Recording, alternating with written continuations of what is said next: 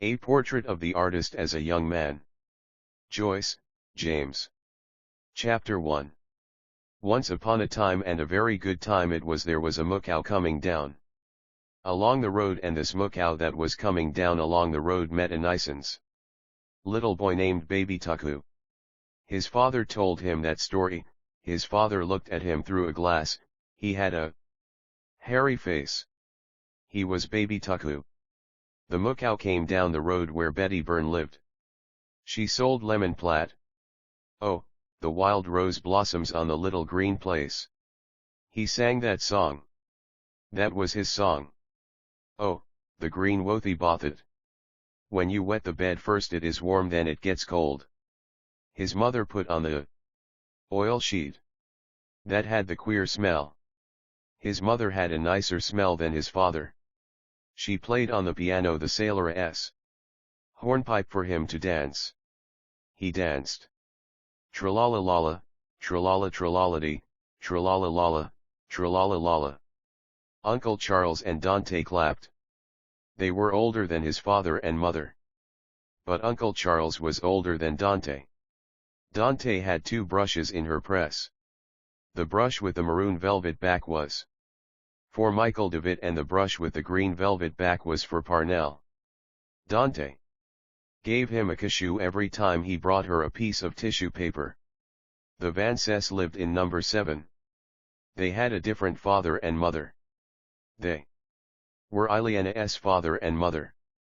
When they were grown up, he was going to marry Eileen. He hid under the table. His mother said, "Oh, Stephen will apologize." Dante said, "Oh, if not, the eagles will come and pull out his eyes." Pull out his eyes, apologize, apologize, pull out his eyes. Apologize, pull out his eyes, pull out his eyes, apologize. The wide playgrounds were swarming with boys. All were shouting, and the prefects urged them on with strong cries. The evening air was pale and chilly, and after every charge and thud of the footballers the greasy leather orb flew like a heavy bird through the grey light. He kept on the fringe of his line, out of sight of his prefect, out of the reach of the rude feet, feigning to run now and then. He felt his body small and weak amid the throng of the players, and his eyes were weak and watery. Rhodey Kickham was not like that. He would be captain of the third line all the fellows said. Rhodey Kickham was a decent fellow, but Nasty Roche was a stink.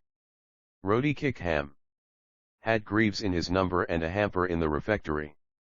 Nasty Roche had big hands. He called the Friday pudding dog in the blanket.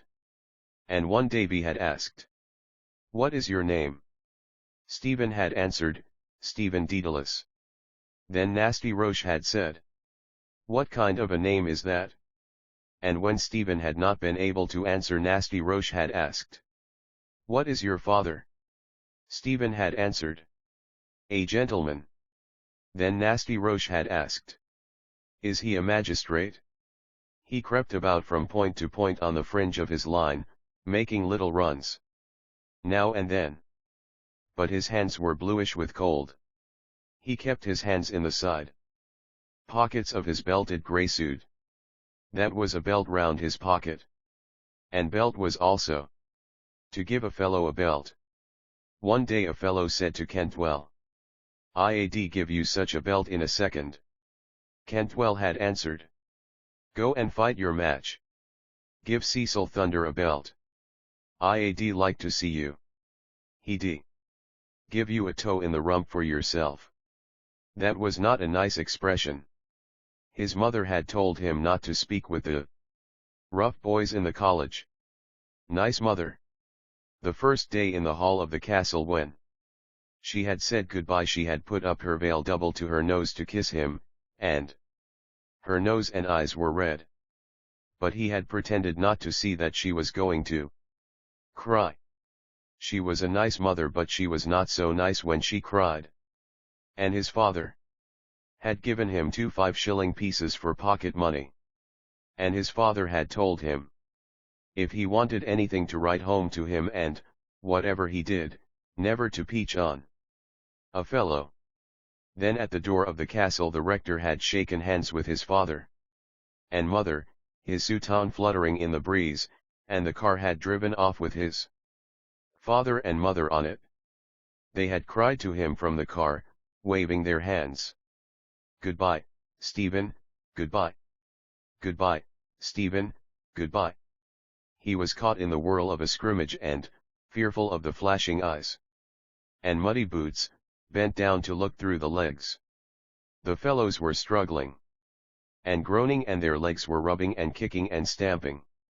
Then Jack Lawton's yellow boots dodged out the ball, and all the other boots and legs ran after. He ran after them a little way and then stopped. It was useless to run on. Soon they would be going home for the holidays. After supper in the study hall he would change the number pasted up inside his desk from 77 to 76. It would be better to be in the study hall than out there in the cold. The sky was pale and cold, but there were lights in the castle. He wondered from which window Hamilton Rowan had thrown his hat on the ha-ha, and had there been flower beds at that time under the windows. One day when he had been called to the castle, the butler had shown him the marks of the soldiers' slugs in the wood of the door, and had given him a piece of shortbread that the community ate. It was nice and warm to see the lights in the castle. It was like something in a book. Perhaps Leicester Abbey was like that. And there were nice sentences in Dr. Cornwell's spelling book. They were like poetry, but they were only sentences to learn the spelling from. Wolsey died in Leicester Abbey, where the abbots buried him. Canker is a disease of plants, cancer one of animals. It would be nice to lie on the hearthrug before the fire, leaning his head upon his hands, and think on those sentences. He shivered as if he had cold slimy water next his skin. That was mean of Wells to shoulder him into the square ditch because he would not swap his little snuff box for Wells's seasoned hacking chestnut, the conqueror of 40. How cold and slimy the water had been. A fellow had once seen a big rat jump into the scum. Mother was sitting at the fire with Dante waiting for Bridget to bring in the tea. She had her feet on the fender, and her jewelry slippers were so hot, and they had such a lovely warm smell. Dante knew a lot of things. She had taught him where the Mozambique Channel was, and what was the longest river in America, and what was the name of the highest mountain in the moon. Father Arnold knew more than Dante because he was a priest, but both his father and Uncle Charles said that Dante was a clever woman and a well-read woman. And when Dante made that noise after dinner and then put up her hand to her mouth, that was heartburn. A voice cried far out on the playground, "All in." Then other voices cried from the lower and third lines, "All in. All in." The players closed around, flushed and muddy, and he went among them, glad to go in. Rhodey Kickham held the ball by its greasy lace. A fellow asked him to give it one last, but he walked on without even answering the fellow. Simon Moonan told him not to because the prefect was looking. The fellow turned to Simon Moonan and said, "We all know why you speak. You are Gladia's suck." Suck was a queer word. The fellow called Simon Moonan that name because Simon Moonan used to tie the prefect's false sleeves behind his back, and the prefect used to let on to be angry. But the sound was ugly. Once he had washed his hands in the lavatory of the Wicklow Hotel, and his father pulled the stopper up by the chain after, and the dirty water went down through the hole in the basin. And when it had all gone down slowly, the hole in the basin had made a sound like that, suck. Only louder. To remember that and the white look of the lavatory made him feel cold and then hot.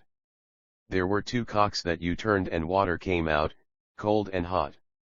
He felt cold and then a little hot, and he could see the names printed on the cocks.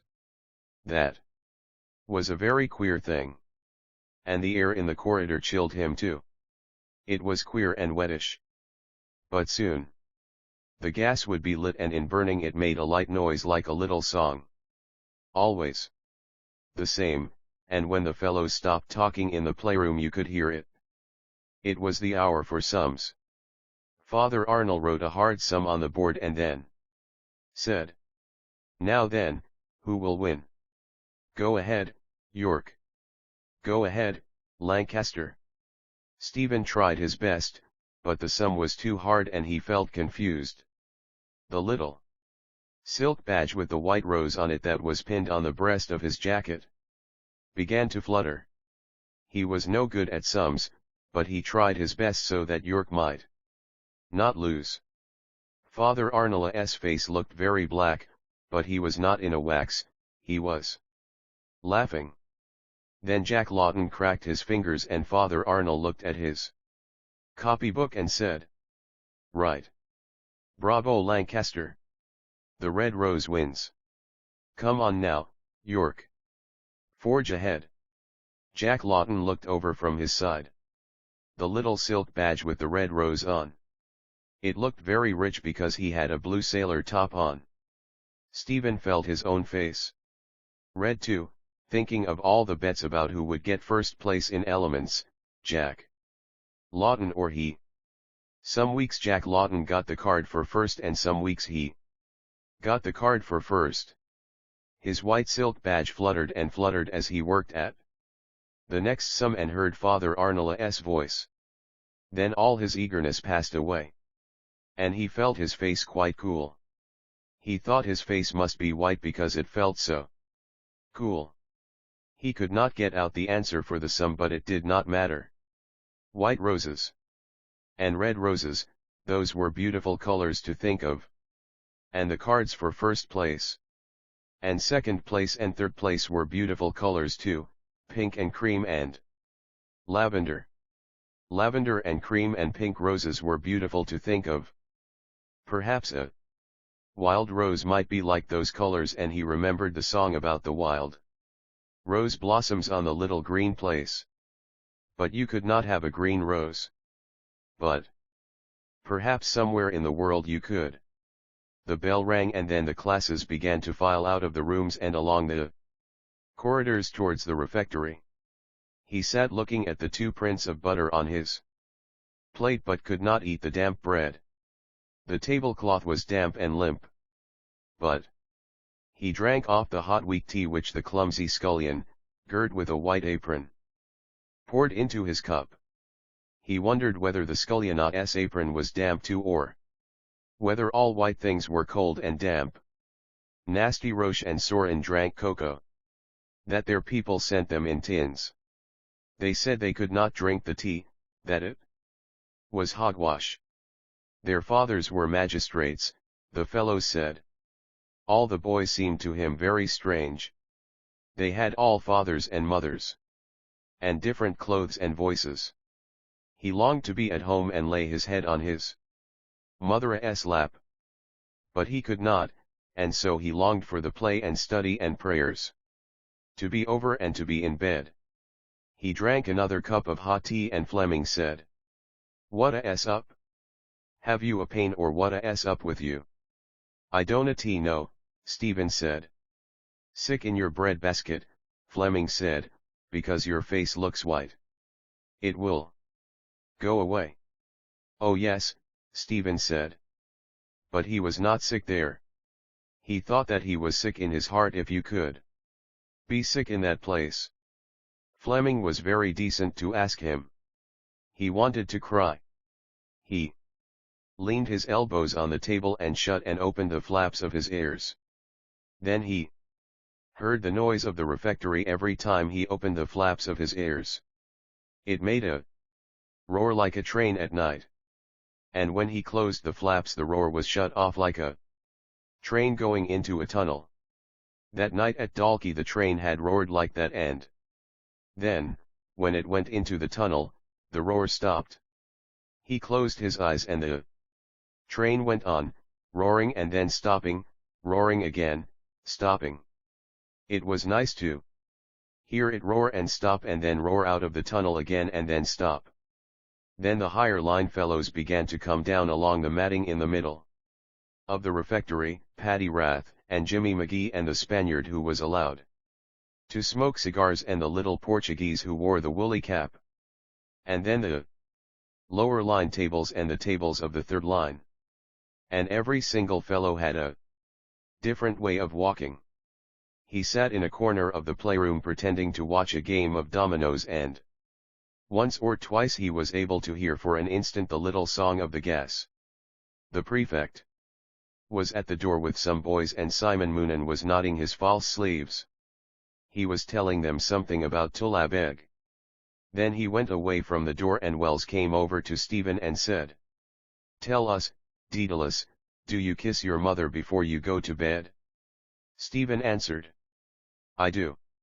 Wells turned to the other fellows and said, "Oh, I say, here a fellow says he kisses his mother every night before he goes to bed." The other fellows stopped their game and turned round, laughing. Stephen blushed under their eyes and said, "I do not." Wells said, "Oh, I say, here a fellow says he doesn't kiss his mother before he goes to bed." They all laughed again. Stephen tried to laugh with them. He felt his whole body hot and confused in a moment. What was the right answer to the question he had given to, and still Wells laughed. But Wells must know the right answer, for he was in third of grammar. He tried to think of Wells's mother, but he did not dare to raise his eyes to Wells's face. He did not like Wells's face. It was Wells who had shouldered him into the square ditch the day before because he would not swap his little snuff box for Wells's seasoned hacking chestnut, the conqueror of 40. It was a mean thing to do, all the fellows said it was. And how cold and slimy the water had been. And a fellow had once seen a big rat jump plop into the scum. The cold slime of the ditch covered his whole body, and, when the bell rang for study and the lines filed out of the playrooms, he felt the cold air of the corridor and staircase inside his clothes. He still tried to think what was the right answer. Was it right to kiss his mother or wrong to kiss his mother? What did that mean, to kiss? You put your face up like that to say good night, and then his mother put her face down. That was to kiss. His mother put her lips on his cheek, her lips were soft and they wetted his cheek, and they made a tiny little noise, kiss. Why did people do that with their two faces? Sitting in the study hall, he opened the lid of his desk and changed the number. Pasted up inside from 77 to 76. But the Christmas vacation was very far away, but one time it would come because the earth moved round always. There was a picture of the earth on the first page of his geography, a big ball in the middle of clouds. Fleming had a box of crayons, and one night during free study he had colored the earth green and the clouds maroon. That was like the two brushes in Dante's press, the brush with the green velvet back for Parnell and the brush with the maroon velvet back for Michael David. But he had not told Fleming to color them those colors. Fleming had done it himself. He opened the geography to study the lesson, but he could not learn the names of places in America. Still, they were all different places that had different names. They were all in different countries, and the countries were in continents, and the continents were in the world, and the world was in the universe. He turned to the flyleaf of the geography and read what he had written there. Himself, his name, and where he was. Stephen Daedalus, class of elements, Clongowswood College, Sallins County, Kildare, Ireland, Europe, the world, the universe. That was in his writing, and Fleming one night for a cod had written on the opposite page, "Stephen Daedalus is my name, Ireland is my nation. Clongows is my dwelling place, and heaven my expectation." He read the verses backwards, but then they were not poetry. Then he read the flyleaf from the bottom to the top till he came to his own name. That was he, and he read down the page again. What was after the universe? Nothing. But was there anything round the universe to show where it stopped? Before the nothing place began? It could not be a wall, but there could be a thin line there all round everything. It was very big to think about everything and everywhere. Only God could do that.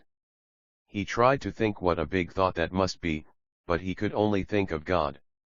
God was God's name just as his name was Stephen. Dieu was the French for God. And that was God's name too, and when anyone prayed to God and said Dieu then, God knew at once that it was a French person that was praying. But, though there were different names for God in all the different languages in the world and God understood what all the people who prayed said in their different languages, still God remained always the same God and God's real name was God. It made him very tired to think that way. It made him feel his head very big. He turned over the flyleaf and looked wearily at the green round earth in the middle of the maroon clouds.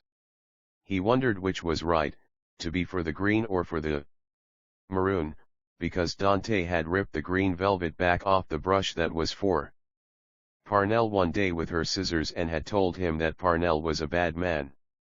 He wondered if they were arguing at home about that. That was called politics. There were two sides in it. Dante was on one side and his father and Mr. Casey were on the other side, but his mother and Uncle Charles were on no side. Every day there was something in the paper about it. It pained him that he did not know well what politics meant and that he did not know where the universe ended. He felt small and weak. When would he be like the fellows in poetry and rhetoric? They had big voices and big boots and they studied trigonometry. That was very far away. First came the vacation and then the next term and then vacation again and then again another term and then again the vacation.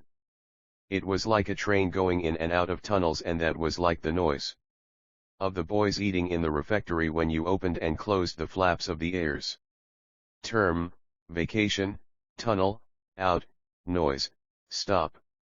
How far away it was. It was better to go to bed to sleep. Only prayers in the chapel and then bed. He shivered and yawned. It would be lovely in bed after the sheets got a bit hot. First they were so cold to get into. He shivered to think how cold they were first. But then they got hot and then he could sleep. It was lovely to be tired. He yawned again. Night prayers and then bed. He shivered and wanted to yawn. It would be lovely in a few minutes. He felt a warm glow creeping up from the cold shivering sheets, warmer and warmer till he felt warm all over, ever so warm, and yet he shivered a little and still wanted to yawn. The bell rang for night prayers and he filed out of the study hall after the others, and down the staircase and along the corridors to the chapel. The corridors were darkly lit and the chapel was darkly lit. Soon all would be dark and sleeping. There was cold night air in the chapel and the marbles were the color the sea was at night. The sea was cold day and night, but it was colder at night. It was cold and dark under the sea wall beside his father's house. But the kettle would be on the hob to make punch. The prefect of the chapel prayed above his head and his memory knew the responses. O Lord, open our lips and our mouths shall announce thy praise. Incline unto our aid, O God. O Lord, make haste to help us. There was a cold night smell in the chapel. But it was a holy smell. It was not like the smell of the old peasants who knelt at the back of the chapel at Sunday Mass. That was a smell of air and rain and turf and corduroy. But they were very holy peasants. They breathed behind him on his neck and side as they prayed. They lived in Clane, a fellow said, there were little cottages there, and he had seen a woman standing at the half door of a cottage with a child in her arms as the cars had come past from Salins. It would be lovely to sleep for one night in that cottage before the fire of smoking turf, in the dark, lit by the fire, in the warm dark, breathing the smell of the peasants' air and rain and turf and corduroy. But oh, the road there between the trees was dark. You would be lost in the dark. It made him afraid to think of how it was. He heard the voice of the prefect of the chapel saying the last prayers. He prayed it too against the dark outside under the trees. Visit, we beseech thee, O Lord, this habitation, and drive away from it all the snares of the enemy. May thy holy angels dwell herein to preserve us in peace, and may thy blessings be always upon us through Christ our Lord. Amen. His fingers trembled as he undressed himself in the dormitory. He told his fingers to hurry up. He had to undress and then kneel and say his own prayers and be in bed before the gas was lowered, so that he might not go to hell when he died. He rolled his stockings off and put on his nightshirt quickly and knelt trembling at his bedside and repeated his prayers quickly, fearing that the gas would go down. He felt his shoulders shaking as he murmured, God bless my father and my mother and spare them to me. God bless my little brothers and sisters and spare them to me. God bless Dante and Uncle Charles and spare them to me. He blessed himself and climbed quickly into bed and, tucking the end of the nightshirt under his feet, curled himself together under the cold white sheets, shaking and trembling. But he would not go to hell when he died, and the shaking would stop. A voice bade the boys in the dormitory good night. He peered out for an instant over the coverlet and saw the yellow curtains round and before his bed that shut him off on all sides. The light was lowered quietly. The prefect's shoes went away. Where? Down the staircase and along the corridors or to his room at the end. He saw the dark. Was it true about the black dog that walked there at night with eyes as big as carriage lamps? They said it was the ghost of a murderer. A long shiver of fear flowed over his body. He saw the dark entrance hall of the castle. Old servants in old dress were in the ironing room above the staircase. It was long ago. The old servants were quiet. There was a fire there, but the hall was still dark. A figure came up the staircase from the hall. He wore the white cloak of a marshal, his face was pale and strange, he held his hand pressed to his side. He looked out of strange eyes at the old servants. They looked at him and saw their master's face and cloak and knew that he had received his death wound. But only the dark was where they looked, only dark silent air. There. Master had received his death wound on the battlefield of Prague far away over the sea. He was standing on the field, his hand was pressed to his side, his face was pale and strange and he wore the white cloak of a marshal. Oh, how cold and strange it was to think of that. All the dark was cold and strange. There were pale strange faces there, great eyes like carriage lamps. They were the ghosts of murderers, the figures of marshals who had received their death wound on battlefields far away over the sea. What did they wish to say that their faces were so strange? Visit, we beseech thee, O Lord, this habitation and drive away from it all. Going home for the holidays. That would be lovely, the fellows had told him. Getting up on the cars in the early wintry morning outside the door of the castle. The cars were rolling on the gravel. Cheers for the rector. Hooray! Hooray! Hooray! The cars drove past the chapel and all caps were raised. They drove merrily along the country roads. The drivers pointed with their whips to Boden's town. The fellows cheered. They passed the farmhouse of the jolly farmer. Cheer after cheer. After cheer. Through Clane they drove, cheering and cheered. The peasant women stood at the half doors, the men stood here and there. The lovely smell there was in the wintry air, the smell of Clane, rain and wintry air and turf smouldering and corduroy. The train was full of fellows, a long chocolate train with cream facings. The guards went to and fro opening, closing, locking, unlocking the doors. They were men in dark blue and silver, they had silvery whistles and their keys made a quick music, click, click, click, click. And the train raced on over the flat lands and past the hill of Allen. The telegraph poles were passing. The train went on and on. It knew. There were lanterns in the hall of his father's house and ropes of green branches. There were holly and ivy round the pier glass and holly and ivy, green and red, twined round the chandeliers. There were red holly and green ivy round the old portraits on the walls. Holly and ivy for him and for Christmas. Lovely. All the people. Welcome home, Stephen. Noises of welcome. His mother kissed him. Was that right? His father was a marshal now, higher than a magistrate. Welcome home, Stephen. Noises. There was a noise of curtain rings running back along the rods, of water being splashed in the basins. There was a noise of rising and dressing and washing in the dormitory, a noise of clapping of hands as the prefect went up and down telling the fellows to look sharp. A pale sunlight showed the yellow curtains drawn back, the tossed beds. His bed was very hot and his face and body were very hot.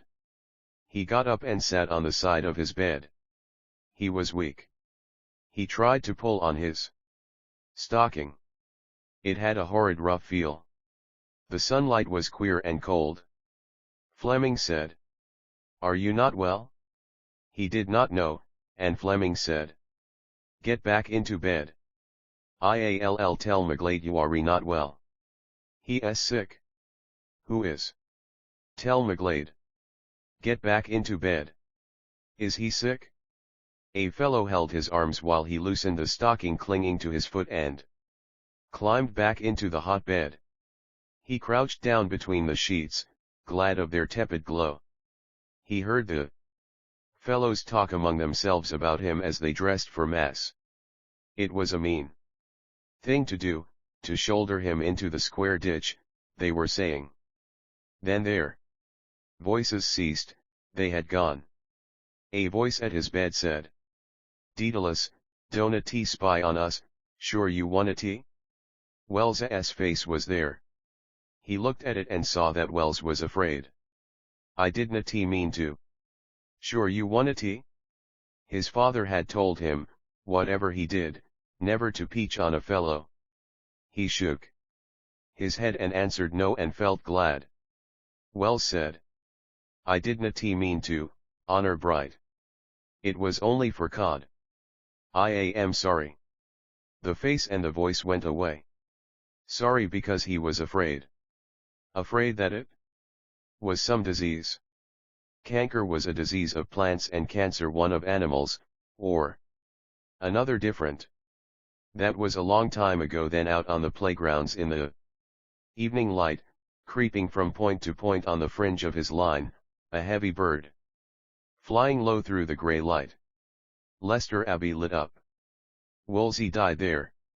The abbots buried him themselves. It was not Wells's face, it was the prefect's. He was not foxing. No, he was sick really. He was not foxing. And he felt the prefect's hand on his forehead, and he felt his forehead warm and damp against the prefect's cold damp hand. That was the way a rat felt, slimy and damp and cold. Every rat had two eyes to look out of. Sleek slimy coats, little feet tucked up to jump, black slimy eyes to look out of. They could understand how to jump. But the minds of rats could not understand trigonometry. When they were dead they lay on their sides. Their coats dried then. They were only dead things. The prefect was there again, and it was his voice that was saying that he was to get up, that Father Minister had said he was to get up and dress and go to the infirmary. And while he was dressing himself as quickly as he could, the prefect said, "We must pack off to Brother Michael because we have the collywobbles." He was very decent to say that. That was all to make him laugh. But he could not laugh because his cheeks and lips were all shivery, and then the prefect had to laugh by himself. The prefect cried, "Quick march! Hay food! Straw food!" They went together down the staircase and along the corridor and past the bath.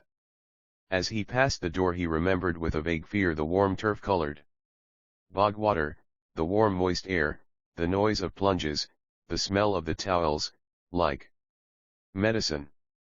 Brother Michael was standing at the door of the infirmary, and from the door of the dark cabinet on his right came a smell like medicine. That came from the bottles on the shelves. The prefect spoke to Brother Michael, and Brother Michael answered and called the prefect sir. He had reddish hair mixed with grey and a queer look. It was queer that he would always be a brother. It was queer too that you could not call him sir because he was a brother and had a different kind of look. Was he not holy enough, or why could he not catch up on the others? There were 2 beds in the room, and in one bed there was a fellow, and when they went in he called out, "Hello. Ida s young Daedalus. What a s up?" "The sky is up," Brother Michael said. He was a fellow out of the 3rd of grammar, and, while Stephen was undressing, he asked Brother Michael to bring him a round of buttered toast.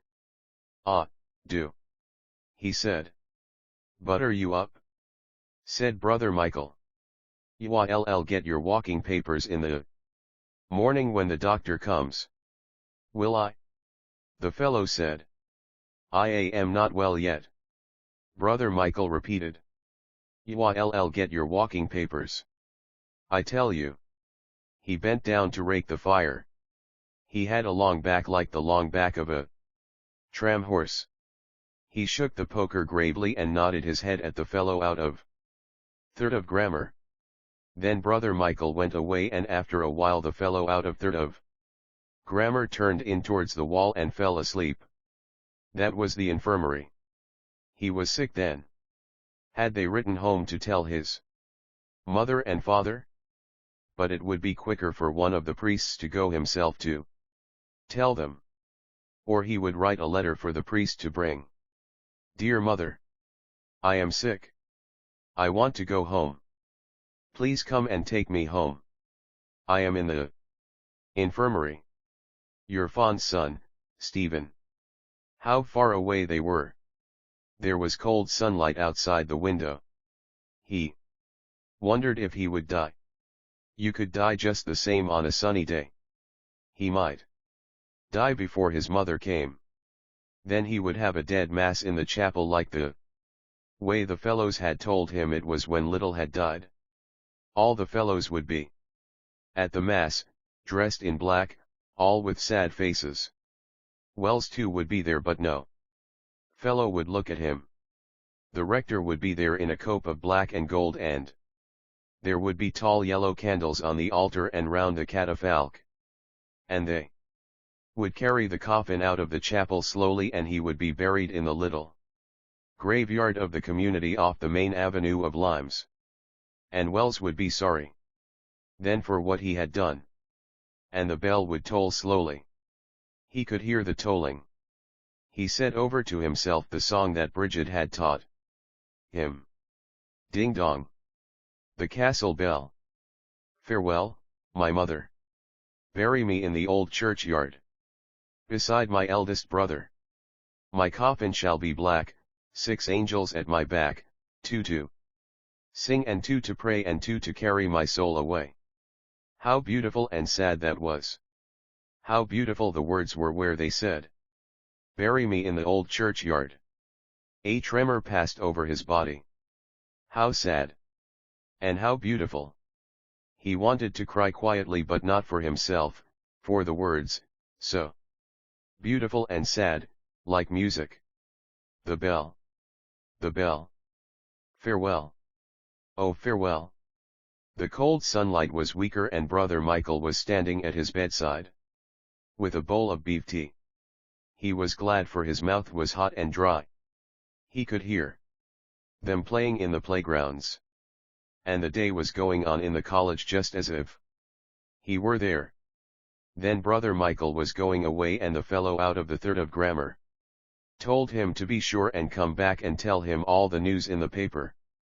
He told Stephen that his name was Athy, and that his father kept a lot of race horses that were spiffing jumpers, and that his father would give a good tip to Brother Michael any time he wanted it, because Brother Michael was very decent and always told him the news out of the paper they got every day up in the castle. There was every kind of news in the paper: accidents, shipwrecks, sports, and politics. "Now it is all about politics in the papers," he said. "Do your people talk about that too?" "Yes," Stephen said. "Mine too," he said. Then he thought for a moment and said, "You have a queer name, Daedalus, and I have a queer name too, Athy. My name is the name of a town. Your name is like Latin." Then he asked, "Are you good at riddles?" Stephen answered, "Not very good." Then he said, "Can you answer me this one? Why is the county of Kildare like the leg of a fellow's breeches?" Stephen thought what could be the answer, and then said, "I give it up. Because there is a thigh in it," he said. "Do you see the joke? Athy is the town in the county Kildare, and a thigh is the other thigh." "Oh, I see," Stephen said. "That's an old riddle," he said. After a moment he said, "I say." "What?" asked Stephen. "You know," he said, "you can ask that riddle another way." "Can you?" said Stephen. "The same riddle," he said. "Do you know the other way to ask it?" "No," said Stephen. "Can you not think of the other way?" he said. He looked at Stephen over the bedclothes as he spoke. Then he lay back on the pillow and said, "There is another way, but I want to tell you what it is." Why did he not tell it? His father, who kept the race horses, must be a magistrate. Two like Sarana's father and Nasty Rosha's father. He thought of his own father, of how he sang songs while his mother played, and of how he always gave him a shilling when he asked for sixpence, and he felt sorry for him that he was not a magistrate like the other boys of fathers. Then why was he sent to that place with them? But his father had told him that he would be no stranger there, because his granduncle had presented an address to the Liberator there 50 years before. You could know the people of that time by their old dress. It seemed to him a solemn time, and he wondered if that was the time when the fellows in Clongowes wore blue coats with brass buttons and yellow waistcoats and caps of rabbit skin, and drank beer like grown-up people, and kept greyhounds of their own to course the hares with. He looked at the window and saw that the daylight had grown weaker. There would be cloudy grey light over the playgrounds. There was no noise on the playgrounds. The class must be doing the themes, or perhaps Father Arnold was reading out of the book. It was queer that they had not given him any medicine. Perhaps Brother Michael would bring it back when he came. They said you got stinking stuff to drink when you were in the infirmary. But he felt better now than before. It would be nice. Getting better slowly. You could get a book then. There was a book in the library about Holland. There were lovely foreign names in it, and pictures of strange-looking cities and ships. It made you feel so happy. How pale the light was at the window. But that was nice. The fire rose and fell on the wall. It was like waves. Someone had put coal on and he heard voices. They were talking. It was the noise of the waves. Or the waves were talking among themselves as they rose and fell. He saw the sea of waves, long dark waves rising and falling, dark under the moonless night. A tiny light twinkled at the pierhead where the ship was entering. And he saw a multitude of people gathered by the waterside edge to see the ship that was entering their harbor. A tall man stood on the deck, looking out towards the flat dark land, and by the light at the pierhead he saw his face, the sorrowful face of Brother Michael. He saw him lift his hand towards the people and heard him say in a loud voice of sorrow over the waters, "He is dead. We saw him lying upon the catafalque." A wail of sorrow went up from the people. "Parnell! Parnell! He is dead." They fell upon their knees, moaning in sorrow. And he saw Dante in a maroon velvet dress and with a green velvet mantle hanging from her shoulders, walking proudly and silently past the people who knelt by the water sh. A great fire, banked high and red, flamed in the grate, and under the ivy-twined branches of the chandelier the Christmas table was spread. They had come home a little late and still dinner was not ready, but it would be ready in a jiffy, his mother had said. They were waiting for the door to open and for the servants to come in, holding the big dishes covered with their heavy metal covers. All were waiting, Uncle Charles, who sat far away in the shadow of the window, Dante and Mr. Casey, who sat in the easy chairs at either side of the hearth, Stephen seated on a chair between them, his feet resting on the toasted boss. Mr. Dedalus looked at himself in the pier glass above the mantelpiece, waxed out his mustache ends, and then, parting his coat-tails, stood with his back to the glowing fire, and still from time to time he withdrew a hand from his coat-tail to wax out one of his mustache ends.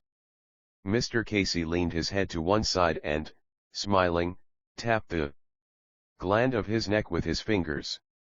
And Stephen smiled too, for he knew now that it was not true that Mr. Casey had a purse of silver in his throat. He smiled to think how the silvery noise which Mr. Casey used to make had deceived him. And when he had tried to open Mr. Casey's hand to see if the purse of silver was hidden there, he had seen that the fingers could not be straightened out, and Mr. Casey had told him that he had got those 3 cramped fingers making a birthday present for Queen Victoria. Mr. Casey tapped the gland of his neck and smiled at Stephen with sleepy eyes, and Mr. Dedalus said to him, "Yes. Well now, that's all right. Oh, we had a good walk, hadn't we, John?" "Yes, I wonder if there is any likelihood of dinner this evening." "Yes, oh, well now, we got a good breath of ozone round the head today." Bedad." He turned to Dante and said, "You didn't stir out at all, Mrs. Riordan?" Dante frowned and said shortly, "No." Mr. Dedalus dropped his coat-tails and went over to the sideboard. He brought forth a great stone jar of whiskey from the locker and filled the decanter slowly, bending now and then to see how much he had poured in. Then replacing the jar in the locker, he poured a little of the whiskey into 2 glasses, added a little water and came back with them to the fireplace. "A thimbleful, John," he said, "just to whet your appetite." Mr. Casey took the glass, drank, and placed it near him on the mantelpiece. Then he said, "Well, I can't help thinking of our friend Christopher manufacturing." He broke into a fit of laughter and coughing and added, "Manufacturing that champagne for those fellows." Mr. Dedalus laughed loudly. "Is it Christy?" he said. "There is more cunning in one of those warts on his bald head than in a pack of jack foxes." He inclined his head, closed his eyes, and, licking his lips profusely, began to speak with the voice of the hotel keeper. And he has such a soft mouth when he is speaking to you, don't it you know? He is very moist and watery about the dewlaps, God bless him. Mr. Casey was still struggling through his fit of coughing and laughter. Stephen, seeing and hearing the hotel keeper through his father's face and voice, laughed. Mr. Dedalus put up his eyeglass and, staring down at him, said quietly and kindly, "What are you laughing at, you little puppy, you?" The servants entered and placed the dishes on the table. Mrs. Dedalus followed. And the places were arranged. "Sit over," she said. Mr. Dedalus went to the end of the table and said, "Now, Mrs. Riordan, sit over. John, sit you down, my hearty." He looked round to where Uncle Charles sat and said, "Now then, sir, there is a bird here waiting for you." When all had taken their seats he laid his hand on the cover and then said, quickly, withdrawing it, "Now, Stephen." Stephen stood up in his place to say the grace before meals. "Bless us, O Lord, and these thy gifts which through thy bounty we are about to receive through Christ our Lord. Amen." All blessed themselves, and Mr. Dedalus with a sigh of pleasure lifted from the dish the heavy cover pearled around the edge with glistening drops. Stephen looked at the plump turkey which had lain, trussed and skewered, on the kitchen table. He knew that his father had paid a guinea for it in Dena's of D'Olier Street, and that the man had prodded it often at the breastbone to show how good it was, and he remembered the Mana's voice when he had said, "Take that one, sir. That's the real ally daily."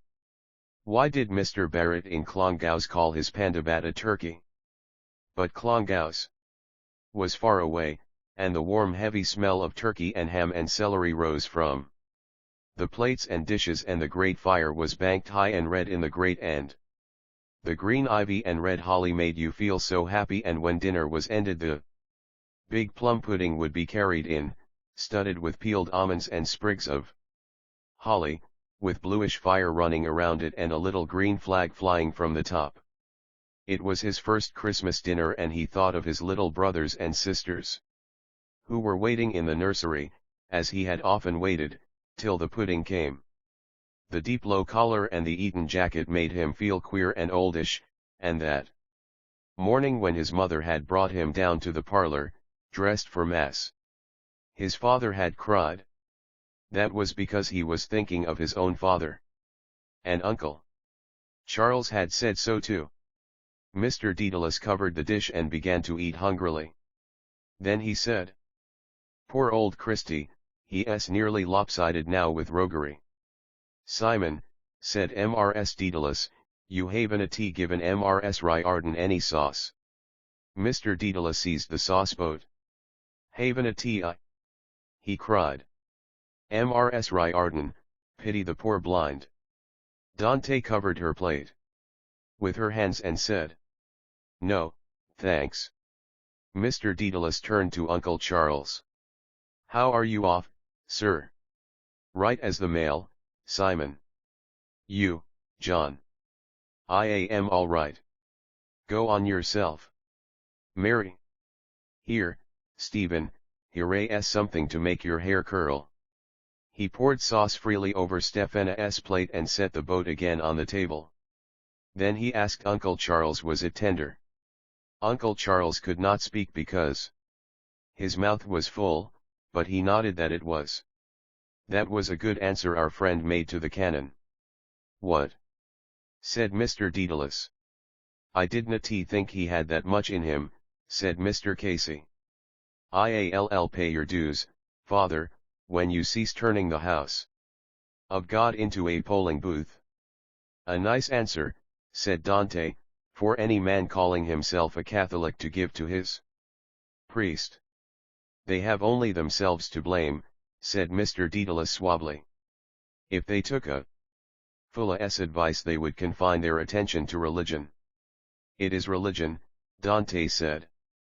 They are doing their duty in warning the people. We go to the house of God, Mr. Casey said, in all humility to pray to our Maker. And not to hear election addresses. It is religion, Dante said again. They are right. They must direct their flocks. And preach politics from the altar, is it? Asked Mr. Daedalus.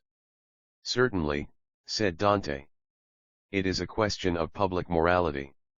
A priest would not be a priest if he did not tell his flock what is right and what is wrong.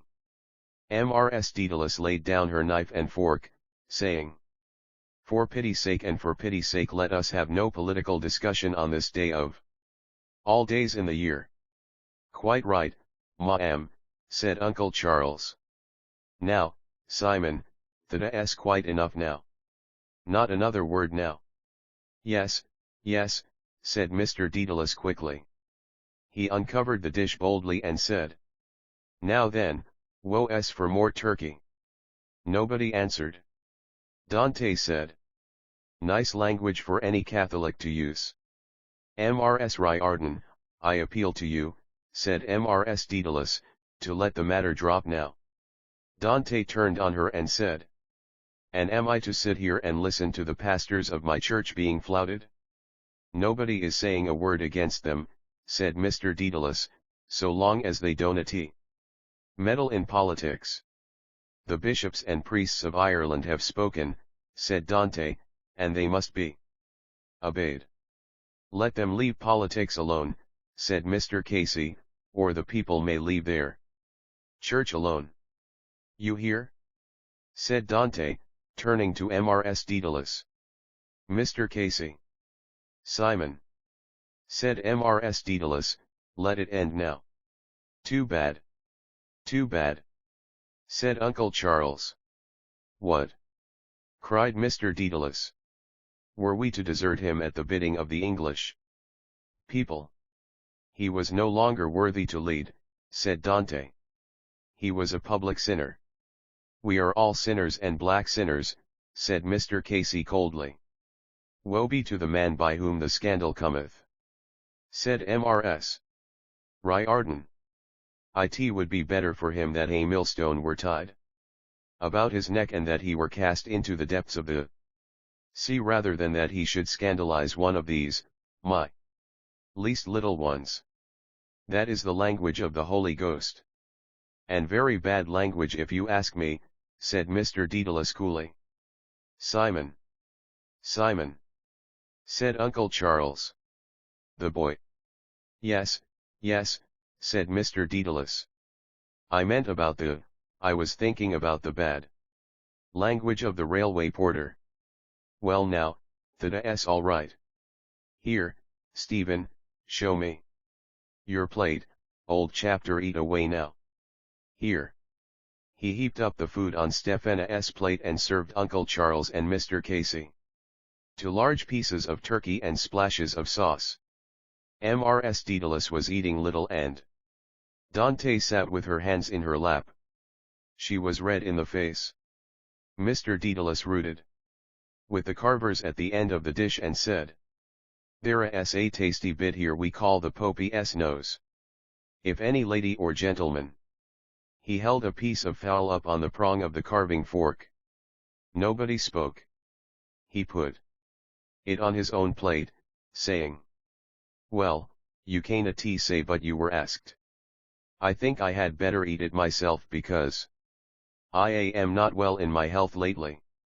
He winked at Stephen and, replacing the dish cover, began to eat again. There was a silence while he ate. Then he said, Well now, the day kept up fine after all. There were plenty of strangers down, too. Nobody spoke. He said again, I think there were more strangers down than last Christmas. He looked round at the others whose faces were bent towards their plates and, receiving no reply, waited for a moment and said bitterly, Well, my Christmas dinner has been spoiled anyhow. There could be neither luck nor grace, Dante said, in a house where there is no respect for the pastors of the church. Mr. Daedalus threw his knife and fork noisily on his plate. Respect. He said. Is it for Billy with the lip or for the tub of guts up in Armagh? Respect. Princes of the church, said Mr. Casey with slow scorn. Lord Lytrima's coachman, yes, said Mr. Daedalus. They are the Lord's anointed, Dante said. They are an honor to their country. Tub of guts, said Mr. Daedalus coarsely. He has a handsome face, mind you. In repose. You should see that fellow lapping up his bacon and cabbage of a cold winter's day. Oh Johnny! He twisted his features into a grimace of heavy bestiality and made a lapping noise with his lips. Really, Simon, you should not speak that way before Stephen. It's not right. Oh, he'll remember all this when he grows up, said Dante hotly, the language he heard against God and religion and priests in his own home. Let him remember too, cried Mr. Casey to her from across the table, the language with which the priests and the priests of pawns broke Parnella's heart and hounded him into his grave. Let him remember that too when he grows up. Sons of bitches! Cried Mr. Daedalus. When he was down they turned on him to betray him and rend him like rats in a sewer. Low-lived dogs. And they look it? By Christ, they look it? They behaved rightly, cried Dante. They obeyed their bishops and their priests. Honor to them. Well, it is perfectly dreadful to say that not even for one day in the year, said Mrs. Daedalus, can we be free from these dreadful disputes. Uncle Charles raised his hands mildly and said, Come now, come now, come now. Can we not have our opinions whatever they are without this bad temper and this bad language? It is too bad surely. Mrs. Daedalus spoke to Dante in a low voice, but Dante said loudly, I will not say nothing. I will defend my church and my religion when it is insulted and spit on by renegade Catholics. Mr. Casey pushed his plate rudely into the middle of the table and, resting his elbows before him, said in a hoarse voice to his host, Tell me, did I tell you that story about a very famous spit? You did not, John, said Mr. Daedalus. Why then, said Mr. Casey, it is a most instructive story. It happened not long ago in the county Wicklow where we are now.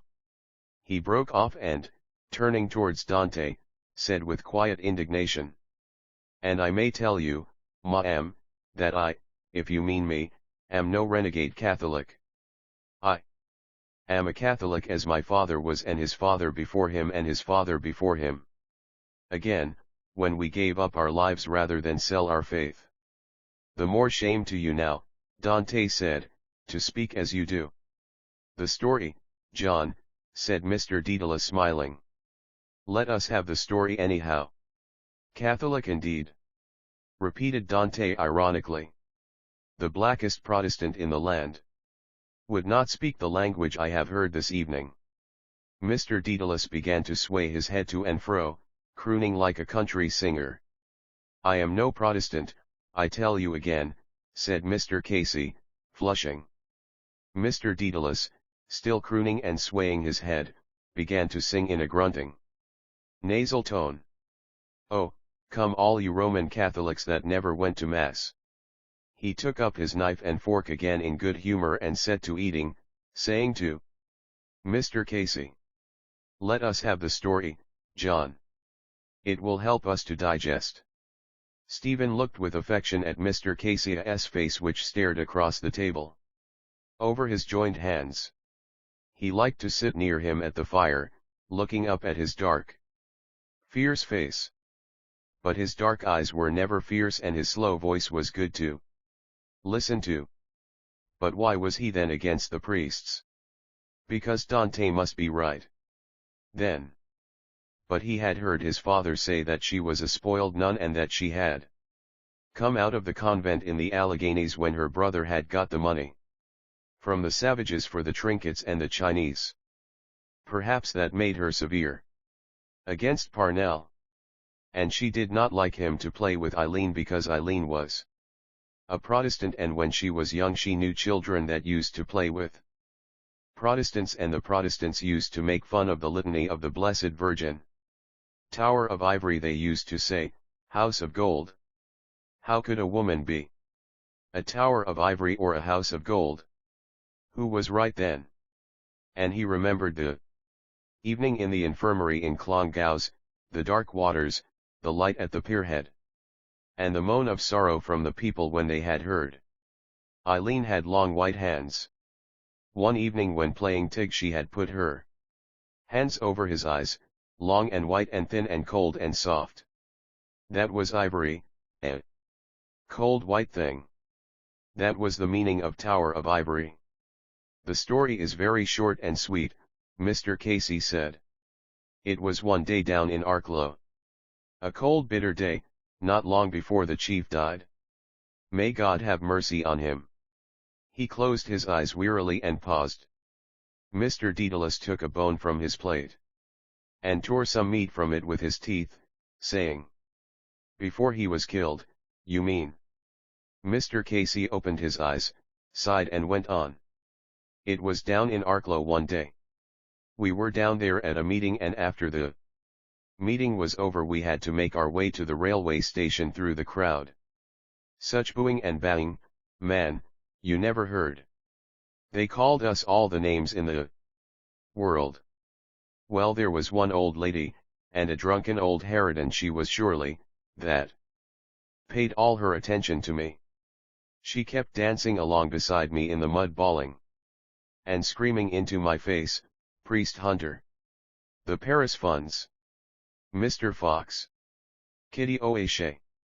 And what did you do, John?" asked Mr. Dedalus. "I let her bawl away," said Mr. Casey. "It was a cold day, and to keep up my heart, I had, saving your presence, ma'am, a quid of Tullamore in my mouth, and sure I couldn't say a word in any case because my mouth was full of tobacco juice." "Well, John?" "Well, I let her bawl away, to her heart's content, Kitty O'Ashea and the rest of it, till at last she called that lady a name that I wanna sully this Christmas board nor your ears, ma'am, nor my own lips by repeating." He paused. Mr. Dedalus, lifting his head from the bone, asked, "And what did you do, John?" "Do?" said Mr. Casey. "She stuck her ugly old face up at me when she said it, and I had my mouth full of tobacco juice. I bent down to her and phtH. Says I to her like that."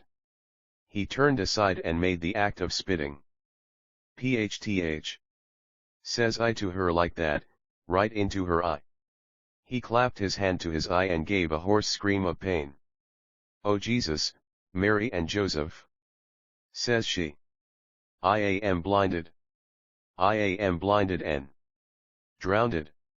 He stopped in a fit of coughing and laughter, repeating, "I am blinded entirely." Mr. Dedalus laughed loudly and lay back in his chair while Uncle Charles swayed his head to and fro. Dante looked terribly angry and repeated while they laughed, "Very nice. Ha! Very nice." It was not nice about the spit in the woman's eye. But what was the name the woman had called Kitty O'Ashea that Mr. Casey would not repeat? He thought of Mr. Casey walking through the crowds of people and making speeches from a wagonette. That was what he had been in prison for, and he remembered that one night Sergeant O'Neill had come to the house and had stood in the hall, talking in a low voice with his father and chewing nervously at the chin strap of his cap. And that night Mr. Casey had not gone to Dublin by train. But a car had come to the door and he had heard his father say something about the Cabinteely Road. He was for Ireland and Parnell, and so was his father, and so was Dante too, for one night at the band on the Esplanade she had hit a gentleman on the head with her umbrella because he had taken off his hat when the band played God Save the Queen at the end. Mr. Dedalus gave a snort of contempt. "Ah, John," he said, It is true for them. We are an unfortunate priest-ridden race. And always were and always will be till the end of the chapter. Uncle Charles shook his head, saying, "A bad business. A bad business." Mr. Dedalus repeated. "A priest-ridden God-forsaken race." He pointed to the portrait of his grandfather on the wall to his right. "Do you see that old chap up there, John?" he said. "He was a good Irishman when there was no money in the job. He was condemned to death as a witty boy. But he had a saying about our clerical friends, that he would never let one of them put his 2 feet under his mahogany." Dante broke in angrily. "If we are a priest-ridden race we ought to be proud of it. They are the apple of Goda si. Touch them not, says Christ, for they are the apple of my eye. And can we not love our country then?" asked Mr. Casey. "Are we not to follow the man that was born to lead us? A traitor to his country," replied Dante. "A traitor, an adulterer. The priests were right to abandon him. The priests were always the true friends of Ireland." "Were they, faith?" said Mr. Casey. He threw his fist on the table and, frowning angrily, protruded one finger after another. "Didn't the bishops of Ireland betray us in the time of the Union when Bishop Lanigan presented an address of loyalty to the Marquis Cornwallis? Didn't the bishops and priests sell the aspirations of their country in 1829 in return for Catholic emancipation? Didn't they denounce the Fenian movement from the pulpit and in the confession box? And didn't they dishonor the ashes of Terence Bellew McManus?" His face was glowing with anger and Stephen felt the glow rise to his own cheek. As the spoken words thrilled him, Mr. Dedalus uttered a guffaw of coarse scorn. "Oh, by God," he cried, "I forgot little old Paul Cullen. Another apple of Goda si." Dante bent across the table and cried to Mr. Casey. "Right? Right? They were always right. God and morality and religion come first." Mrs. Dedalus, seeing her excitement, said to her, "Mrs. Riordan, don't excite yourself answering them. God and religion before everything." Dante cried. "God and religion before the world." Mr. Casey raised his clenched fist and brought it down on the table with a crash. "Very well then," he shouted hoarsely, "if it comes to that, no God for Ireland." "John! John!" cried Mr. Dedalus, seizing his guest by the coat sleeve. Dante stared across the table, her cheeks shaking. Mr. Casey struggled up from his chair and bent across the table towards her, scraping the air from before his eyes with one hand as though he were tearing aside a cobweb. "No God for Ireland!" he cried. "We have had too much God in Ireland. Away with God! Blasphemer! Devil!" screamed Dante, starting to her feet and almost spitting in his face. Uncle Charles and Mr. Dedalus pulled Mr. Casey back into his chair again, talking to him from both sides reasonably. He stared before him out of his dark flaming eyes, repeating, "Away with God, I say." Dante shoved her chair violently aside and left the table, upsetting her napkin ring which rolled slowly along the carpet and came to rest against the foot of an easy chair. Mrs. Dedalus rose quickly and followed her towards the door.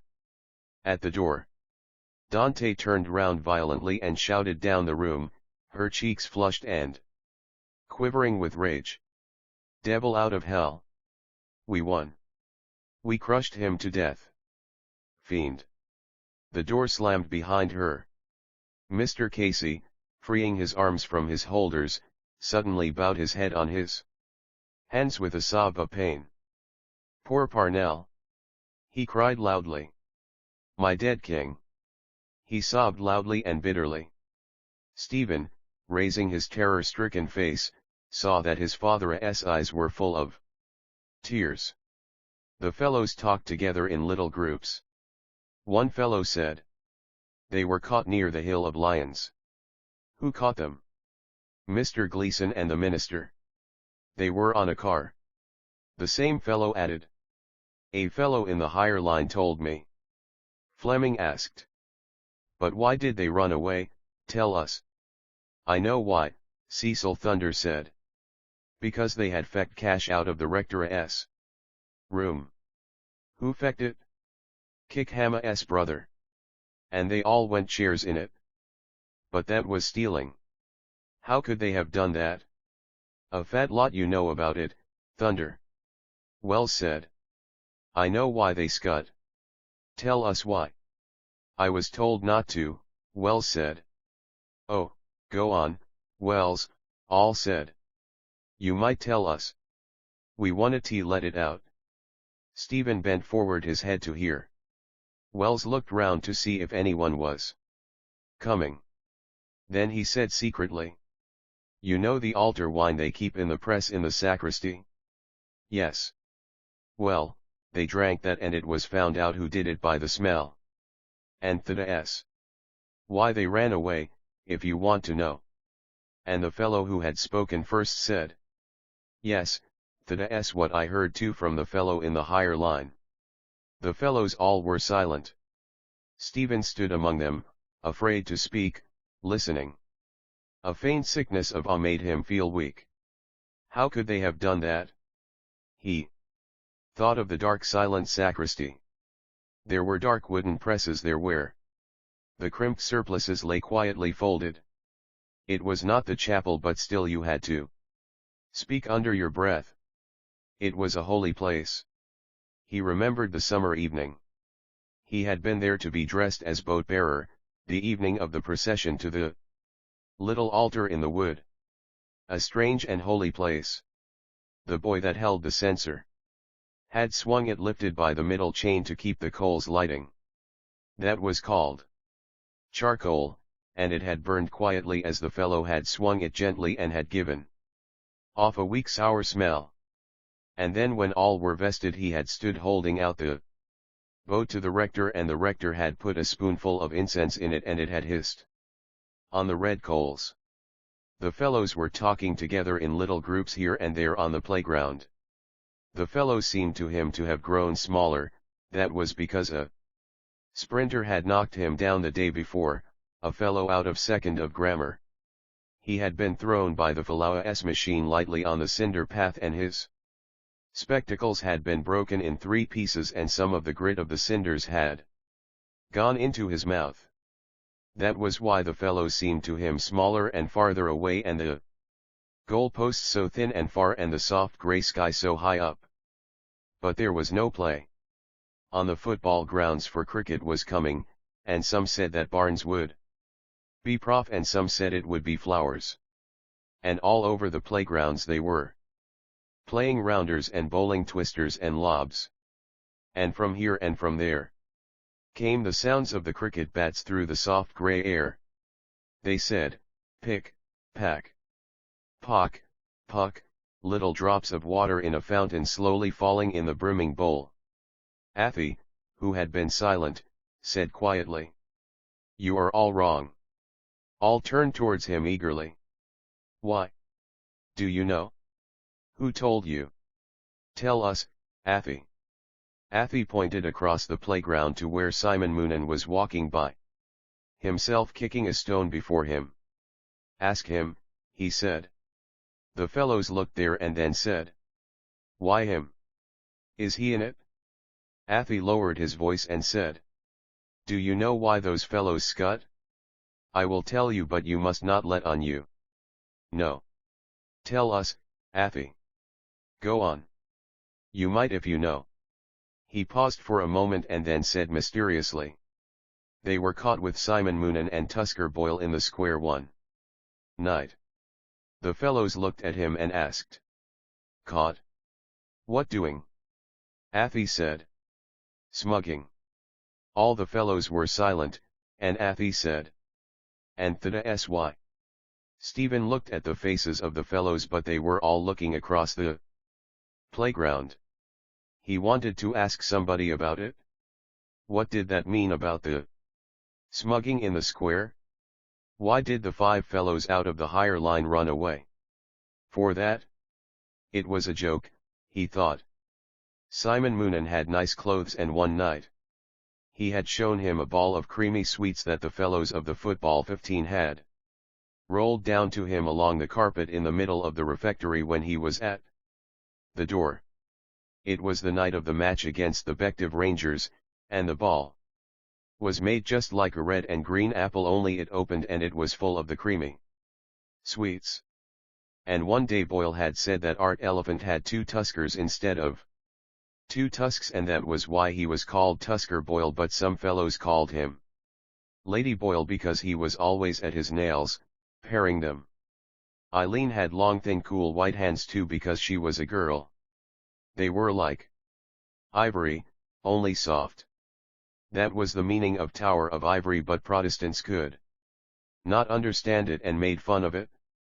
One day he had stood beside her looking into the hotel grounds. A waiter was running up a trail of bunting on the flagstaff, and a fox terrier was scampering to and fro on the sunny lawn.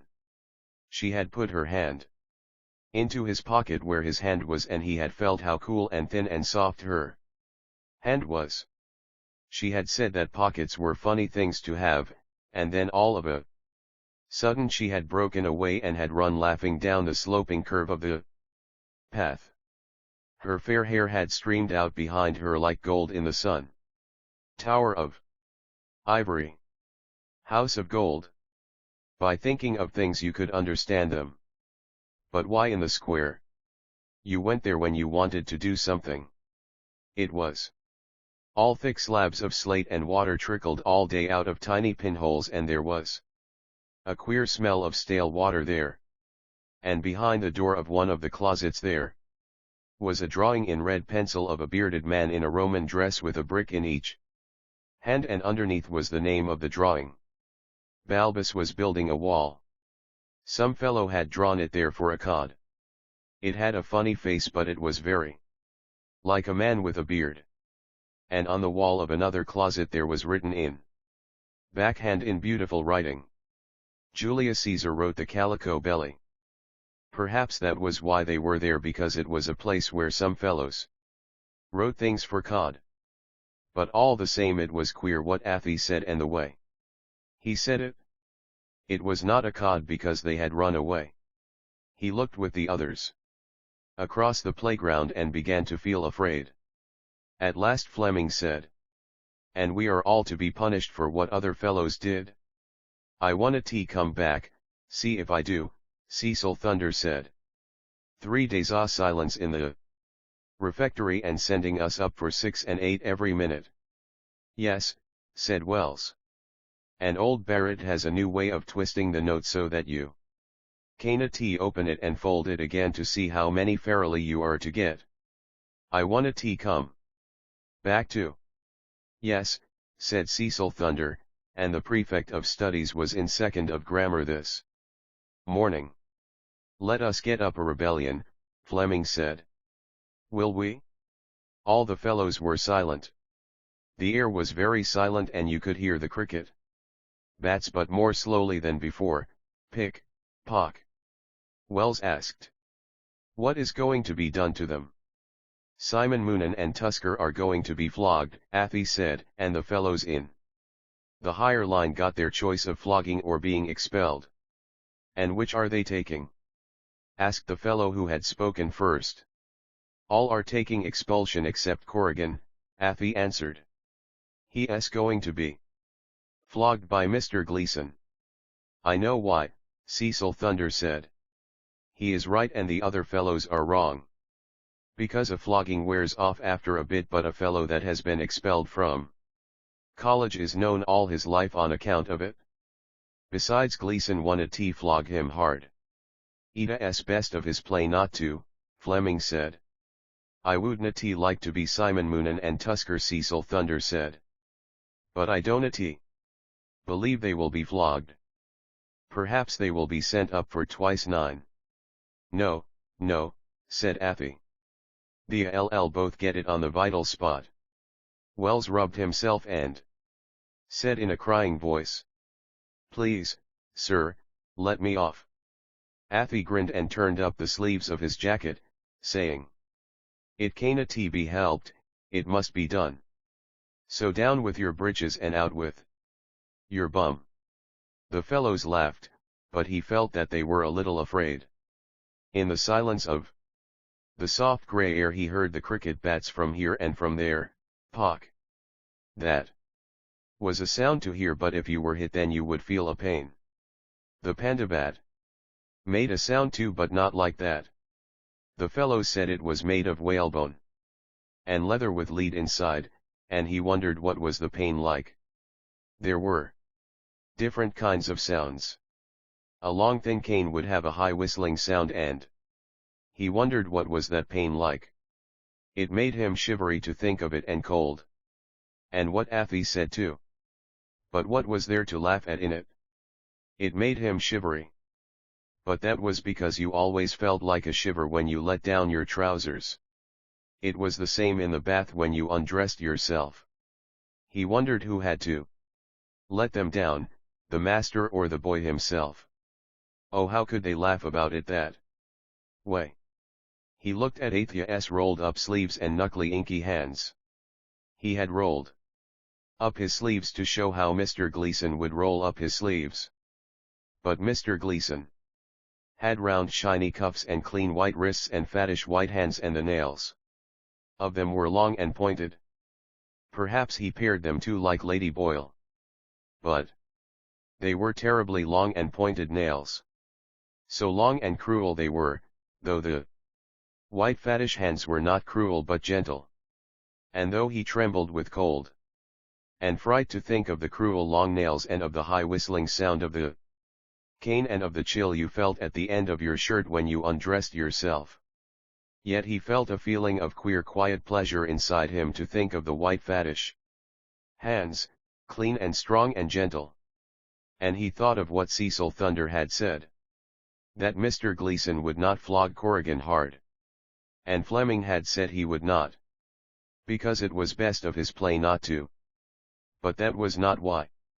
A voice from far out on the playground cried, "All in!" And other voices cried, "All in! All in!" During the writing lesson he sat with his arms folded, listening to the slow scraping of the pens.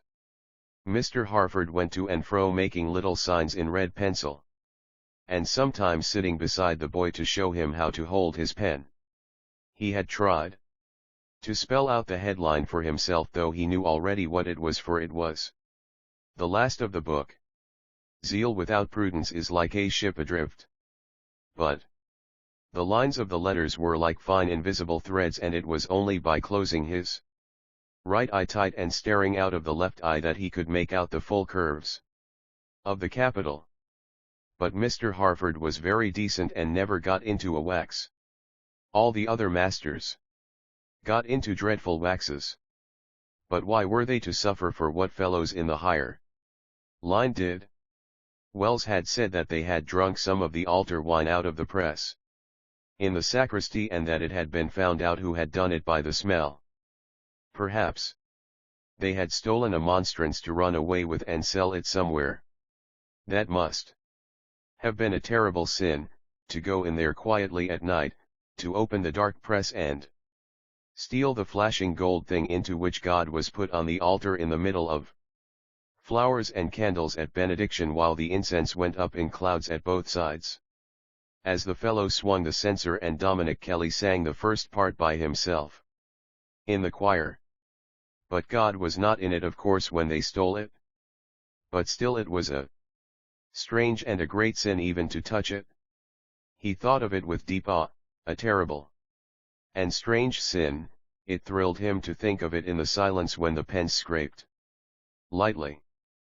But to drink the altar wine out of the press and be found out by the smell was a sin too, but it was not terrible and strange.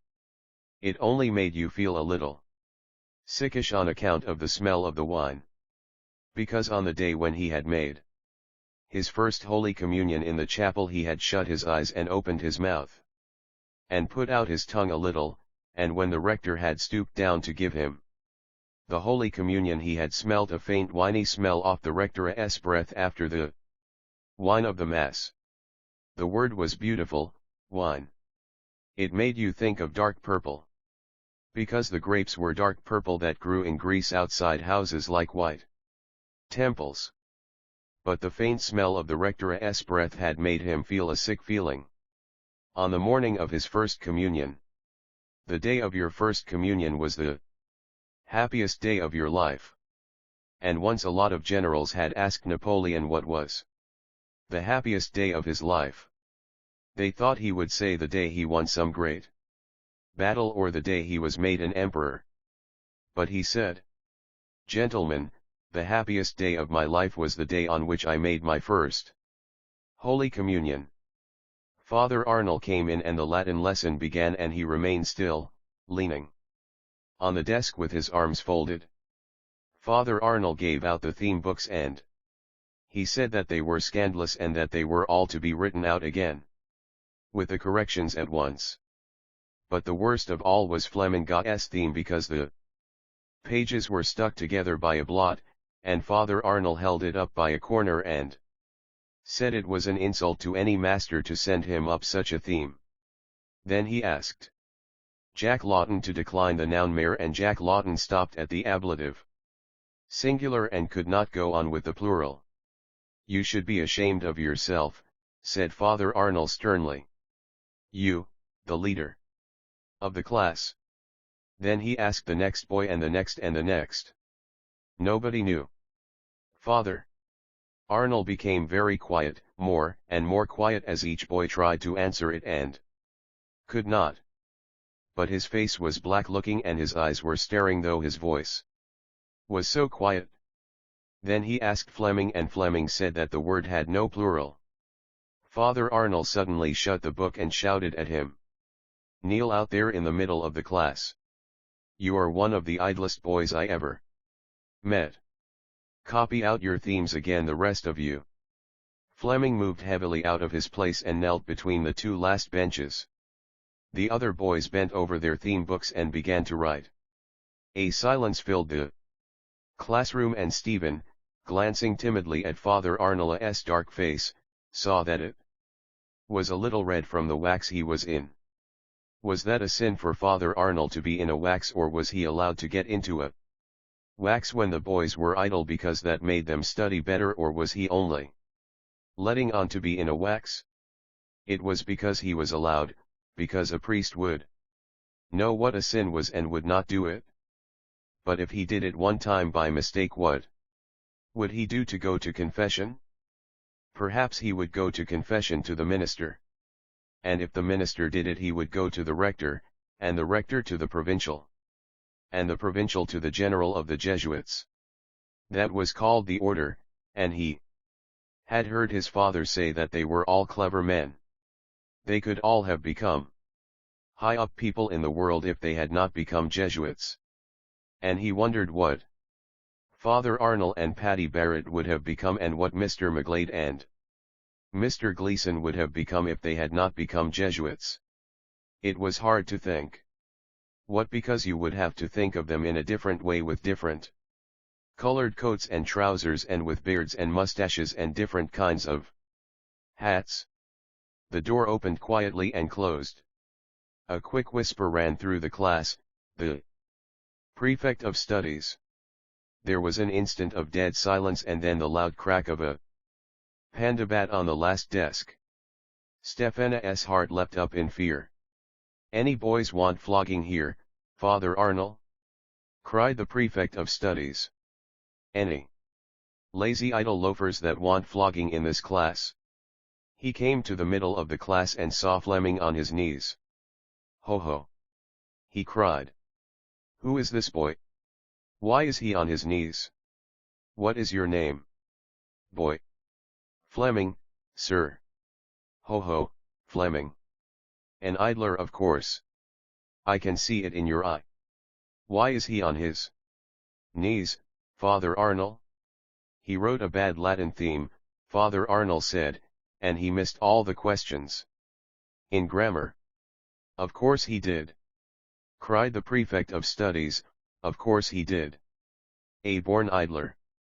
I can see it in the corner of his eye.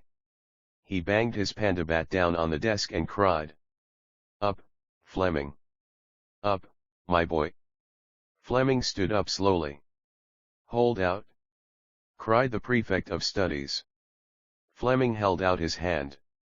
The pandabat came down on it with a loud smacking sound. 1, 2, 3, 4, 5, 6. Other hand. The pandabat came down again in 6 loud quick smacks. Kneel down. Cried the prefect of studies. Fleming knelt down, squeezing his hands under his armpits, his face contorted with pain, but Stephen knew how hard his hands were because Fleming was always rubbing rosin into them.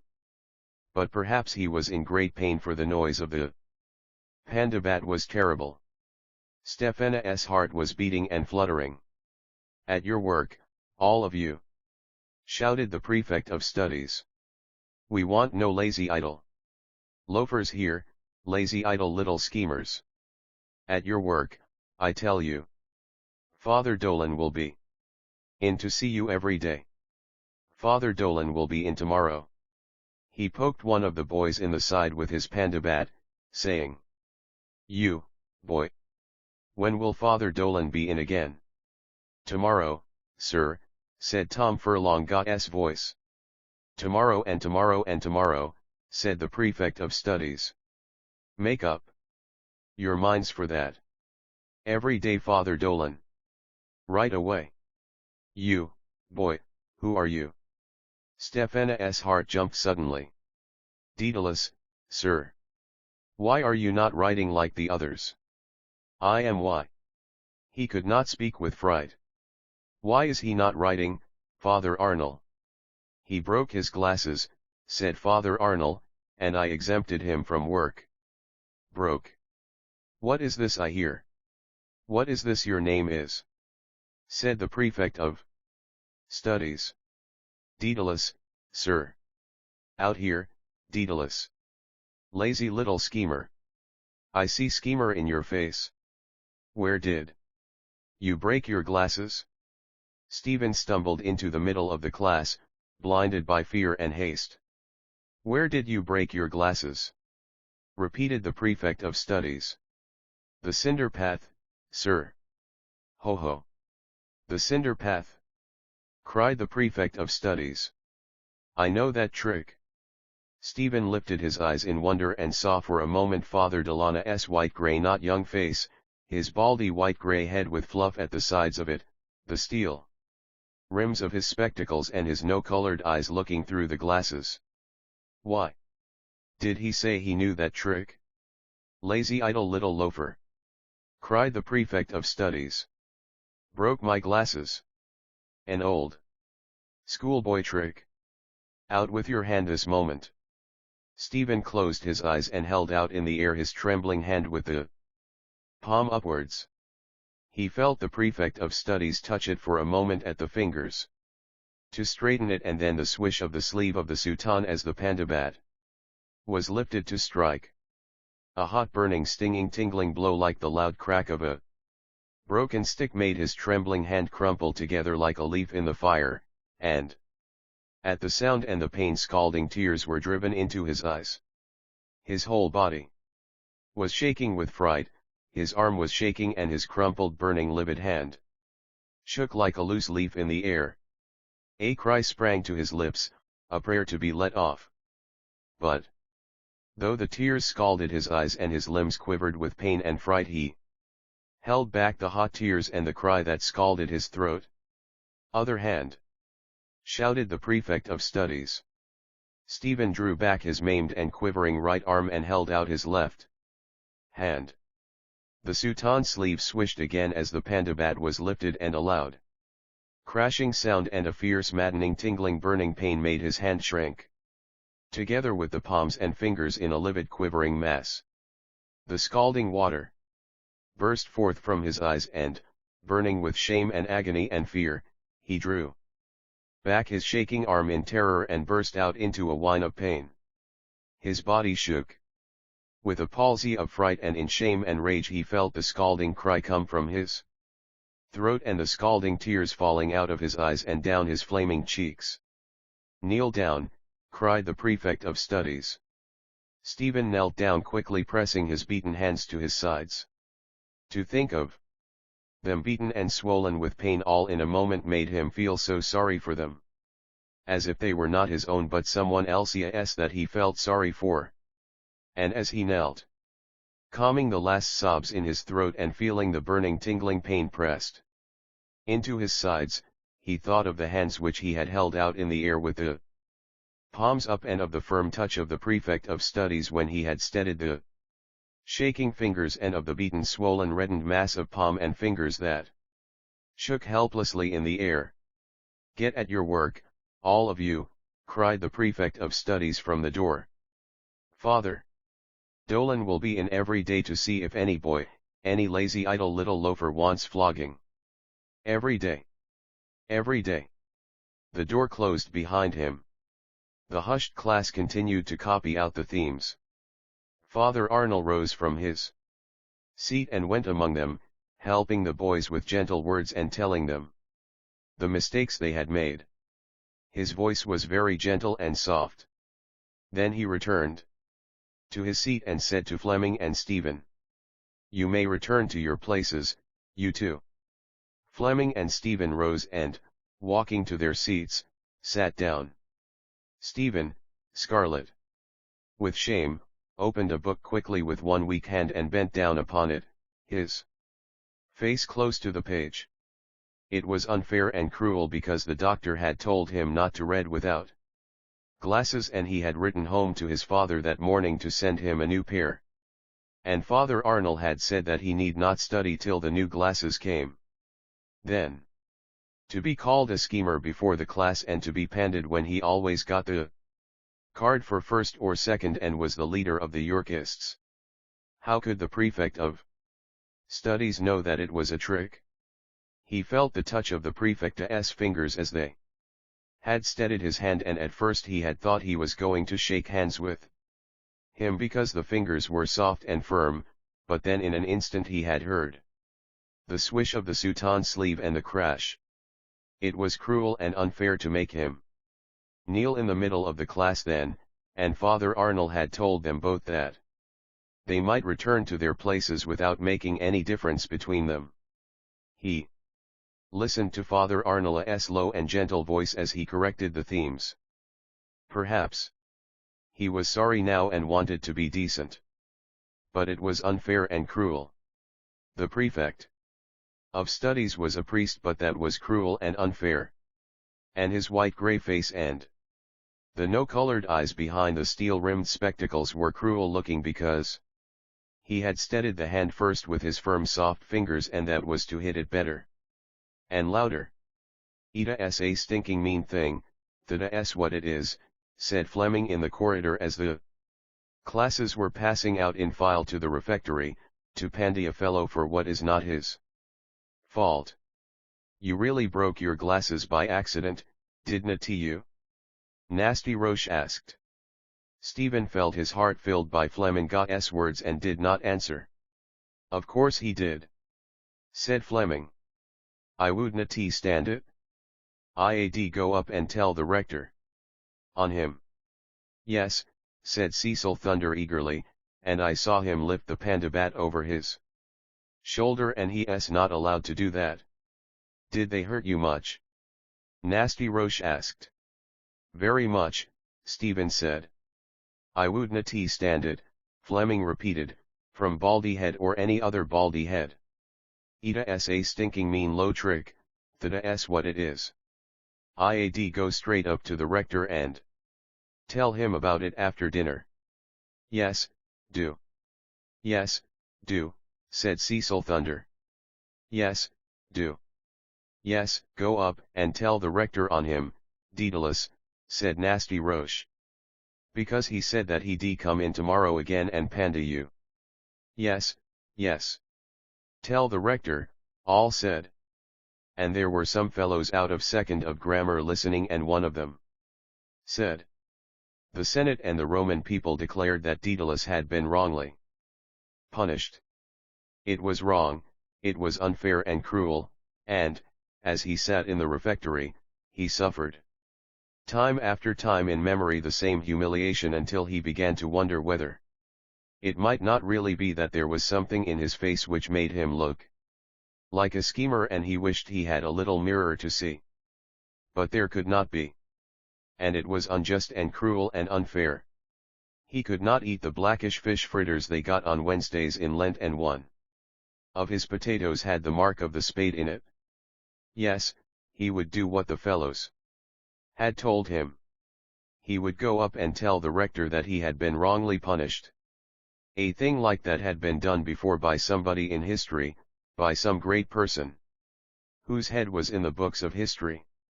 And the rector would declare that he had been wrongly punished, because the Senate and the Roman people always declared that the men who did that had been wrongly punished. Those were the great men whose names were in Richmal Magna's questions. History was all about those men and what they did, and that was what Peter Parley's tales about Greece and Rome were all about. Peter Parley himself was on the first page in a picture.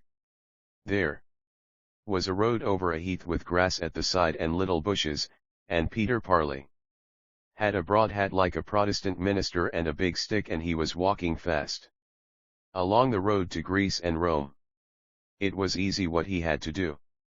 All he had to do was, when the dinner was over, and he came out in his turn, to go on walking, but not out to the corridor but up the staircase on the right that led to the castle.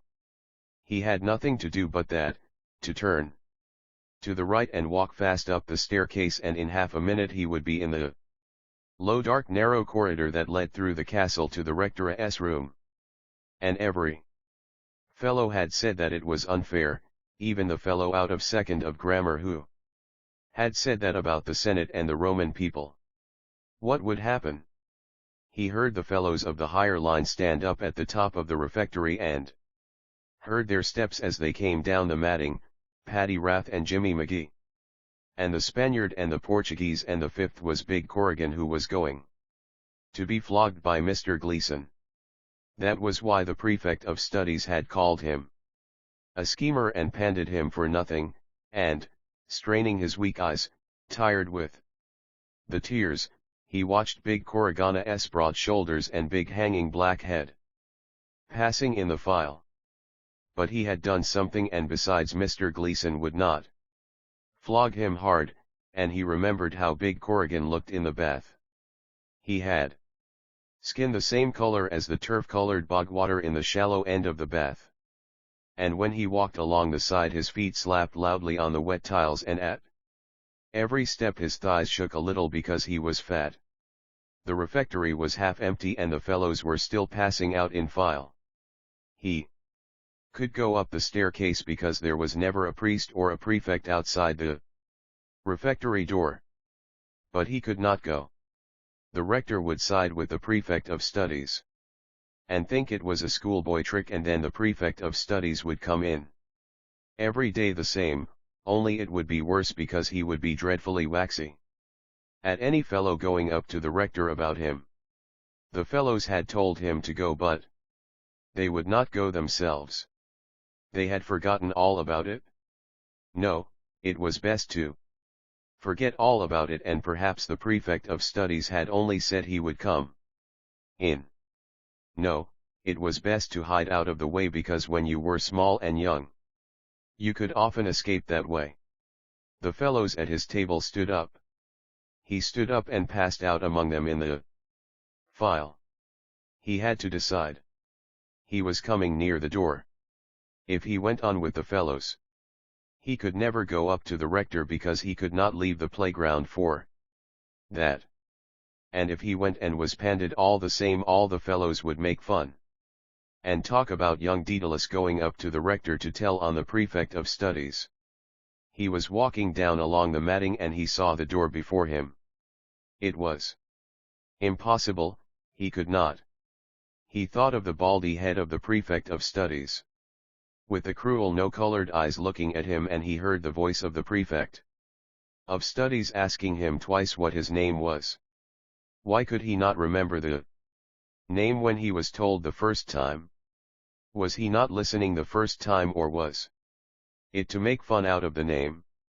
The great men in the history had names like that, and nobody made fun of them.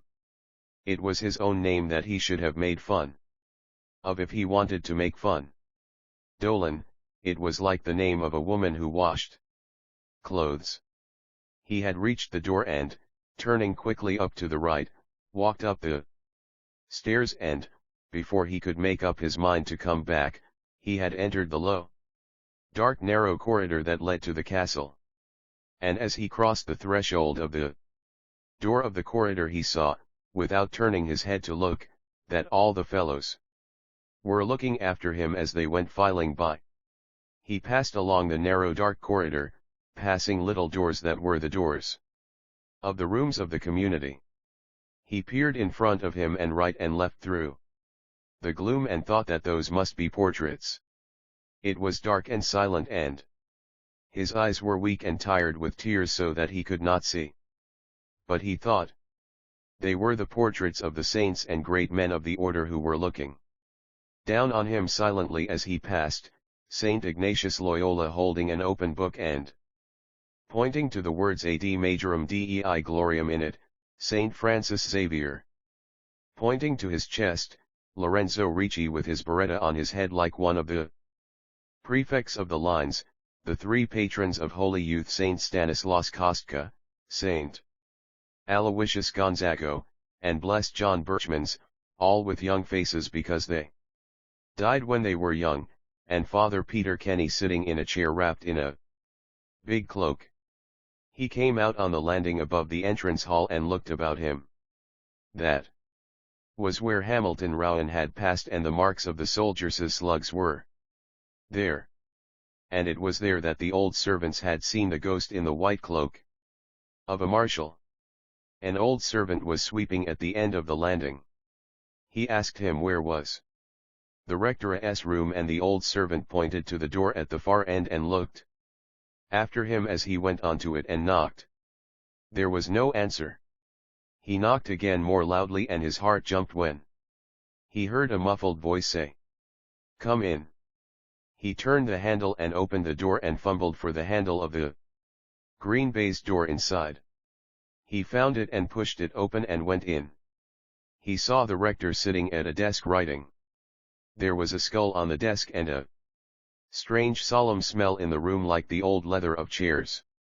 His heart was beating fast on account of the solemn place he was in and the silence of the room, and he looked at the skull and at the rector's kind-looking face. "Well, my little man," said the rector, "what is it?" Stephen swallowed down the thing in his throat and said, "I broke my glasses, sir." The rector opened his mouth and said, "Oh." Then he smiled and said, "Well, if we broke our glasses we must write home for a new pair." "I wrote home, sir," said Stephen, "and Father Arnold said I am not to study till they come." "Quite right," said the rector. Stephen swallowed down the thing again and tried to keep his legs and his voice from shaking. "But, sir." "Yes. Father Dolan came in today and panted me because I was not writing my theme." The rector looked at him in silence, and he could feel the blood rising to his face, and the tears about to rise to his eyes. The rector said, "Your name is Daedalus, isn't it?" "Yes, sir." "And where did you break your glasses?" "On the cinder path, sir. A fellow was coming out of the bicycle house and I fell.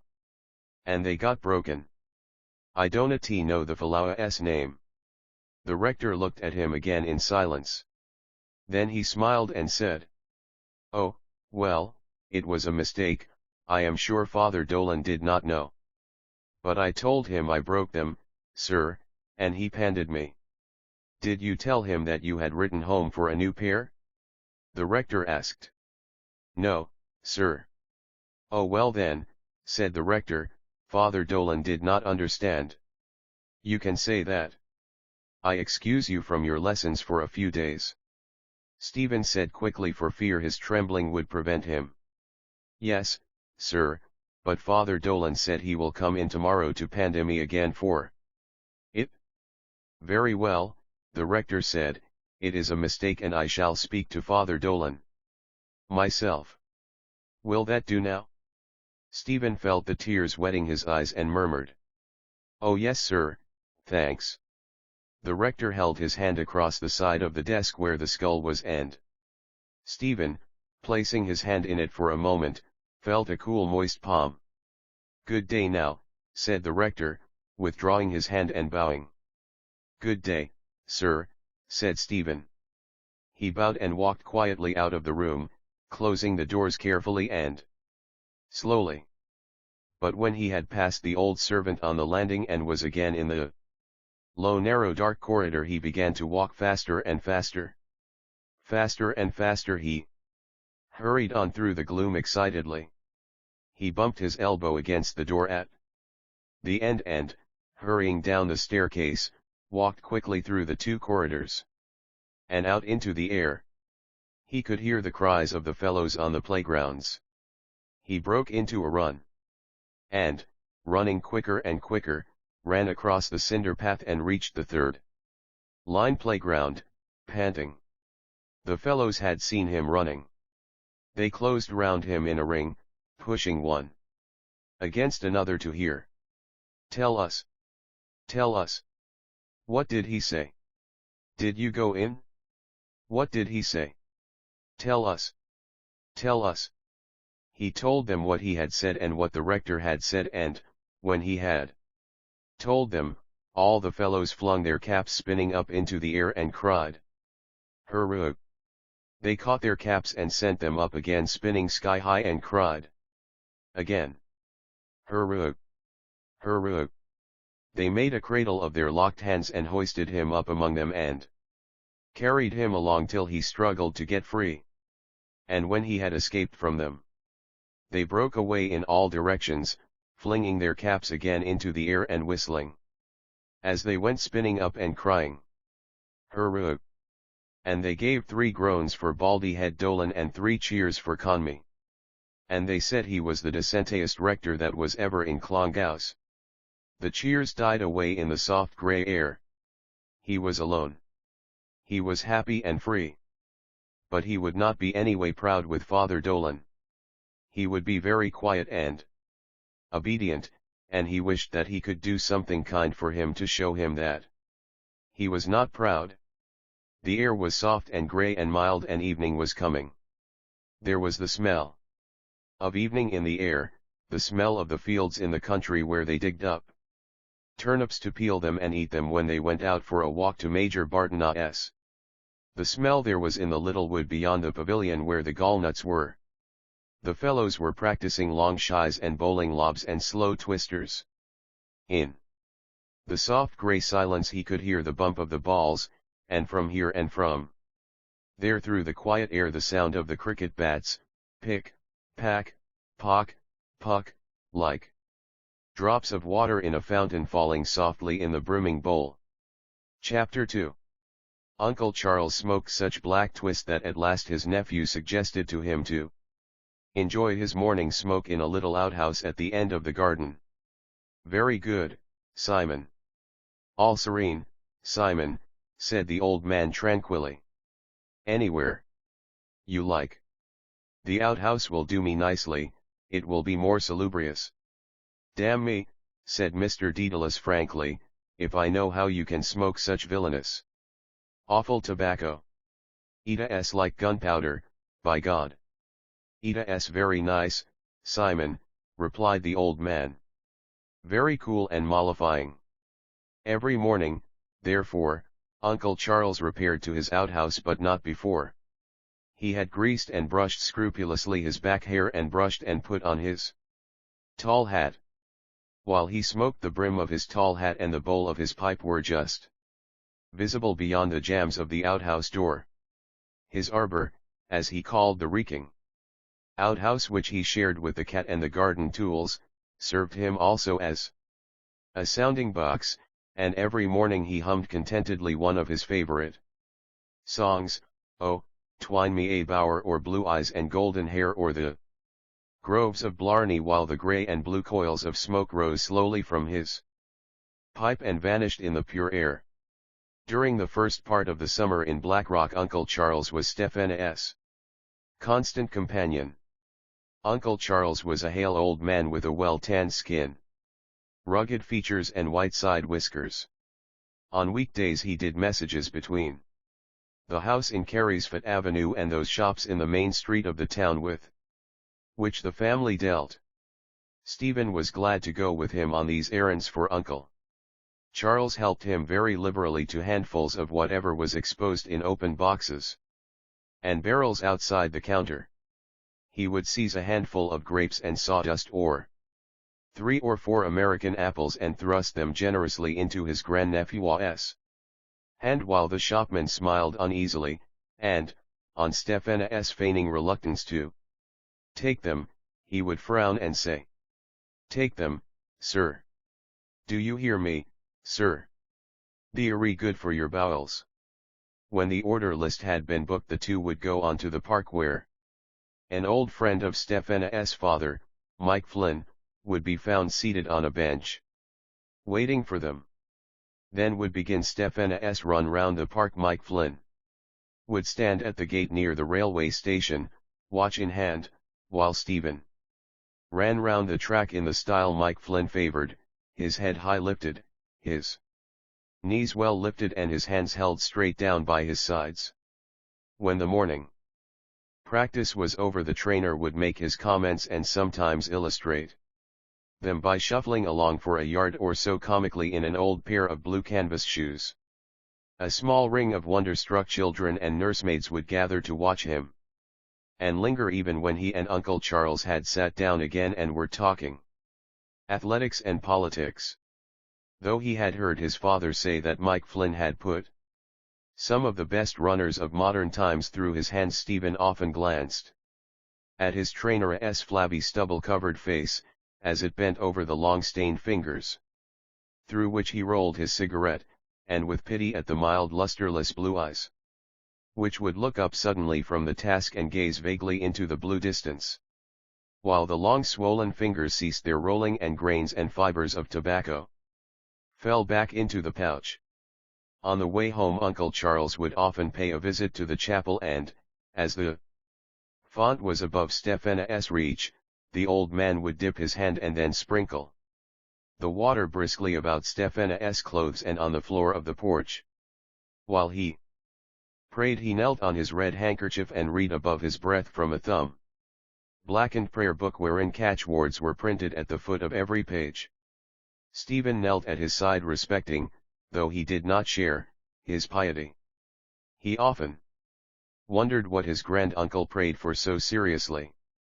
Perhaps he prayed for the souls in purgatory, or for the grace of a happy death, or perhaps he prayed that God might send him back a part of the big fortune he had squandered in Cork. On Sundays, Stephen with his father and his grand-uncle took their constitutional. The old man was a nimble walker in spite of his corns, and often 10 or 12 miles of the road were covered. The little village of Stillorgan was the parting of the ways. Either they went to the left towards the Dublin Mountains, or along the Goatstown road and thence into Dundrum, coming home by Sandyford. Trudging along the road or standing in some grimy wayside public house, his elders spoke constantly of the subjects nearer their hearts, of Irish politics, of Munster, and of the legends of their own family, to all of which Stephen lent an avid ear. Words which he did not understand he said over and over to himself till he had learnt them by heart, and through them he had glimpses of the real world about them. The hour when he too would take part in the life of that world seemed drawing near, and in secret he began to make ready for the great part which he felt awaited him, the nature of which he only dimly apprehended. His evenings were his own, and he pored over a ragged translation of the Count of Monte Cristo. The figure of that dark avenger stood forth in his mind, for whatever he had heard or divined in childhood of the strange and terrible At night he built up on the parlor table an image of the wonderful island cave out of transfers and paper flowers and colored tissue paper and strips of the silver and golden paper in which chocolate is wrapped. When he had broken up the scenery, weary of its tinsel, there would come to his mind the bright picture of Marseille, of sunny trellises, and of Mercedes.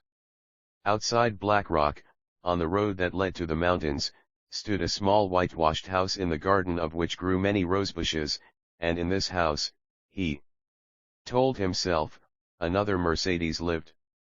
Both on the outward and on the homeward journey he measured distance by this landmark, and in his imagination he lived through a long train of adventures, marvelous as those in the book itself, towards the close of which there appeared an image of himself, grown older and sadder, standing in a moonlit garden with Mercedes who had so many years before slighted his love, and with a sadly proud gesture of refusal, saying, "Madam, I never eat muscatel grapes." He became the ally of a boy named Aubrey Mills and founded with him a gang of adventurers in the avenue.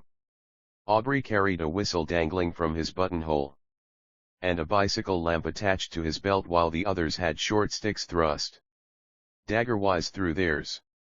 Stephen, who had read of Napoleon's plain style of dress, chose to remain unadorned and thereby heightened for himself the pleasure of taking counsel with his lieutenant before giving orders.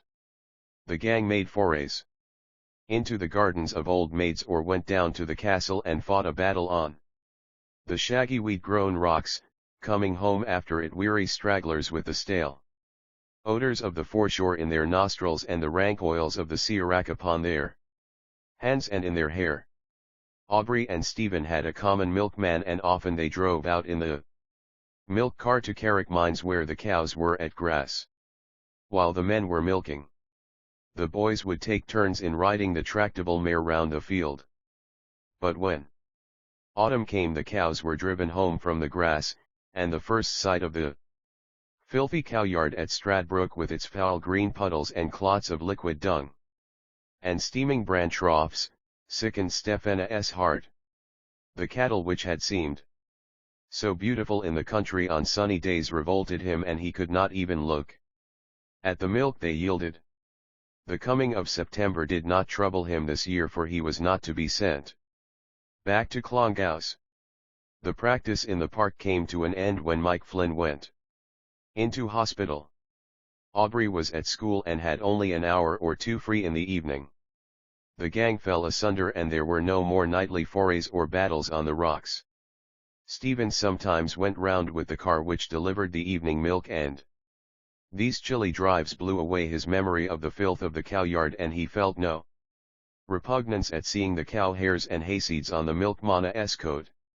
Whenever the car drew up before a house, he waited to catch a glimpse of a well-scrubbed kitchen or of a softly lighted hall, and to see how the servant would hold the jug, and how she would close the door. He thought it should be a pleasant life enough, driving along the roads every evening to deliver milk, if he had warm gloves and a fat bag of ginger nuts in his pocket to eat from.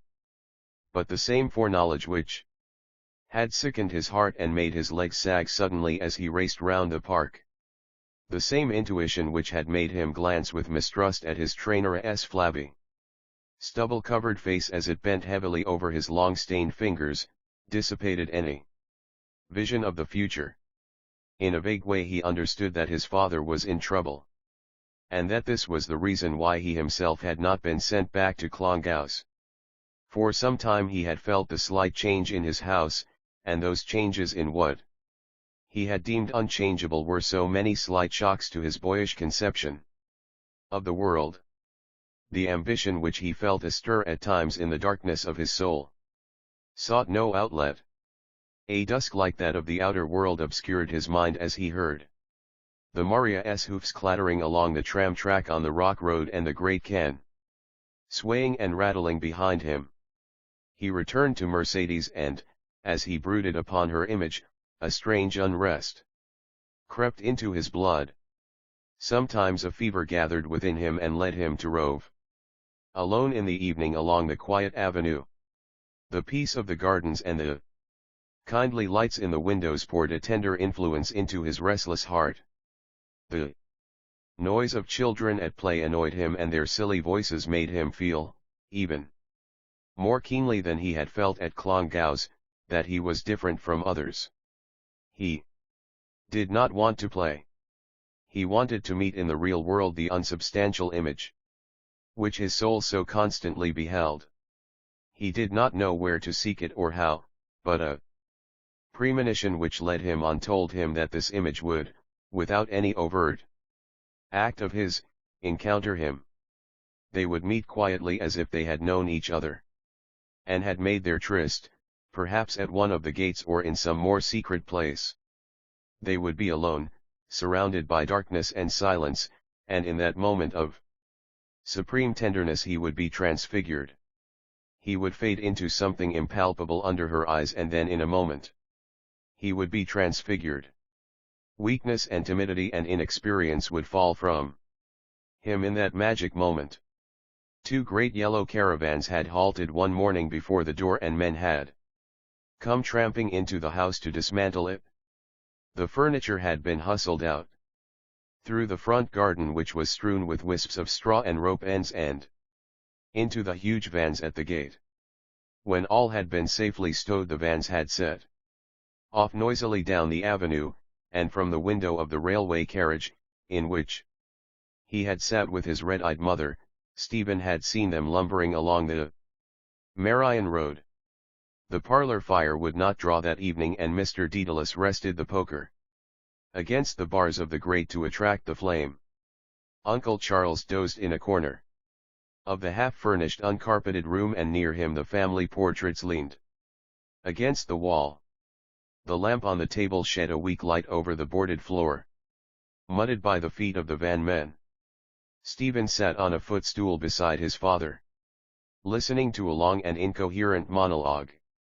He understood little or nothing of it at first, but he became slowly aware that his father had enemies and that some fight was going to take place. He felt, too, that he was being enlisted for the fight, that some duty was being laid upon his shoulders. The sudden flight from the comfort and reverie of Black Rock, the passage through the gloomy foggy city, the thought of the bare cheerless house in which they were now to live made his heart heavy. And again an intuition, a foreknowledge of the future came to him. He understood also why the servants had often whispered together in the hall, and why his father had often stood on the hearthrug with his back to the fire, talking loudly to Uncle Charles, who urged him to sit down and eat his dinner.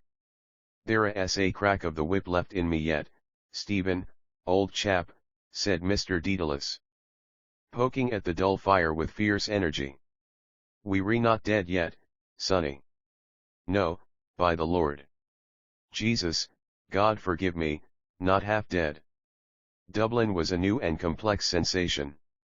Uncle Charles had grown so witless that he could no longer be sent out on errands, and the disorder in settling in the new house left Stephen freer than he had been in Black Rock. In the beginning he contented himself with circling timidly round the neighbouring square, or, at most, going halfway down one of the side streets, but when he had made a skeleton map of the city in his mind, he followed boldly one of its central lines until he reached the Custom House. He passed unchallenged among the docks and along the quays, wondering at the multitude of corks that lay bobbing on the surface of the water in a thick yellow scum, at the crowds of quay porters and the rumbling carts and the ill-dressed bearded policemen.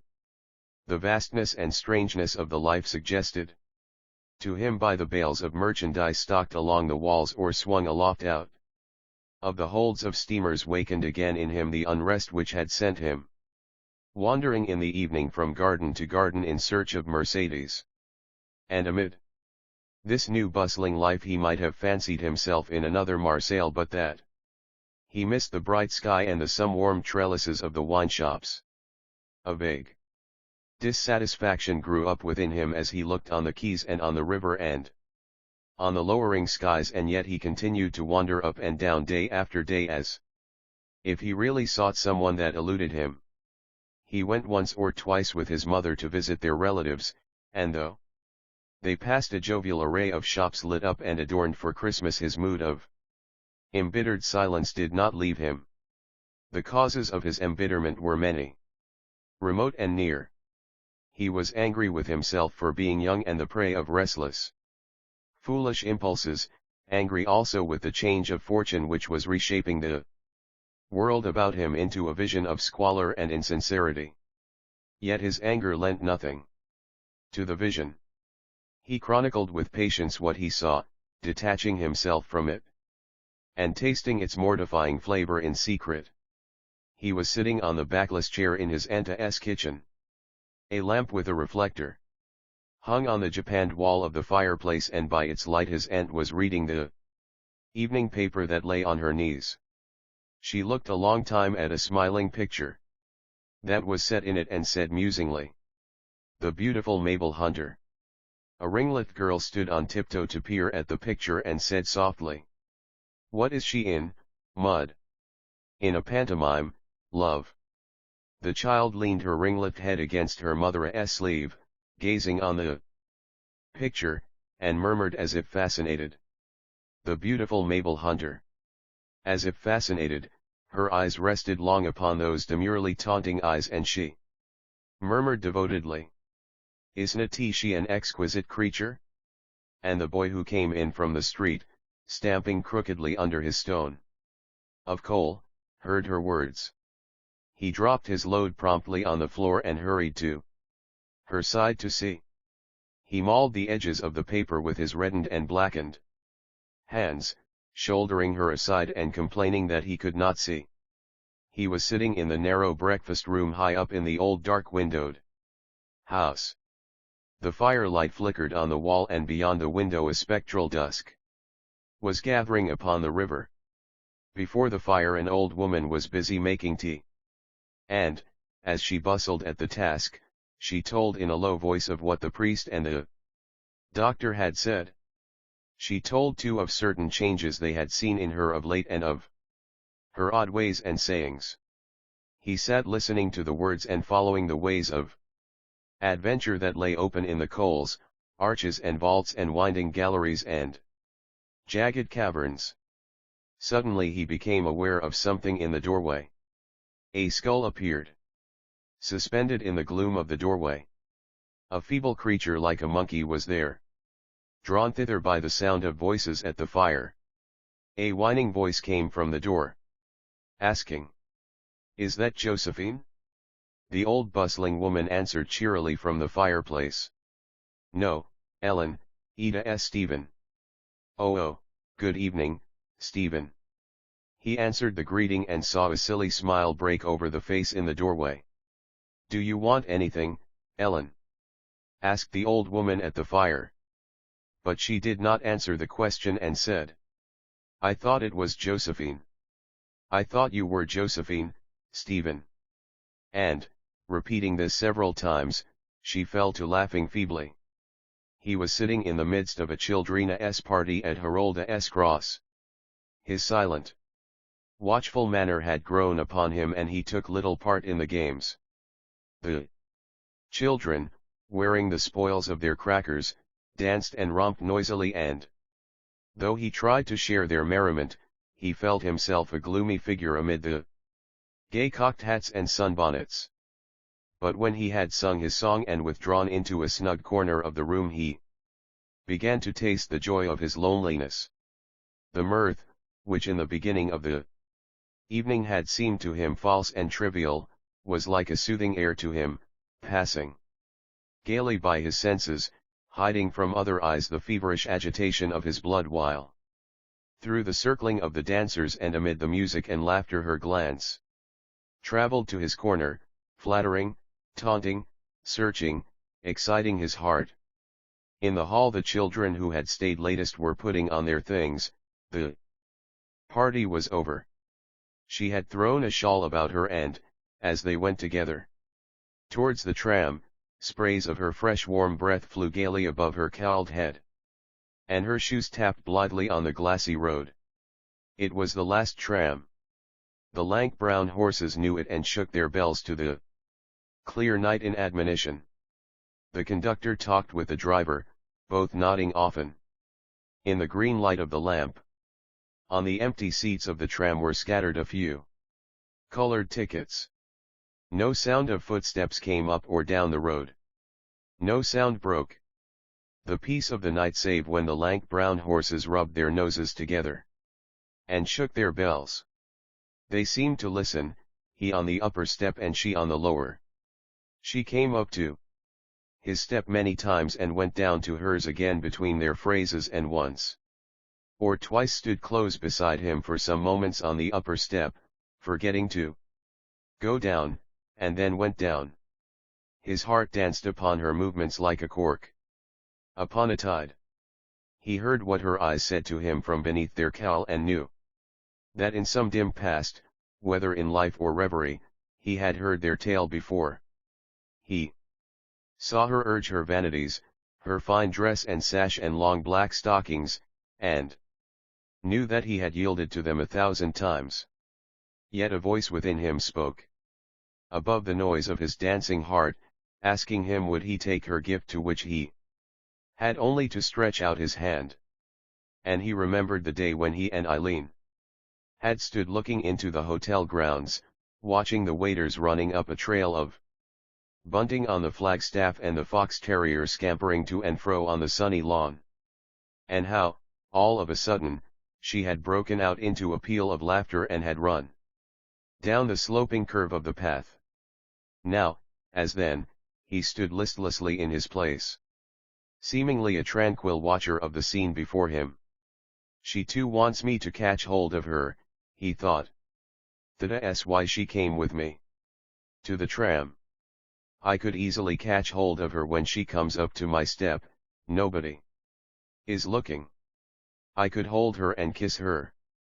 But he did neither, and, when he was sitting alone in the deserted tram, he tore his ticket into shreds and stared gloomily at the corrugated footboard. The next day he sat at his table in the bare upper room for many hours. Before him lay a new pen, a new bottle of ink and a new emerald exercise. From force of habit he had written at the top of the first page the initial letters of the Jesuit motto, AMDG. On the first line of the page appeared the title of the verses he was trying to write, to EC. He knew it was right to begin so, for he had seen similar titles in the collected poems of Lord Byron. When he had written this title and drawn an ornamental line underneath, he fell into a daydream and began to draw diagrams. On the cover of the book, he saw himself sitting at his table in Bray the morning after the discussion at the Christmas dinner table, trying to write a poem about Parnell on the back of one of his father's second moiety notices. But his brain had then refused to grapple with the theme and, desisting, he had covered the page with the names and addresses of certain of his classmates. Roderick Kickham, John Lawton, Anthony Maxwiney, Simon Moonan. Now it seemed as if he would fail again, but, by dint of brooding on the incident, he thought himself into confidence. During this process all those elements which he deemed common and insignificant fell out of the scene. There remained no trace of the tram itself, nor of the tram men, nor of the horses, nor did he and she appear vividly. The verses told only of the night and the balmy breeze and the maiden luster of the moon. Some undefined sorrow was hidden in the hearts of the protagonists as they stood in silence beneath the leafless trees, and when the moment of farewell had come, the kiss, which had been withheld by one, was given by both. After this, the letters LDS were written at the foot of the page, and, having hidden the book, he went into his mother's bedroom and gazed at his face for a long time in the mirror of her dressing table. But his long spell of leisure and liberty was drawing to its end. One evening, his father came home full of news which kept his tongue busy all through dinner. Stephen had been awaiting his father's return, for there had been mutton hash that day, and he knew that his father would make him dip his bread in the gravy. But he did not relish the hash, for the mention of Klongaus had coated his palate with a scum of disgust. I walked bang into him, said Mr. Daedalus for the fourth time, just at the corner of the square. Then I suppose, said Mrs. Daedalus, he will be able to arrange it? I mean about Belvedere. Of course he will, said Mr. Daedalus. Donat I tell you he is provincial of the order. Now, I never liked the idea of sending him to the Christian Brothers myself, said Mrs. Daedalus. Christian Brothers be damned, said Mr. Daedalus. Is it with Paddy Stink and Mickey Mudd? No, let him stick to the Jesuits in Goda's name, since he began with them. They'll be of service to him in after years. Those are the fellows that can get you a position. And the a very rich order, arena they, Simon. Rather. They live well, I tell you. You saw their table at Klongaus. Fed up, by God, like gamecocks. Mr. Daedalus pushed his plate over to Stephen and bade him finish what was on it. Now then, Stephen, he said, you must put your shoulder to the wheel, old chap. You've had a fine long holiday. Oh, I am sure he'll work very hard now, said Mrs. Daedalus, especially when he has Maurice with him. Oh, holy Paul, I forgot about Maurice, said Mr. Daedalus. Here, Maurice. Come. Here, you thick-headed ruffian. Do you know I am going to send you to a college where they'll teach you to spell cat. And I'll buy you a nice little penny handkerchief to keep your nose dry. Wanna tea that be grand fun? Maurice grinned at his father and then at his brother. Mr. Daedalus screwed his glass into his eye and stared hard at both his sons. Stephen mumbled his bread without answering his father's gaze. By the by, said Mr. Daedalus at length, the rector, or provincial rather, was telling me that story about you and Father Dolan. You are an impudent thief, he said. Oh, he didn't he, Simon? Not he, said Mr. Daedalus. But he gave me a great account of the whole affair. We were chatting, you know, and one word borrowed another. And, by the way, who do you think he told me will get that job in the corporation? But I'll tell you that after. Well, as I was saying, we were chatting away quite friendly, and he asked me, did our friend here wear glasses still, and then he told me the whole story. And was he annoyed, Simon? Annoyed? Not he. Manly little chap, he said. Mr. Daedalus imitated the mincing nasal tone of the provincial. Father Dolan and I, when I told them all at dinner about it, Father Dolan and I had a great laugh over it. You better mind yourself, Father Dolan, said I, or young Daedalus will send you up for twice 9. We had a famous laugh together over it. Ha! Ha! Ha! Mr. Daedalus turned to his wife and interjected in his natural voice. Shows you the spirit in which they take the boys there. Oh, a Jesuit for your life. For diplomacy. He reassumed the provincial's voice and repeated. I told them all at dinner about it and Father Dolan and I. And all of us, we had a hearty laugh together over it. Ha! Ha! Ha! The night of the Whitsuntide play had come, and Stephen from the window of the dressing room looked out on the small grass plot across which lines of Chinese lanterns were stretched. He watched the visitors come down the steps from the house and pass into the theater. Stewards in evening dress, old Belvedereans, loitered in groups about the entrance to the theater and ushered in the visitors with ceremony. Under the sudden glow of a lantern he could recognize the smiling face of a priest. The Blessed Sacrament had been removed from the tabernacle, and the first Benches had been driven back so as to leave the dais of the altar and the space before it free. Against the walls stood companies of barbells and Indian clubs. The dumbbells were piled in one corner, and in the midst of countless hillocks of gymnasium shoes and sweaters and singlets in untidy brown parcels there stood the stout leather-jacketed vaulting horse waiting its turn to be carried up on the stage and set in the middle of the winning team at the end of the gymnastic display. Stephen, though in deference to his reputation for essay writing he had been elected secretary to the gymnasium, had had no part in the first section of the program, but in the play which formed the second section he had the chief part, that of a farcical pedagogue. He had been cast for it on account of his stature and grave manners, for he was now at the end of his second year at Belvedere, and in number 2. A score of the younger boys in white knickers and singlets came pattering down from the stage, through the vestry and to the chapel. The vestry and chapel were peopled with eager masters and boys. The plump bald sergeant major was testing with his foot the springboard of the vaulting horse.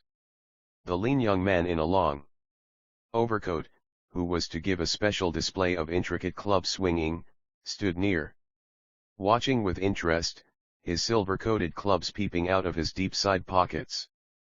The hollow rattle of the wooden dumbbells was heard as another team made ready to go up on the stage, and in another moment the excited prefect was hustling the boys through the vestry like a flock of geese, flapping the wings of his soutane nervously, and crying to the laggards to make haste. A little troop of Neapolitan peasants were practicing their steps at the end of the chapel, some circling their arms above their heads, some swaying their baskets of paper violets and curtsying. In a dark corner of the chapel at the gospel side of the altar a stout old lady knelt amid her copious black skirts. When she stood up a pink-dressed figure, wearing a curly golden wig and an old-fashioned straw sunbonnet, with black penciled eyebrows and cheeks delicately rouged and powdered, was discovered. A low murmur of curiosity ran round the chapel at the discovery of this girlish figure. One of the prefects, smiling and nodding his head, approached the dark corner and, having bowed to the stout old lady, said pleasantly, "Is this a beautiful young lady or a doll that you have here, Mrs. Talon?" Then, bending down to peer at the smiling painted face under the leaf of the bonnet, he exclaimed, "No. Upon my word, I believe Ida's little birdie Talon after all." Stephen at his post by the window heard the old lady and the priest laugh together, and heard the boys' murmurs of admiration behind him as they passed forward to see the little boy who had to dance the sunbonnet dance by himself. A movement of impatience escaped him. He let the edge of the blind fall and, stepping down from the bench on which he had been standing, walked out of the chapel. He passed out of the schoolhouse and halted under the shed that flanked the garden. From the theater opposite came the muffled noise of the audience and sudden brazen clashes of the soldiers' band. The light spread upwards from the glass roof, making the theater seem a festive ark, anchored among the hulks of houses, her frail cables of lanterns looping her to her moorings. A side door of the theater opened suddenly and a shaft of light flew across the grass plots. A sudden burst of music issued from the ark, the prelude of a waltz, and when the side door closed again the listener could hear the faint rhythm of the music. The sentiment of the opening bars, their languor and supple movement, evoked the incommunicable emotion which had been the cause of all his dia's unrest and of his impatient movement of a moment before. His unrest issued from him like a wave of sound, and on the tide of flowing music the ark was journeying, trailing her cables of lanterns in her wake. Then a noise like dwarf artillery broke the movement. It was the clapping that greeted the entry of the dumbbell team on the stage. At the far end of the shed near the street a speck of pink light showed in the Darkness, and as he walked towards it he became aware of a faint aromatic odor. Two boys were standing in the shelter of a doorway, smoking, and before he reached them he had recognized Heron by his voice. "Here comes the noble Daedalus!" cried a high-throaty voice. "Welcome to our trusty friend."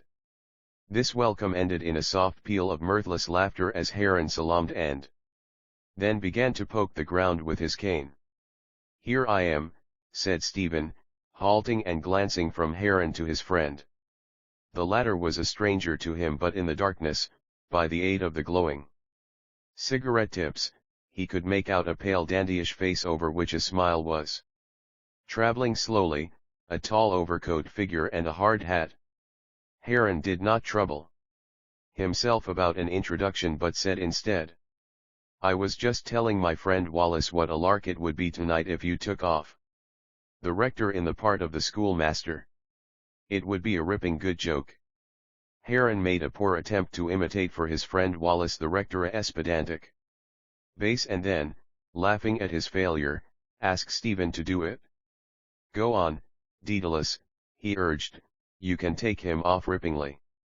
"He that will not hear the church'll let him be to Thea as the Hetina and the Publicana." The imitation was prevented by a mild expression of anger from Wallace, in whose mouthpiece the cigarette had become too tightly wedged. "Damn this blankety-blank holder," he said, taking it from his mouth and smiling, and frowning upon it tolerantly. "Ita's always getting stuck like that. Do you use a holder?" "I don't smoke," answered Stephen. "No," said Heron, "Daedalus is a model youth. He doesn't smoke and he doesn't go to bazaars and he doesn't flirt and he doesn't damn anything or damn all." Stephen shook his head and smiled in his rival's flushed and mobile face, beaked like a bird's. He had often thought it strange that Vincent Heron had a bird's face, as well as a bird's name. A shock of pale hair lay on the forehead like a ruffled crest. The forehead was narrow and bony and a thin hooked nose stood out between the close-set prominent eyes which were light and inexpressive. The rivals were school friends.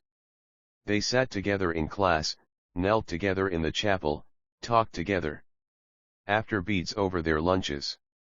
As the fellows in number 1 were undistinguished dullards, Stephen and Heron had been during the year the virtual heads of the school. It was they who went up to the rector together to ask for a free day or to get a fellow off. "Oh, by the way," said Heron suddenly, "I saw your governor going in."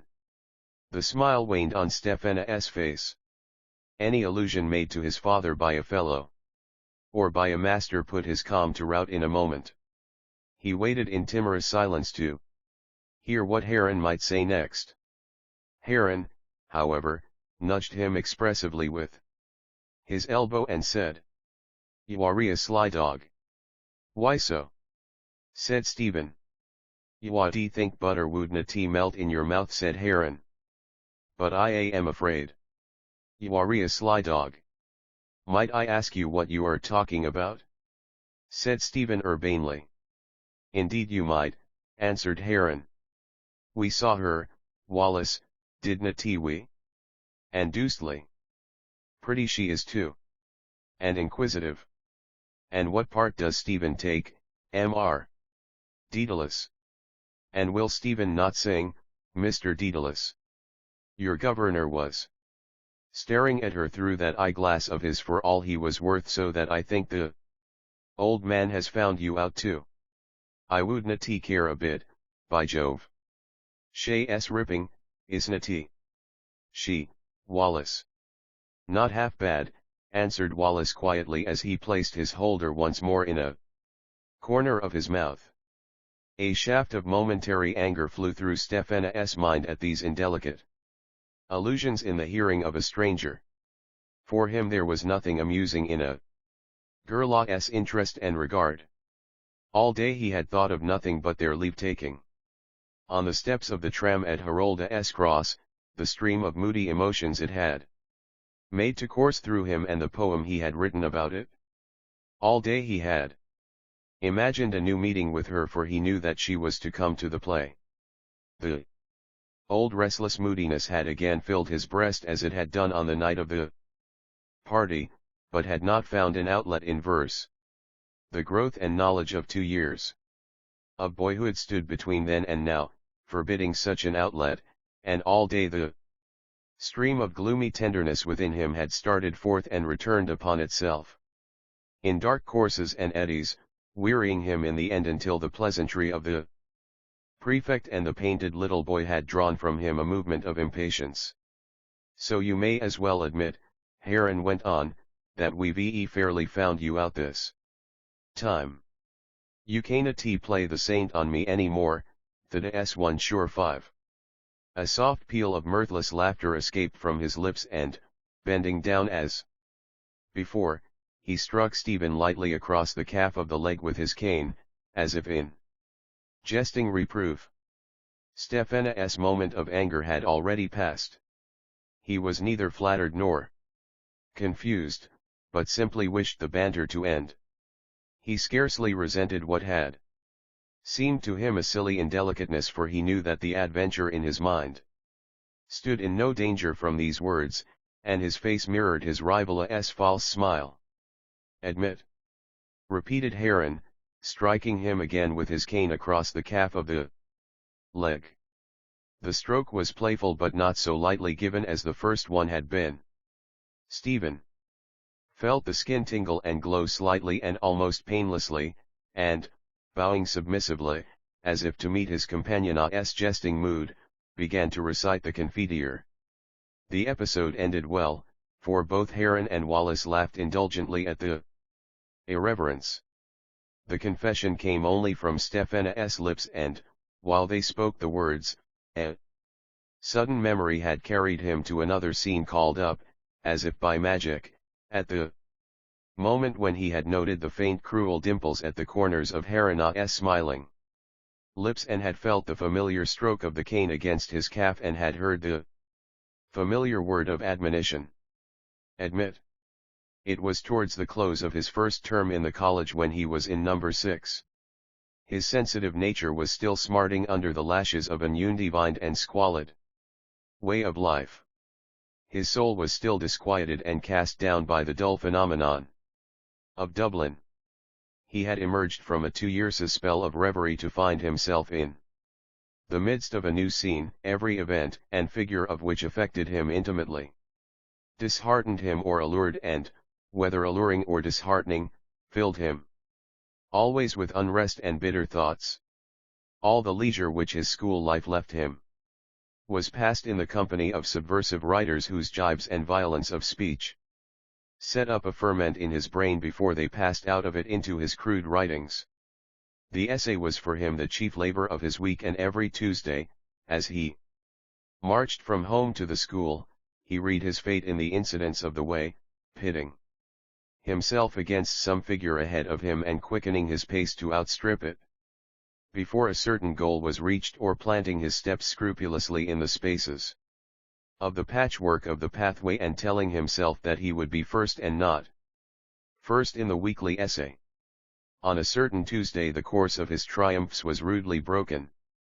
Mr. Tate, the English master, pointed his finger at him and said bluntly, "This fellow has heresy in his essay." A hush fell on the class. Mr. Tate did not break it, but dug with his hand between his thighs while his heavily starched linen creaked about his neck and wrists. Stephen did not look up. It was a raw spring morning and his eyes were still smarting and weak. He was conscious of failure and of detection, of the squalor of his own mind and home, and felt against his neck the raw edge of his turned and jagged collar. A short loud laugh from Mr. Tate set the class more at ease. "Perhaps you didn't know that," he said. "Where?" asked Stephen. Mr. Tate withdrew his delving hand and spread out the essay. "Here. It's about the Creator and the soul. RRM, without a possibility of ever approaching nearer. That's heresy." Stephen murmured. I meant without a possibility of ever reaching. It was a submission, and Mr. Tate, appeased, folded up the essay and passed it across to him, saying, "Oh, ever reaching. That's another story." But the class was not so soon appeased. Though nobody spoke to him of the affair. After class he could feel about him a vague general malignant joy. A few nights after this public chiding he was walking with a letter along the Drumcondra road when he heard a voice cry, "Halt!" He turned and saw 3 boys of his own class coming towards him in the dusk. It was Heron who had called out, and, as he marched forward between his 2 attendants, he cleft the air before him with a thin cane in time to their steps. Boland, his friend, marched beside him, a large grin on his face, while Nash came on a few steps behind, blowing from the pace and wagging his great red head. As soon as the boys had turned into Clonliffe Road together they began to speak about books and writers, saying what books they were reading and how many books there were in their father's bookcases at home. Stephen listened to them in some wonderment, for Boland was the dunce and Nash the idler of the class. In fact, after some talk about their favorite writers, Nash declared for Captain Marryat, who, he said, was the greatest writer. "Fudge!" said Heron. "Ask Daedalus." "Who is the greatest writer, Daedalus?" Stephen noted the mockery in the question and said, "Of prose, do you mean?" "Yes. Newman, I think." "Is it Cardinal Newman?" asked Boland. "Yes," answered Stephen.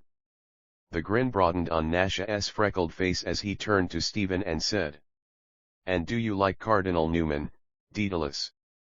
"Oh, many say that Newman has the best prose style," Heron said to the other 2. In explanation, "Of course he is not a poet." "And who is the best poet, Heron?" asked Boland. "Lord Tennyson, of course," answered Heron. "Oh, yes, Lord Tennyson," said Nash. "We have all his poetry at home in a book." At this Stephen forgot the silent vows he had been making and burst out, "Tennyson a poet? Why, he is only a rhymester." "Oh, get out," said Heron. "Everyone knows that Tennyson is the greatest poet." "And who do you think is the greatest poet?" asked Boland, nudging his neighbor. "Byron, of course," answered Stephen. Heron gave the lead and all 3 joined in a scornful laugh. "What are you laughing at?" asked Stephen. "You," said Heron. "Byron the greatest poet? He is only a poet for uneducated people." "He must be a fine poet," said Boland. "You may keep your mouth shut," said Stephen, turning on him boldly. "All you know about poetry is what you wrote up on the slates in the yard and were going to be sent to the loft for." Boland, in fact, was said to have written on the slates in the yard a couplet about a classmate of his who often rode home from the college on a pony. As Tyson was riding into Jerusalem he fell and hurt his alec kafuzlum. This thrust put the 2 lieutenants to silence, but Heron went on. "In any case Byron was a heretic and immoral too." "I don't care what he was," cried Stephen hotly. "You don't care whether he was a heretic or not," said Nash. "What do you know about it?" shouted Stephen. "You never read a line of anything in your life except a trans, or Boland either." "I know that Byron was a bad man," said Boland. "Here, catch hold of this heretic," Heron called out. In a moment Stephen was a prisoner. "Tate made you buck up the other day," Heron went on, "about the heresy in your essay." "I'll tell him tomorrow," said Boland. "Will you?"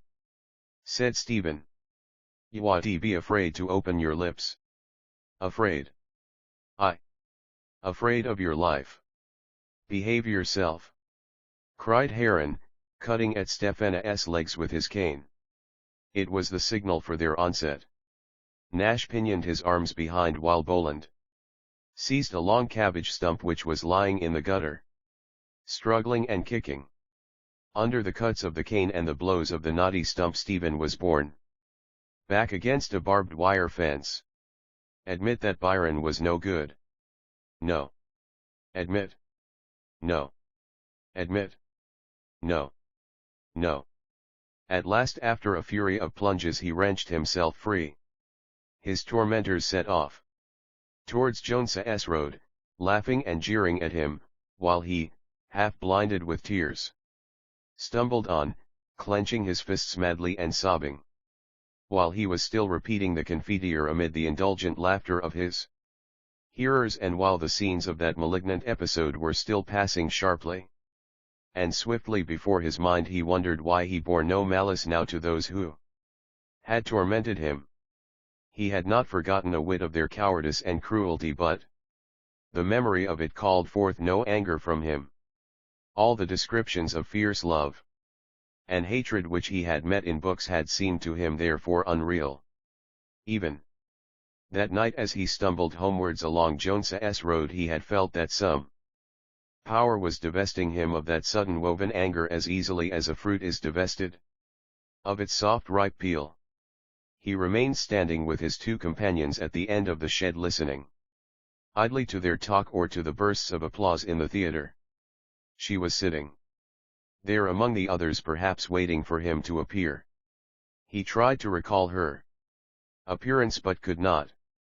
He could remember only that she had worn a shawl about her head like a cowl, and that her dark eyes had invited and unnerved him. He wondered, had he been in her thoughts as she had been in his?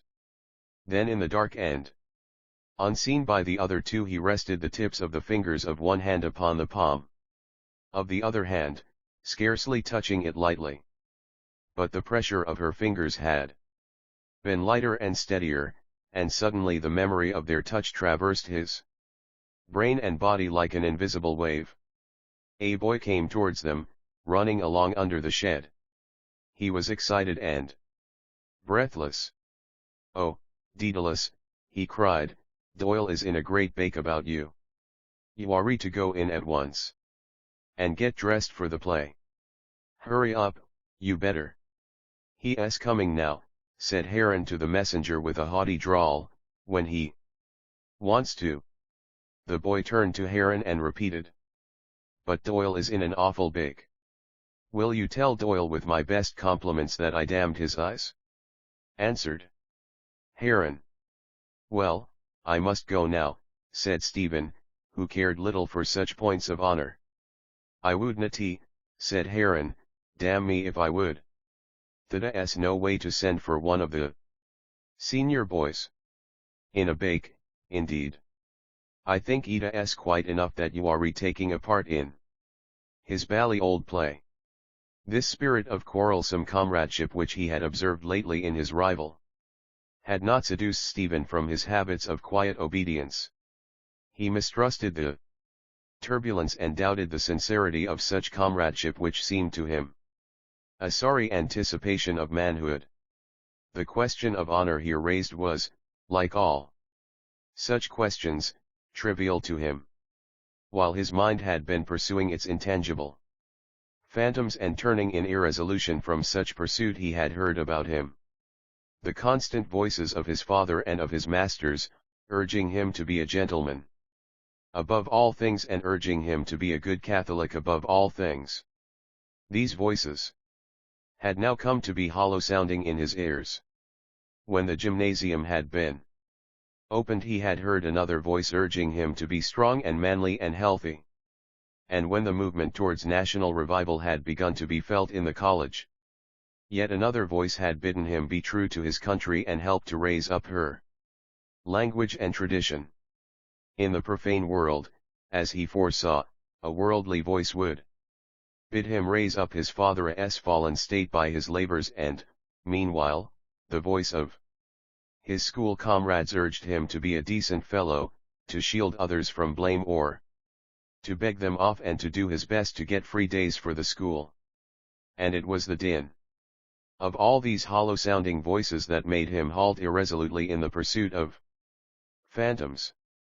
He gave them ear only for a time, but he was happy only when he was far from them, beyond their call, alone or in the company of phantasmal comrades. In the vestry a plump fresh-faced Jesuit and an elderly man, in shabby blue clothes, were dabbling in a case of paints and chalks.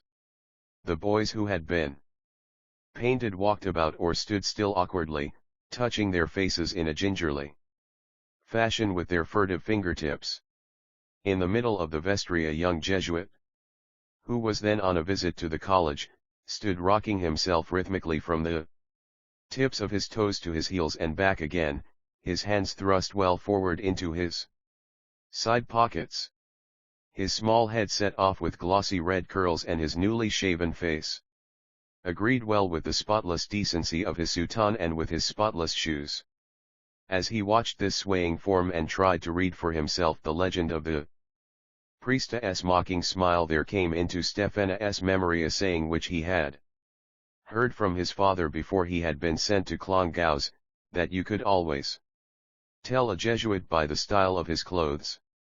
At the same moment he thought he saw a likeness between his father's mind and that of this smiling well-dressed priest, and he was aware of some desecration of the priestess' office or of the vestry itself, whose silence was now rooted by loud talk and joking and its air pungent with the smells of the gas jets and the grease. While his forehead was being wrinkled and his jaws painted black and blue by the elderly man, he listened distractedly to the voice of the plump young Jesuit which bade him speak up and make his points clearly. He could hear the band playing The Lily of Killarney and knew that in a few moments the curtain would go up. He felt no stage fright, but the thought of the part he had to play humiliated him. A remembrance of some of his lines made a sudden flush rise to his painted cheeks. He saw her serious alluring eyes watching him from among the audience, and their image at once swept away his scruples, leaving his will compact. Another nature seemed to have been lent him, the infection of the excitement and youth about him entered into and transformed his moody mistrustfulness. For one rare moment he seemed to be clothed in the real apparel of boyhood, and, as he stood in the wings among the other players, he shared the common mirth amid which the drop scene was hauled upwards by two able-bodied priests with violent jerks and all awry.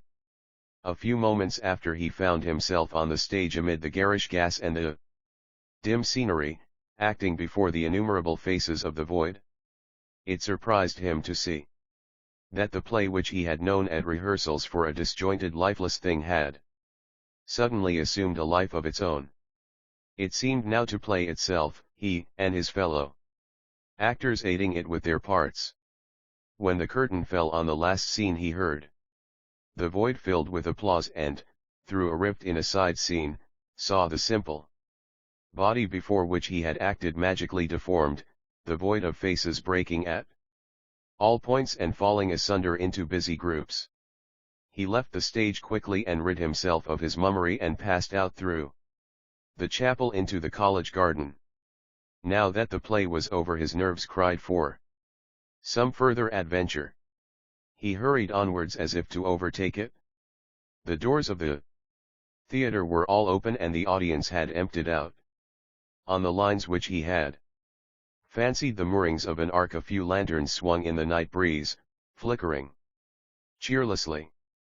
He mounted the steps from the garden in haste, eager that some prey should not elude him, and forced his way through the crowd in the hall and past the two Jesuits who stood watching the exodus and bowing and shaking hands with the visitors.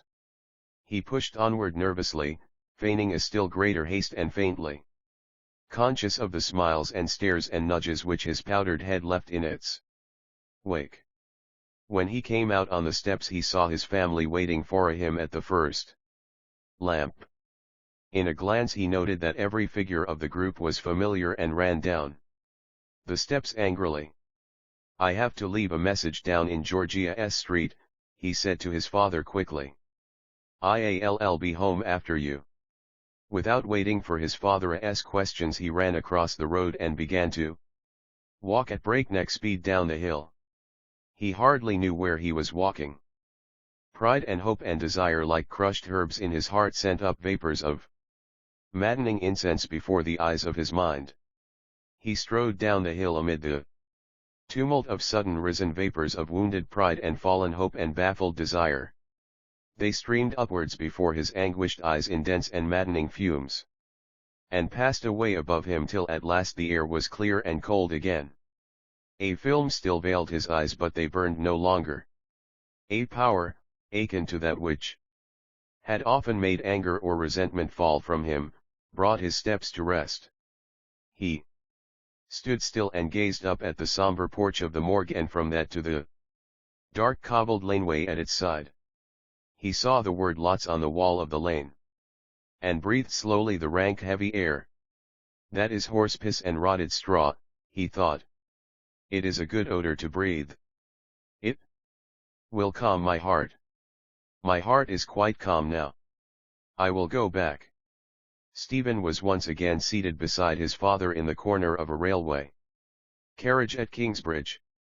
He was travelling with his father by the night mail to Cork. As the train steamed out of the station he recalled his childish wonder of years before and every event of his first day at Clongowes. But he felt no wonder now. He saw the darkening land slipping away past him, the silent telegraph poles passing his window swiftly every 4 seconds, the little glimmering stations, manned by a few silent sentries, flung by the mail behind her and twinkling for a moment in the darkness like fiery grains flung backwards by a runner. He listened without sympathy to his father's evocation of Cork and of scenes of his youth, a tale broken by sighs or draughts from his pocket flask whenever the image of some dead friend appeared in it or whenever the evoker remembered suddenly the purpose of his actual visit. Stephen heard but could feel no pity. The images of the dead were all strangers to him save that of Uncle Charles, an image which had lately been fading out of memory. He knew, however, that his father's property was going to be sold by auction, and in the manner of his own dispossession. He felt the world give the lie rudely to his fantasy. At Maryborough he fell asleep. When he awoke the train had passed out of Mallow, and his father was stretched asleep on the other seat. The cold light of the dawn lay over the country, over the unpeopled fields and the closed cottages. The terror of sleep fascinated his mind as he watched the silent country or heard from time to time his father's deep breath or sudden sleepy movement. The neighborhood of unseen sleepers filled him with strange dread, as though they could harm him, and he prayed that the day might come quickly. His prayer, addressed neither to God nor saint, began with a shiver, as the chilly morning breeze crept through the chink of the carriage door to his feet, and ended in a trail of foolish words which he made to fit the insistent rhythm of the train, and silently, at intervals of 4 seconds, the telegraph poles held the galloping notes of the music between punctual bars. This furious music allayed his dread and, leaning against the window ledge, he let his eyelids close again. They drove in a jingle across Cork while it was still early morning and Stephen finished his sleep in a bedroom of the Victoria Hotel. The bright warm sunlight was streaming through the window and he could hear the din of traffic. His father was standing before the dressing table, examining his hair and face and mustache with great care, craning his neck across the water jug and drawing it back sideways to see the better. While he did so he sang softly to himself with quaint accent and phrasing. 'Tis youth and folly makes young men merry, so here, my love, I'll no longer stay. What can't be cured, sure, must be injured, sure, so I'll go to America. My love she's handsome, my love she's bony, she's like good whiskey when it is new, but when it is old and growing cold it fades and dies like the mountain dew. The consciousness of the warm sunny city outside his window and the tender tremors with which his father's voice festooned the strange sad happy air, drove off All the mists of the night's ill humor from Stefana's brain. He got up quickly to dress and, when the song had ended, said, "That's much prettier than any of your other come-all-yous." "Do you think so?" asked Mr. Dedalus. "I like it," said Stephen. "It's a pretty old air," said Mr. Dedalus, twirling the points of his mustache. "Ah! But you should have heard Mick Lacey sing it." Poor Mick Lacey. He had little turns for it. Grace notes that he used to put in that "I haven't a tea got." That was the boy who could sing a "Come all you, if you like." Mr. Dedalus had ordered drishines for breakfast, and during the meal he cross-examined the waiter for local news. For the most part they spoke at cross purposes. When a name was mentioned, the waiter having in mind the present holder and Mr. Dedalus his father or perhaps his grandfather. "Well, I hope they haven't a tea moved the Queen's College anyhow," said Mr. Dedalus. "For I want to show it to this youngster of mine." Along the Mardyke the trees were in bloom. They entered the grounds of the college and were led by the garrulous porter across the quadrangle. But their progress across the gravel was brought to a halt after every dozen or so paces by some reply of the porteress. "Ah, do you tell me so? And is poor Pot Levelly dead?" "Yes, sir." "Dead, sir." During these halts Stephen stood awkwardly behind the two men, weary of the subject and waiting restlessly for the slow march to begin again. By the time they had crossed the quadrangle his restlessness had risen to fever. He wondered how his father, whom he knew for a shrewd suspicious man, could be duped by the servile manners of the porter, and the lively southern speech which had entertained him. All the morning now irritated his ears. They passed into the anatomy theatre where Mr. Dedalus, the porter aiding him, searched the desks for his initials. Stephen remained in the background, depressed more than ever by the darkness and silence of the theatre and by the air it wore of jaded and formal study. On the desk he read the word fetus cut several times in the dark-stained wood. The sudden legend startled his blood. He seemed to feel the absent students of the college about him and to shrink from their company. A vision of their life, which his father's words had been powerless to evoke, sprang up before him out of the word cut in the desk. A broad-shouldered student with a mustache was cutting in the letters with a jackknife, seriously. Other students stood or sat near him laughing at his handiwork. One jogged his elbow. The big student turned on him, frowning. He was dressed in loose grey clothes and had tan boots. Stefana's name was called. He hurried down the steps of the theatre so as to be as far away from the vision as he could be and, peering closely at his father's initials, hid his flushed face. But the word and the vision capered before his eyes as he walked back across the quadrangle and towards the college gate. It shocked him to find in the outer world a trace of what he had deemed till then a brutish and individual malady of his own mind. His monstrous reveries came thronging into his memory. They too had sprung up before him, suddenly and furiously, out of mere words.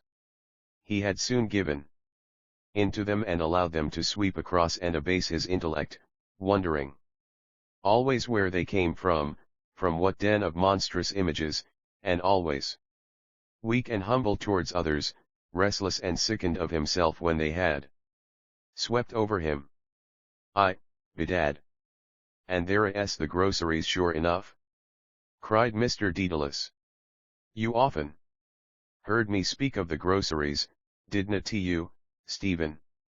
"Yes, the time we went down there when our names had been marked, a crowd of us, Harry Peard and little Jack Mountain and Bob Dias and Maurice Moriarty, the Frenchman, and Tom O'Grady and Mick Lacey that I told you of this morning, and Joey Corbett and poor little good-hearted Johnny Keevers of the Tant Isles. The leaves of the trees along the Mardyke were astir and whispering in the sunlight. A team of cricketers passed, agile young men in flannels and blazers, one of them carrying the long green wicket bag. In a quiet by-street a German band of 5 players in faded uniforms and with battered brass instruments was playing to an audience of street Arabs and leisurely messenger boys. A maid in a white cap and apron was watering a box of plants on a sill which shone like a slab of limestone. In the warm glare, from another window open to the air came the sound of a piano, scale after scale rising into the treble. Stephen walked on at his father's side, listening to stories he had heard before. Hearing again the names of the scattered and dead revelers who had been the companions of his father's youth. And a faint sickness sighed in his heart. He recalled his own equivocal position in Belvedere, a free boy, a leader afraid of his own authority, proud and sensitive and suspicious, battling against the squalor of his life and against the riot of his mind. The letters cut in the stained wood of the desk stared upon him, mocking his bodily weakness and futile enthusiasms and making him loathe himself for his own mad and filthy orgies. The spittle in his throat grew bitter and foul to swallow, and the faint sickness climbed to his brain so that for a moment he closed his eyes and walked on in darkness. He could still hear his father's voice. "When you kick out for yourself, Stephen, as I dare say you will one of these days, remember, whatever you do, to mix with gentlemen. When I was a young fellow, I tell you I enjoyed myself. I mixed with fine decent fellows. Every one of us could low something. One fellow had a good voice, another fellow was a good actor, another could sing a good comic song, another was a good oarsman or a good racket player, another could tell a good story, and so on. We kept the ball rolling anyhow and enjoyed ourselves and saw a bit of life, and we were none the worse of it either. But we were all gentlemen, Stephen, at least I hope we were, and bloody good honest Irishmen too. That's the kind of fellows I want you to associate with. Fellows of the right kidney. I am talking to you as a friend, Stephen. I don't believe a son should be afraid of his father. No, I treat you as your grandfather treated me when I was a young chap. We were more like brothers than father and son. I'll never forget the first day he caught me smoking. I was standing at the end of the South Terrace one day with some menines like myself, and sure we thought we were grand fellows because we had pipes stuck in the corners of our mouths. Suddenly, the governor passed. He didn't say a word, or stop even. But the next day, Sunday, we were out for a walk together, and when we were coming home he took out his cigar case and said, "By the by, Simon, I didn't know you smoked," or something like that. Of course I tried to carry it off as best I could. "If you want a good smoke," he said, "try one of these cigars. An American captain made me a present of them last night in Queenstown." Stephen heard his father's voice break into a laugh which was almost a sob. He was the handsomest man in Cork at that time, by God he was. The women used to stand to look after him in the street. He heard the sob passing loudly down his father's throat and opened his eyes with a nervous impulse. The sunlight breaking suddenly on his side turned the sky and clouds into a fantastic world of somber masses with lake-like spaces of dark rosy light. His very brain was sick and powerless. He could scarcely interpret the letters of the signboards of the shops. By his monstrous way of life he seemed to have put himself beyond the limits of reality. Nothing moved him or spoke to him from the real world unless he heard in it an echo of the infuriated cries within him. He could respond to no earthly or human appeal, dumb and insensible to the call of summer and gladness and companionship, wearied and dejected by his father's voice. He could scarcely recognize as his own thoughts, and repeated slowly to himself. I am Stephen Dedalus. I am walking beside my father whose name is Simon Dedalus. We are in Cork, in Ireland. Cork is a city. Our room is in the Victoria Hotel. Victoria and Stephen and Simon. Simon and Stephen and Victoria. Names. The memory of his childhood suddenly grew dim. He tried to call forth some of its vivid moments but could not. He recalled only names. Dante, Parnell, Klein, Clongaus. A little boy had been taught geography by an old woman who kept two brushes in her wardrobe. Then he had been sent away from home to a college. He had made his first communion and eaten Slim Jim out of his cricket cap and watched the firelight leaping and dancing on the wall of a little bedroom in the infirmary. And dreamed of being dead, of mass being said for him by the rector in a black and gold cope, of being buried then in the little graveyard of the community off the main avenue of limes. But he had not died then. Parnell had died. There had been no mass for the dead in the chapel and no procession. He had not died, but he had faded out like a film in the sun. He had been lost or had wandered out of existence. For he no longer existed. How strange to think of him passing out of existence in such a way, not by death but by fading out in the sun or by being lost and forgotten somewhere in the universe. It was strange to see his small body appear again for a moment, a little boy in a grey belted suit. His hands were in his side pockets and his trousers were tucked in at the knees by elastic bands. On the evening of the day on which the property was sold, Stephen followed his father meekly about the city from bar to bar, to the sellers in the market, to the barmen and barmaids, to the beggars who importuned him for a lob. Mr. Dedalus told the same tale, that he was an old Corkanian, that he had been trying for 30 years to get rid of his Cork accent up in Dublin, and that Peter Pickackafax beside him was his eldest son, but that he was only a Dublin Jackeen. They had set out early in the morning from Nokomia's coffee house, where Mr. Dedalus's cup had rattled noisily against its saucer, and Stephen had tried to cover that shameful sign of his father's drinking bout of the night before by moving his chair and coughing. One humiliation had succeeded another: the false smiles of the market sellers, the curvetings and oglings of the barmaids with whom his father flirted, the compliments and encouraging words of his father's friends. They had told him that he had a great look of his grandfather, and Mr. Dedalus had agreed that he was an ugly likeness. They had unearthed traces of a Cork accent in his speech and made him admit that the Lee was a much finer river than the Liffey. One of them, in order to put his Latin to the proof, had made him translate short passages from Delectus and asked him whether it was correct to say, tempora mutantur nos et mutimer in illis, or tempora mutantur et nos mutimer in illis.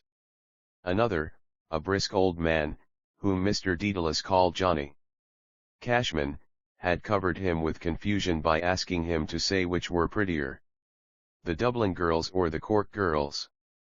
"He's not that way built," said Mr. Dedalus. "Leave him alone. He's a level-headed thinking boy who doesn't bother his head about that kind of nonsense." "Then he's not his father's son," said the little old man. "I don't know, I am sure," said Mr. Dedalus, smiling complacently. "Your father," said the little old man to Stephen, "was the boldest flirt in the city of Cork in his day. Do you know that?" Stephen looked down and studied the tiled floor of the bar into which they had drifted. "Now don't be putting ideas into his head," said Mr. Dedalus. "Leave him to his maker." "You're sure I wouldn't put any ideas into his head. I am old enough to be his grandfather."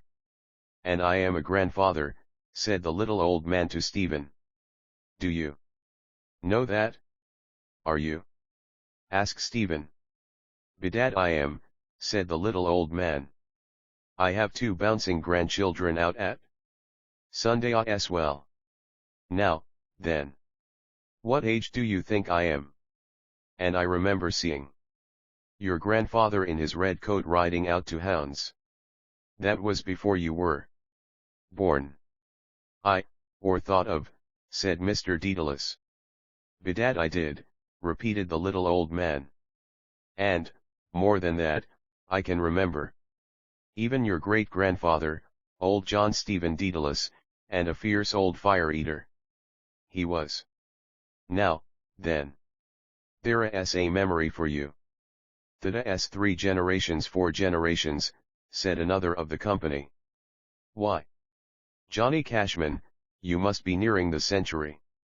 Well, I'll tell you the truth, said the little old man. I am just 27 years of age. We re as old as we feel, Johnny, said Mr. Daedalus. And just finish what you have there and we'll have another. Here, Tim or Tom or whatever your name is, give us the same again here. By God, I don't feel more than 18 myself. There's that son of mine there not half my age and I am a better man than he is any day of the week. Draw it mild now, Daedalus. I think it's time for you to take a back seat, said the gentleman who had spoken before. No, by God, asserted Mr. Daedalus. I'll sing a tenor song against him or I'll vault a 5-barred gate against him or I'll run with him after the hounds across the country as I did 30 years ago along with the carry boy and the best man for it. But he'll beat you here, said the little old man, tapping his forehead and raising his glass to drain it. Well, I hope he'll be as good a man as his father. That's all I can say, said Mr. Daedalus. If he is, he'll do, said the little old man. And thanks be to God, Johnny, said Mr. Daedalus, that we lived so long and did so little harm. But did so much good, Simon, said the little old man gravely. Thanks be to God. We lived so long and did so much good. Stephen watched the 3 glasses being raised from the counter as his father and his 2 cronies drank to the memory of their past. An abyss of fortune or of temperament sundered him from them. His mind seemed older than theirs, it shone coldly on their strifes and happiness and regrets like a moon upon a younger earth. No life or youth stirred in him as it had stirred in them. He had known neither the pleasure of companionship with others nor the vigor of rude male health nor filial piety. Nothing stirred within his soul but a cold and cruel and loveless lust. His childhood was dead or lost and with it his soul capable of simple joys and he was drifting amid life like the barren shell of the moon. Art thou pale for weariness of climbing heaven and gazing on the earth, wandering companionless? He repeated to himself the lines of Shelley's fragment. Its alternation of sad human ineffectiveness with vast inhuman cycles of activity chilled him and he forgot his own human and ineffectual grieving. Stephena's mother and his brother and one of his cousins waited at the corner of quiet Foster Place while he and his father went up the steps and along the colonnade, where the Highland sentry was parading. When they had passed into the great hall and stood at the counter, Stephen drew forth his orders on the governor of the Bank of Ireland for £33, and these sums, the moneys of his exhibition and essay prize, were paid over to him rapidly by the teller in notes and in coin respectively. He bestowed them in his pockets with feigned composure and suffered the friendly teller, to whom his father chatted, to take his hand across the broad counter and wish him a brilliant career in after life. He was impatient of their voices and could not keep his feet at rest. But the teller still deferred the serving of others to say he was living in changed times and that there was nothing like giving a boy the best education that money could buy. Mr. Dedalus lingered in the hall, gazing about him and up at the roof and telling Stephen, who urged him to come out, that they were standing in the House of Commons of the old Irish Parliament.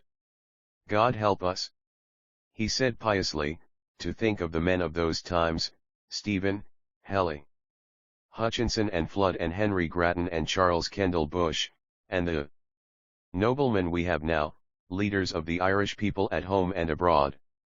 Why, by God, they wouldna be seen dead in a 10-acre field with them. No, Stephen, old chap, I am sorry to say that they are only as I roved out one fine May morning in the merry month of sweet July. A keen October wind was blowing round the bank. The three figures standing at the edge of the muddy path had pinched cheeks and watery eyes. Stephen looked at his thinly clad mother and remembered that a few days before he had seen a mantle priced at 20 guineas in the windows of Barnardo's. Well, that's done, said Mr. Dedalus. We had better go to dinner, said Stephen. Where? Dinner? Said Mr. Dedalus. Well, I suppose we had better, what? Some place that's not too dear, said Mrs. Dedalus. Underneath? Yes. Some quiet place. Come along, said Stephen quickly. It doesn't matter about the dearness. He walked on before them with short nervous steps, smiling. They tried to keep up with him, smiling also at his eagerness. Take it easy like a good young fellow, said his father. We re-hot out for the half-mile, are we? For a swift season of merry-making the money of his prizes ran through Stephen's fingers. Great parcels of groceries and delicacies and dried fruits arrived from the city. Every day he drew up a bill of fare for the family and every night led a party of 3 or 4 to the theatre to see Ingomar or the Lady of Lyons. In his coat pockets he carried squares of Vienna chocolate for his guests while his trousers pocket bulged with masses of silver and copper coins.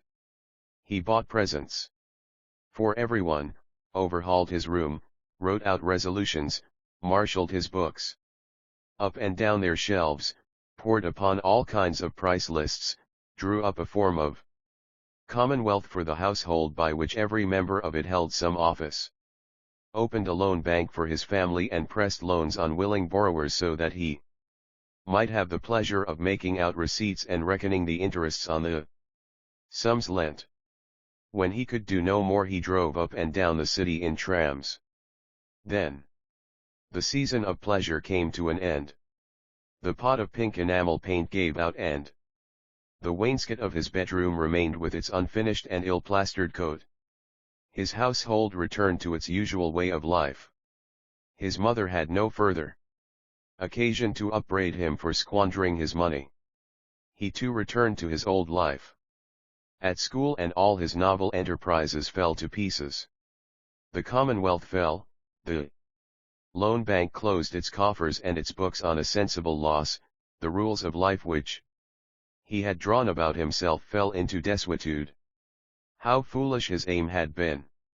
He had tried to build a breakwater of order and elegance against the sordid tide of life without him and to dam up, by rules of conduct and active interest and new filial relations, the powerful recurrence of the tides within him. Useless. From without as from within the waters had flowed over his barriers, their tides began once more to jostle fiercely above the crumbled mole. He saw clearly to his own futile isolation. He had not gone one step nearer the lives he had sought to approach nor bridged the restless shame and rancor that had divided him from mother and brother and sister.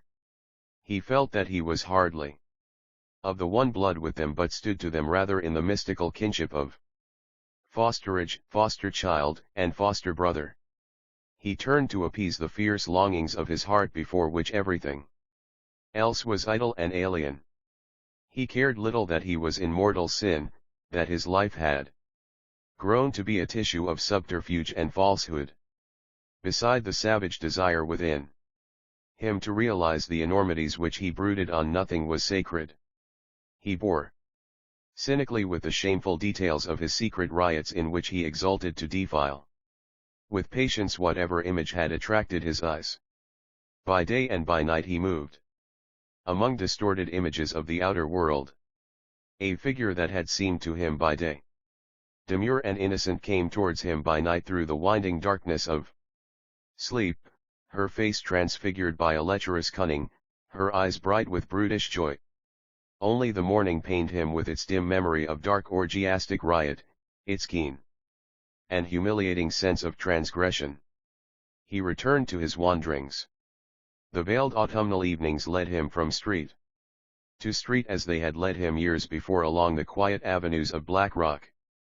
But no vision of trim front gardens or of kindly lights in the windows poured a tender influence upon him now. Only at times, in the pauses of his desire, when the luxury that was wasting him gave room to a softer languor, the image of Mercedes traversed the background of his memory. He saw again the small white house and the garden of rose bushes on the road that led to the mountains, and he remembered the sadly proud gesture of refusal which he was to make there, standing with her in the moonlit garden after years of estrangement and adventure. At those moments, the soft speeches of Claude Melnot rose to his lips and eased his unrest. A tender premonition touched him of the tryst he had then looked forward to, and, in spite of the horrible reality which lay between his hope of then and now, of the holy encounter he had then imagined, at which weakness and timidity and inexperience were to fall from him. Such moments passed, and the wasting fires of lust sprang up again. The verses passed from his lips, and the inarticulate cries and the unspoken brutal words rushed forth from his brain to force a passage. His blood was in revolt. He wandered up and down the dark slimy streets, peering into the gloom of lanes and doorways, listening eagerly for any sound. He moaned to himself like some baffled prowling beast. He wanted to sin with another of his kind, to force another being to sin with him, and to exult with her in sin. He felt some dark presence moving irresistibly upon him from the darkness, a presence subtle and murmurous as a flood filling him wholly with itself. Its murmur besieged his ears like the murmur of some multitude. In sleep, its subtle streams penetrated his being. His hands clenched convulsively, and his teeth set together as he suffered the agony of its penetration. He stretched out his arms in the street to hold fast the frail swooning form that eluded him and incited him, and the cry that he had strangled for so long in his throat issued from his lips. It broke from him like a wail of despair from a hell of sufferers, and died in a wail of furious entreaty, a cry for an iniquitous abandonment, a cry which was but the echo of an obscene scrawl which he had read on the oozing wall of a urinal. He had wandered into a maze of narrow and dirty streets. From the foul laneways he heard bursts of hoarse riot and wrangling and the drawling of drunken singers. He walked onward, dismayed, wondering whether he had strayed into the quarter of the Jews. Women and girls dressed in long vivid gowns traversed the street from house to house. They were leisurely and perfumed. A trembling seized him and his eyes grew dim. The yellow gas flames arose before his troubled vision against the vapory sky, burning as if before an altar. Before the doors and in the lighted halls, groups were gathered arrayed as for some rite. He was in another world. He had awakened from a slumber of centuries. He stood still in the middle of the roadway, his heart clamoring against his bosom in a tumult. A young woman dressed in a long pink gown laid her hand on his arm to detain him and gazed into his face. She said gaily, "Good night, Willie dear." Her room was warm and lightsome. A huge doll sat with her legs apart in the copious easy chair beside the bed. He tried to bid his tongue speak that he might seem at ease, watching her as she undid her gown, noting the proud conscious movements of her perfumed head. As he stood silent in the middle of the room, she came over to him and embraced him gaily and gravely. Her round arms held him firmly to her, and he, seeing her face lifted to him in serious calm and feeling the warm calm rise and fall of her breast, all but burst into hysterical weeping. Tears of joy and relief shone in his delighted eyes, and his lips parted though they would not speak. She passed her tinkling hand through his hair, calling him a little rascal. "Give me a kiss," she said. His lips would not bend to kiss her. He wanted to be held firmly in her arms, to be caressed slowly, slowly, slowly. In her arms he felt that he had suddenly become strong and fearless and sure of himself. But his lips would not bend to kiss her. With a sudden movement she bowed his head and joined her lips to his, and he read the meaning of her movements in her frank uplifted eyes. It was too much for him. He closed his eyes, surrendering himself to her, body and mind, conscious of nothing in the world but the dark pressure of her softly parting lips. They pressed upon his brain as upon his lips, as though they were the vehicle of a vague speech.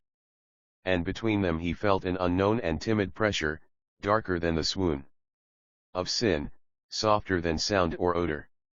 Chapter 3. The swift December dusk had come tumbling clownishly after its dull day, and, as he stared through the dull square of the window of the schoolroom, he felt his belly crave for its food.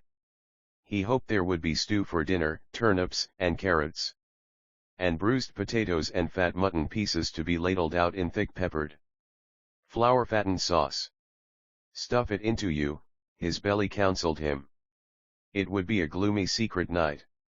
After early nightfall the yellow lamps would light up, here and there, the squalid quarter of the brothels. He would follow a devious course up and down the streets, circling always nearer and nearer in a tremor of fear and joy, until his feet led him suddenly round a dark corner. The whores would be just coming out of their houses, making ready for the night, yawning lazily after their sleep and settling the hairpins in their clusters of hair.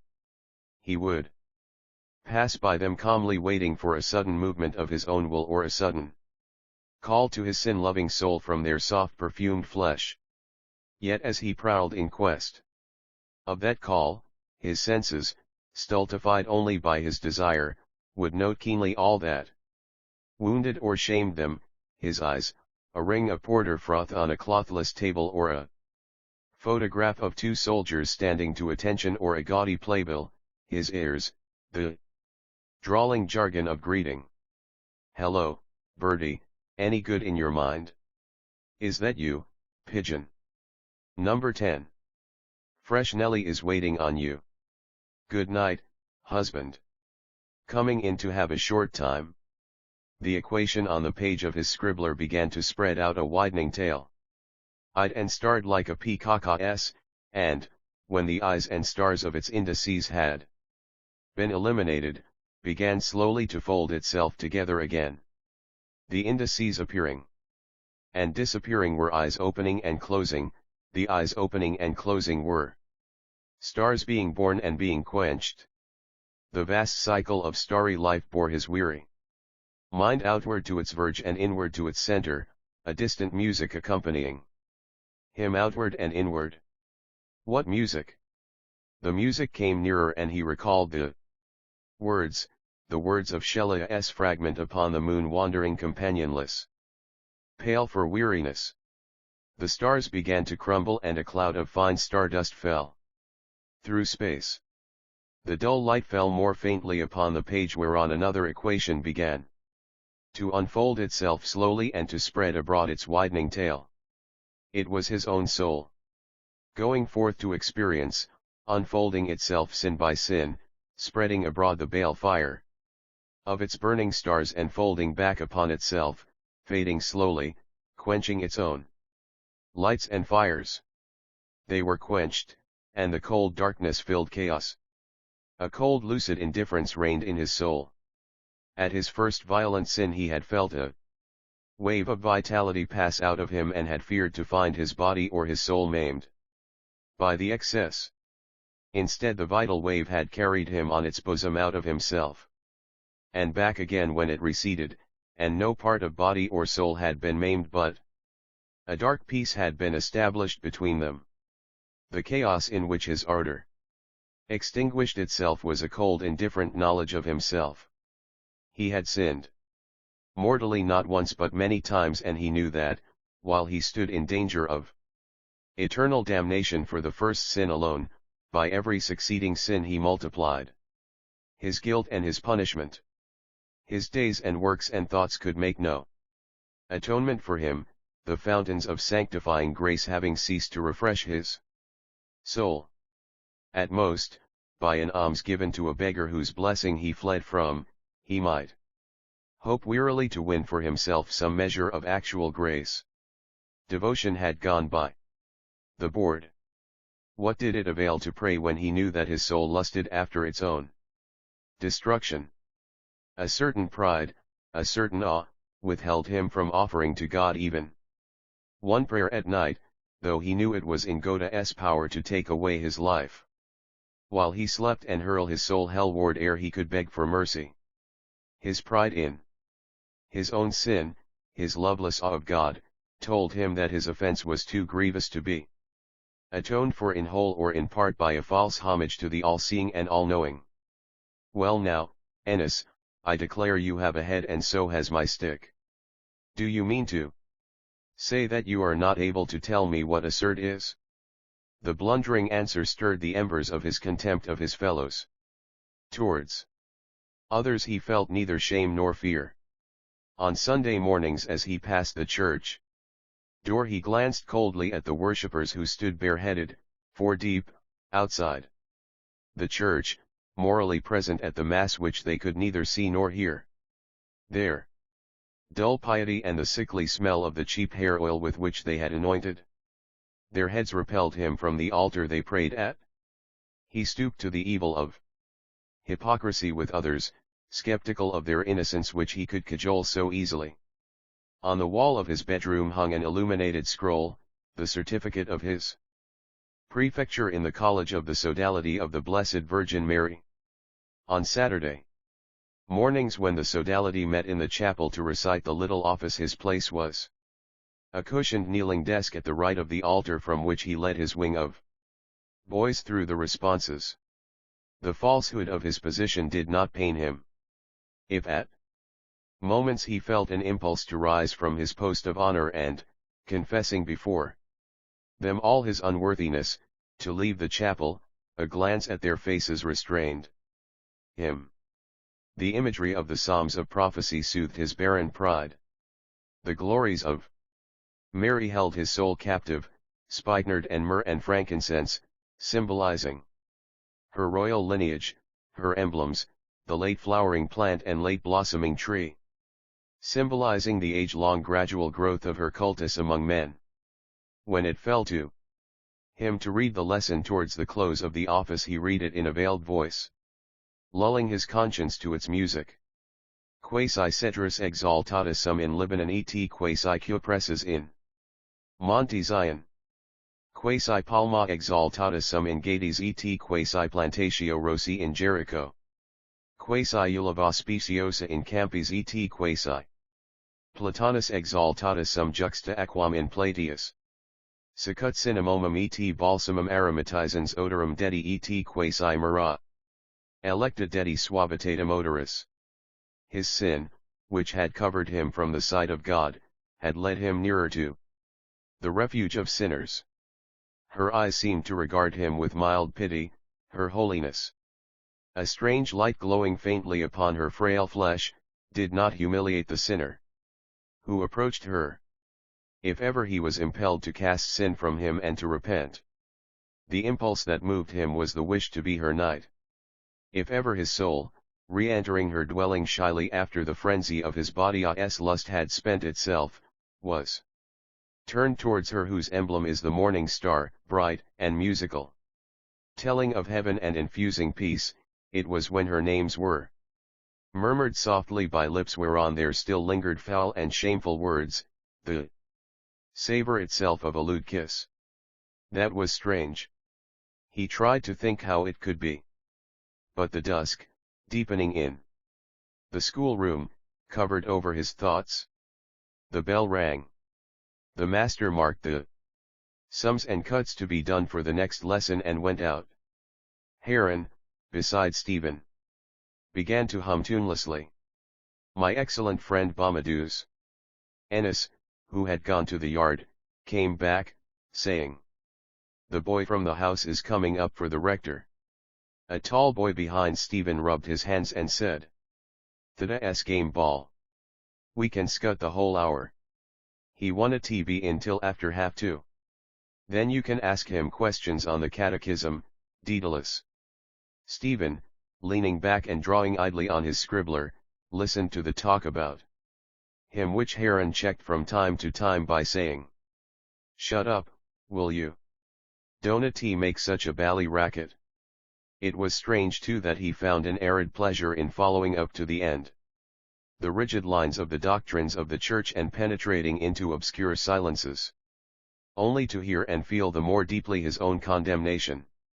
The sentence of St. James, which says that he who offends against one commandment becomes guilty of all, had seemed to him first a swollen phrase until he had begun to grope in the darkness of his own state.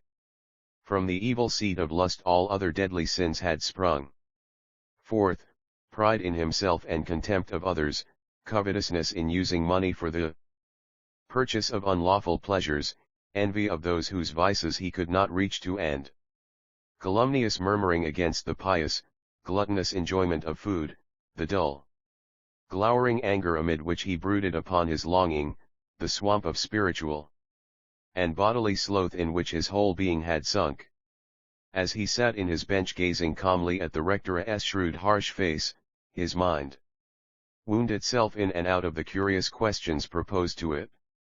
If a man had stolen £1 in his youth and had used that pound to amass a huge fortune, how much was he obliged to give back, the pound he had stolen only or the pound together, with the compound interest accruing upon it, or all his huge fortune? If a layman, in giving baptism, pour the water before saying the words, is the child baptized? Is baptism with a mineral water valid? How comes it that while the first beatitude promises the kingdom of heaven to the poor of heart, the second beatitude promises also to the meek that they shall possess the land? Why was the sacrament of the Eucharist instituted under the two species of bread and wine, if Jesus a Christ be present body and blood, soul and divinity, in the bread alone and in the wine alone? Does a tiny particle of the consecrated bread contain all the body and blood of Jesus Christ, or a part only of the body and blood?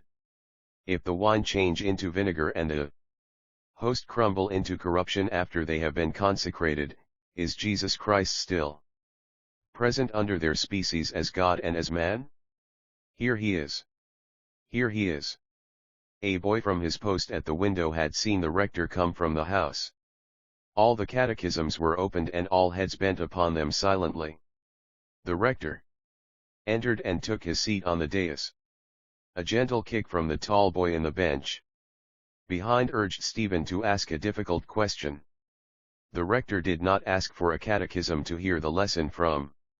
He clasped his hands on the desk and said, "The retreat will begin on Wednesday afternoon in honor of Saint Francis Xavier, whose feast day is Saturday.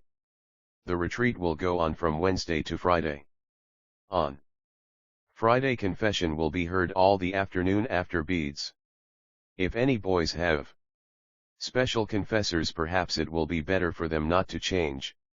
Mass will be on Saturday morning at 9:00 and General Communion for the whole college. Saturday will be a free day. But Saturday and Sunday being free days, some boys might be inclined to think that Monday is a free day also. Beware of making that mistake.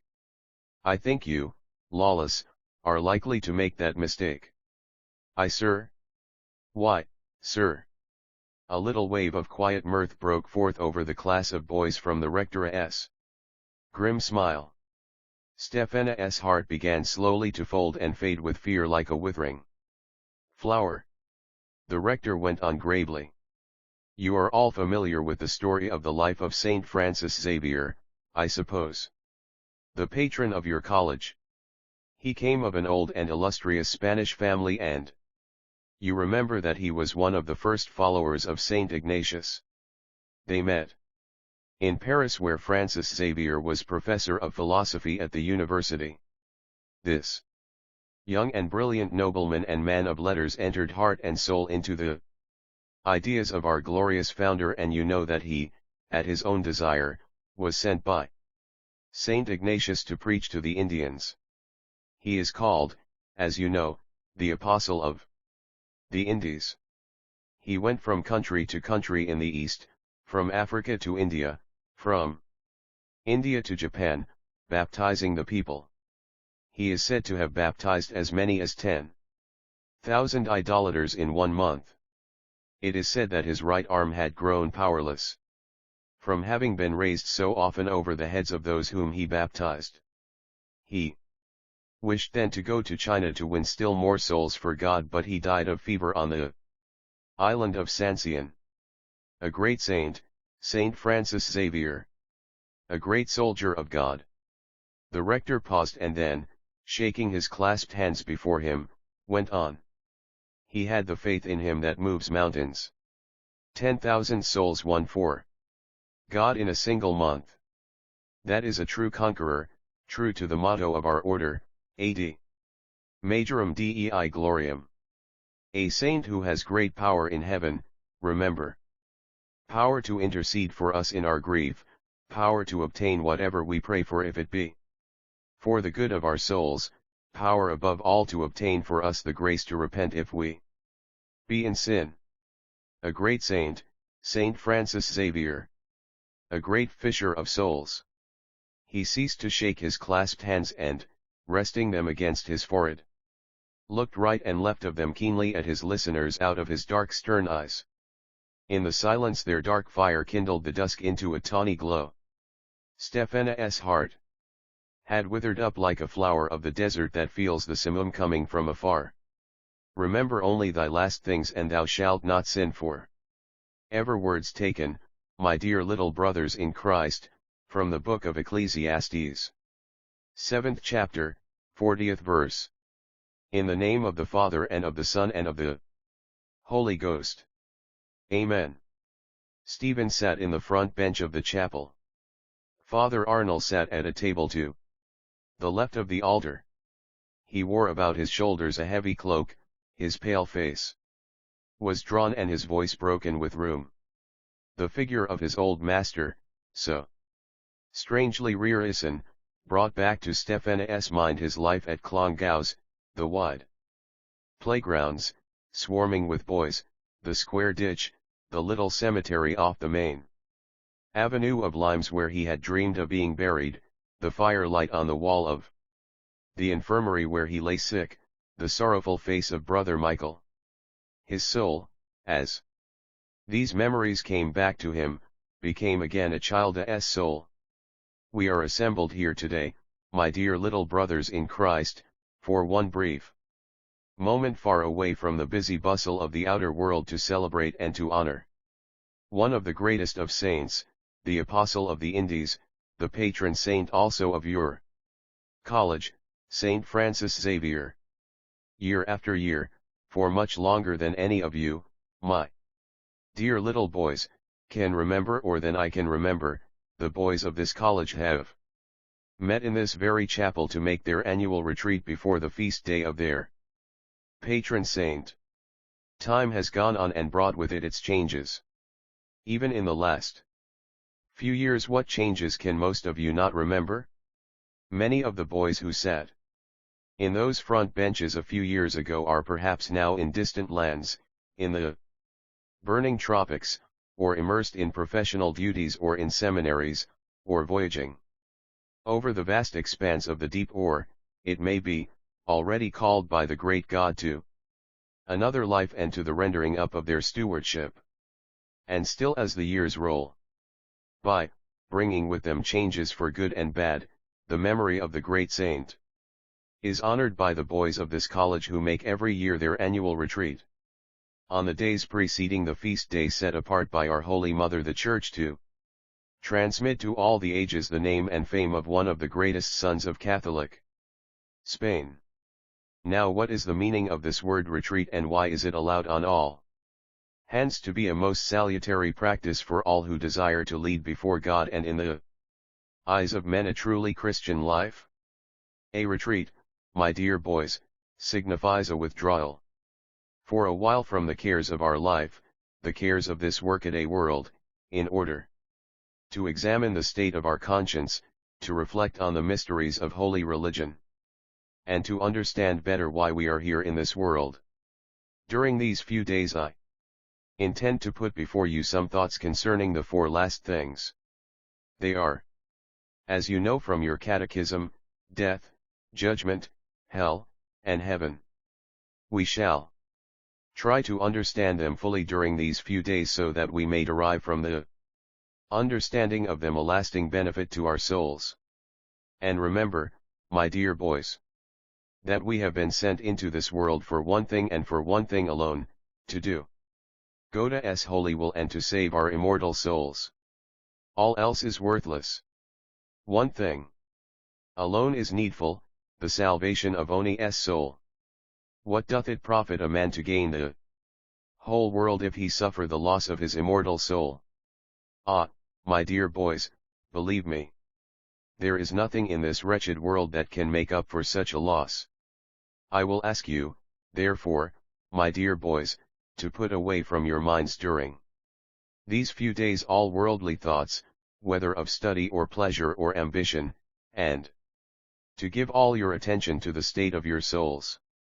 I need hardly remind you that during the days of the retreat all boys are expected to preserve a quiet and pious demeanor and to shun all loud unseemly pleasure. The elder boys, of course, will see that this custom is not infringed, and I look especially to the prefects and officers of the sodality of our Blessed Lady and of the sodality of the holy angels to set a good example to their fellow students. Let us try, therefore, to make this retreat in honor of Saint Francis with our whole heart and our whole mind. God's blessing will then be upon all your year's studies. But, above and beyond all, let this retreat be one to which you can look back in after years when maybe you are far from this college and among very different surroundings, to which you can look back with joy and thankfulness and give thanks to God for having granted you this occasion of laying the first foundation of a pious, honorable, zealous Christian life.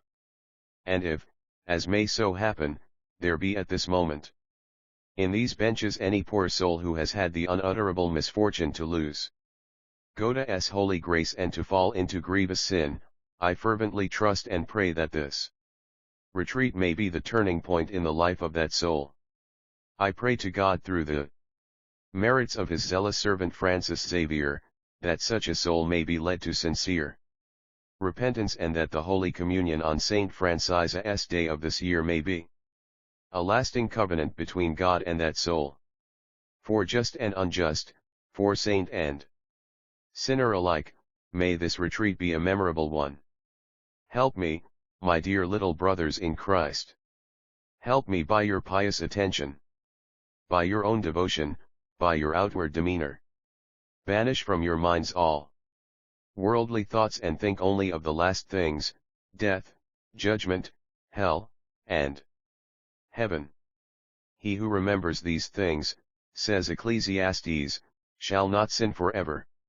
He who remembers the last things will act and think with them always before his eyes.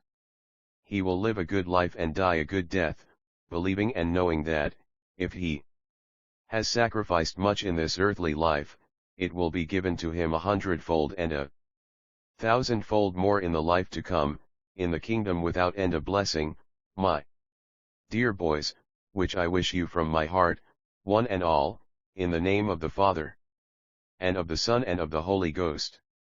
Amen. As he walked home with silent companions, a thick fog seemed to compass his mind. He waited in stupor of mind till it should lift and reveal what it had hidden. He ate his dinner with surly appetite, and when the meal was over and the grease-strewn plates lay abandoned on the table, he rose and went to the window, clearing the thick scum from his mouth with his tongue and licking it from his lips. So he had sunk to the state of a beast that licks his chaps after meat. This was the end. And a faint glimmer of fear began to pierce the fog of his mind. He pressed his face against the pane of the window and gazed out into the darkening street. Forms passed this way and that through the dull light. And that was life. The letters of the name of Dublin lay heavily upon his mind, pushing one another surlily hither and thither with slow boorish insistence. His soul was fattening and congealing into a gross grease, plunging ever deeper in its dull fear into a somber threatening dusk. While the body that was his stood, listless and dishonored, gazing out of darkened eyes, helpless, perturbed, and human for a bovine god to stare upon. The next day brought death and judgment, stirring his soul slowly from its listless despair. The faint glimmer of fear became a terror of spirit as the hoarse voice of the preacher blew death into his soul. He suffered its agony.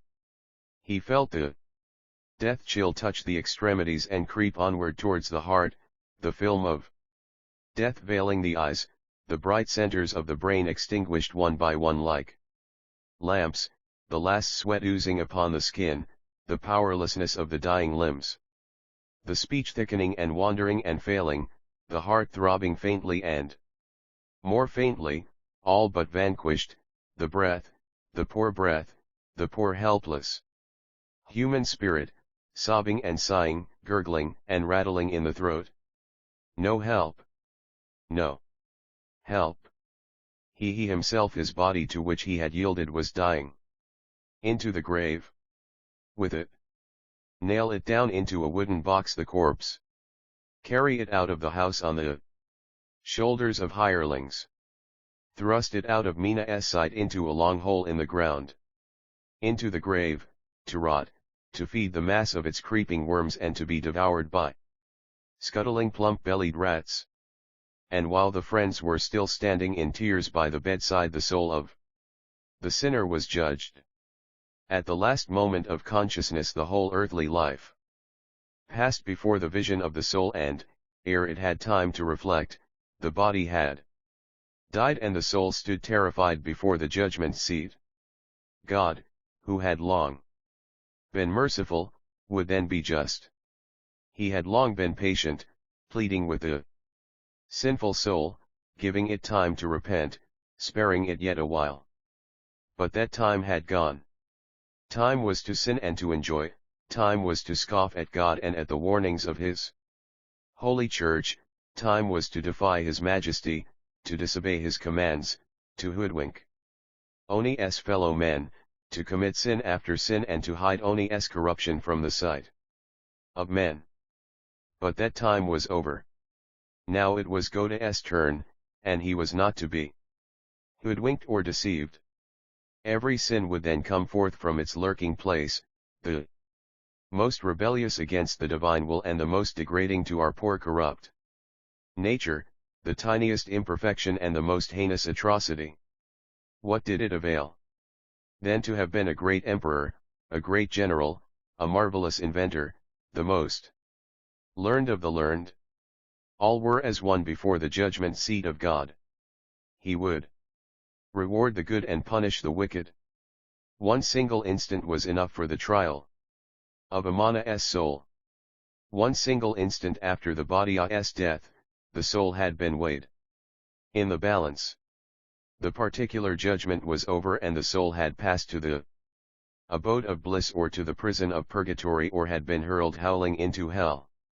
Nor was that all. Goda's justice had still to be vindicated before men. After the particular there still remained the general judgment. The last day had come. The doomsday was at hand. The stars of heaven were falling upon the earth like the figs. cast by the fig tree which the wind has shaken. The sun, the great luminary of the universe, had become as sackcloth of hair. The moon was blood red. The firmament was as a scroll rolled away. The archangel Michael, the prince of the heavenly host, appeared glorious and terrible against the sky. With 1 foot on the sea and 1 foot on the land he blew from the archangelical trumpet the brazen death of time. The 3 blasts of the angel filled all the universe. Time is, time was, but time shall be no more. At the last blast the souls of universal humanity throng towards the valley of Jehoshaphat, rich and poor, gentle and simple, wise and foolish, good and wicked. The soul of every human being that has ever existed, the souls of all those who shall yet be born, all the sons and daughters of Adam, all are assembled on that supreme day. And lo, the supreme judge is coming. No longer the lowly Lamb of God, no longer the meek Jesus of Nazareth, no longer the man of sorrows, no longer the good shepherd, he is seen now coming upon the clouds, in great power and majesty, attended by 9 choirs of angels, angels and archangels, principalities, powers and virtues, thrones and dominations, cherubim and seraphim, God omnipotent, God everlasting. He speaks, and his voice is heard even at the farthest limits of space, even in the bottomless abyss. Supreme Judge, from his sentence there will be and can be no appeal. He calls the just to his side, bidding them enter into the kingdom, the eternity of bliss prepared for them. The unjust he casts from him, crying in his offended majesty, depart from me, ye cursed, into everlasting fire which was prepared for the devil and his angels. Oh, what agony then for the miserable sinners! Friend is torn apart from friend, children are torn from their parents, husbands from their wives. The poor sinner holds out his arms to those who were dear to him in this earthly world, to those whose simple piety perhaps he made a mock of, to those who counseled him and tried to lead him on the right path, to a kind brother, to a loving sister, to the mother and father who loved him so dearly. But it is too late, the just turn away from the wretched damned souls which now appear before the eyes of all in their hideous and evil character. Oh, you hypocrites, oh, you whited sepulchres, oh you who present a smooth smiling face to the world while your soul within is a foul swamp of sin, how will it fare with you in that terrible day? And this day will come, shall come, must come, the day of death and the day of judgment. It is appointed unto man to die, and after death the judgment. Death is certain. The time and manner are uncertain, whether from long disease or from some unexpected accident. The Son of God cometh at an hour when you little expect him. Be therefore ready every moment, seeing that you may die at any moment. Death is the end of us all. Death and judgment, brought into the world by the sin of our first parents, are the dark portals that close our earthly existence, the portals that open into the unknown and the unseen, portals through which every soul must pass, alone, unaided save by its good works, without friend or brother or parent or master to help it, alone and trembling. Let that thought be ever before our minds, and then we cannot sin. Death, a cause of terror to the sinner, is a blessed moment for him who has walked in the right path, fulfilling the duties of his station in life, attending to his morning and evening prayers, approaching the holy sacrament frequently, and performing good and merciful works. For the pious and believing Catholic, for the just man, death is no cause of terror. Was it not Addison, the great English writer, who, when on his deathbed, sent for the wicked young Earl of Warwick to let him see how a Christian can meet his end? He it is, and he alone, The pious and believing Christian, who can say in his heart, O grave, where is thy victory? O death, where is thy sting? Every word of it was for him. Against his sin, foul and secret, the whole wrath of God was aimed. The preacher's knife had probed deeply into his disclosed conscience. And he felt now that his soul was festering in sin. Yes, the preacher was right. God's turn had come. Like a beast in its lair his soul had lain down in its own filth, but the blasts of the Angelus trumpet had driven him forth from the darkness of sin into the light. The words of doom cried by the angel shattered in an instant his presumptuous peace. The wind of the last day blew through his mind, his sins, the jewel-eyed harlots of his imagination, fled before the hurricane, squeaking like mice in their terror and huddled under a mane of hair. As he crossed the square, walking homeward, the light laughter of a girl reached his burning ear.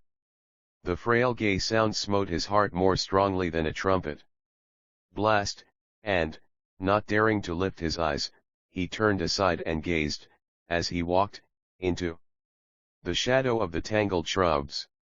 Shame rose from his smitten heart and flooded his whole being. The image of Emma appeared before him, and under her eyes the flood of shame rushed forth anew from his heart. If she knew to what his mind had subjected her, or how his brute-like lust had torn and trampled upon her innocence. Was that boyish love? Was that chivalry? Was that poetry? The sordid details of his orgies stank under his very nostrils. The soot-coated packet of pictures which he had hidden in the flue of the fireplace, and in the presence of whose shameless or bashful wantonness he lay for hours sinning in thought and deed, his monstrous dreams, peopled by ape-like creatures and by harlots with gleaming jewel eyes, the foul long letters he had written in the joy of guilty confession and carried secretly for days and days, only to throw them under cover of night among the grass in the corner of a field, or beneath some hingeless door in some niche in the hedges, where a girl might come upon them as she walked by and read them secretly. Mad! Mad! Was it possible he had done these things? A cold sweat broke out upon his forehead, as the foul memories condensed within his brain. When the agony of shame had passed from him, he tried to raise his soul from its abject powerlessness. God and the Blessed Virgin were too far from him. God was too great and stern, and the Blessed Virgin too pure and holy. But he imagined that he stood near Emma in a wide land, and, humbly and in tears, bent and kissed the elbow of her sleeve. In the wide land, under a tender lucid evening sky, a cloud drifting westward amid a pale green sea of heaven, they stood together, children that had erred.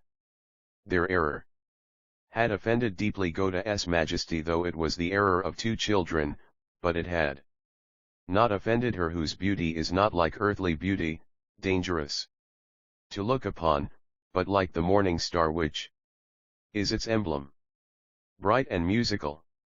The eyes were not offended which she turned upon him, nor reproachful. She placed their hands together, hand in hand, and said, speaking to their hearts, "Take hands, Stephen and Emma. It is a beautiful evening now in heaven. You have erred, but you are always my children.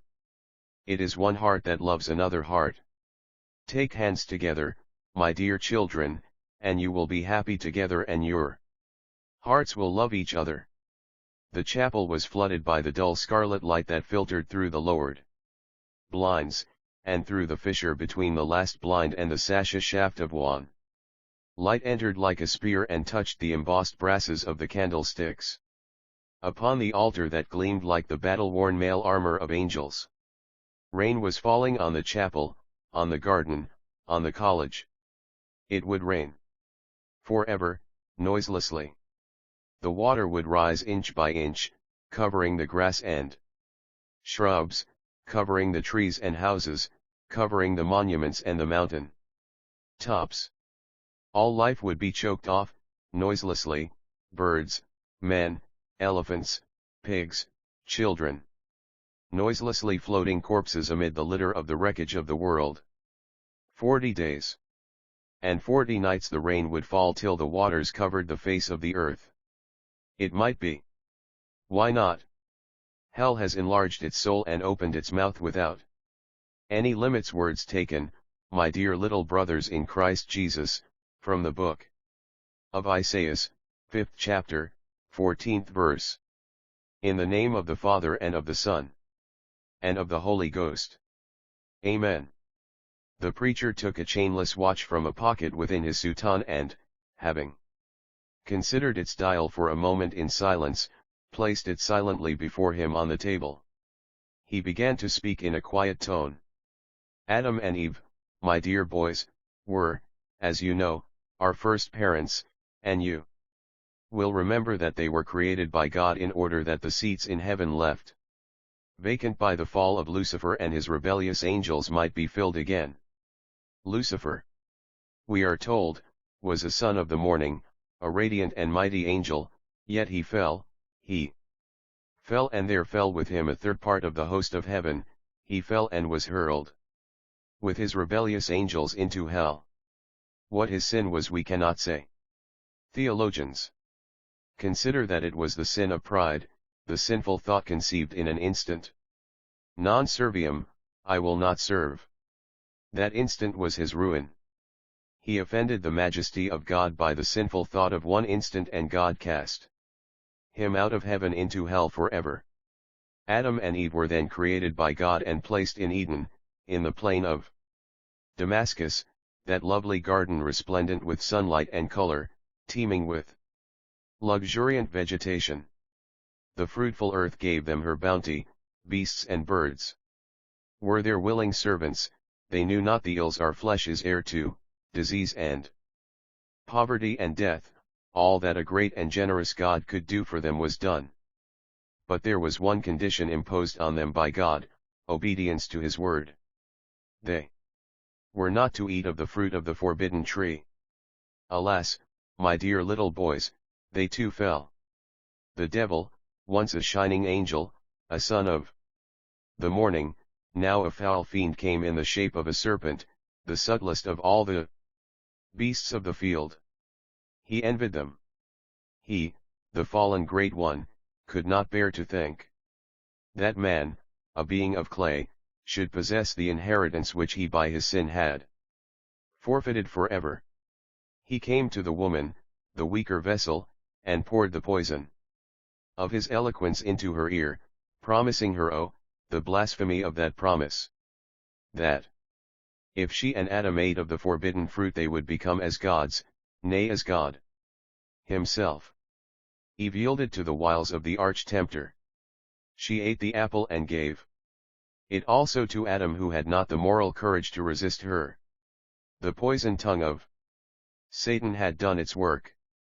They fell.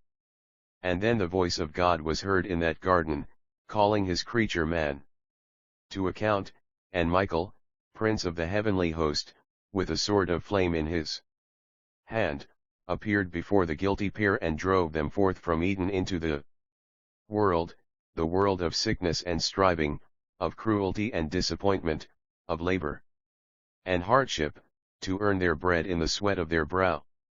But even then how merciful was God! He took pity on our poor degraded parents and promised that in the fullness of time he would send down from heaven one who would redeem them, make them once more children of God and heirs to the kingdom of heaven, and that one, that Redeemer of fallen man, was to be God's only begotten Son, the second person of the most blessed Trinity, the eternal Word. He came. He was born of a virgin pure, Mary the Virgin Mother. He was born in a poor cowhouse in Judea and lived as a humble carpenter for 30 years until the hour of his mission had come. And then, filled with love for men, he went forth and called to men to hear the new gospel. Did they listen? Yes, they listened but would not hear. He was seized and bound like a common criminal, mocked at as a fool, set aside to give place to a public robber, scourged with 5,000 lashes, crowned with a crown of thorns, hustled through the streets by the Jewish rabble and the Roman soldiery, stripped of his garments and hanged upon a gibbet, and his side was pierced with a lance, and from the wounded body of our Lord water and blood issued continually. Yet even then, in that hour of supreme agony, our merciful Redeemer had pity for mankind. Yet even there, on the hill of Calvary, he founded the Holy Catholic Church, against which, it is promised, the gates of hell shall not prevail.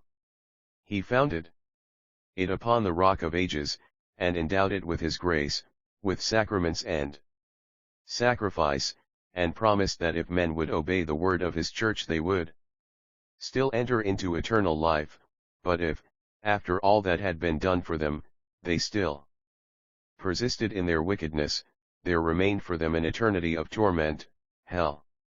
The preacher's voice sank. He paused, joined his palms for an instant, parted them. Then he resumed. Now let us try for a moment to realize, as far as we can, the nature of that abode of the damned which the justice of an offended God has called into existence for the eternal punishment of sinners.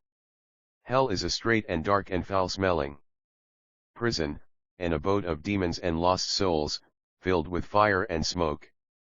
The straightness of this prison house is expressly designed by God to punish those who refuse to be bound by his laws. In earthly prisons the poor captive has at least some liberty of movement, were it only within the four walls of his cell or in the gloomy yard of his prison. Not so in hell. There, by reason of the great number of the damned, the prisoners are heaped together in their awful prison, the walls of which are said to be 4,000 miles thick, and the damned are so utterly bound and helpless that, as a blessed saint, Saint Anselm, writes in his book on similitudes, they are not even able to remove from the eye a worm that gnaws it. They lie in exterior darkness. For, remember, the fire of hell gives forth no light. As, at the command of God, the fire of the Babylonian furnace lost its heat but not its light, so, at the command of God, the fire of hell, while retaining the intensity of its heat, burns eternally in darkness. It is a never-ending storm of darkness, dark flames and dark smoke of burning brimstone, amid which the bodies are heaped one upon another without even a glimpse of air. Of all the plagues with which the land of the Pharaohs were smitten, one plague alone, that of darkness, was called horrible. What name, then, shall we give to the darkness of hell, which is to last not for 3 days alone but for all eternity? The horror of this strait and dark prison is increased by its awful stench. All the filth of the world, all the offal and scum of the world, we are told, shall run there as to a vast reeking sewer when the terrible conflagration of the last day has purged the world. The brimstone, too, which burns there in such prodigious quantity, fills all hell with its intolerable stench, and the bodies of the damned themselves exhale such a pestilential odor that, as Saint Bonaventure says, one of them alone would suffice to infect the whole world. The very air of this world, that pure element, becomes foul and unbreathable when it has been long enclosed. Consider then what must be the foulness of the air of hell. Imagine some foul and putrid corpse that has lain rotting and decomposing in the grave, a jelly-like mass of liquid corruption. Imagine such a corpse a prey to flames, devoured by the fire of burning brimstone, and giving off dense choking fumes of nauseous loathsome decomposition. And then imagine this sickening stench, multiplied a millionfold and a millionfold again, from the millions upon millions of fetid carcasses massed together in the reeking darkness, a huge and rotting human fungus. Imagine all this, and you will have some idea of the horror of the stench of hell. But this stench is not, horrible though it is, the greatest physical torment to which the damned are subjected. The torment of fire is the greatest torment to which the tyrant has ever subjected his fellow creatures. Place your finger for a moment in the flame of a candle and you will feel the pain of fire. But our earthly fire was created by God for the benefit of man, to maintain in him the spark of life, and to help him in the useful arts, whereas the fire of hell is of another quality, and was created by God to torture and punish the unrepentant sinner. Our earthly fire also consumes more or less rapidly according as the object which it attacks is more or less combustible, so that human ingenuity has even succeeded in inventing chemical preparations to check or frustrate its action. But the sulphurous brimstone, which burns in hell, is a substance which is specially designed to burn forever and forever with unspeakable fury. Moreover, our earthly fire destroys at the same time as it burns, so that the more intense it is the shorter is its duration, but the fire of hell has this property, that it preserves that which it burns, and, though it rages with incredible intensity, it rages forever. Our earthly fire again, no matter how fierce or widespread it may be, is always of a limited extent, but the lake of fire in hell is boundless, shoreless and bottomless. It is on record that the devil himself, when asked the question by a certain soldier, was obliged to confess that if a whole mountain were thrown into the burning ocean of hell it would be burned up in an instant like a piece of wax. And this terrible fire will not afflict the bodies of the damned only from without, but each lost soul will be a hell unto itself, the boundless fire raging in its very vitals. Oh, how terrible is the lot of those wretched beings! The blood seethes and boils in the veins, the brains are boiling in the skull, the heart in the breast glowing and bursting, the bowels a red-hot mass of burning pulp, the tender eyes flaming like molten balls. And yet what I have said as to the strength and quality and boundlessness of this fire is as nothing when compared to its intensity, an intensity which it has as being the instrument chosen by divine design for the punishment of soul and body alike. It is a fire which proceeds directly from the ire of God, working not of its own activity but as an instrument of divine vengeance. As the waters of baptism cleanse the soul with the body, so do the fires of punishment torture the spirit with the flesh. Every sense of the flesh is tortured and every faculty of the soul therewith, the eyes with impenetrable utter darkness, the nose with noisome odors, the ears with yells and howls and execrations, the taste with foul matter, leprous corruption, nameless suffocating filth, the touch with red-hot goads and spikes, with cruel tongues of flame. And through the several torments of the senses the immortal soul is tortured eternally in its very essence amid the leagues upon leagues of glowing fires kindled in the abyss by the offended majesty of the omnipotent God and fanned into everlasting and ever-increasing fury by the breath of the anger of the Godhead. Consider finally that the torment of this infernal prison is increased by the company of the damned themselves. Evil company on earth is so noxious that the plants, as if by instinct, withdraw from the company of whatsoever is deadly or hurtful to them. In hell all laws are overturned. There is no thought of family or country, of ties, of relationships. The damned howl and scream at one another, their torture and rage intensified by the presence of beings tortured and raging like themselves. All sense of humanity is forgotten. The yells of the suffering sinners fill the remotest corners of the vast abyss. The mouths of the damned are full of blasphemies against God and of hatred for their fellow sufferers and of curses against those souls which were their accomplices in sin. In olden times it was the custom to punish the parricide, the man who had raised his murderous hand against his father, by casting him into the depths of the sea in a sack in which were placed a cock, a monkey, and a serpent. the intention of those lawgivers who framed such a law, which seems cruel in our times, was to punish the criminal by the company of hurtful and hateful beasts. But what is the fury of those dumb beasts compared with the fury of execration which bursts from the parched lips and aching throats of the damned in hell when they behold in their companions in misery those who aided and abetted them in sin, those whose words sowed the first seeds of evil thinking and evil living in their minds, those whose immodest suggestions led them on to sin, those whose eyes tempted and allured them from the path of virtue. They turn upon those accomplices and upbraid them and curse them.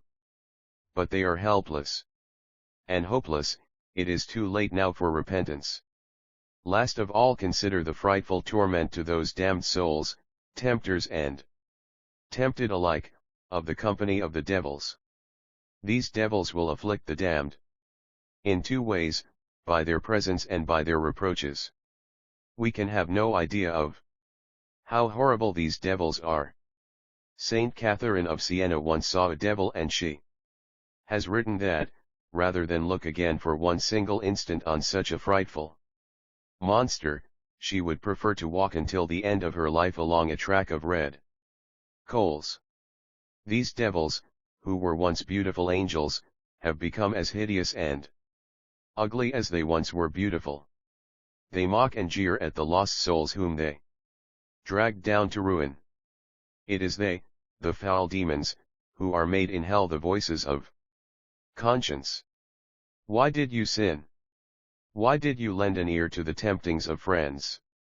Why did you turn aside from your pious practices and good works? Why did you not shun the occasions of sin? Why did you not leave that evil companion? Why did you not give up that lewd habit, that impure habit? Why did you not listen to the counsels of your confessor? Why did you not, even after you had fallen the first or the second or the third or the fourth or the 100th time, repent of your evil ways and turn to God, who only waited for your repentance to absolve you of your sins? Now the time for repentance has gone by. Time is, time was, but time shall be no more. Time was to sin in secrecy, to indulge in that sloth and pride, to covet the unlawful, to yield to the promptings of your lower nature, to live like the beasts of the field, nay, worse than the beasts of the field, for they, at least, are but brutes and have no reason to guide them. Time was, but time shall be no more. God spoke to you by so many voices, but you would not hear. You would not crush out that pride and anger in your heart, you would not restore those ill-gotten goods. You would not obey the precepts of your holy church nor attend to your religious duties, you would not abandon those wicked companions, you would not avoid those dangerous temptations. Such is the language of those fiendish tormentors, words of taunting and of reproach, of hatred and of disgust. Of disgust, yes. For even they, the very devils, when they sinned by such a sin as alone was compatible with such angelical natures, a rebellion of the intellect, and they, even they, the foul devils, must turn away, revolted and disgusted, from the contemplation of those unspeakable sins by which degraded man outrages and defiles the temple of the Holy Ghost, defile and pollutes himself. Oh, my dear little brothers in Christ, may it never be our lot to hear that language. May it never be our lot, I say. In the last day of terrible reckoning I pray fervently to God that not a single soul of those who are in this chapel today may be found among those miserable beings whom the great Judge shall command to depart for ever from his sight, that not one of us may ever hear ringing in his ears the awful sentence of rejection, depart from me, ye cursed, into everlasting fire, which was prepared for the devil and his angels. He came down the aisle of the chapel, his legs shaking and the scalp of his head trembling as though it had been touched by ghostly fingers.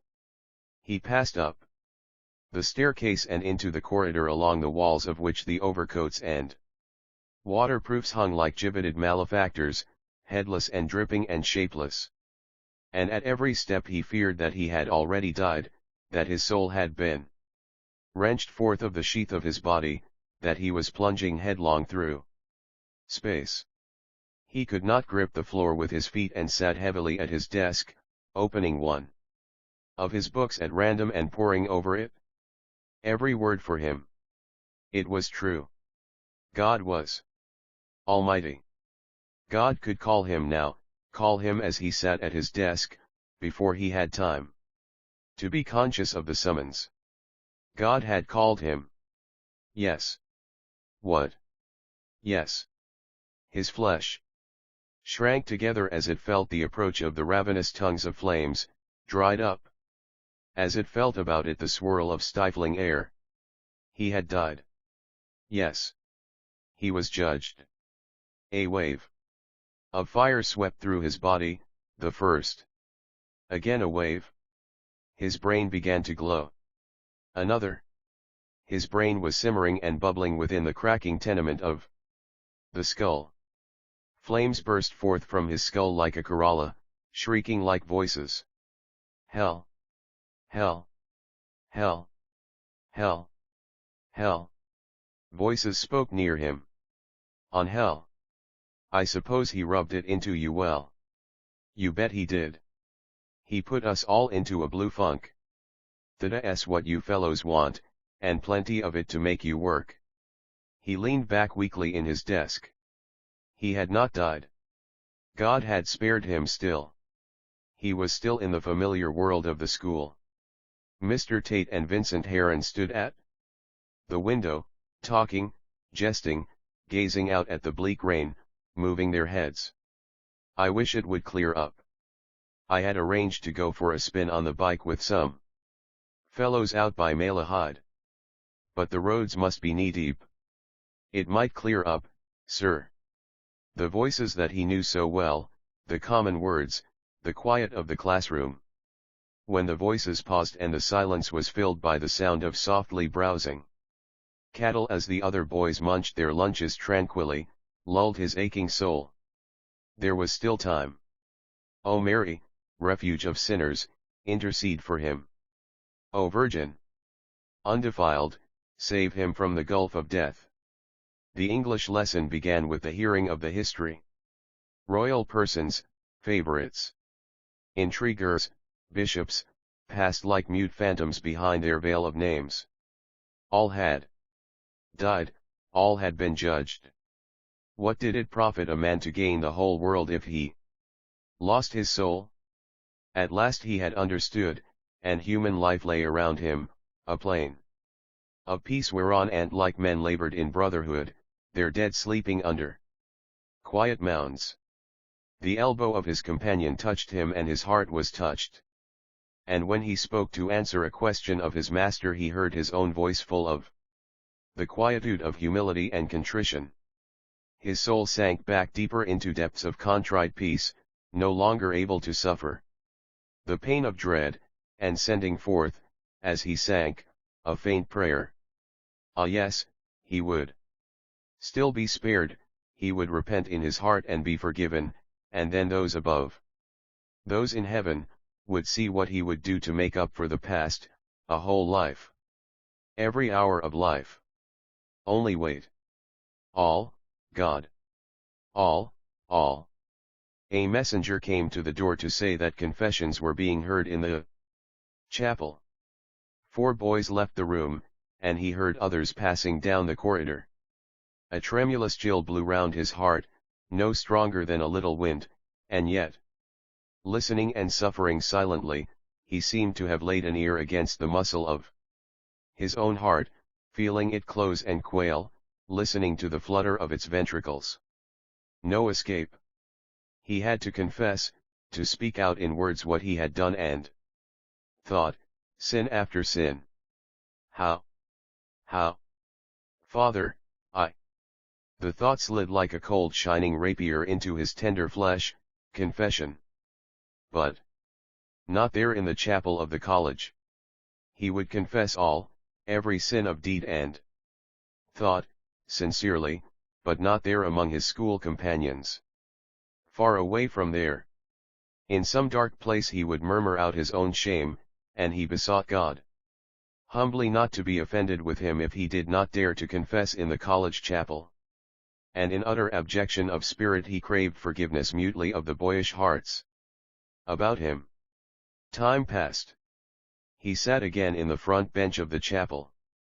The daylight without was already failing and, as it fell slowly through the dull red blinds, it seemed that the sun of the last day was going down and that all souls were being gathered for the judgment.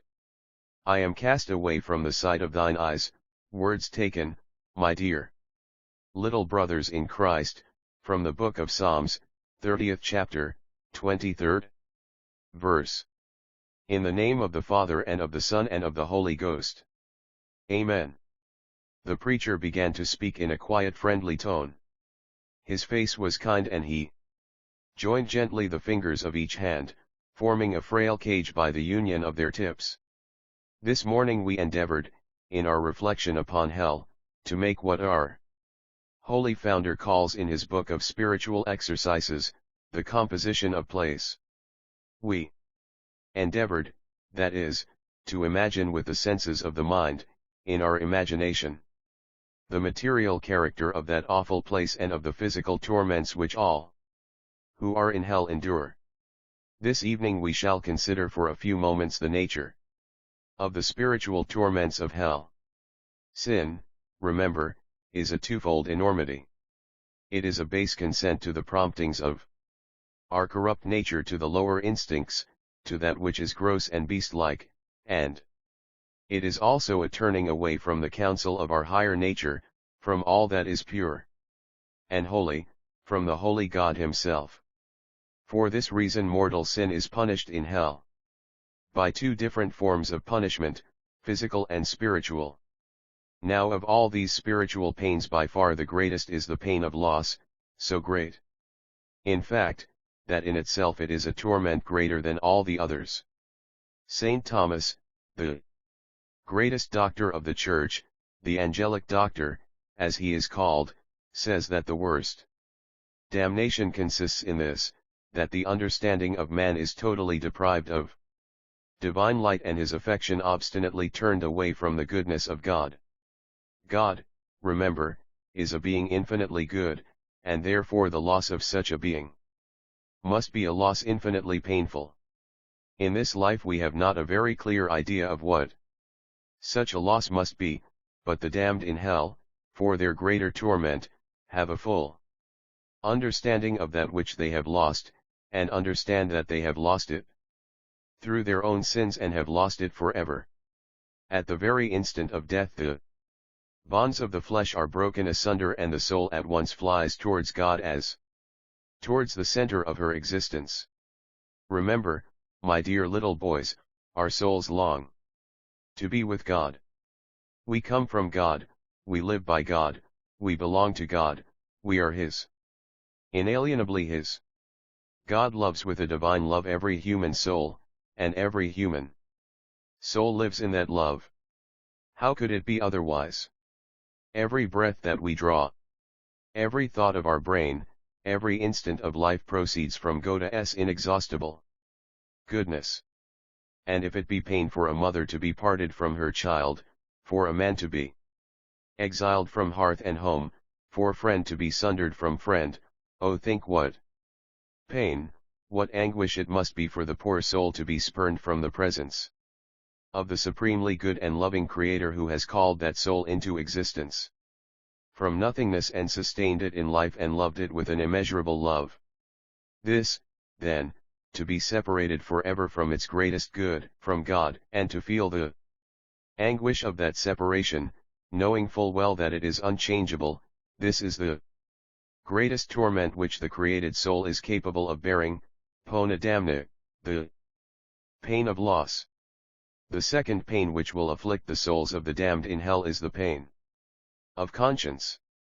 Just as in dead bodies worms are engendered by putrefaction, so in the souls of the lost there arises a perpetual remorse from the putrefaction of Sin, the sting of conscience, the worm, as Pope Innocent III calls it, of the triple sting.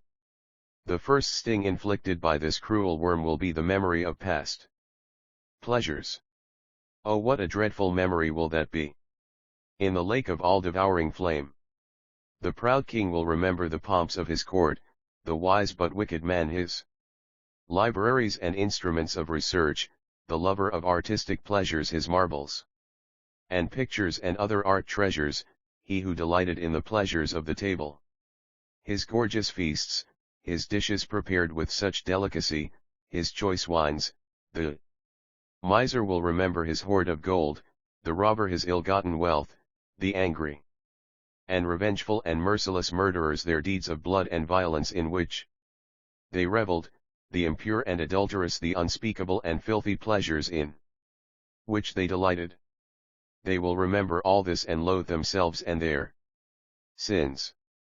For how miserable will all those pleasures seem to the soul condemned to suffer in hellfire for ages and ages. How they will rage and fume to think that they have lost the bliss of heaven for the dross of earth, for a few pieces of metal, for vain honors, for bodily comforts, for a tingling of the nerves. They will repent indeed. And this is the second sting of the worm of conscience, a late and fruitless sorrow for sins committed. Divine justice insists that the understanding of those miserable wretches be fixed continually on the sins of which they were guilty, and moreover, as Saint Augustine points out, God will impart to them his own knowledge of sin, so that sin will appear to them in all its hideous malice as it appears to the eyes of God himself. They will behold their sins in all their foulness and repent, but it will be too late, and then they will bewail the good occasions which they neglected.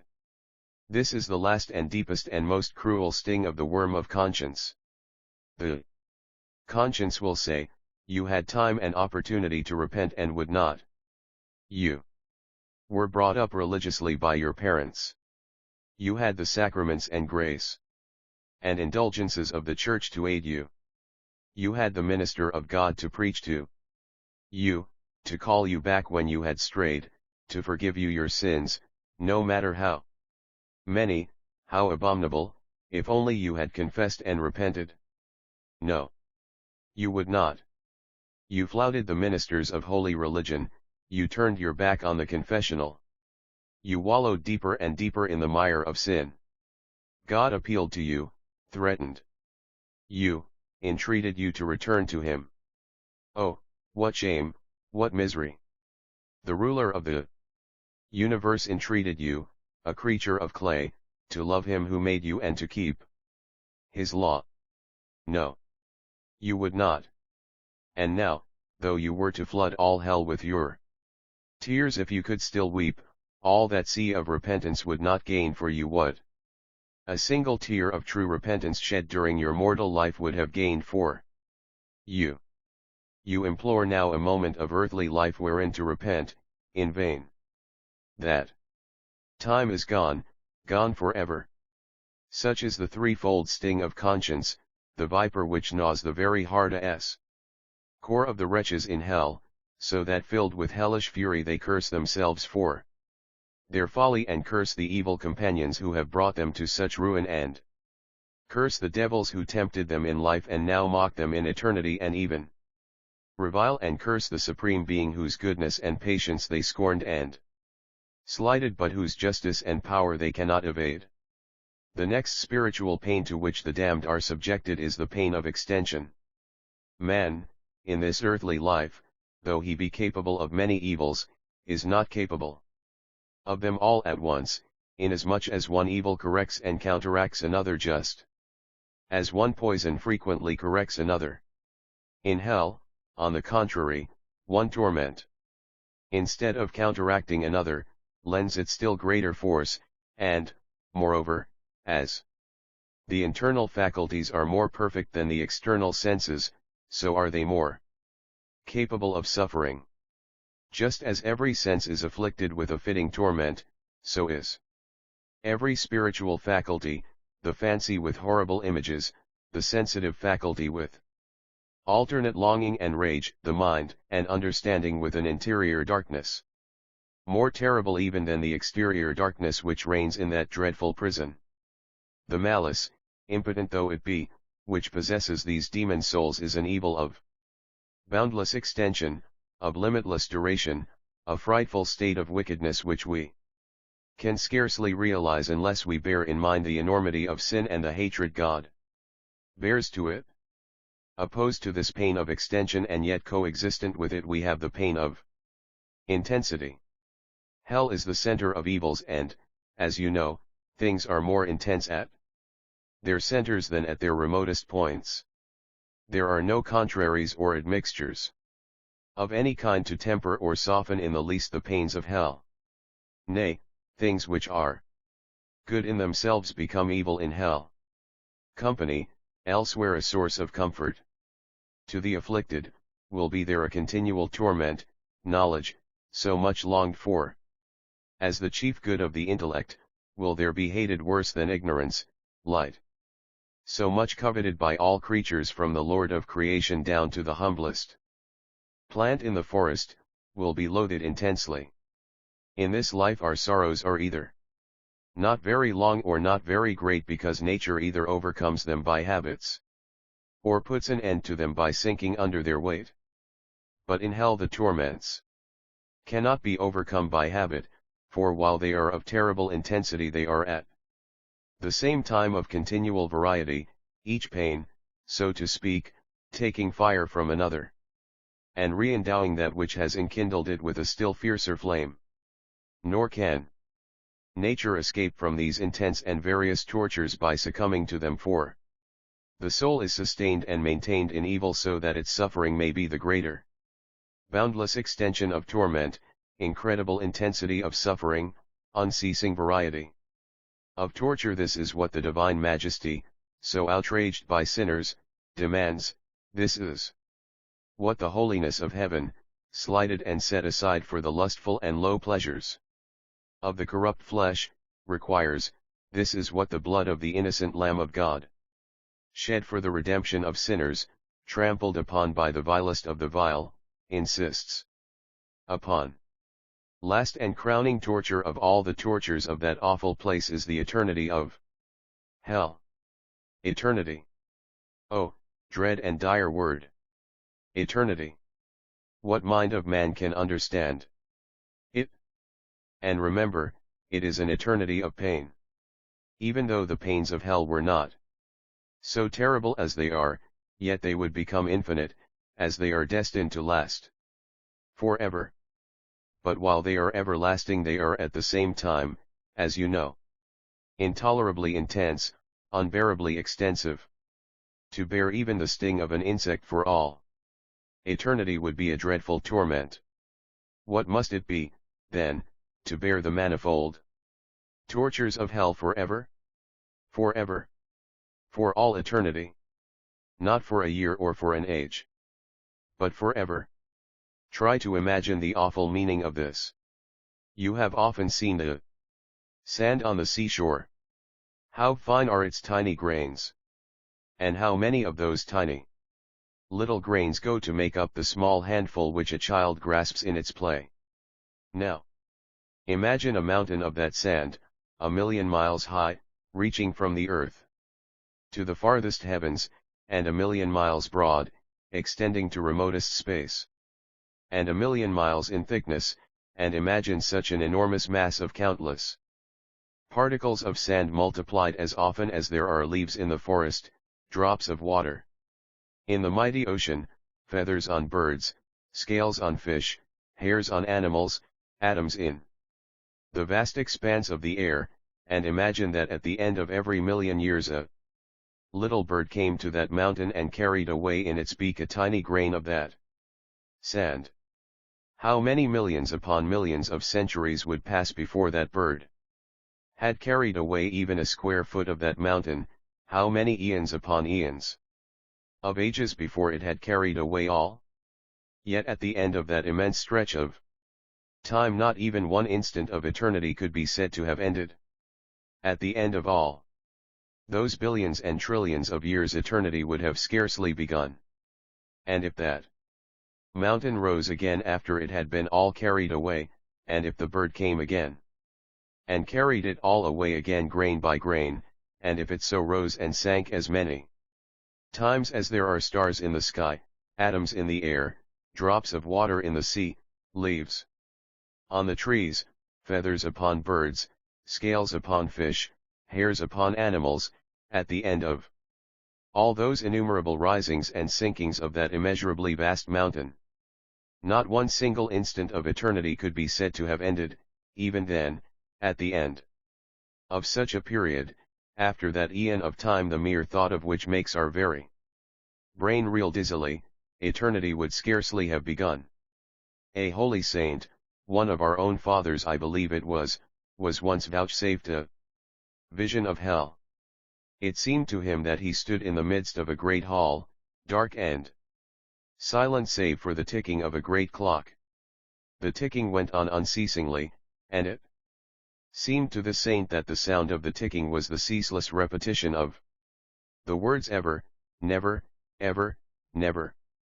Ever to be in hell, never to be in heaven, ever to be shut off from the presence of God, never to enjoy the beatific vision, ever to be eaten with flames, gnawed by vermin, goaded with burning spikes, never to be free from those pains, ever to have the conscience upbraid one, the memory enrage, the mind filled with darkness and despair, never to escape, ever to curse and revile the foul demons who gloat fiendishly over the misery of their dupes, never to behold the shining raiment of the blessed spirits, ever to cry out of the abyss of fire to God for an instant, a single instant, of respite from such awful agony, never to receive, even for an instant, God's pardon, ever to suffer, never to enjoy, ever to be damned, never to be saved, ever, never, ever,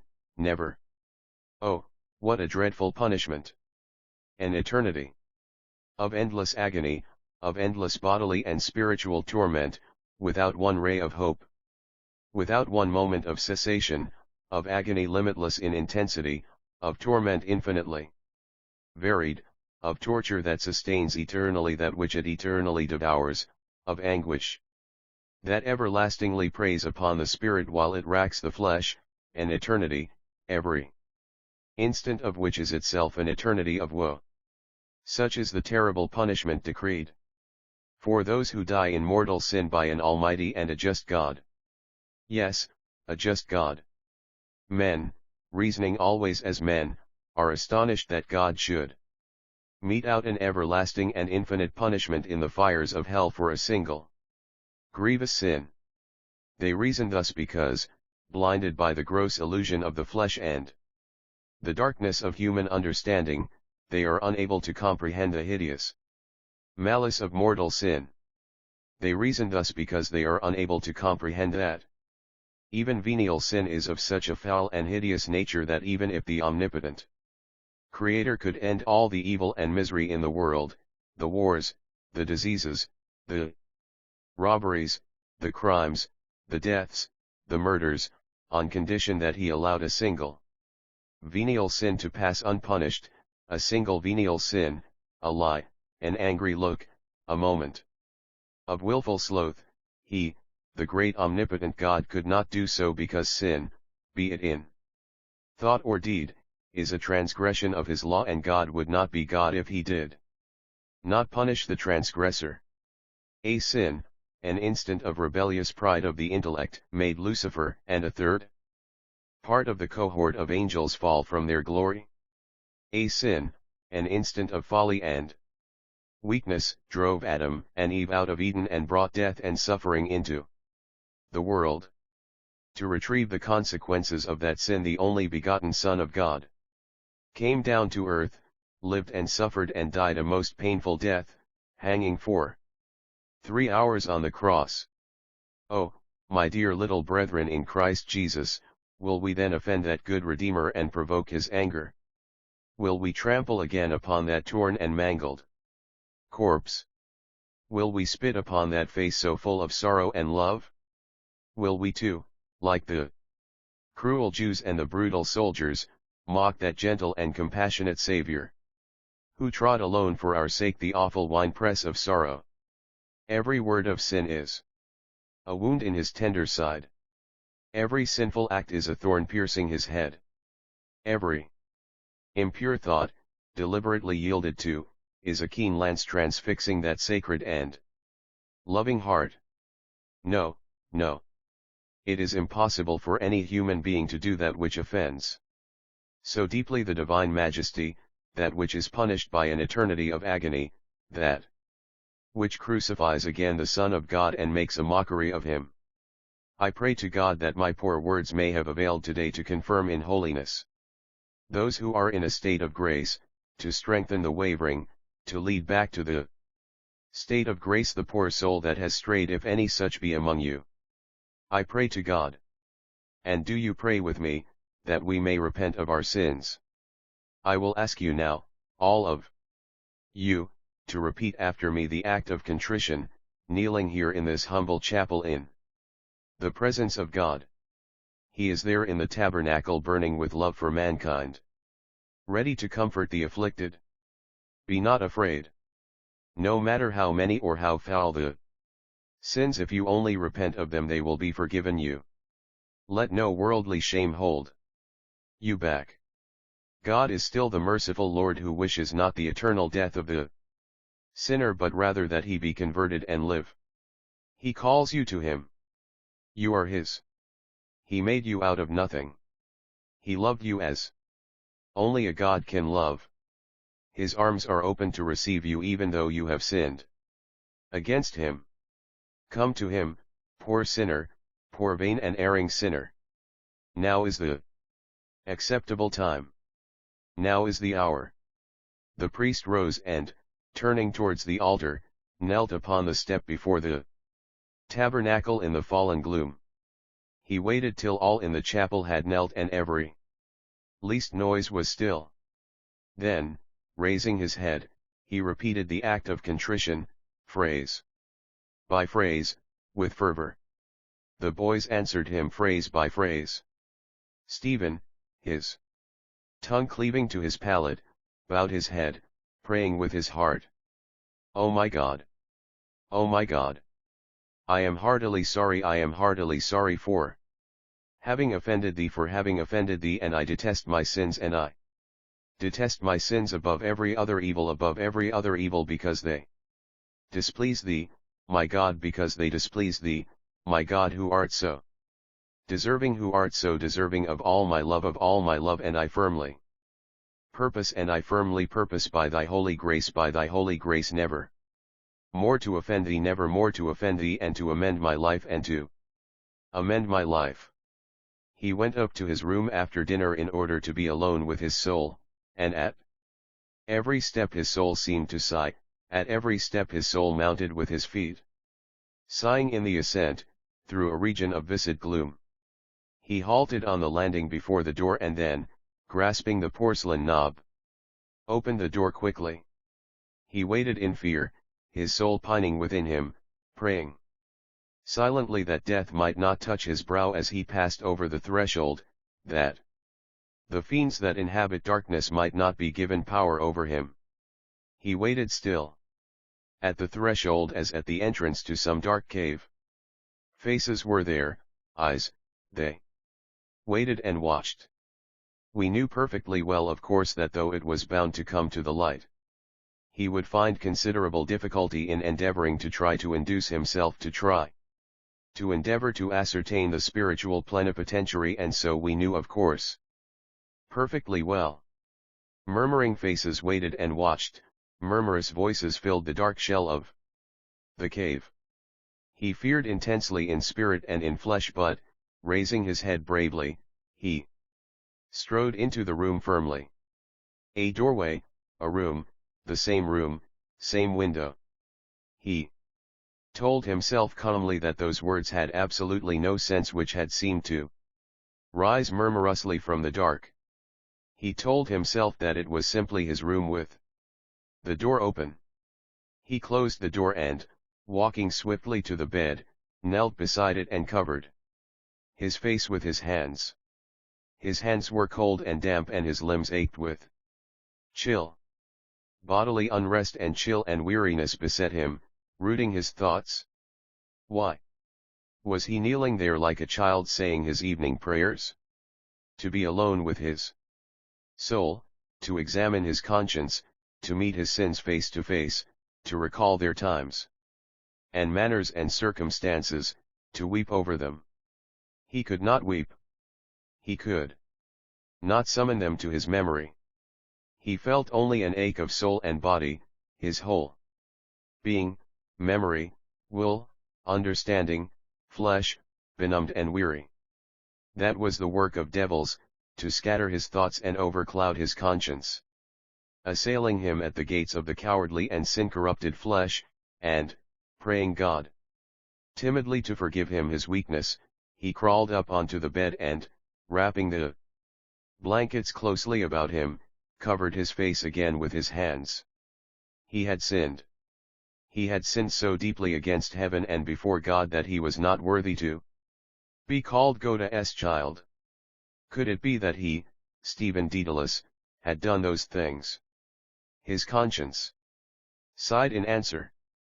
Yes, he had done them, secretly, filthily, time after time, and, hardened in sinful impenitence, he had dared to wear the mask of holiness before the tabernacle itself while his soul within was a living mass of corruption.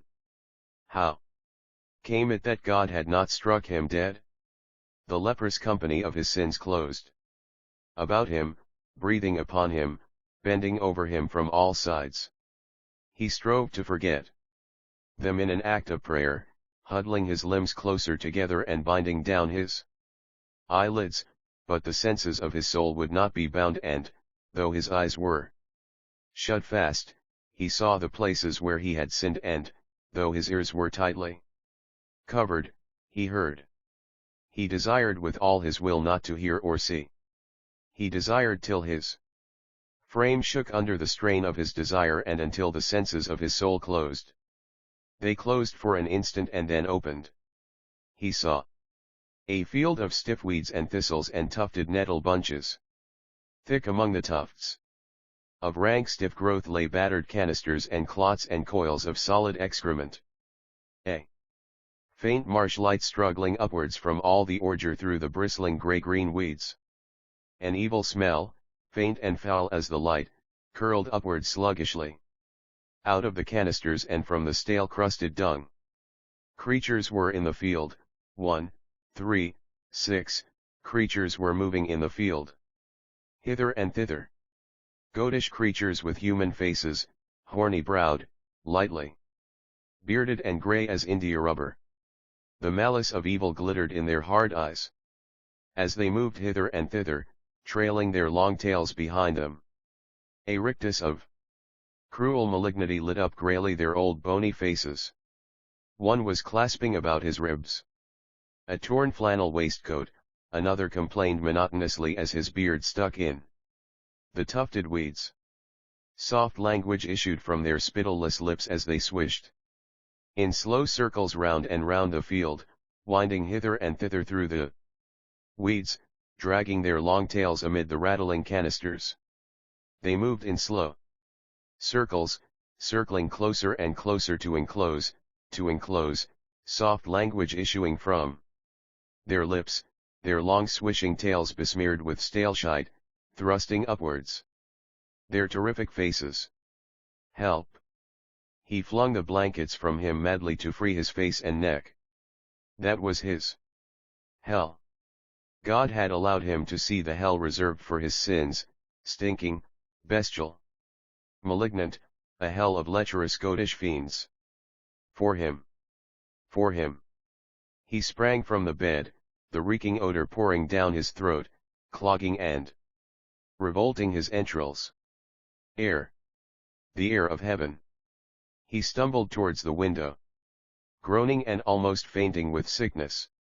At the washstand a convulsion seized him within, and, clasping his cold forehead wildly, he vomited profusely in agony.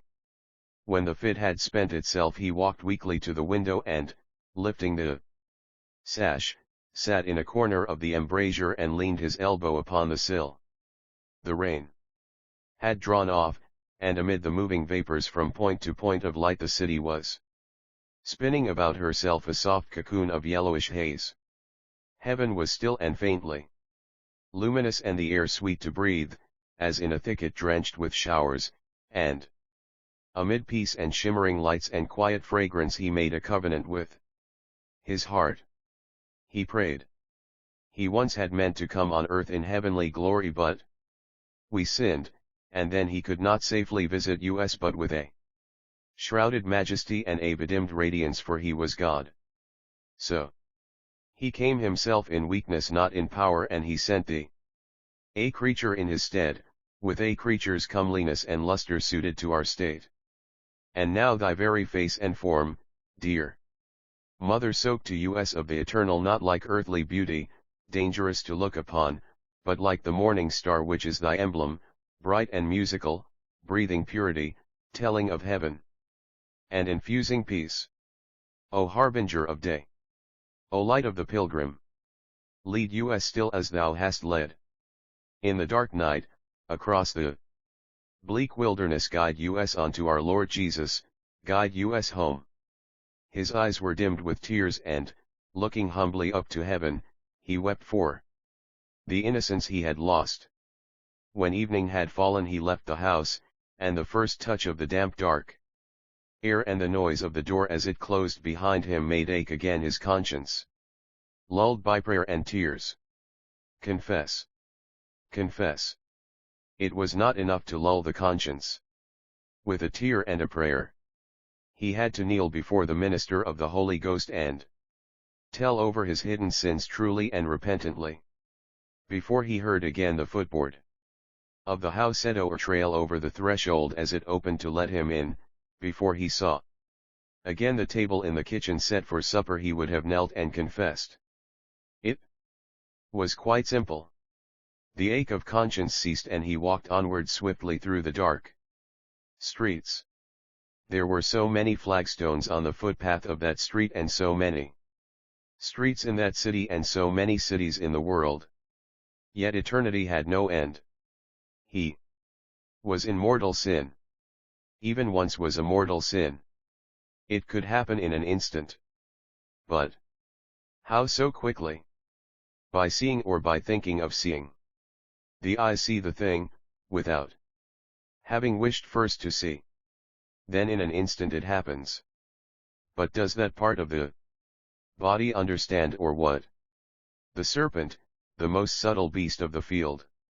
It must understand when it desires in one instant, and then prolongs its own desire instant after instant, sinfully. It feels and understands and desires. What a horrible thing! Who made it to be like that, a bestial part of the body able to understand bestially and desire bestially? Was that then he, or an inhuman thing moved by a lower soul? His soul sickened at the thought of a torpid snaky life feeding itself out of the tender marrow of his life and fattening upon the slime of lust. Oh, why was that so? Oh, why? He cowered in the shadow of the thought, abasing himself in the awe of God who had made all things and all men. Madness! Who could think such a thought? And, cowering in darkness and abject, he prayed mutely to his guardian angel to drive away with his sword the demon that was whispering to his brain. The whisper ceased, and he knew then clearly that his own soul had sinned in thought and word and deed willfully through his own body. Confess. He had to confess every sin. How could he utter in words to the priest what he had done? Must. Or how could he explain without dying of shame? Or how could he have done such things without shame? A madman. Confess. Oh, he would indeed to be free and sinless again. Perhaps the priest would know. Oh dear God! He walked on and on through ill-lit streets, fearing to stand still for a moment, lest it might seem that he held back from what awaited him, fearing to arrive at that towards which he still turned with longing. How beautiful must be a soul in The state of grace when God looked upon it with love. Frosy girls sat along the curbstones before their baskets. Their dank hair hung, trailed over their brows. They were not beautiful to see as they crouched in the mire. But their souls were seen by God, and if their souls were in a state of grace, they were radiant to see, and God loved them, seeing them. A wasting breath of humiliation blew bleakly over his soul to think of how he had fallen, to feel that those souls were dearer to God than his. The wind blew over him and passed on to the myriads and myriads of other souls on whom God's favor shone now more and now less, stars now brighter and now dimmer, sustained and failing. And the glimmering souls passed away, sustained and failing, merged in a moving breath. One soul was lost, a tiny soul, his. It flickered once and went out. Forgotten, lost. The end, black, cold, void waste. Consciousness of place came ebbing back to him slowly over a vast tract of time. Unlit, unfelt, unlived. The squalid scene composed itself around him, the common accents, the burning gas jets in the shops, odors of fish and spirits and wet sawdust. Moving men and women. An old woman was about to cross the street, an oil can in her hand. He bent down and asked her, was there a chapel near? A chapel, sir? Yes, sir. Church Street Chapel. Church. She shifted the can to her other hand and directed him, and, as she held out her reeking withered right hand under its fringe of shawl, he bent lower towards her. Saddened and soothed by her voice. Thank you. You are quite welcome, sir. The candles on the high altar had been extinguished, but the fragrance of incense still floated down the dim nave. Bearded workmen with pious faces were guiding a canopy out through a side door, the sacristan aiding them with quiet gestures and words. A few of the faithful still lingered praying before one of the side altars or kneeling in the benches near the confessionals.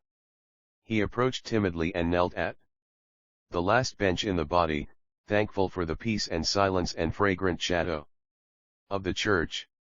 The board on which he knelt was narrow and worn, and those who knelt near him were humble followers of Jesus. Jesus too had been born in poverty, and had worked in the shop of a carpenter, cutting boards and planing them, and had first spoken of the kingdom of God to poor fishermen, teaching all men to be meek and humble of heart. He bowed his head upon his hands, bidding his heart be meek and humble, that he might be like those who knelt beside him, and his prayer as acceptable as theirs. He prayed beside them, but it was hard. His soul was foul with sin, and he dared not ask forgiveness with the simple trust of those whom Jesus, in the mysterious ways of God, had called first to his side, the carpenters, the fishermen, poor and simple people following a lowly trade, handling and shaping the wood of trees, mending their nets with patience. A tall figure came down the aisle, and the penitents stirred, and at the last moment, glancing up swiftly, he saw a long grey beard and the brown habit of a Capuchin. The priest entered the box and was hidden. Two penitents rose and entered the confessional at either side. The wooden slide was drawn back, and the faint murmur of a voice troubled the silence. His blood began to murmur in his veins, murmuring like a sinful city summoned from its sleep to hear its doom. Little flakes of fire fell, and powdery ashes fell softly, alighting on the houses of men. They stirred, waking from sleep, troubled by the heated air. The slide was shot back. The penitent emerged from the side of the box. The farther side was drawn. A woman entered quietly and deftly where the first penitent had knelt. The faint murmur began again. He could still leave the chapel. He could stand up, put one foot before the other, and walk out softly, and then run swiftly through the dark streets. He could still escape from the shame. Had it been any terrible crime but that one sin? Had it been murder? Little fiery flakes fell and touched him at all points, shameful thoughts, shameful words, shameful acts. Shame covered him wholly like fine, glowing ashes falling continually. To say it in words, his soul, stifling and helpless, would cease to be. The slide was shot back. A penitent emerged from the farther side of the box. The near slide was drawn. A penitent entered where the other penitent had come out. A soft whispering noise floated in vaporous cloudlets out of the box. It was the woman. Soft whispering cloudlets, soft whispering vapor, whispering and vanishing. He beat his breast with his fist humbly, secretly under cover of the wooden armrest. He would be at one with others and with God. He would love his neighbor. He would love God who had made and loved him. He would kneel and pray with others and be happy. God would look down on him and on them and would love them all. It was easy to be good. God's yoke was sweet and light. It was better never to have sinned, to have remained always a child, for God loved little children and suffered them to come to him. It was a terrible and a sad thing to sin. But God was merciful to poor sinners who were truly sorry. How true that was! That was indeed goodness. The slide was shot to suddenly. The penitent came out. He was next. He stood up in terror and walked blindly into the box. At last it had come. He knelt in the silent gloom and raised his eyes to the white crucifix suspended above him. God could see that he was sorry. He would tell all his sins.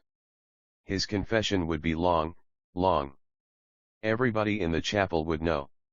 Then what a sinner he had been. Let them know. It was true. But God had promised to forgive him if he was sorry. He was sorry.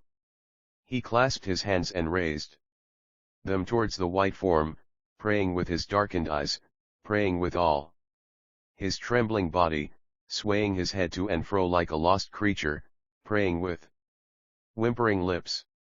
Sorry. Sorry. Oh sorry. The slide clicked back and his heart bounded in his breast.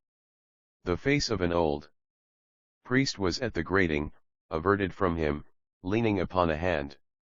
He made the sign of the cross and prayed of the priest to bless him for he had sinned. Then, bowing his head, he repeated the Confiteor in fright. At the words my most grievous fault he ceased, breathless. How long is it since your last confession, my child? A long time, Father. A month, my child. Longer, Father. 3 months, my child. Longer, Father. 6 months. 8 months, Father. He had begun. The priest asked. And what do you remember since that time? He began to confess his sins, masses missed, prayers not said, lies. Anything else, my child? Sins of anger, envy of others, gluttony, vanity, disobedience. Anything else, my child? There was no help. He murmured. I commit sins of impurity, Father. The priest did not turn his head. With yourself, my child. And with others. With women, my child. Yes, Father. Were they married women, my child? He did not know. His sins trickled from his lips, one by one, trickled in shameful drops from his soul, festering and oozing like a sore, a squalid stream of vice.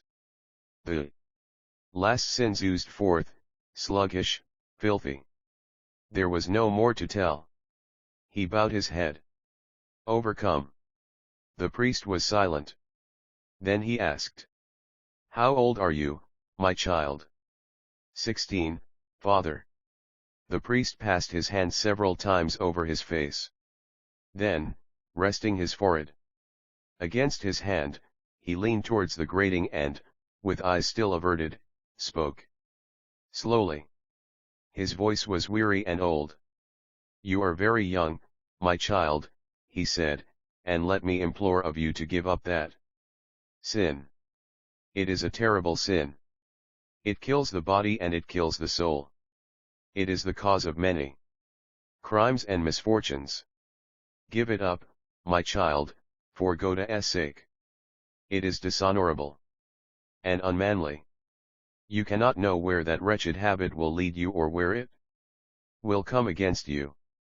As long as you commit that sin, my poor child, you will never be worth one farthing to God. Pray to our Mother Mary to help you. She will help you, my child. Pray to our Blessed Lady when that sin comes into your mind. I am sure you will do that, will you not? You repent of all those sins. I am sure you do. And you will promise God now that by His holy grace you will never offend Him any more by that wicked sin. You will make that solemn promise to God, will you not? Yes, Father. The old and weary voice fell like sweet rain upon his quaking, parching heart. How sweet and sad! Do so, my poor child. The devil has led you astray. Drive him back to hell when he tempts you to dishonor your body in that way, the foul spirit who hates our Lord. Promise God now that you will give up that sin, that wretched, wretched sin. Blinded by his tears and by the light of God's mercifulness, he bent his head and heard the grave words of absolution spoken and saw the priestess' hand raised above him in token of forgiveness. God bless you, my child. Pray for me. He knelt to say his penance, praying in a corner of the dark nave, and his prayers ascended to heaven from his purified heart like perfume streaming upwards from a heart of white rose. The muddy streets were gay. He strode homeward, conscious of an invisible grace pervading and making light his limbs. In spite of all he had done it. He had confessed and God had pardoned him. His soul was made fair and holy once more. Holy and happy. It would be beautiful to die if God so willed. It was beautiful to live in grace, a life of peace and virtue and forbearance with others. He sat by the fire in the kitchen, not daring to speak for happiness. Till that moment he had not known how beautiful and peaceful life could be. The green square of paper pinned round the lamp cast down a tender shade. On the dresser was a plate of sausages and white pudding, and on the shelf there were eggs. They would be for the breakfast in the morning after the communion in the college chapel. White pudding and eggs and sausages and cups of tea. How simple and beautiful was life after all. And life lay all before him. In a dream he fell asleep. In a dream he rose and saw that it was morning. In a waking dream he went through the quiet morning towards the college. The boys were all there, kneeling in their places. He knelt among them, happy and shy. The altar was heaped with fragrant masses of white flowers, and in the morning light the pale flames of the candles among the white flowers were clear and silent as his own soul. He knelt before the altar with his classmates, holding the altar cloth with them over a living rail of hands.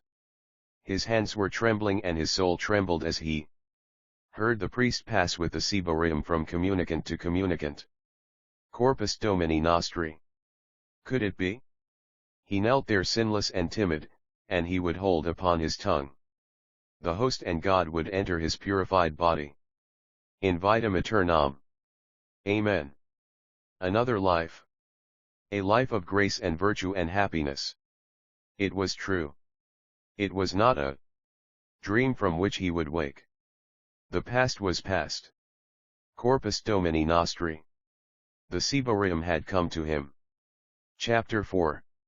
Sunday was dedicated to the mystery of the Holy Trinity, Monday to the Holy Ghost, Tuesday to the guardian angels, Wednesday to Saint Joseph, Thursday to the Most Blessed Sacrament of the Altar, Friday to the suffering Jesus, Saturday to the Blessed Virgin Mary. Every morning he hallowed himself anew in the presence of some holy image or mystery. His day began with an heroic offering of its every moment of thought or action for the intentions of the sovereign pontiff, and with an early mass. The raw morning air whetted his resolute piety, and often as he knelt among the few worshippers at the side altar, following with his interleaved prayer book the murmur of the priest, he glanced up for an instant towards the vested figure standing in the gloom between the two candles, which were the Old and the New Testaments, and imagined that he was kneeling at Mass in the catacombs. His daily life was laid out in devotional areas. By means of ejaculations and prayers he stored up ungrudgingly for the souls in purgatory centuries of days and quarantines and years, yet the spiritual triumph which he felt in achieving with so many fabulous ages of canonical penances did not wholly reward his zeal of prayer, since he could never know how much temporal punishment he had remitted. By way of suffrage for the agonizing souls, and fearful lest in the midst of the purgatorial fire, which differed from the infernal only in that it was not everlasting, his penance might avail no more than a drop of moisture, he drove his soul daily through an increasing circle of works of supererogation. Every part of his day, divided by what he regarded now as the duties of his station in life, circled about its own center of spiritual energy. His life seemed to have drawn near to eternity, every thought, word, and deed, every instance of consciousness could be made to revibrate radiantly in heaven, and at times his sense of such immediate repercussion was so lively that he seemed to feel his soul in devotion pressing like fingers the keyboard of a great cash register, and to see the amount of his purchase start forth immediately in heaven, not as a number but as a frail column of incense or as a slender flower. The rosaries, too, which he said constantly, for he carried his beads loose in his trousers pockets that he might tell them as he walked the streets, transformed themselves into coronals of flowers of such vague unearthly texture that they seemed to him as hueless and odorless as they were nameless. He offered up each of his 3 daily chaplets that his soul might grow strong in each of the 3 theological virtues, in faith in the Father who had created him, in hope in the Son who had redeemed him, and in love of the Holy Ghost who had sanctified him, and this thrice triple prayer he offered to the 3 persons through Mary in the name of her joyful and sorrowful and glorious mysteries. On each of the 7 days of the week he further prayed that one of the 7 gifts of the Holy Ghost might descend upon his soul and drive out of it day by day the 7 deadly sins which had defiled it in the past, and he prayed for each gift on its appointed day, confident that it would descend upon him, though it seemed strange to him at times that wisdom and understanding and knowledge were so distinct in their nature that each should be prayed for apart from the others. Yet he believed that at some future stage of his spiritual progress this difficulty would be removed when his sinful soul had been raised up from its weakness and enlightened by the third person of the most blessed Trinity. He believed this all the more, and with trepidation, because of the divine gloom and silence wherein dwelt the unseen Paraclete, whose symbols were a dove and a mighty wind, to sin against whom was a sin beyond forgiveness, the eternal mysterious secret being to whom, as God, the priests offered up Mass once a year, robed in the scarlet of the tongues of fire.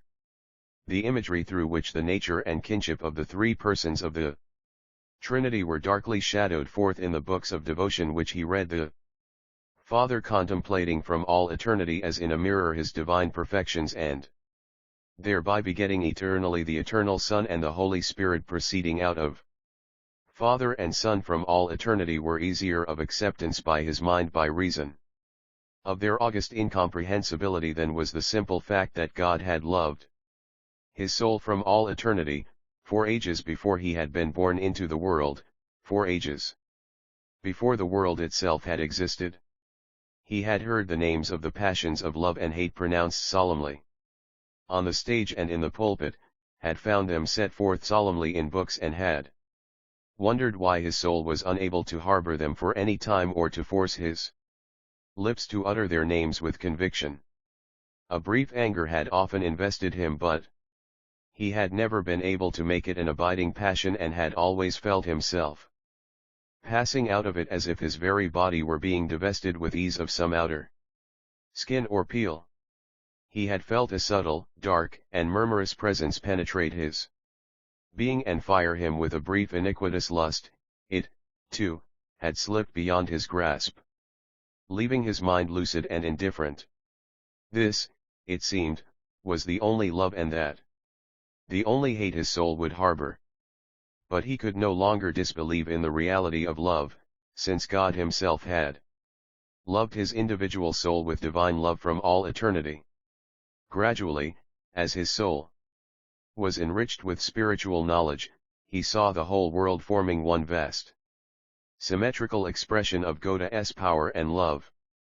Life became a divine gift for every moment and sensation of which, were it even the sight of a single leaf hanging on the twig of a tree, his soul should praise and thank the giver. The world for all its solid substance and complexity no longer existed for his soul save as a theorem of divine power and love and universality. So entire and unquestionable was this sense of the divine meaning in all nature granted to his soul that he could scarcely understand why it was in any way necessary that he should continue to live. Yet, that was part of the divine purpose and he dared not question its use, he above all others who had sinned so deeply and so foully against the divine purpose. Meek and abased by this consciousness of the one eternal omnipresent perfect reality, his soul took up again her burden of pieties, masses, and prayers and sacraments and mortifications, and only then for the first time since he had brooded on the great mystery of love did he feel within him a warm movement like that of some newly born life or virtue of the soul itself. The attitude of rapture in sacred art, the raised and parted hands, the parted lips and eyes as of one about to swoon, became for him an image of the soul in prayer, humiliated and faint before her Creator. But he had been forewarned of the dangers of spiritual exaltation and did not allow himself to desist from even the least or lowliest devotion, striving also by constant mortification to undo the sinful past rather than to achieve a saintliness fraught with peril. Each of his senses was brought under a rigorous discipline. In order to mortify the sense of sight, he made it his rule to walk in the street with downcast eyes, glancing neither to right nor left and never behind him. His eyes shunned every encounter with the eyes of women. From time to time also he balked them by a sudden effort of the will, as by lifting them suddenly in the middle of an unfinished sentence and closing the book. To mortify his hearing he exerted no control over his voice, which was then breaking, neither sang nor whistled, and made no attempt to flee from noises which caused him painful nervous irritation, such as the sharpening of knives on the knife board, the gathering of cinders on the fire shovel and the twigging of the carpet. To mortify his smell was more difficult, as he found in himself no instinctive repugnance to bad odors, whether they were the odors of the outdoor world, such as those of dung or tar, or the odors of his own person, among which he had made many curious comparisons and experiments. He found in the end that the only odor against which his sense of smell revolted was a certain stale fishy stink like that of long-standing urine, and whenever it was possible he subjected himself to this unpleasant odor. To mortify the taste, he practiced strict habits at table, observed to the letter all the fasts of the Church, and sought by distraction to divert his mind from the savors of different foods.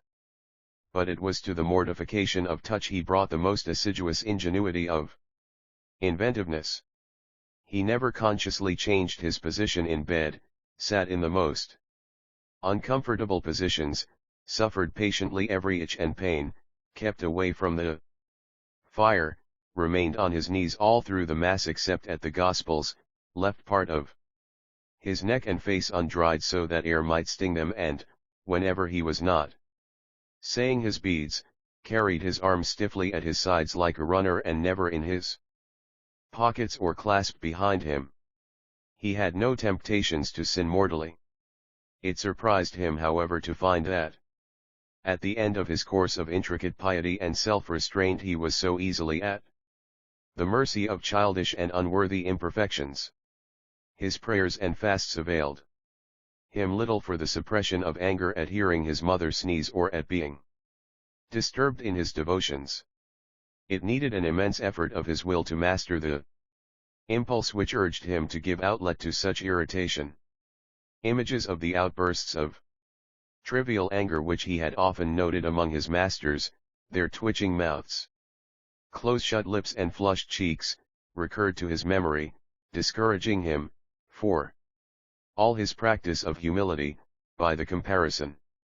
To merge his life in the common tide of other lives was harder for him than any fasting or prayer, and it was his constant failure to do this to his own satisfaction which caused in his soul at last a sensation of spiritual dryness together with a growth of doubts and scruples. His soul traversed a period of desolation in which the sacraments themselves seemed to have turned into dried-up sources.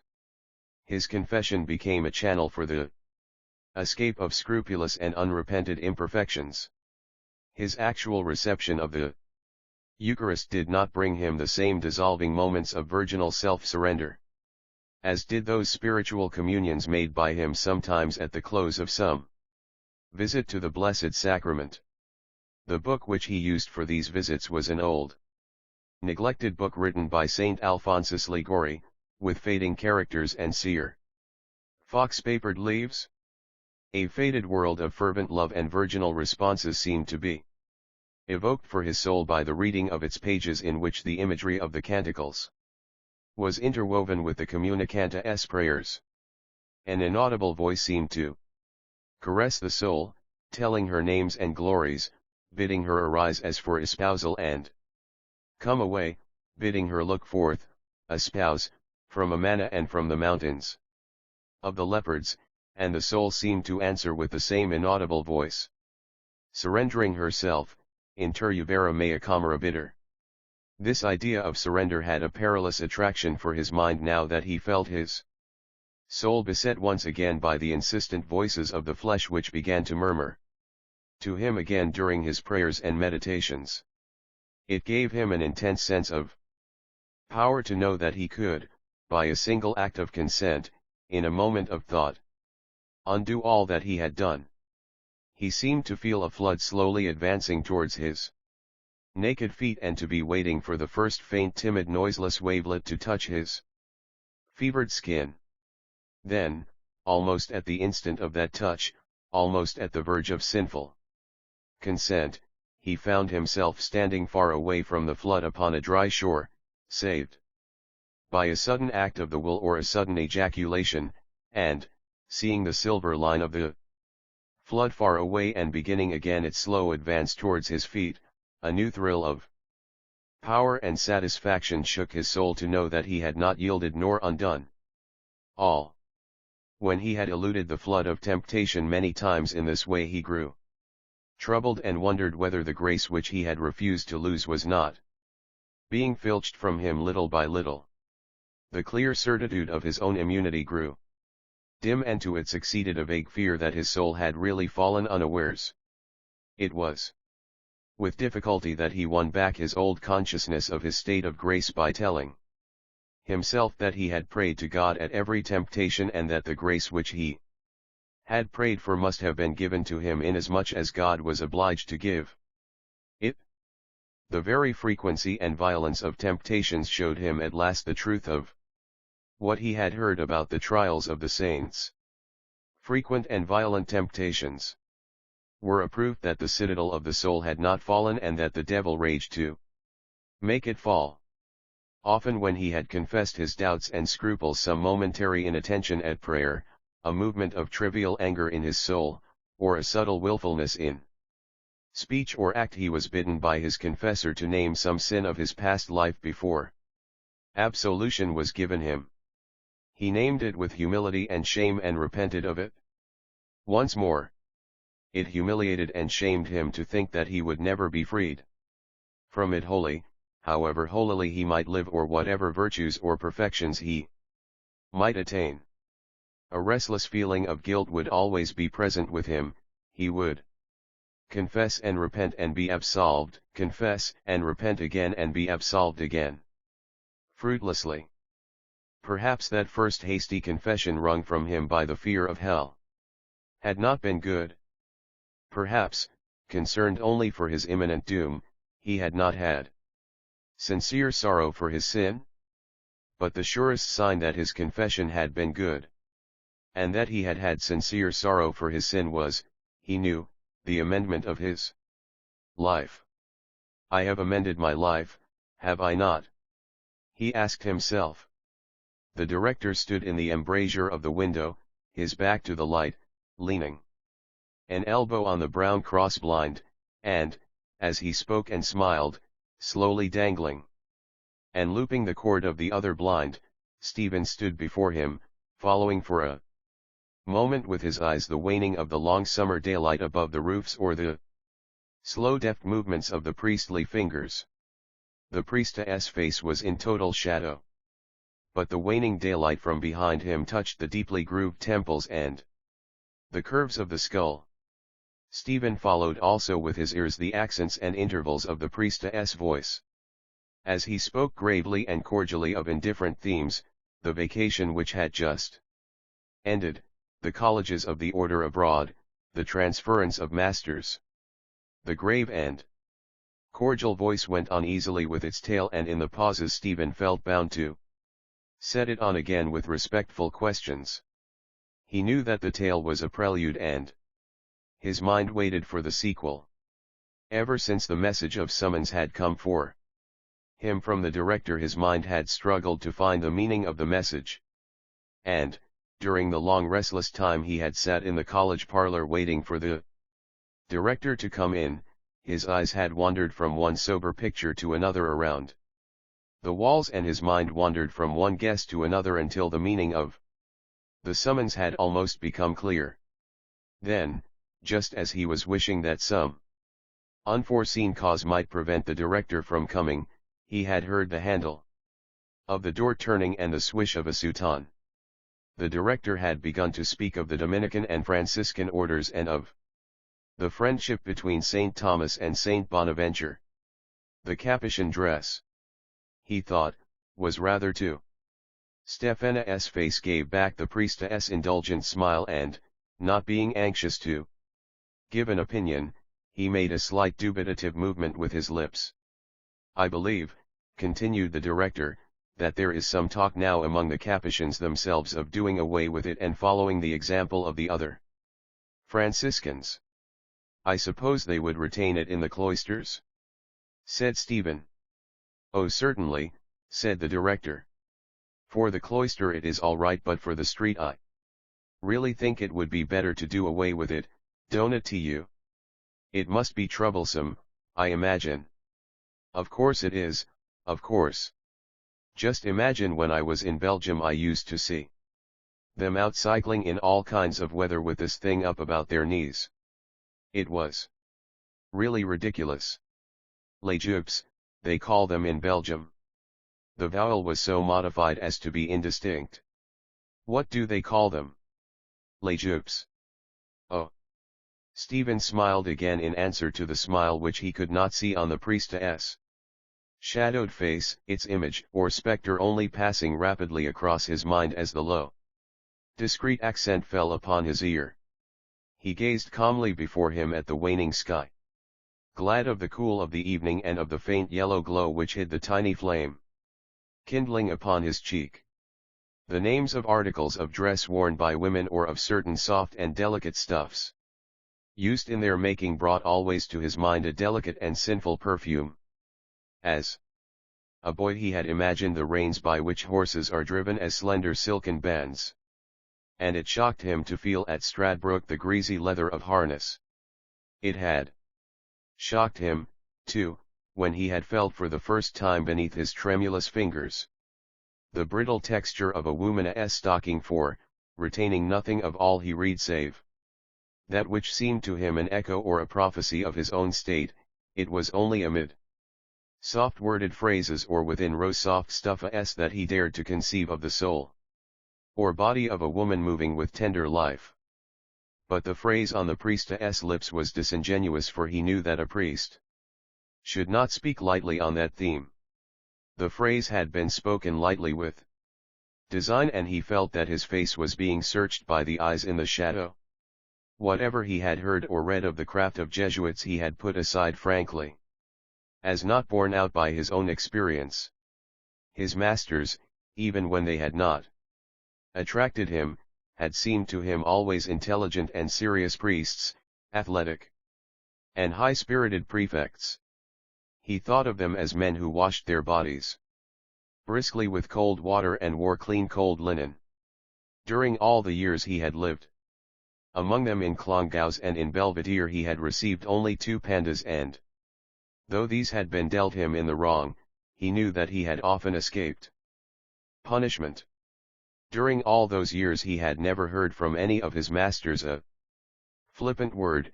It was they who had taught him Christian doctrine and urged him to live a good life, and, when he had fallen into grievous sin, it was they who had led him back to grace. Their presence had made him diffident of himself when he was a muff in Clongowes, and it had made him diffident of himself also while he had held his equivocal position in Belvedere. A constant sense of this had remained with him up to the last year of his school life. He had never once disobeyed or allowed turbulent companions to seduce him from his habit of quiet obedience, and, even when he doubted some statement of a master, he had never presumed to doubt openly. Lately some of their judgments had sounded a little childish in his ears, and had made him feel a regret and pity, as though he were slowly passing out of an accustomed world and were hearing its language for the last time.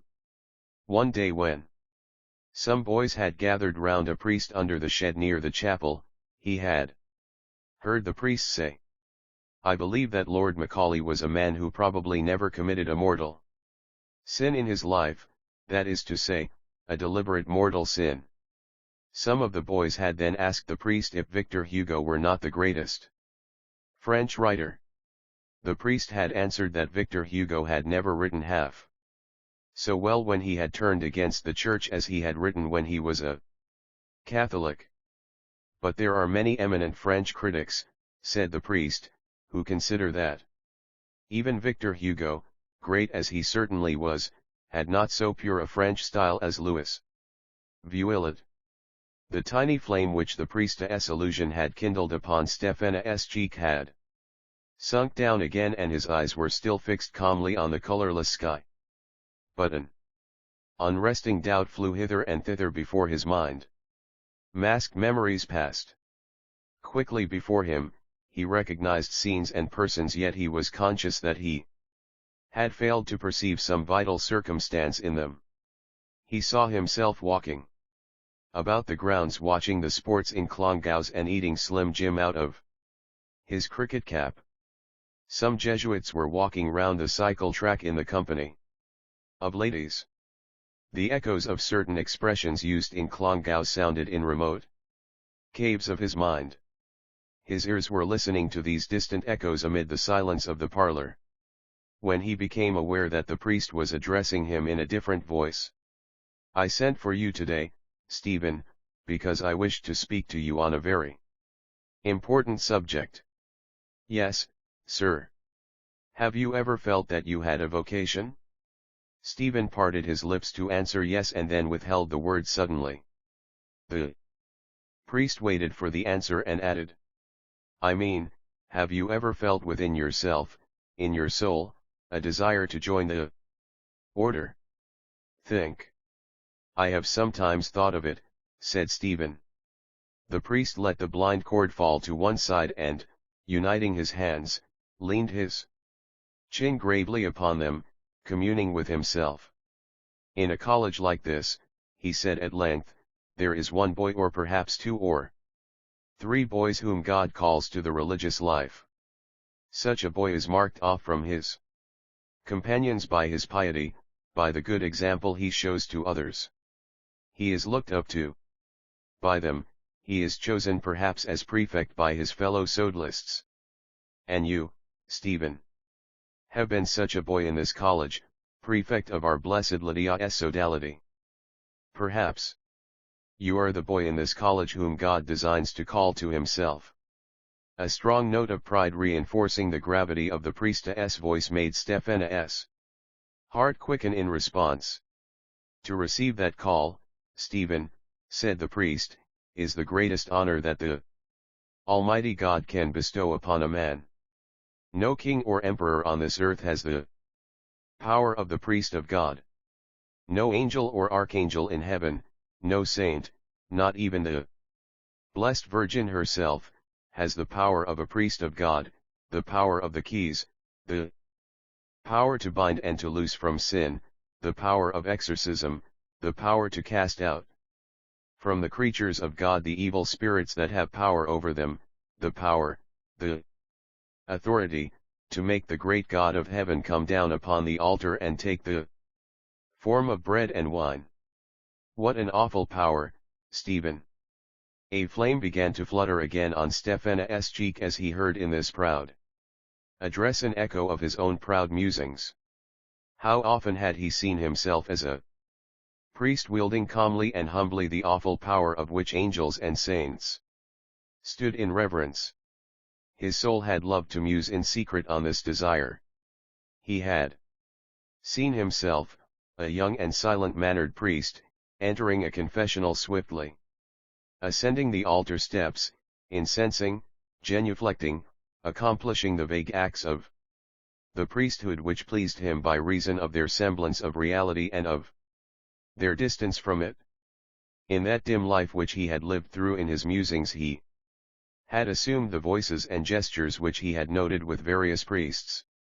He had bent his knee sideways like such a one, he had shaken the thirstable only slightly like such a one, his chasuble had swung open like that of such another as he turned to the altar again after having blessed the people.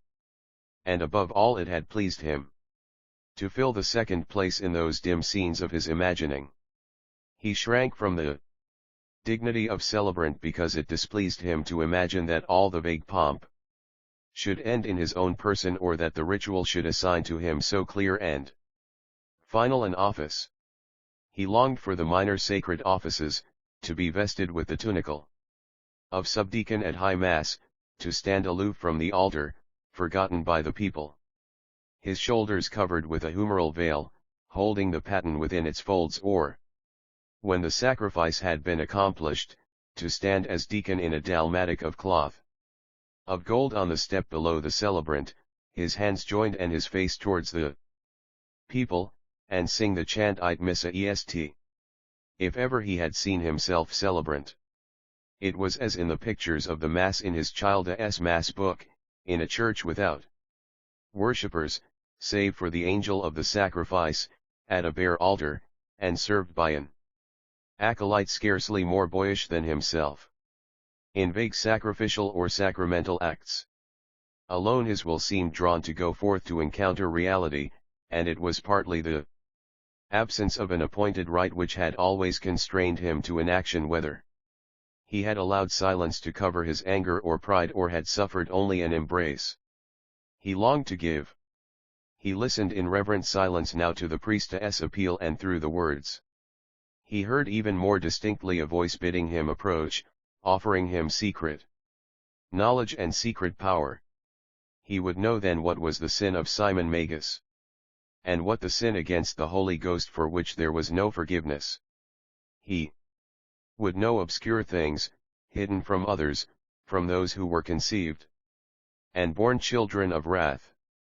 He would know the sins, the sinful longings and sinful thoughts and sinful acts, of others, hearing them murmured into his ears in the confessional under the shame of a darkened chapel by the lips of women and of girls, but rendered immune mysteriously at his ordination by the imposition of hands. His soul would pass again uncontaminated to the white peace of the altar. No touch of Sin would linger upon the hands with which he would elevate and break the host, no touch of sin would linger on his lips in prayer to make him eat and drink damnation. To himself not discerning the body of the Lord, he would hold his secret knowledge and secret power, being as sinless as the innocent, and he would be a priest forever. According to the order of Melchizedek. I will offer up my mass tomorrow morning, said the director, that Almighty God may reveal to you his holy will. And let you, Stephen, make a novena to your holy patron saint, the first martyr, who is very powerful with God, that God may enlighten your mind. But you must be quite sure, Stephen, that you have a vocation. Because it would be terrible if you found afterwards that you had none. Once a priest, always a priest, remember. Your catechism tells you that the sacrament of holy orders is one of those which can be received only once, because it imprints on the soul an indelible spiritual mark which can never be effaced. It is before you must weigh well, not after. It is a solemn question, Stephen, because on it may depend the salvation of your eternal soul. But we will pray to God together. He held open the heavy hall door and gave his hand as if already to a companion in the spiritual life. Stephen passed out onto the wide platform above the steps, and was conscious of the caress of mild evening air. Towards Find Lateras Church a quartet of young men were striding along with linked arms, swaying their heads, and stepping to the agile melody of their leader's concertina. The music passed in an instant, as the first bars of sudden music always did, over the fantastic fabrics of his mind, dissolving them painlessly and noiselessly as a sudden wave dissolves the sand-built turrets of children. Smiling at the trivial air, he raised his eyes to the priestess' face and, seeing in it a mirthless reflection of the sunken day, detached his hand slowly, which had acquiesced faintly in the companionship. As he descended the steps, the impression which effaced his troubled self-communion was that of a mirthless mask reflecting a sunken day from the threshold of the college. The shadow, then, of the life of the college passed gravely over his consciousness. It was a grave and ordered and passionless life that awaited him, a life without material cares. He wondered how he would pass the first night in the novitiate, and with what dismay he would wake the first morning in the dormitory. The troubling odor of the long corridors of Clongowes came back to him, and he heard the discreet murmur of the burning gas flames. At once from every part of his being unrest began to irradiate.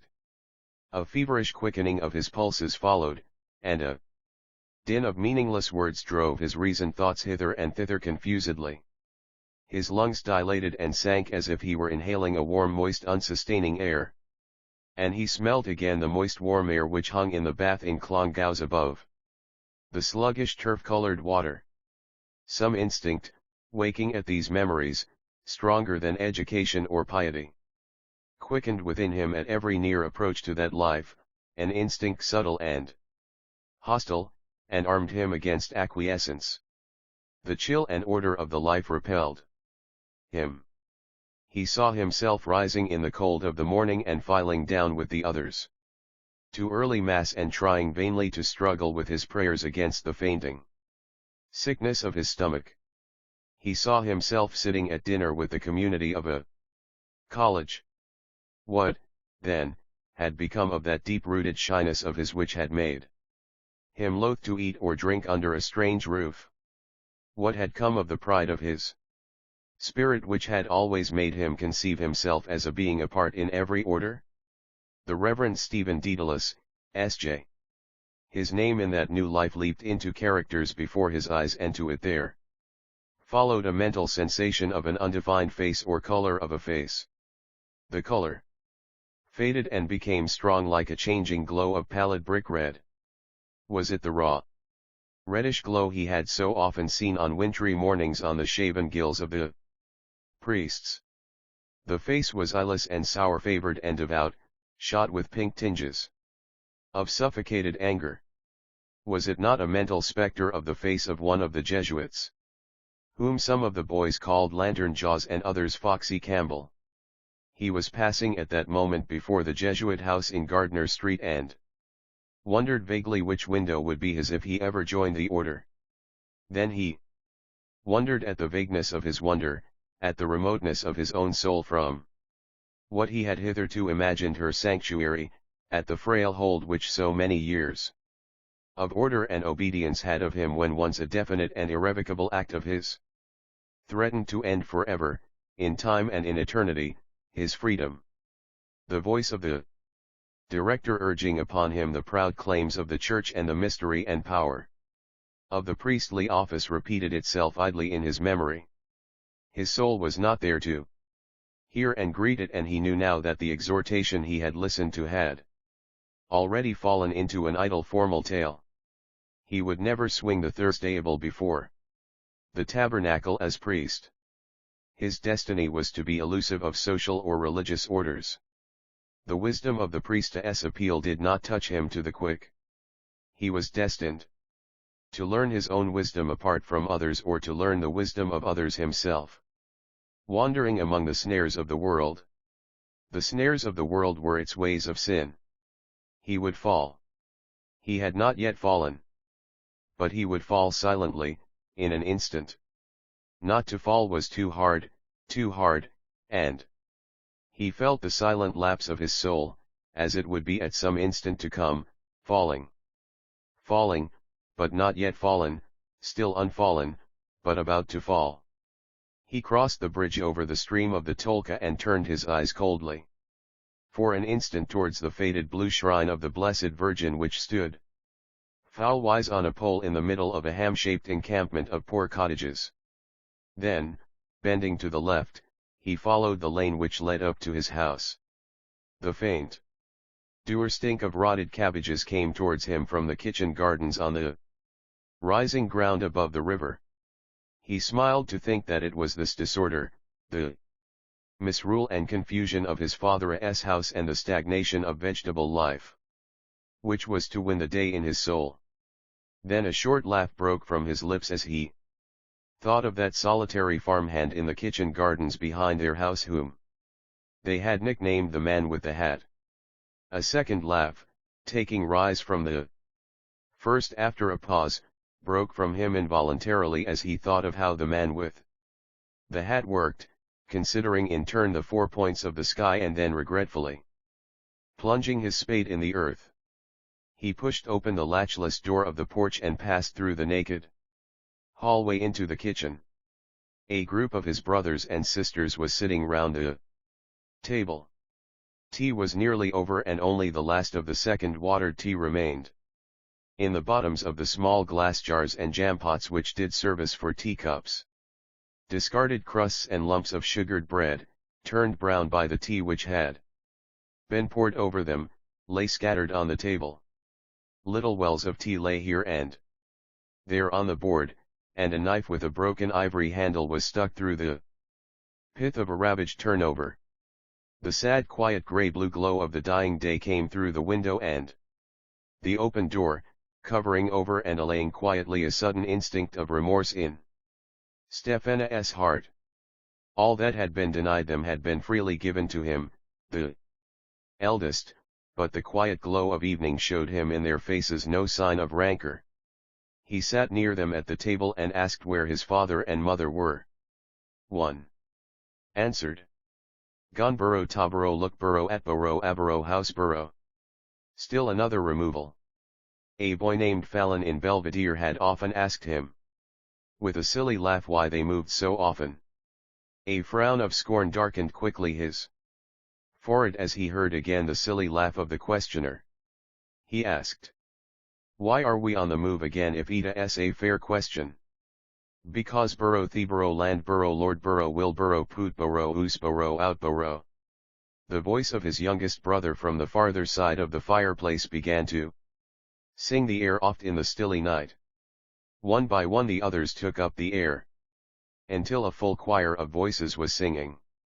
They would sing so for hours, melody after melody, glee after glee, till the last pale light died down on the horizon, till the first dark night clouds came forth and night fell. He waited for some moments, listening, before he too took up the air with them. He was listening with pain of spirit to the overtone of weariness behind their frail, fresh innocent voices. Even before they set out on life's journey they seemed weary already of the way. He heard the choir of voices in the kitchen echoed and multiplied through an endless reverberation of the choirs of endless generations of children, and heard in all the echoes an echo also of the recurring note of weariness and pain. All seemed weary of life even before entering upon it. And he remembered that Newman had heard this note also in the broken lines of Virgil, giving utterance, like the voice of nature herself, to that pain and weariness, yet hope of better things which has been the experience of her children in every time. He could wait no longer. From the door of Byron's public house to the gate of Clontarf Chapel, from the gate of Clontail Chapel to the door of Byron's public house, and then back again to the chapel, and then back again to the public house, he had paced slowly at first, planting his steps scrupulously in the spaces of the patchwork of the footpath, then timing their fall to the fall of verses. A full hour had passed since his father had gone in with Dan Crosby, the tutor, to find out for him something about the university. For a full hour he had paced up and down, waiting, but he could wait no longer. He set off abruptly for the Bull, walking rapidly lest his father's shrill whistle might call him back, and in a few moments he had rounded the curve at the police barrack and was safe. Yes, his mother was hostile to the idea, as he had read from her listless silence. Yet her mistrust pricked him more keenly than his father's pride, and he thought coldly how he had watched the faith which was fading down in his soul, aging and strengthening in her eyes. A dim antagonism gathered force within him and darkened his mind as a cloud against her disloyalty, and when it passed, cloud-like, leaving his mind serene and dutiful towards her again, he was made aware dimly and without regret of a first noiseless sundering of their lives. The university. So he had passed beyond the challenge of the centuries who had stood as guardians of his boyhood and had sought to keep him among them, that he might be subject to them and serve their ends. Pride after satisfaction uplifted him like long slow waves. The end he had been born to serve yet did not see had led him to escape by an unseen path, and now it beckoned to him once more, and a new adventure was about to be opened to him. It seemed to him that he heard notes of fitful music leaping upwards a tone and downwards a diminished fourth, upwards a tone and downwards a major third, like triple branching flames leaping fitfully, flame after flame, out of a midnight wood. It was an elfin prelude, endless and formless, and, as it grew wilder and faster, the flames leaping out of time, he seemed to hear from under the boughs and grasses wild creatures racing, their feet pattering like rain upon the leaves. Their feet passed in pattering tumult over his mind, the feet of hares and rabbits, the feet of harts and hinds and antelopes, until he heard them no more and remembered only a proud cadence from Newman, whose feet are as the feet of harts, and underneath the everlasting arms. The pride of that dim image brought back to his mind the dignity of the office he had refused. All through his boyhood he had mused upon that which he had so often thought to be his destiny, and when the moment had come for him to obey the call he had turned aside, obeying a wayward instinct. Now time lay between, the oils of ordination would never anoint his body. He had refused. Why? He turned seaward from the road at Dollymount, and as he passed on to the thin wooden bridge he felt the planks shaking with the tramp of heavily shod feet. A squad of Christian brothers was on its way back from the Bull and had begun to pass, two by two, across the bridge. Soon the whole bridge was trembling and resounding. The uncouth faces passed him two by two, stained yellow or red or livid by the sea. And, as he strove to look at them with ease and indifference, a faint stain of personal shame and commiseration rose to his own face. Angry with himself, he tried to hide his face from their eyes by gazing down sideways into the shallow swirling water under the bridge, but he still saw a reflection therein of their top-heavy silk hats and humble tape-like collars and loosely hanging clerical clothes. Brother Hickey, Brother Quaid, Brother MacArdle, Brother Kia.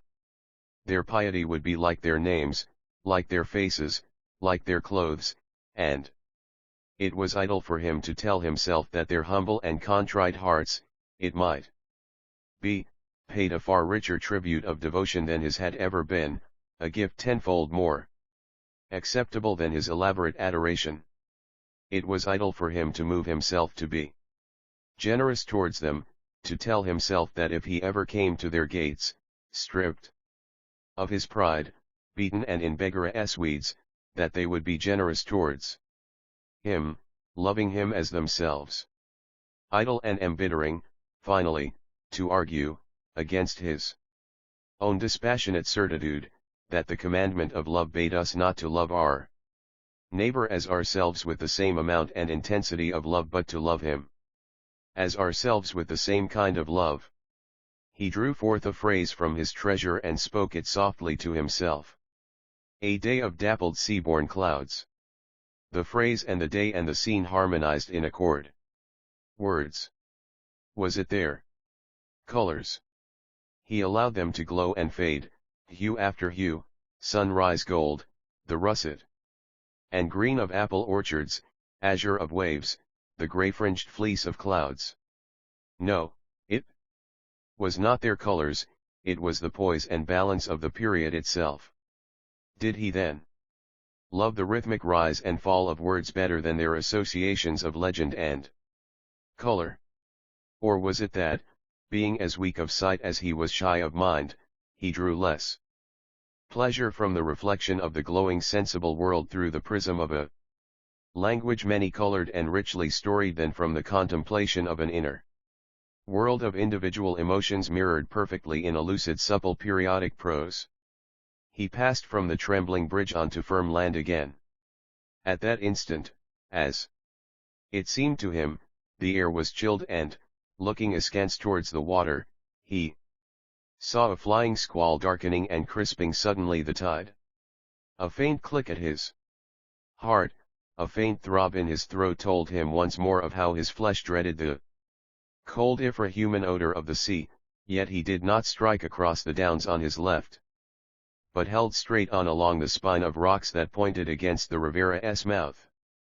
A veiled sunlight lit up faintly the grey sheet of water where the river was embayed in the distance along the course of the slow-flowing Liffey slender masts flecked the sky and, more distant still, the dim fabric of the city lay prone in haze.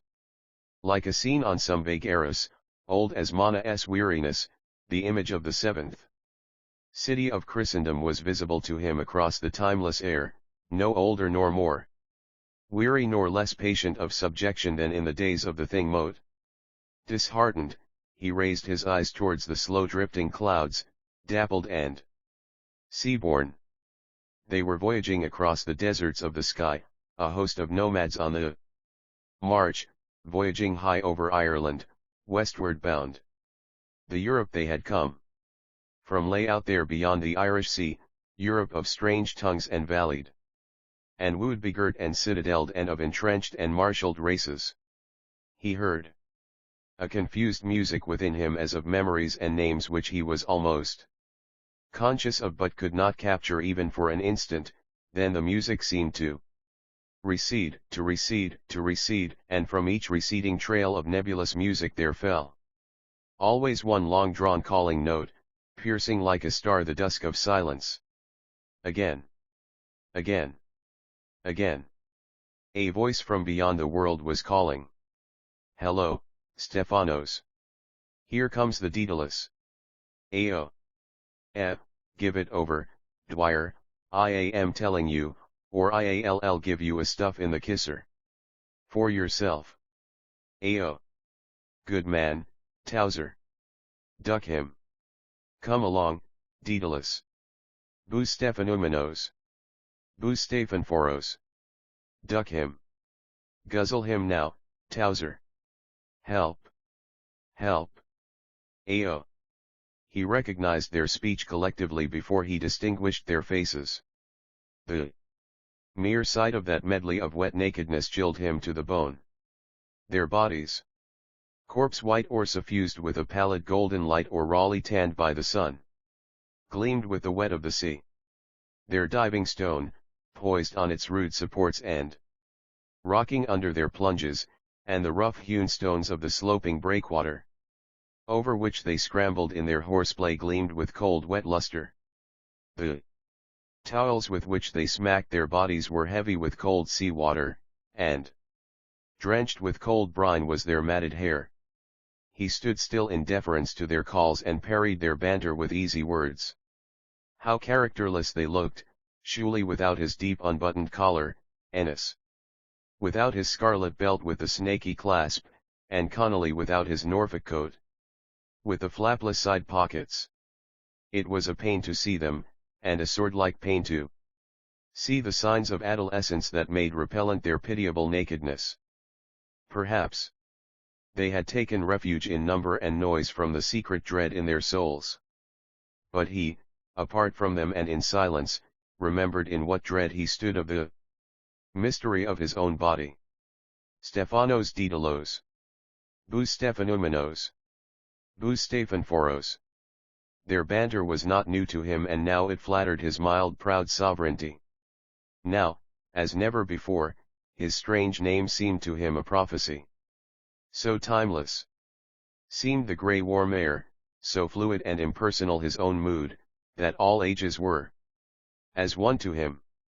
A moment before the ghost of the ancient kingdom of the Danes had looked forth through the vesture of the haze-wrapped city.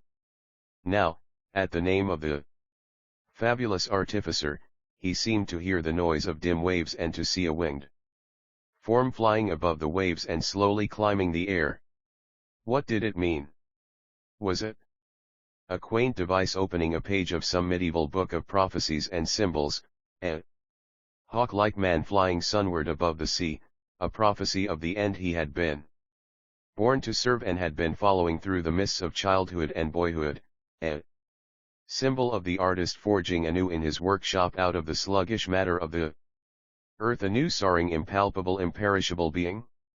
His heart trembled, his breath came faster, and a wild spirit passed over his limbs, as though he was soaring sunward. His heart trembled in an ecstasy of fear, and his soul was in flight. His soul was soaring in an air beyond the world, and the body he knew was purified in a breath and delivered of incertitude and made radiant and commingled with the element of the spirit. An ecstasy of flight made radiant his eyes and wild his breath, and tremulous and wild and radiant his windswept limbs. 1. 2. Look out! Oh, cripes, I am drowned. 1. 2. 3 and away. The next. The next. 1. UK. Stephanforos. His throat ached with a desire to cry aloud, the cry of a hawk or eagle on high, to cry piercingly of his deliverance to the winds. This was the call of life to his soul. Not the dull gross voice of the world of duties and despair, not the inhuman voice that had called him to the pale service of the altar. An instant of wild flight had delivered him, and the cry of triumph which his lips withheld cleft his brain. Stephanforos. What were they now but cerements shaken from the body of death? The fear he had walked in night and day, the incertitude that had ringed him round, the shame that had abased him within and without cerements, the linens of the grave? His soul had arisen from the grave of boyhood, spurning her grave clothes. Yes. Yes. Yes.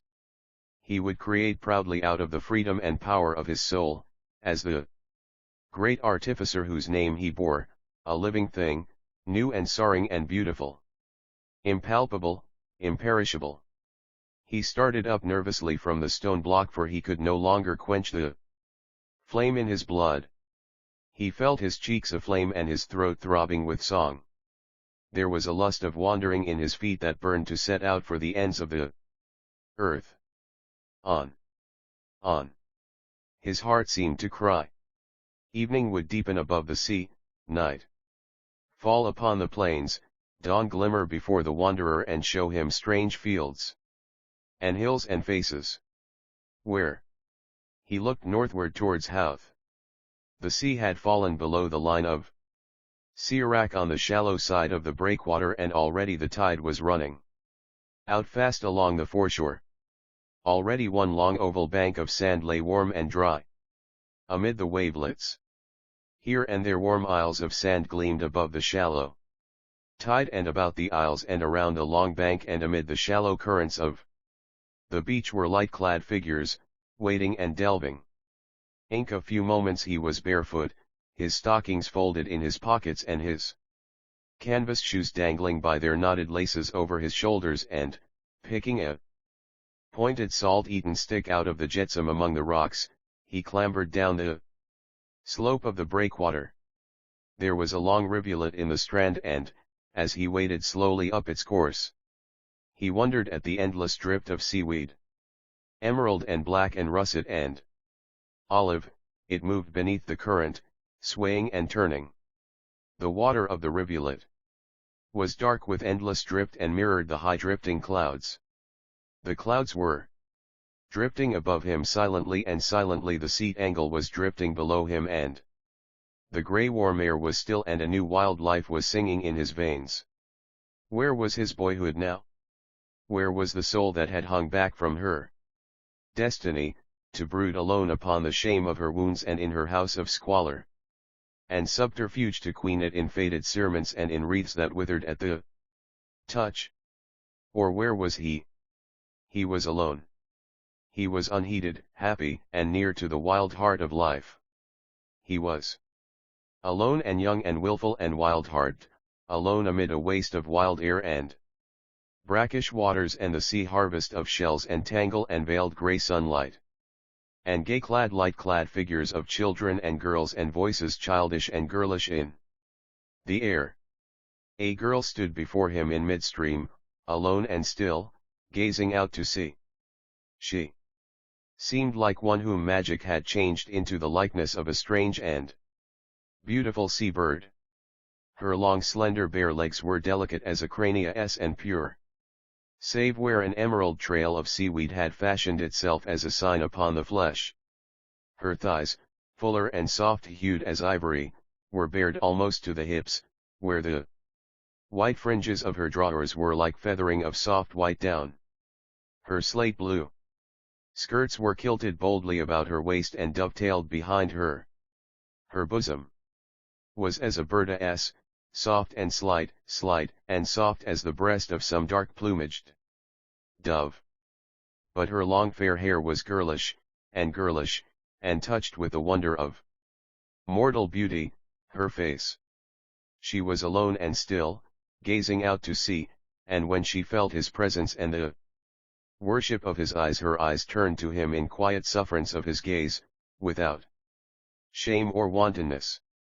Long she suffered his gaze and then quietly withdrew her eyes from his and bent them towards the stream, gently stirring the water with her foot hither and thither.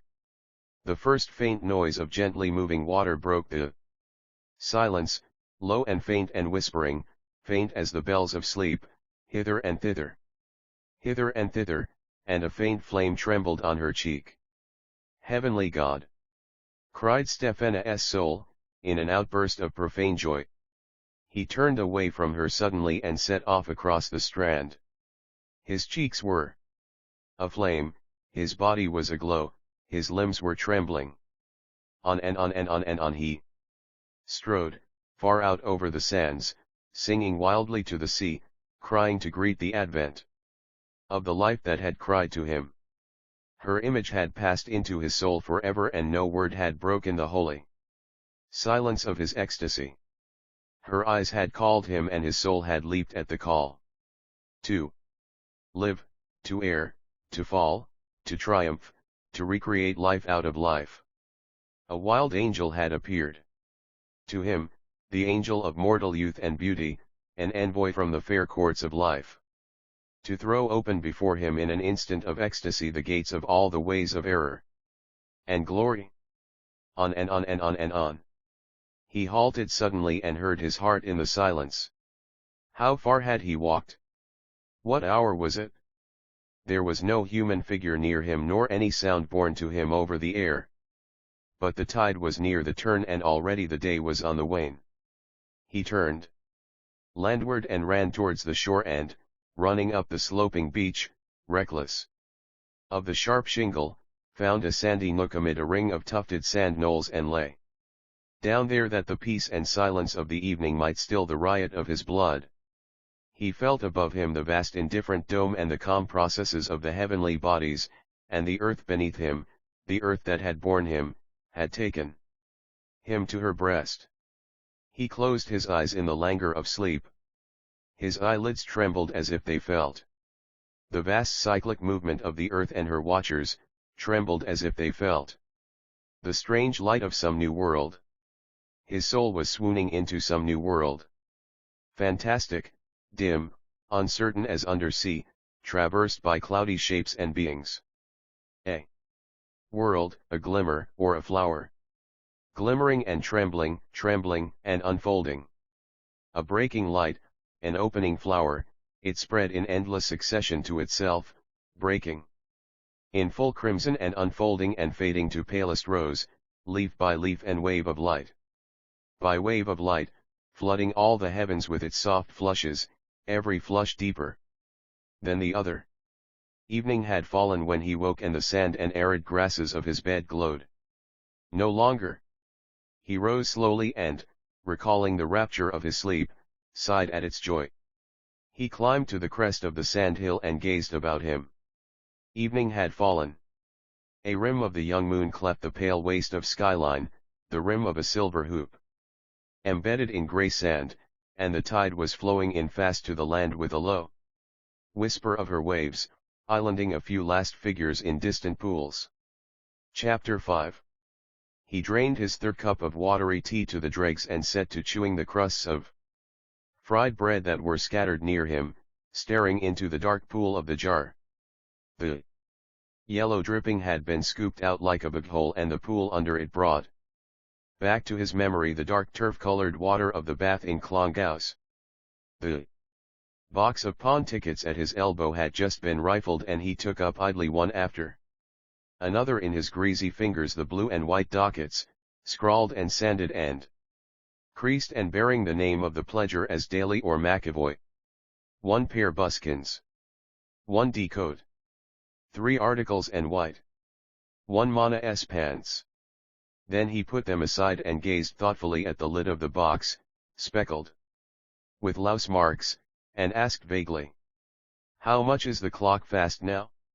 His mother straightened the battered alarm clock that was lying on its side in the middle of the mantelpiece until its dial showed 11:45 and then laid it once more on its side.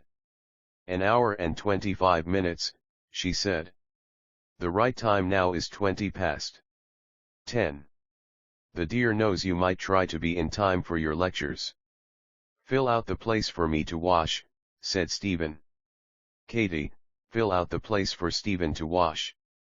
"Booty, fill out the place for Stephen to wash." "I am going for blue." "Fill it out, you, Maggie."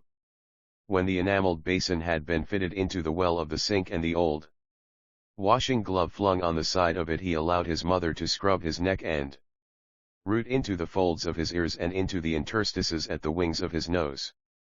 "Well, Ida's a poor case," she said, "when a university student is so dirty that his mother has to wash him." "But it gives you pleasure," said Stephen calmly. An ear-splitting whistle was heard from upstairs, and his mother thrust a damp overall into his hands, saying, "Dry yourself and hurry out for the love of goodness." A second shrill whistle, prolonged angrily, brought one of the girls to the foot of the staircase. "Yes, father." "Is your lazy bitch of a brother gone out yet?" "Yes, father." Sure. Yes, father. The girl came back, making signs to him to be quick and go out quietly by the back. Stephen laughed and said, "He has a curious idea of genders if he thinks a bitch is masculine." "Ah, it's a scandalous shame for you, Stephen," said his mother, "and you'll live to rue the day you set your foot in that place. I know how it has changed you." "Good morning, everybody," said Stephen, smiling and kissing the tips of his fingers in adieu. The lane behind the terrace was waterlogged, and as he went down it slowly, choosing his steps amid heaps of wet rubbish, he heard a mad nun screeching in the nun's madhouse beyond the wall. "Jesus! Oh Jesus! Jesus!" He shook the sound out of his ears by an angry toss of his head and hurried on, stumbling through the mouldering offal, his heart already bitten by an ache of loathing and bitterness. His father's whistle, his mother's mutterings, the screech of an unseen maniac were to him now so many voices offending and threatening to humble the pride of his youth. He drove their echoes even out of his heart with an execration, but, as he walked down the avenue and felt the grey morning light falling about him through the dripping trees and smelt the strange wild smell of the wet leaves and bark, his soul was loosed of her miseries. The rain-laden trees of the avenue evoked in him, as always, memories of the girls and women in the plays of Gerhard Hauptmann, and the memory of their pale sorrows and the fragrance falling from the wet branches mingled in a mood of quiet joy. His morning walk across the city had begun, and he foreknew that as he passed the slob lands of Fairview he would think of the cloistral silver-veined prose of Newman, that as he walked along the North Strand Road, glancing idly at the windows of the provision shops, he would recall the dark humor of Guido Cavalcanti and smile, that as he went by Berda's stone-cutting works in Talbot Place, the spirit of Ibsen would blow through him like a keen wind, a spirit of wayward, boyish beauty, and that passing a grimy marine dealer's shop beyond the Liffey he would repeat the song by Ben Jonson which begins, "I was not weary where I lay." His mind when wearied of its search for the essence of beauty amid the spectral words of Aristotle or Aquinas turned often for its pleasure to the dainty songs of the Elizabethans. His mind, in the vesture of a doubting monk, stood often in shadow under the windows of that age, to hear the grave and mocking music of the lutenists, or the frank laughter of waistcoaters until a laugh too low, a phrase, tarnished by time, of chambering and false honor stung his monkish pride and drove him on from his lurking place. The lore which he was believed to pass his days brooding upon so that it had wrapped him from the companionship of youth was only a garner of slender sentences from Aristotle's Poetics and Psychology and a synopsis Philosophiae Scholasticae ad mentum divi tome.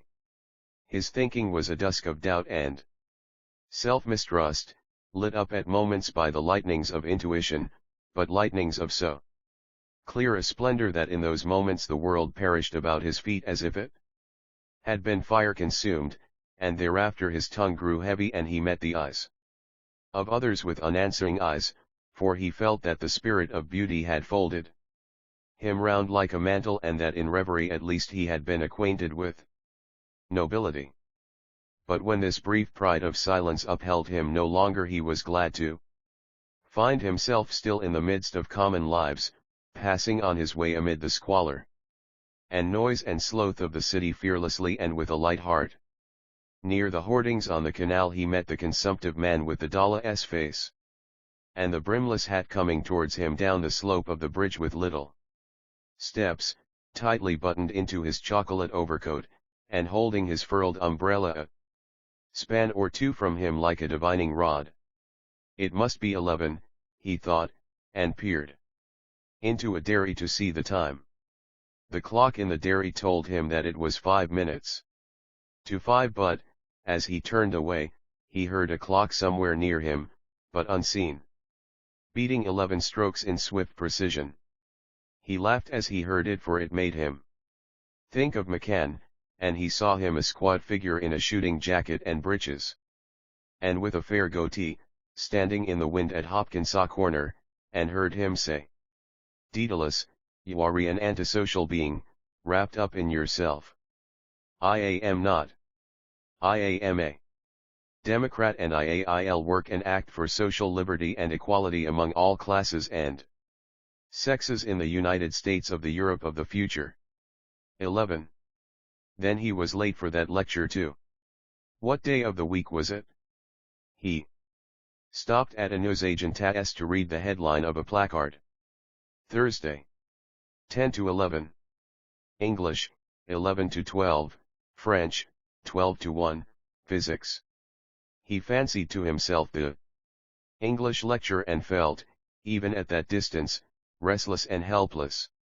He saw the heads of his classmates meekly bent as they wrote in their notebooks the points they were bidden to note, nominal definitions, essential definitions and examples, or dates of birth or death, chief works, a favorable and an unfavorable criticism side by side.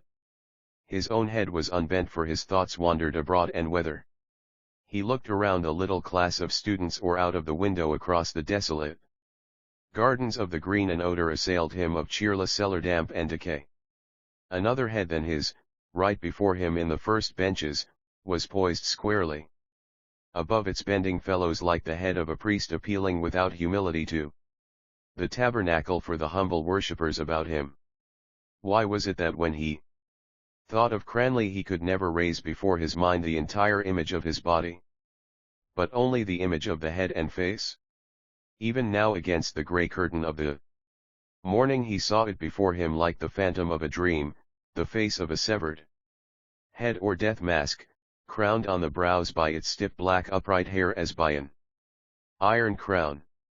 It was a priest-like face, priest-like in its pallor, in the wide-winged nose, in the shadowings below the eyes and along the jaws, priest-like in the lips that were long and bloodless and faintly smiling.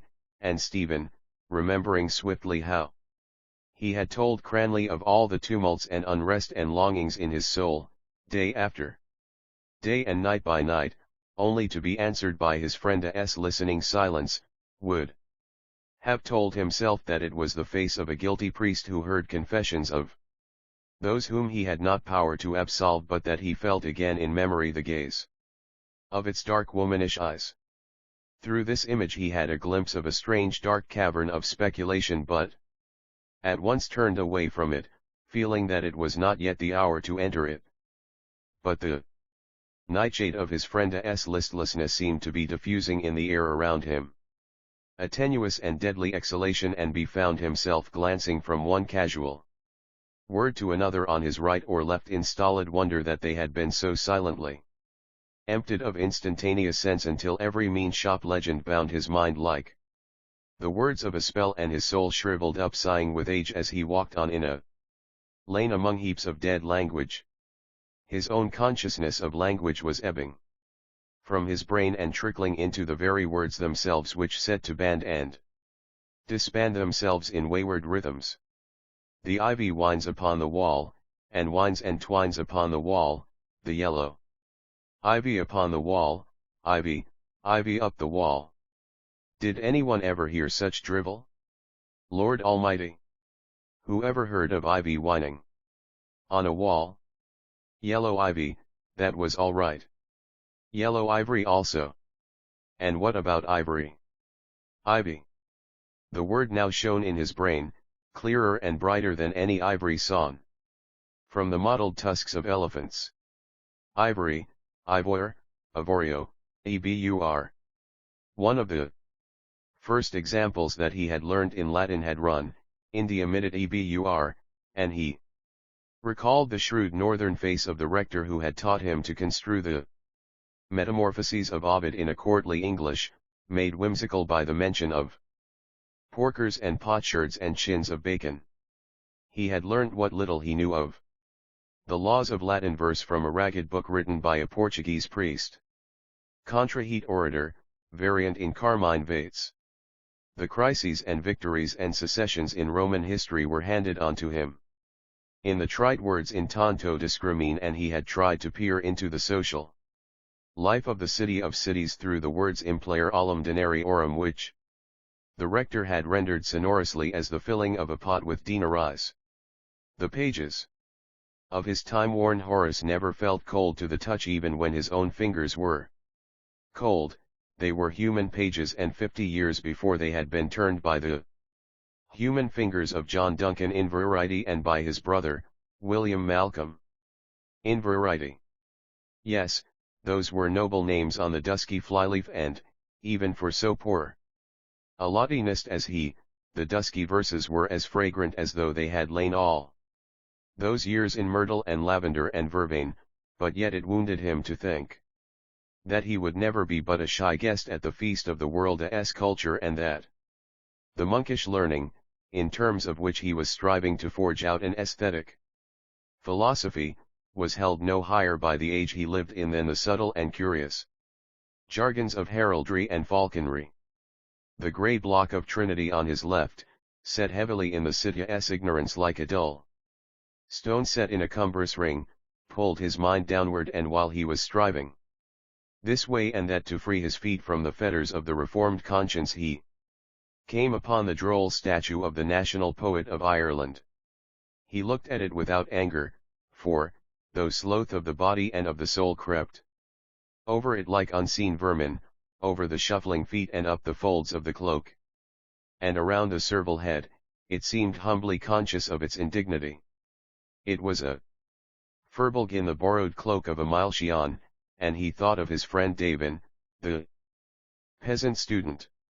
It was a jesting name between them, but the young peasant bore with it lightly.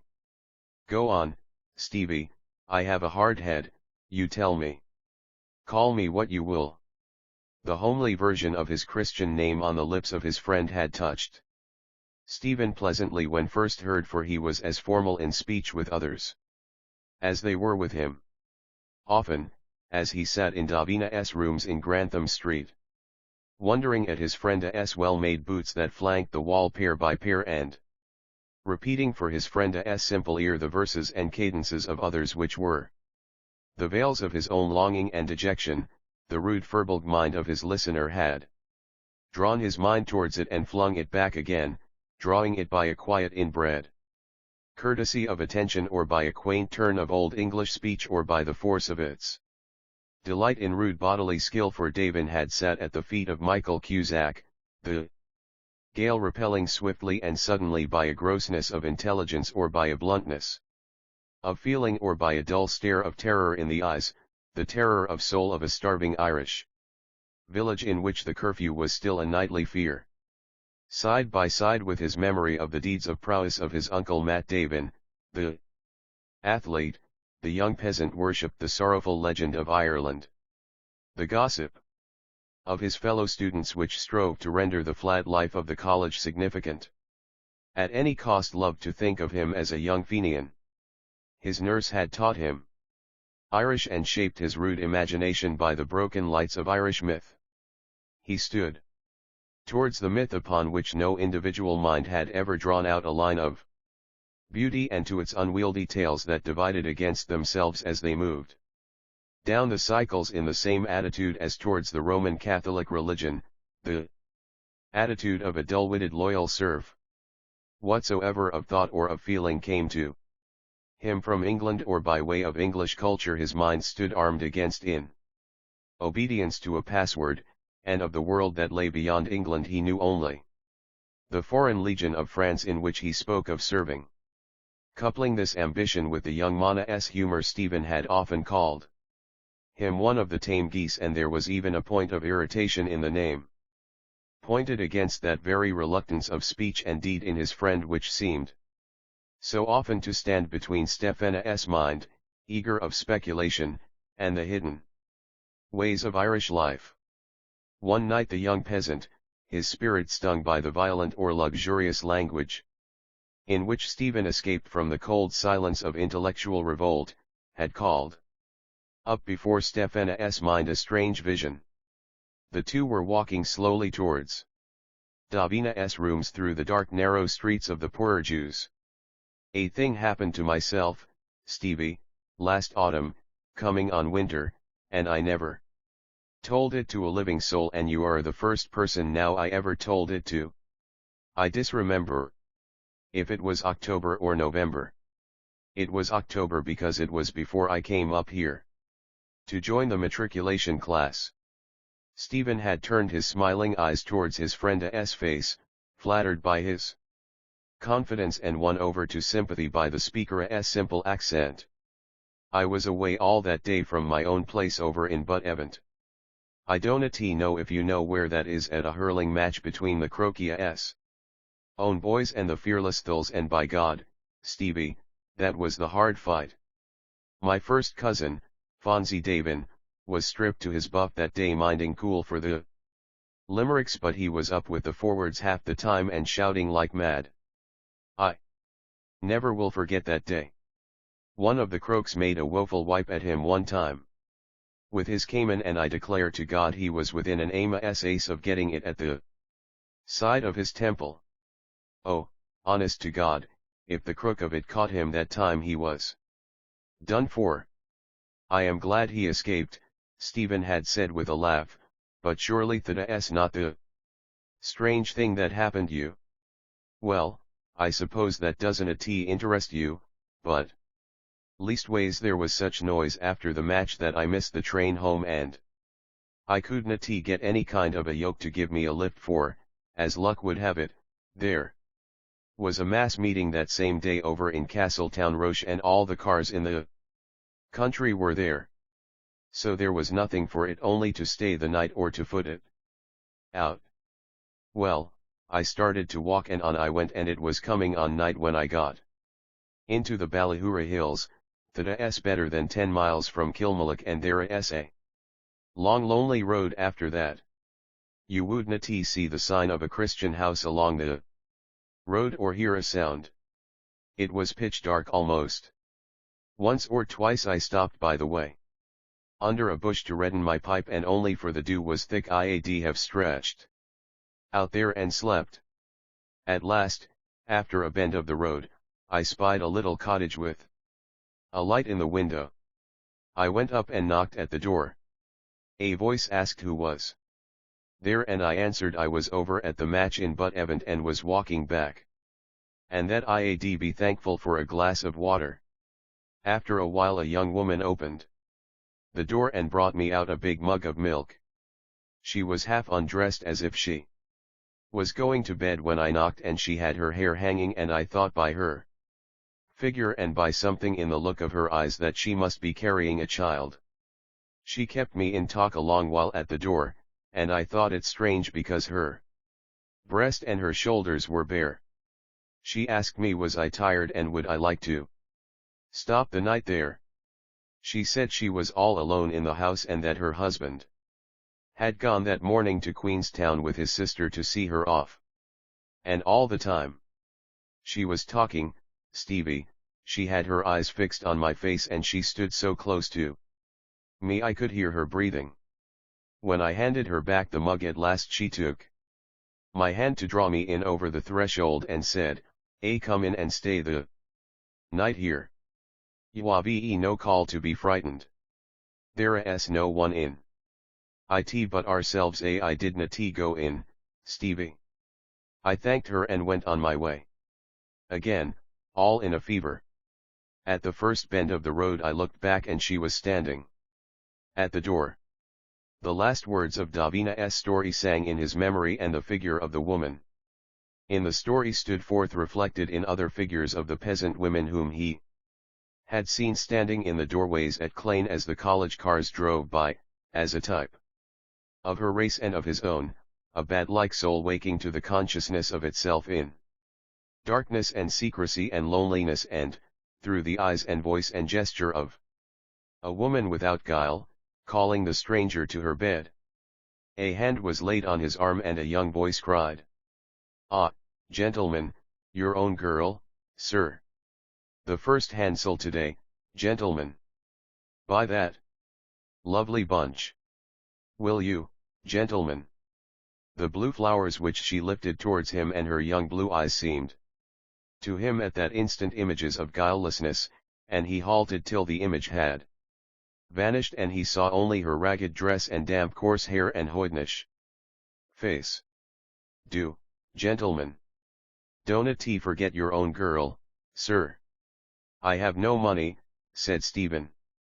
Buy them lovely ones, will you, sir? Only a penny. Did you hear what I said? Asked Stephen, bending towards her. I told you I had no money. I tell you again now. Well, sure, you will some day, sir, please God, the girl answered after an instant. Possibly, said Stephen, but I don't think it likely. He left her quickly, fearing that her intimacy might turn to jibing and wishing to be out of the way before she offered her ware to another, a tourist from England or a student of Trinity. Grafton Street, along which he walked, prolonged that moment of discouraged poverty. In the roadway at the head of the street a slab was set to the memory of Wolfe Tone, and he remembered having been present with his father at its laying. He remembered with bitterness that scene of tawdry tribute. There were 4 French delegates in a brake, and one, a plump smiling young man, held wedged on a stick, a card on which were printed the words, Vive l'Irlande. But the trees in Stephena's Green were fragrant of rain, and the rain-sodden earth gave forth its mortal odor, a faint incense rising upward through the mold from many hearts. The soul of the gallant venal city which his elders had told him of had shrunk with time to a faint mortal odor rising from the earth, and he knew that in a moment when he entered the sombre college he would be conscious of a corruption other than that of Buck Egan and Burnchapel Whaley. It was too late to go upstairs to the French class. He crossed the hall and took the corridor to the left which led to the physics theatre. The corridor was dark and silent but not unwatchful. Why did he feel that it was not unwatchful? Was it because he had heard that in Buck Whaley's time there was a secret staircase there? Or was the Jesuit house extraterritorial, and was he walking among aliens? The Ireland of Tone and of Parnell seemed to have receded in space. He opened the door of the theatre and halted in the chilly grey light that struggled through the dusty windows. A figure was crouching before the large grate, and by its leanness and greyness he knew that it was the Dean of Studies lighting the fire. Stephen closed the door quietly and approached the fireplace. Good morning, sir. Can I help you? The priest looked up quickly and said, One moment now, Mr. Daedalus, and you will see. There is an art in lighting a fire. We have the liberal arts and we have the useful arts. This is one of the useful arts. I will try to learn it, said Stephen. Not too much coal, said the dean, working briskly at his task, that is one of the secrets. He produced 4 candle butts from the side pockets of his soutane and placed them deftly among the coals and twisted papers. Stephen watched him in silence. Kneeling thus on the flagstone to kindle the fire and busied with the disposition of his wisps of paper and candle butts, he seemed more than ever a humble server, making ready the place of sacrifice in an empty temple, a Levite of the Lord. Like a Levite's robe of plain linen, the faded worn soutane draped the kneeling figure of one whom the canonicals or the bell-bordered ephod would irk and trouble. His very body had waxed old in lowly service of the Lord, in tending the fire upon the altar, in bearing tidings secretly, in waiting upon worldlings, in striking swiftly when bidden, and yet had remained ungraced by aught of saintly or of prelatic beauty. Nay, his very soul had waxed old in that service without growing towards light and beauty, or spreading abroad a sweet odor of her sanctity. A mortified will no more responsive to the thrill of its obedience than was to the thrill of love or combat. His aging body, spare and sinewy, grayed with a silver pointed down. The dean rested back on his hunkers and watched the sticks catch. Stephen, to fill the silence, said, I am sure I could not light a fire. You are an artist, are you not, Mr. Daedalus? Said the dean, glancing up and blinking his pale eyes. The object of the artist is the creation of the beautiful. What the beautiful is another question. He rubbed his hands slowly and drearily over the difficulty. Can you solve that question now? He asked.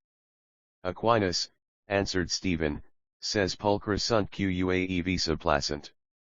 This fire before us, said the dean, will be pleasing to the eye. Will it therefore be beautiful? In so far as it is apprehended by the sight, which I suppose means here aesthetic intellection, it will be beautiful. But Aquinas also says bonum est in quod tendit aptitus. In so far as it satisfies the animal craving for warmth, fire is a good. In hell, however, it is an evil. Quite so, said the dean, you have certainly hit the nail on the head. He rose nimbly and went towards the door, set it ajar and said, a draught is said to be a help in these matters. As he came back to the hearth, limping slightly but with a brisk step, Stephen saw the silent soul of a Jesuit look out at him from the pale loveless eyes. Like Ignatius he was lame, but in his eyes burned no spark of Ignatius' enthusiasm. Even the legendary craft of the company, a craft subtler and more secret than its fabled books of secret subtle wisdom, had not fired his soul with the energy of apostleship. It seemed as if he used the shifts and lore and cunning of the world, as bidden to do, for the greater glory of God, without joy in their handling or hatred of that in them which was evil, but turning them, with a firm gesture of obedience, back upon themselves. And for all this silent service it seemed as if he loved not at all the master, and little, if at all, the ends he served. Similiterit xenis baculus, he was, as the founder would have had him, like a staff in an old manna's hand, to be leaned on in the road at nightfall or in stress of weather, to lie with a Lydia's nosegay on a garden seat, to be raised in menace. The dean returned to the hearth and began to stroke his chin. When may we expect to have something from you on the aesthetic question? He asked. From me? Said Stephen in astonishment. I stumble on an idea once a fortnight. If I am lucky. These questions are very profound, Mr. Daedalus, said the dean. It is like looking down from the cliffs of Maher into the depths. Many go down into the depths and never come up. Only the trained diver can go down into those depths and explore them and come to the surface again. If you mean speculation, sir, said Stephen, I also am sure that there is no such thing as free thinking, inasmuch as all thinking must be bound by its own laws. Ha! For my purpose I can work on at present by the light of one or two ideas of Aristotle and Aquinas. I see. I quite see your point. I need them only for my own use and guidance until I have done something for myself by their light. If the lamp smokes or smells, I shall try to trim it. If it does not give light enough, I shall sell it and buy another. Epictetus also had a lamp, said the dean, which was sold for a fancy price after his death. It was the lamp he wrote his philosophical dissertations by. You know Epictetus. An old gentleman, said Stephen coarsely, who said that the soul is very like a bucketful of water. He tells us in his homely way, the dean went on, that he put an iron lamp before a statue of one of the gods and that a thief stole the lamp. What did the philosopher do? He reflected that it was in the character of a thief to steal and determined to buy an earthen lamp next day instead of the iron lamp. A smell of molten tallow came up from the Diana's candle butts and fused itself in Stephanas' consciousness with the jingle of the words bucket and lamp and bucket. The priestess' voice, too, had a hard jingling tone. Stephanas' mind, halted by instinct, checked by the strange tone and the imagery and by the priestess' face which seemed like an unlit lamp or a reflector hung in a false focus. What lay behind it? Or within it? A dull torpor of the soul or the dullness of the thundercloud, charged with intellection and capable of the gloom of God? I meant a different kind of lamp, sir, said Stephen. Undoubtedly, said the dean. One difficulty, said Stephen, in aesthetic discussion is to know whether words are being used according to the literary tradition or according to the tradition of the marketplace. I remember a sentence of Newman's in which he says of the Blessed Virgin that she was detained in the full company of the saints. The use of the word in the marketplace is quite different. I hope I am not detaining you. Not in the least, said the dean politely. No, no, said Stephen, smiling, I mean. Yes, yes, I see, said the dean quickly, I quite catch the point, detain. He thrust forward his underjaw and uttered a dry short cough. To return to the lamp, he said, the feeding of it is also a nice problem. You must choose the pure oil and you must be careful when you pour it in not to overflow it. Not to pour in more than the funnel can hold. What funnel? Asked Stephen. The funnel through which you pour the oil into your lamp. That? Said Stephen. Is that called a funnel? Is it not a tundish? What is a tundish? That. The funnel. Is that called a tundish in Ireland? Asked the dean. I never heard the word in my life. It is called a tundish in Lower Drumcondra, said Stephen, laughing, where they speak the best English. A tundish, said the dean reflectively. That is a most interesting word. I must look that word up. Upon my word I must. His courtesy of manner rang a little false and Stephen looked at the English convert with the same eyes as the elder brother in the parable may have turned on the prodigal.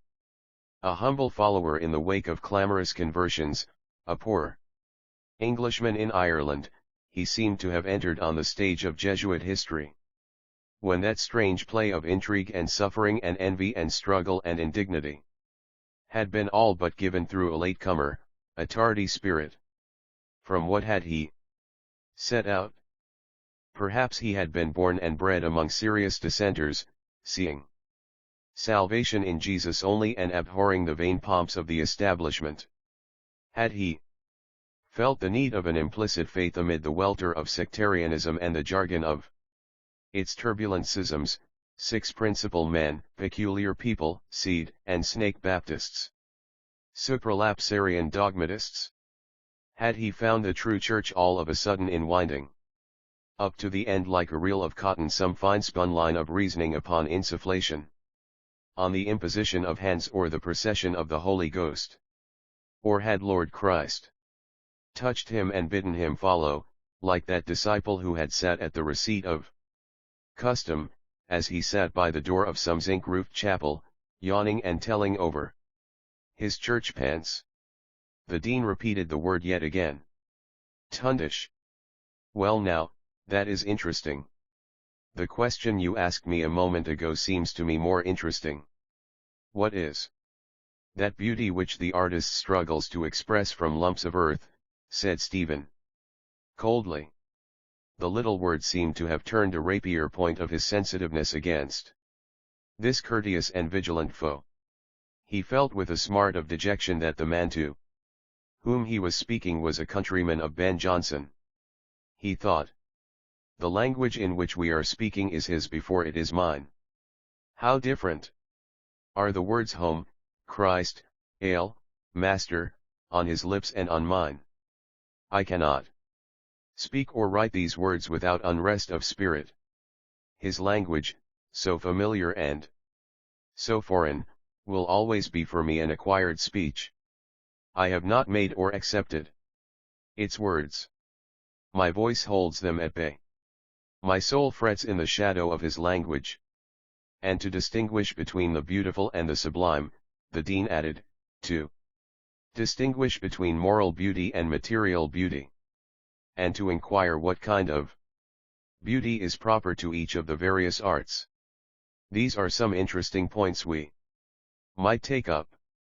Stephen, disheartened suddenly by the Diana's firm, dry tone, was silent, and through the silence a distant noise of many boots and confused voices came up the staircase.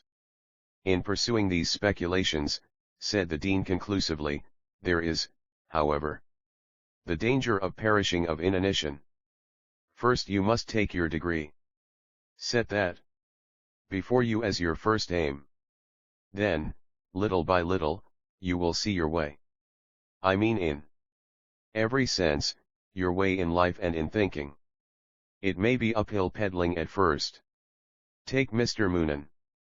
He was a long time before he got to the top. But he got there. I may not have his talent, said Stephen quietly. You never know, said the dean brightly. We never can say what is in us. I most certainly should not be despondent. Per aspera ad astra. He left the hearth quickly and went towards the landing to oversee the arrival of the first arts class. Leaning against the fireplace, Stephen heard him greet briskly and impartially every student of the class and could almost see the frank smiles of the coarser students. A desolating pity began to fall like dew upon his easily embittered heart. For this faithful serving man of the knightly Loyola, for this half-brother of the clergy, more venal than they in speech, more steadfast of soul than they, one whom he would never call his ghostly father, and he thought how this man and his companions had earned the name of worldlings at the hands not of the unworldly only but of the worldly also, for having pleaded, during all their history, at the bar of God's justice for the souls of the lax and the lukewarm and the prudent. The entry of the professor was signalled by a few rounds of Kentish fire from the heavy boots of those students who sat on the highest tier of the gloomy theatre, under the grey cobwebbed windows. The calling of the roll began and the responses to the names were given out in all tones until the name of Peter Byrne was reached. Here, a deep bass note in response came from the upper tier, followed by coughs of protest along the other benches. The professor paused in his reading and called the next name. Cranley. No answer. Mr. Cranley. A smile flew across Stephen's face as he thought of his friend's studies. Try Leopardstown, said a voice from the bench behind. Stephen glanced up quickly, but Moynihan's snoutish face, outlined on the grey light, was impassive. A formula was given out. Amid the rustling of the notebook, Stephen turned back again and said, "Give me some paper for God's sake." "Are you as bad as that?" asked Moynihan with a broad grin. He tore a sheet from his scribbler and passed it down, whispering, "In case of necessity any layman or woman can do it." The formula which he wrote obediently on the sheet of paper, the coiling and uncoiling calculations of the professor, the spectre-like symbols of force and velocity, fascinated and jaded Stephen's mind. He had heard some say that the old professor was an atheist Freemason. Oh, the grey dull day! It seemed a limbo of painless patient consciousness through which souls of mathematicians might wander, projecting long, slender fabrics from plane to plane of ever rarer and paler twilight, radiating swift eddies to the last verges of a universe ever vaster, farther and more impalpable. So we must distinguish between elliptical and ellipsoidal. Perhaps some of you gentlemen may be familiar with the works of Mr. W. S. Gilbert. In one of his songs, he speaks of the billiard sharp who is condemned to play on a cloth untrue with a twisted cue and elliptical billiard balls. He means a ball having the form of the ellipsoid of the principal axis of which I spoke a moment ago. Moynihan leaned down towards Stephen's ear and murmured, "What price ellipsoidal balls? Chase me, ladies, I am in the cavalry."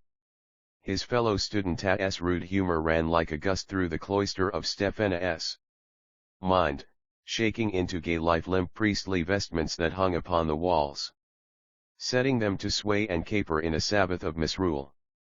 The forms of the community emerged from the gust-blown vestments, the dean of studies, the portly florid bursar, with his cap of grey hair, the president, the little priest with feathery hair who wrote devout verses, the squat peasant form of the professor of economics, the tall form of the young professor of mental science discussing on the landing a case of conscience, with his class like a giraffe cropping high leafage among a herd of antelopes, the grave troubled prefect of the sodality, the plump round-headed professor of Italian, with his roguea eyes. They came ambling and stumbling, tumbling, and capering, kilting their gowns for leapfrog, holding one another back, shaken with deep false laughter, smacking one another behind and laughing at their rude malice, calling to one another by familiar nicknames, protesting with sudden dignity at some rough usage, whispering two and two behind their hands. The professor had gone to the glass cases on the side wall, from a shelf of which he took down a set of coils, blew away the dust from many points and, bearing it carefully to the table, held a finger on it while he proceeded with his lecture. He explained that the wires in modern coils were of a compound called platinoid lately discovered by F. W. Martino. He spoke clearly the initials and surname of the discoverer. Moynihan whispered from behind. Good old Freshwater Martin. Ask him, Stephen whispered back with weary humor, if he wants a subject for electrocution. He can have me. Moynihan, seeing the professor bend over the coils, rose in his bench and, clacking noiselessly the fingers of his right hand, began to call with the voice of a slobbering urchin. Please, teacher. This boy is after saying a bad word, teacher. Platinoid, the professor said solemnly, is preferred to German silver because it has a lower coefficient of resistance by changes of temperature. The platinoid wire is insulated and the covering of silk that insulates it is wound on the ebonite bobbins just where my finger is. If it were wound single, an extra current would be induced in the coils. The bobbins are saturated in hot paraffin wax. A sharp Ulster voice said from the bench below Stephen. Are we likely to be asked questions on applied science? The professor began to juggle gravely with the terms pure science and applied science. A heavy-built student, wearing gold spectacles, stared with some wonder at the questioner. Moynihan murmured from behind in his natural voice. Isn't T. McAllister a devil for his pound of flesh? Stephen looked coldly on the oblong skull beneath him, overgrown with tangled twine-colored hair. The voice, the accent, the mind of the questioner offended him. And he allowed the offense to carry him towards willful unkindness, bidding his mind think that the student's father would have done better had he sent his son to Belfast to study and have saved something on the train fare by so doing. The oblong skull beneath did not turn to meet the shaft of thought, and yet the shaft came back to its bowstring, for he saw in a moment the student's way pale face. That thought is not mine, he said to himself quickly. It came from the comic Irishman in the bench behind. Patience. Can you say with certitude by whom the soul of your race was bartered and its elect betrayed, by the questioner or by the mocker? Patience. Remember Epictetus. It is probably in his character to ask such a question at such a moment in such a tone, and to pronounce the word science as a monosyllable. The droning voice of the professor continued to wind itself slowly round and round the coils it spoke of, doubling, trebling, quadrupling its somnolent energy as the coil multiplied its ohms of resistance. Moynihan's voice called from behind in echo to a distant bell. Closing time, gents. The entrance hall was crowded and loud with talk. On a table near the door were two photographs in frames, and between them a long roll of paper bearing an A regular tale of signatures. Macan went briskly to and fro among the students, talking rapidly, answering rebuffs and leading one after another to the table. In the inner hall the Dean of Studies stood talking to a young professor, stroking his chin gravely and nodding his head. Stephen, checked by the crowd at the door, halted irresolutely. From under the wide falling leaf of a soft hat Cranlia's dark eyes were watching him. "Have you signed?" Stephen asked. Cranley closed his long thin-lipped mouth, communed with himself an instant and answered. "Ego habeo." "What is it for?" "Quod. What is it for?" Cranley turned his pale face to Stephen and said blandly and bitterly. "Per pax universalis." Stephen pointed to the Tsar's photograph and said. "He has the face of a besotted Christ." The scorn and anger in his voice brought Cranlia's eyes back from a calm survey of the walls of the hall. "Are you annoyed?" he asked. "No," answered Stephen. "Are you in bad humor?" "No." "Credo ut vos sanguinarius mendax estis," said Cranley, "quia facies vestra monstrat ut vos in damno malo humor estis." Moynihan, on his way to the table, said in Stefana's ear. "Macan is in tip-top form. Ready to shed the last drop. Brand new world. No stimulants and votes for the bitches." Stephen smiled at the manner of this confidence and, when Moynihan had passed, turned again to meet Cranlia's eyes. "Perhaps you can tell me," he said, "why he pours his soul so freely into my ear. Can you?" A dull scowl appeared on Cranlia's forehead. He stared at the table where Moynihan had bent to write his name on the roll, and then said flatly, "A sugar." "Quisest in malo humor," said Stephen, "ego aut vos." Cranley did not take up the taunt. He brooded sourly on his judgment and repeated with the same flat force, "A flaming bloody sugar, that's what he is." It was his epitaph for all dead friendships, and Stephen wondered whether it would ever be spoken in the same tone over his memory. The heavy lumpish phrase sank slowly out of hearing like a stone through a quagmire. Stephen saw it sink as he had seen many another, feeling its heaviness depress his heart. Cranlia's speech, unlike that of Davin, had neither rare phrases of Elizabethan English nor quaintly turned versions of Irish idioms. Its drawl was an echo of the quays of Dublin given back by a bleak decaying seaport, its energy an echo of the sacred eloquence of Dublin given back flatly by a Wicklow pulpit. The heavy scowl faded from Cranlia's face as Macan marched briskly towards them from the other side of the hall. "Here you are," said Macan cheerily. "Here I am," said Stephen. "Late as usual. Can you not combine the progressive tendency with a respect for punctuality?" "That question is out of order," said Stephen. "Next business." His smiling eyes were fixed on a silver-wrapped tablet of milk chocolate which peeped out of the propagandista's breast pocket. A little ring of listeners closed round to hear the war of wits.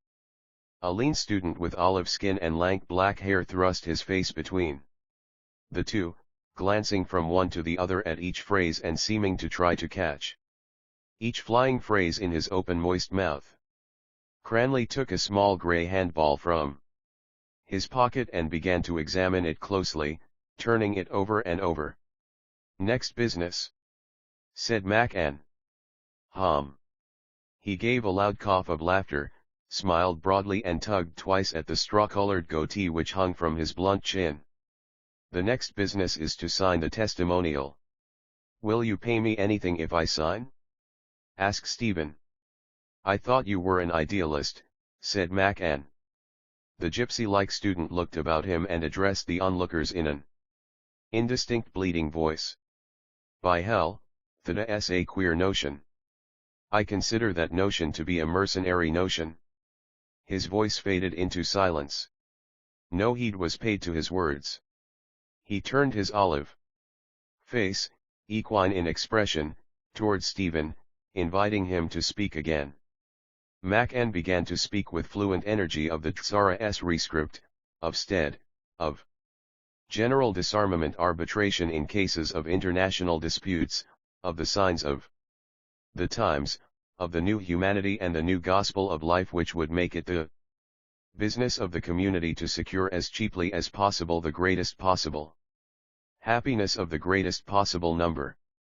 The gypsy student responded to the close of the period by crying, "3 cheers for universal brotherhood." "Go on, Temple," said a stout ruddy student near him. "I'll stand you a pint after."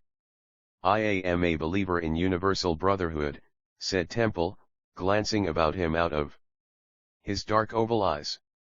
"Marx is only a bloody cod." Cranley gripped his arm tightly to check his tongue, smiling uneasily, and repeated, "Easy, easy, easy." Temple struggled to free his arm but continued, his mouth flecked by a thin foam. Socialism was founded by an Irishman, and the first man in Europe who preached the freedom of thought was Collins. 200 years ago. He denounced priestcraft, the philosopher of Middlesex. 3 cheers for John Anthony Collins. A thin voice from the verge of the ring replied. "Pip. Pip." Moynihan murmured beside Stephena's ear. "And what about John Anthonia's poor little sister? Lottie Collins lost her drawers, wanna you kindly lend her yours?" Stephen laughed, and Moynihan, pleased with the result, murmured again. "We'll have 5 bob each way on John Anthony Collins." "I am waiting for your answer," said Mac N briefly. "The affair doesn't interest me in the least," said Stephen wearily. "You know that." "Well, why do you make a scene about it?" "Good," said Mac N, smacking his lips. "You are a reactionary, then." "Do you think you impress me," Stephen asked, "when you flourish your wooden sword?" "Metaphors," said Mac N bluntly. "Come to facts." Stephen blushed and turned aside. Mac N stood his ground and said with hostile humor, "Minor poets, I suppose, are above such trivial questions as the question of universal peace." Cranley raised his head and held the handball between the two students by way of a peace offering, saying, "Pax super totem sanguinarium globum." Stephen, moving away the bystanders, jerked his shoulder angrily in the direction of the Tsara's image, saying, "Keep your icon. If we must have a Jesus, let us have a legitimate Jesus." "By hell, that's a good one," said the gypsy student to those about him. "That's a fine expression. I like that expression immensely." He gulped down the spittle in his throat as if he were gulping down the phrase. And, fumbling at the peak of his tweed cap, turned to Stephen, saying, "Excuse me, sir, what do you mean by that expression you uttered just now?" Feeling himself jostled by the students near him, he said to them, "I am curious to know now what he meant by that expression." He turned again to Stephen and said in a whisper, "Do you believe in Jesus?" "I believe in man." "Of course, I don't know if you believe in man." "I admire you, sir. I admire the mind of man independent of all religions." "Is that your opinion about the mind of Jesus?" "Go on, Temple," said the stout ruddy student, returning, as was his wont, to his first idea. "That pint is waiting for you." "He thinks I am an imbecile," Temple explained to Stephen, "because I am a believer in the power of mind." Cranley linked his arms into those of Stephen and his admirer and said, "Nos ad manimbalum jocabimus." Stephen, in the act of being led away, caught sight of Mackina's flushed blunt-featured face. "My signature is of no account," he said politely. "You are right to go your way. Leave me to go mine." "Daedalus," said Mac N crisply, I believe you are a good fellow, but you have yet to learn the dignity of altruism and the responsibility of the human individual. A voice said. Intellectual crankery is better out of this movement than in it. Stephen, recognizing the harsh tone of McAllister's voice, did not turn in the direction of the voice. Cranley pushed solemnly through the throng of students, linking Stephen and Temple like a celebrant attended by his ministers on his way to the altar. Temple bent eagerly across Cranley's breast and said, "Did you hear McAllister what he said? That youth is jealous of you. Did you see that?" "I bet Cranley didn't see that. By hell, I saw that at once." As they crossed the inner hall, the Dean of Studies was in the act of escaping from the student with whom he had been conversing. He stood at the foot of the staircase. A foot on the lowest step, his threadbare soutane gathered about him for the ascent. With womanish care, nodding his head often and repeating, "Not a doubt of it, Mr. Hackett. Very fine. Not a doubt of it." In the middle of the hall the prefect of the college sodality was speaking earnestly, in a soft querulous voice, with a border. As he spoke he wrinkled a little his freckled brow and bit, between his phrases, at a tiny bone pencil. "I hope the matric men will all come. The first arts men are pretty sure. Second arts, too. We must make sure of the newcomers." Temple bent again across Cranley, as they were passing through the doorway, and said in a swift whisper, "Do you know that he is a married man? He was a married man before they converted him. He has a wife and children somewhere. By hell, I think that's the queerest notion I ever heard." His whisper trailed off into sly cackling laughter. The moment they were through the doorway Cranley seized him rudely by the neck and shook him, saying, "You flaming floundering fool. I'll take my dying Bible there isn't a bigger bloody ape, do you know, than you in the whole flaming bloody world." Temple wriggled in his grip, laughing still with sly content, while Cranley repeated flatly at every rude shake, "A flaming flaring bloody idiot." They crossed the weedy garden together. The president, wrapped in a heavy loose cloak, was coming towards them along one of the walks, reading his office. At the end of the walk he halted before turning and raised his eyes. The students saluted, Temple fumbling as before at the peak of his cap. They walked forward in silence. As they neared the alley Stephen could hear the thuds of the players' hands and the wet smacks of the ball and Davina's voice crying out excitedly at each stroke. The three students halted round the box on which Davin sat to follow the game. Temple, after a few moments, sidled across to Stephen and said, "Excuse me, I wanted to ask you, do you believe that Jean-Jacques Rousseau was a sincere man?" Stephen laughed outright. Cranley, picking up the broken stave of a cask from the grass at his feet, turned swiftly and said sternly, "Temple, I declare to the living God if you say another word, do you know, to anybody on any subject, I'll kill you super spottum." "He was like you, I fancy," said Stephen, "an emotional man." "Blast him, curse him," said Cranley broadly. "Don't talk to him at all. Sure, you might as well be talking, do you know, to a flaming chamberpot as talking to Temple. Go home, Temple. For God's sake, go home." "I don't care a damn about you, Cranley," answered Temple, moving out of reach of the uplifted stave and pointing at Stephen. "He's the only man I see in this institution that has an individual mind." "Institution? Individual?" cried Cranley. "Go home, blast you, for you are a hopeless bloody man." "I am an emotional man," said Temple. "That's quite rightly expressed. And I am proud that I am an emotionalist." He sidled out of the alley, smiling slyly. Cranley watched him with a blank, expressionless face. "Look at him," he said. "Did you ever see such a go-by-the-wall?" His phrase was greeted by a strange laugh from a student who lounged against the wall, his peaked cap down on his eyes. The laugh, pitched in a high key and coming from a so muscular frame, seemed like the whinny of an elephant.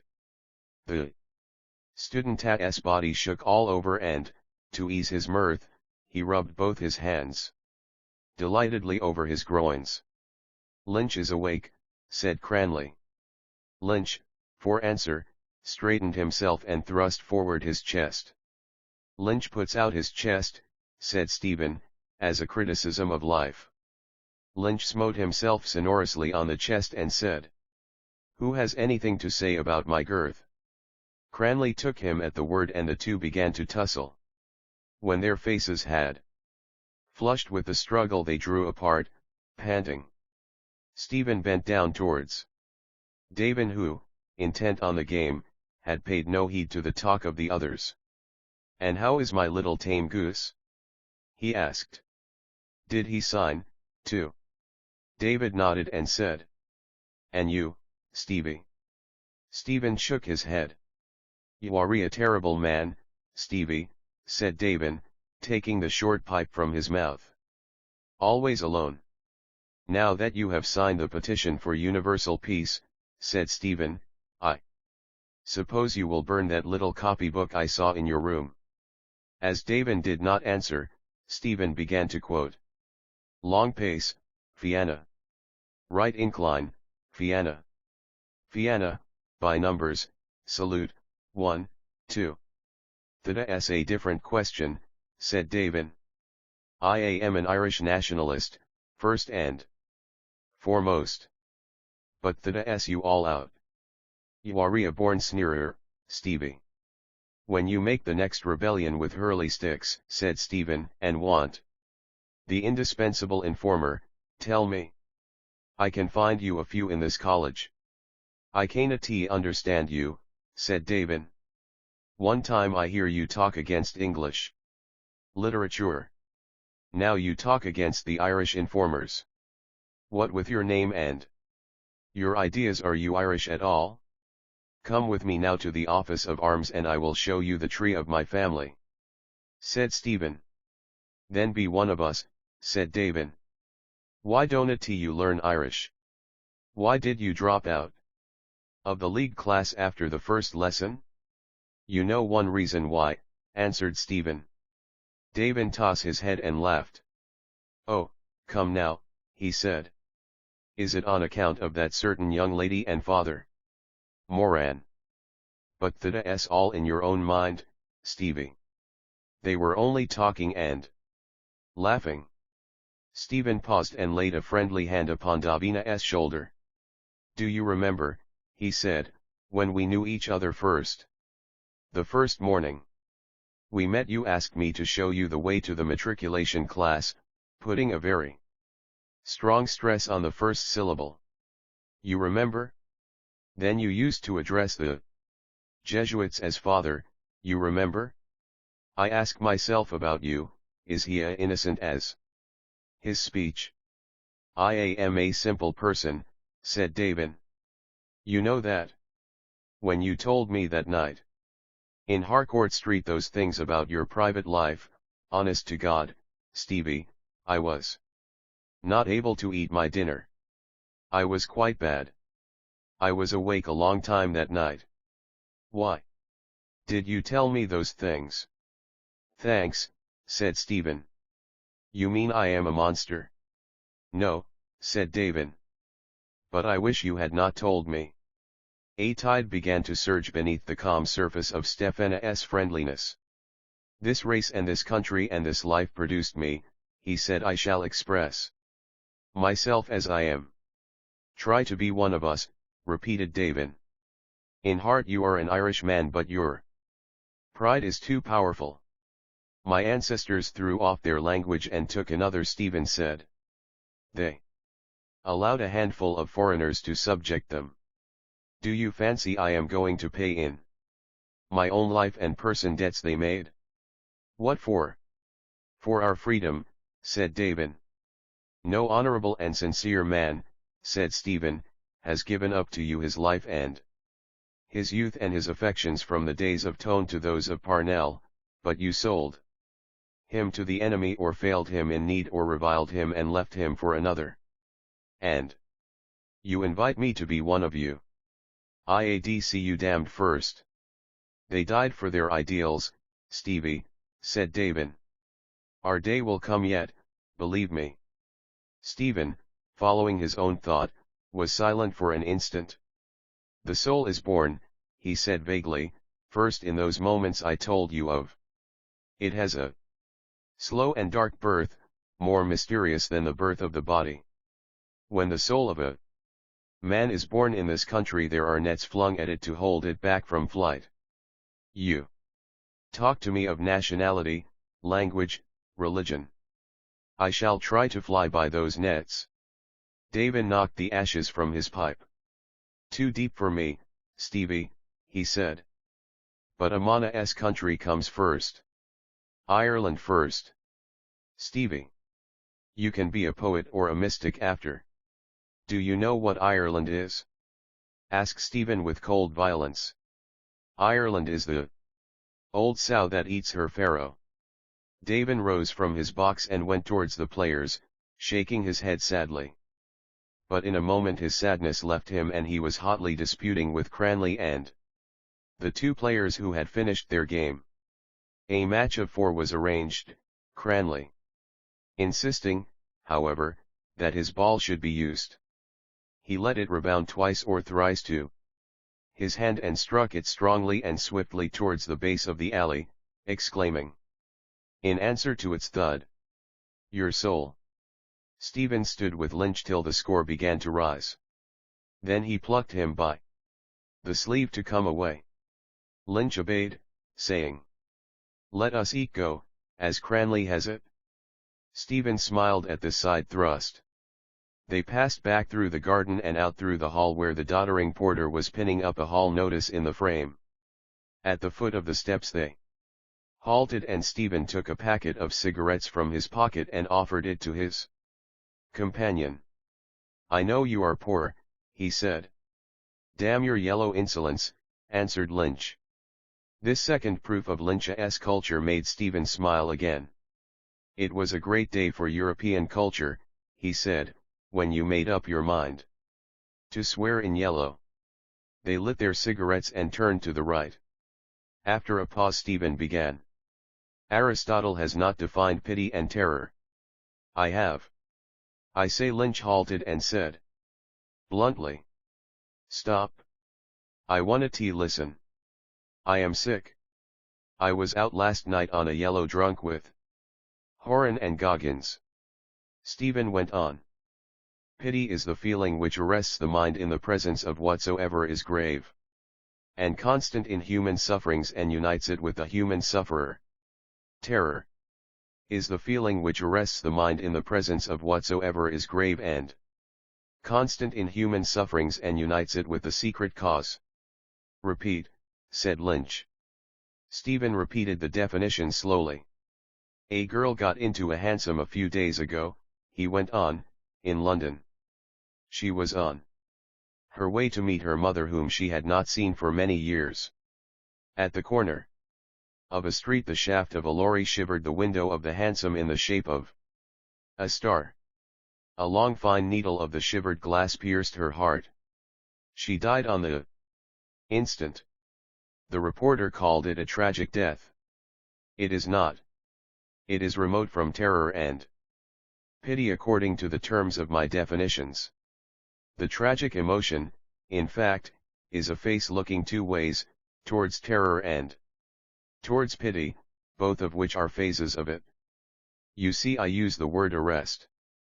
I mean that the tragic emotion is static.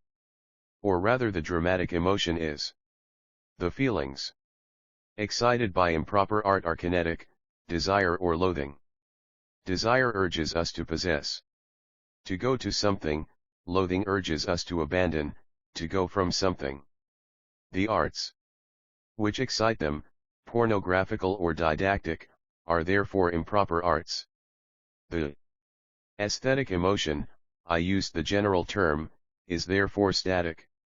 The mind is arrested and raised above desire and loathing. You say that art must not excite desire, said Lynch. I told you that one day I wrote my name in pencil on the backside of the Venus of Praxiteles in the museum. Was that not desire? I speak of normal natures, said Stephen. You also told me that when you were a boy in that charming Carmelite school you ate pieces of dried cow dung. Lynch broke again into a whinny of laughter and again rubbed both his hands over his groins but without taking them from his pockets. Oh, I did. I did. He cried. Stephen turned towards his companion and looked at him for a moment boldly in the eyes. Lynch, recovering from his laughter, answered his look from his humbled eyes. The long slender flattened skull beneath the long pointed cap brought before Stephena's mind the image of a hooded reptile. The eyes, too, were reptile-like in glint and gaze. Yet at that instant, humbled and alert in their look, they were lit by one tiny human point, the window of a shriveled soul, poignant and self-embittered. As for that, Stephen said in polite parenthesis, we are all animals. I also am an animal. You are, said Lynch. But we are just now in a mental world, Stephen continued. The desire and loathing excited by improper aesthetic means are really not aesthetic emotions, not only because they are kinetic in character but also because they are not more than physical. Our flesh shrinks from what it dreads and responds to the stimulus of what it desires by a purely reflex action of the nervous system. Our eyelid closes before we are aware that the fly is about to enter our eye. Not always, said Lynch critically. In the same way, said Stephen, your flesh responded to the stimulus of a naked statue, but it was, I say, simply a reflex action of the nerves. Beauty expressed by the artist cannot awaken in us an emotion which is kinetic or a sensation which is purely physical. It awakens, or ought to awaken, or induces, or ought to induce, an aesthetic stasis, an ideal pity or an ideal terror, a stasis called forth, prolonged, and at last dissolved by what I call the rhythm of beauty. What is that exactly? Asked Lynch. Rhythm, said Stephen, is the first formal aesthetic relation of part to part in any aesthetic whole or of an aesthetic whole to its part or parts or of any part to the aesthetic whole of which it is a part. If that is rhythm, said Lynch, let me hear what you call beauty, and, please, remember, though I did eat a cake of cow dung once, that I admire only beauty. Stephen raised his cap as if in greeting. Then, blushing slightly, he laid his hand on Lynch's thick tweed sleeve. We are right, he said, and the others are wrong. To speak of these things and to try to understand their nature and, having understood it, to try slowly and humbly and constantly to express, to press out again, from the gross earth or what it brings forth, from sound and shape and color which are the prison gates of our soul, an image of the beauty we have come to understand that is art. They had reached the canal bridge and, turning from their course, went on by the trees. A crude grey light, mirrored in the sluggish water and a smell of wet branches over their heads seemed to war against the course of Stephena's thought. But you have not answered my question, said Lynch. What is art? What is the beauty it expresses? That was the first definition I gave you, you sleepy-headed wretch, said Stephen. When I began to try to think out the matter for myself. Do you remember the night? Cranley lost his temper and began to talk about Wicklow bacon. I remember, said Lynch. He told us about them flaming fat devils of pigs. Art, said Stephen, is the human disposition of sensible or intelligible matter for an aesthetic end. You remember the pigs and forget that. You are a distressing pair. You and Cranley. Lynch made a grimace at the raw grey sky and said, "If I am to listen to your aesthetic philosophy, give me at least another cigarette. I don't care about it. I don't even care about women. Damn you and damn everything. I want a job of 500 a year. You can't get me one." Stephen handed him the packet of cigarettes. Lynch took the last one that remained, saying simply, "Proceed." "Aquinas," said Stephen, "says that is beautiful, the apprehension of which pleases." Lynch nodded. "I remember that," he said, "pulchra sunt quae visa placent."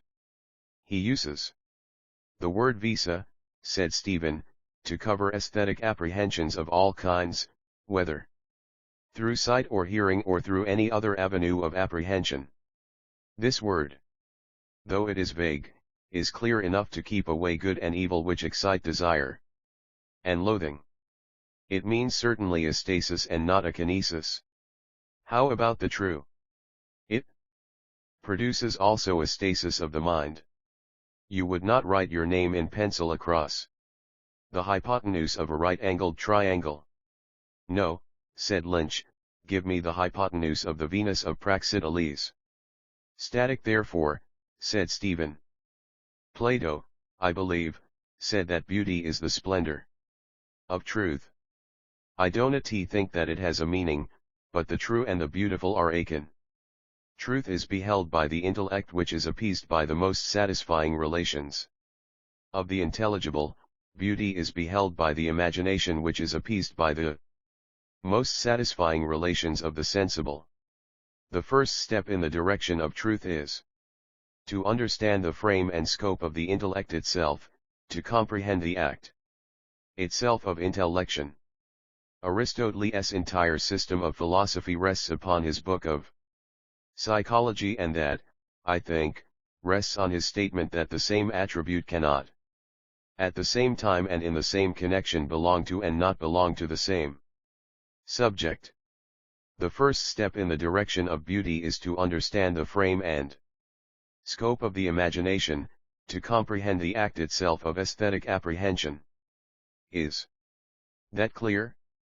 "But what is beauty?" asked Lynch impatiently. "Out with another definition."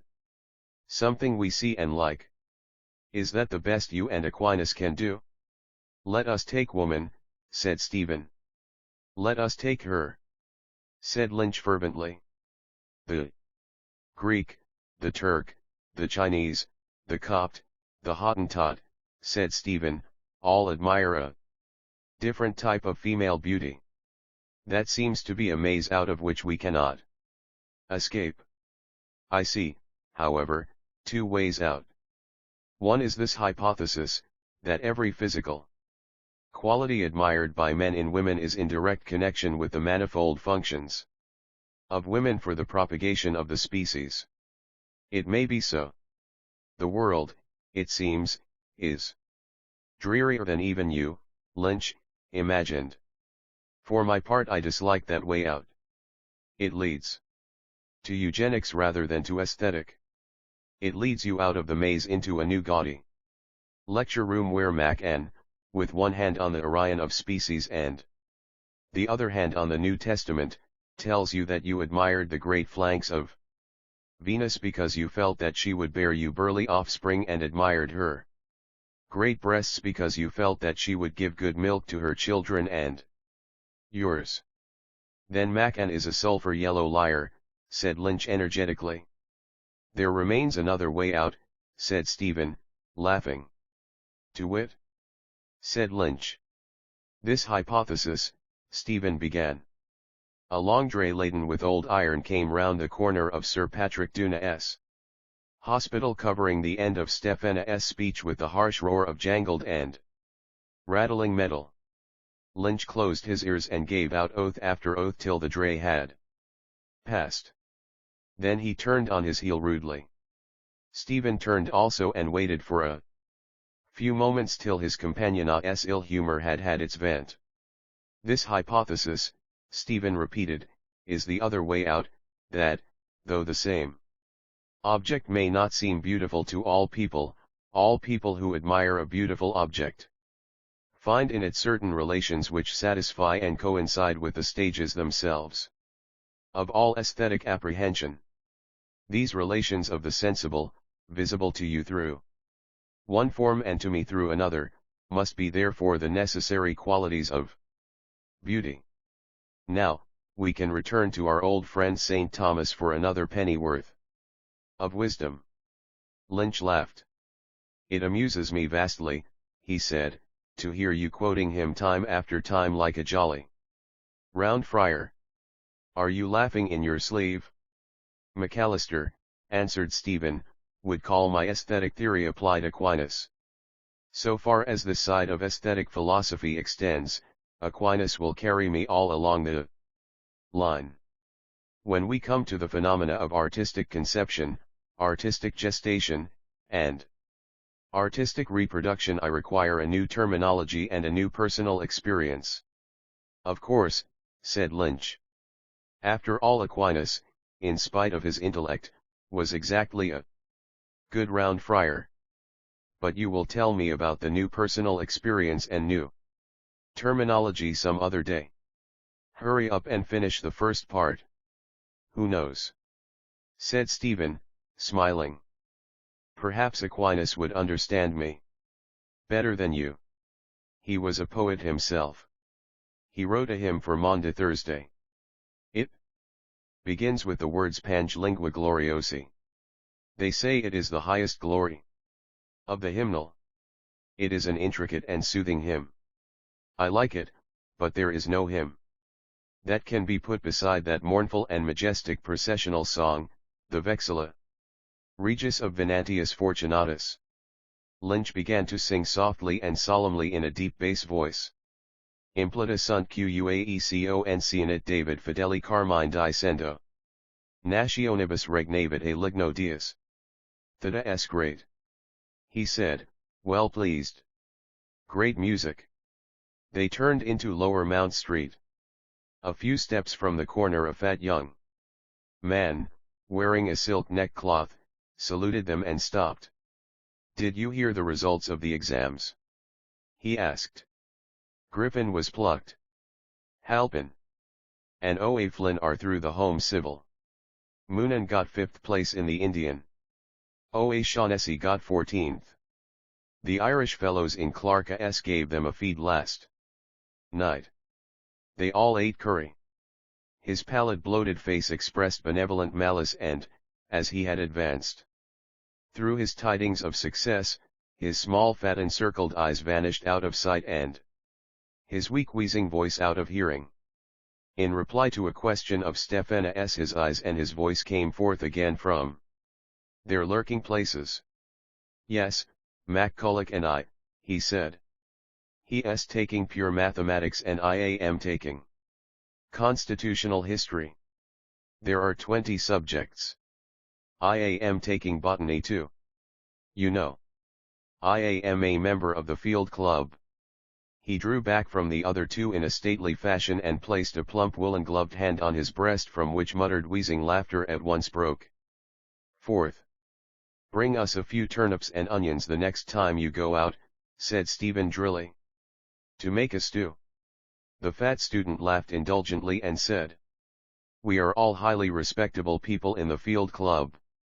Last Saturday we went out to Glenmalure, 7 of us. With women, Donovan, said Lynch. Donovan again laid his hand on his chest and said, our end is the acquisition of knowledge. Then he said quickly, I hear you are writing some essays about aesthetics. Stephen made a vague gesture of denial. Goethe and Lessing, said Donovan, have written a lot on that subject, the classical school and the romantic school and all that. The Laocoon interested me very much when I read it. Of course it is idealistic, German, ultra-profound. Neither of the others spoke. Donovan took leave of them urbanely. I must go, he said softly and benevolently. I have a strong suspicion, amounting almost to a conviction, that my sister intended to make pancakes today for the dinner of the Donovan family. Goodbye, Stephen said in his wake. Don't forget the turnips for me and my maid. Lynch gazed after him, his lip curling in slow scorn till his face resembled a devil's mask. To think that yellow pancake-eating excrement can get a good job, he said. At length, and I have to smoke cheap cigarettes. They turned their faces towards Marion Square and went for a little in silence. To finish what I was saying about beauty, said Stephen, the most satisfying relations of the sensible must therefore correspond to the necessary phases of artistic apprehension. Find these and you find the qualities of universal beauty. Aquinas says, ad pulchritudinem tria requiruntur integritas, consonantia, claritas. I translate it so, three things are needed for beauty: wholeness, harmony, and radiance. Do these correspond to the phases of apprehension? Are you following? Of course, I am, said Lynch. If you think I have an excrementitious intelligence, run after Donovan and ask him to listen to you. Stephen pointed to a basket which a butcher's boy had slung inverted on his head. Look at that basket, he said. I see it, said Lynch. In order to see that basket, said Stephen, your mind first of all separates the basket from the rest of the visible universe which is not the basket. The first phase of apprehension is a bounding line drawn about the object to be apprehended. An aesthetic image is presented to us either in space or in time. What is audible is presented in time, what is visible is presented in space. But, temporal or spatial, the aesthetic image is first luminously apprehended as self-bounded and self-contained upon the immeasurable background of space or time. Which is not it? You apprehended it as one thing. You see it as one whole. You apprehend its wholeness. That is integritas. Bulla si? Said Lynch, laughing. Go on. Then, said Stephen, you pass from point to point, led by its formal lines, you apprehend it as balanced part against part within its limits, you feel the rhythm of its structure. In other words, the synthesis of immediate perception is followed by the analysis of apprehension. Having first felt that it is one thing, you feel now that it is a thing. You apprehend it as complex, multiple, divisible, separable, made up of its parts, the result of its parts and their sum, harmonious. That is consonantia. Bulla si again, said Lynch wittily. Tell me now what is claritas and you win the cigar. The connotation of the word, Stephen said, is rather vague. Aquinas uses a term which seems to be inexact. It baffled me for a long time. It would lead you to believe that he had in mind symbolism or idealism, the supreme quality of beauty. Being a light from some other world, the idea of which the matter is but the shadow, the reality of which it is but the symbol. I thought he might mean that claritas is the artistic discovery and representation of the divine purpose in anything, or a force of generalization which would make the aesthetic image a universal one, make it outshine its proper conditions. But that is literary talk. I understand it so. When you have apprehended that basket as one thing and have then analyzed it according to its form and apprehended it as a thing, you make the only synthesis which is logically and aesthetically permissible. You see that it is that thing which it is and no other thing. The radiance of which he speaks in the scholastic Quidditas. The whatness of a thing. This supreme quality is felt by the artist when the aesthetic image is first conceived in his imagination. The mind in that mysterious instant Shelley likened beautifully to a fading coal. The instant wherein that supreme quality of beauty, the clear radiance of the aesthetic image, is apprehended luminously by the mind which has been arrested by its wholeness and fascinated by its harmony is the luminous silent stasis of aesthetic pleasure, a spiritual state very like to that cardiac condition which the Italian physiologist Luigi Galvani, using a phrase almost as beautiful as Shelley's, called the enchantment of the heart. Stephen paused and, though his companion did not speak, felt that his words had called up around them a thought-enchanted silence. What I have said, he began again, refers to beauty in the wider sense of the word, in the sense which the word has in the literary tradition. In the marketplace, it has another sense. When we speak of beauty in the second sense of the term, our judgment is influenced in the first place by the art itself and by the form of that art. The image, it is clear, must be set between the mind or senses of the artist himself and the mind or senses of others. If you bear this in memory, you will see that art necessarily divides itself into three forms progressing from one to the next. These forms are, the lyrical form, the form wherein the artist presents his image in immediate relation to himself; the epical form, the form wherein he presents his image in mediate relation to himself and to others; the dramatic form, the form wherein he presents his image in immediate relation to others. That you told me a few nights ago, said Lynch, and we began the famous discussion. I have a book at home, said Stephen, in which I have written down questions which are more amusing than yours were. In finding the answers to them I found the theory of aesthetic which I am trying to explain. Here are some questions I set myself. Is a chair finely made tragic or comic? Is the portrait of Mona Lisa good if I desire to see it? If not, why not? Why not, indeed? Said Lynch, laughing. If a man hacking in fury at a block of wood, Stephen continued, make there an image of a cow, is that image a work of art? If not, why not? That's a lovely one, said Lynch, laughing again. That has the true scholastic stink. Lessing, said Stephen, should not have taken a group of statues to write of. The art, being inferior, does not present the forms I spoke of distinguished clearly one from another. Even in literature, the highest and most spiritual art, the forms are often confused. The lyrical form is in fact the simplest verbal vesture of an instant of emotion, a rhythmical cry such as ages ago cheered on the man who pulled at the oar or dragged stones up a slope. He who utters it is more conscious of the instant of emotion than of himself as feeling emotion.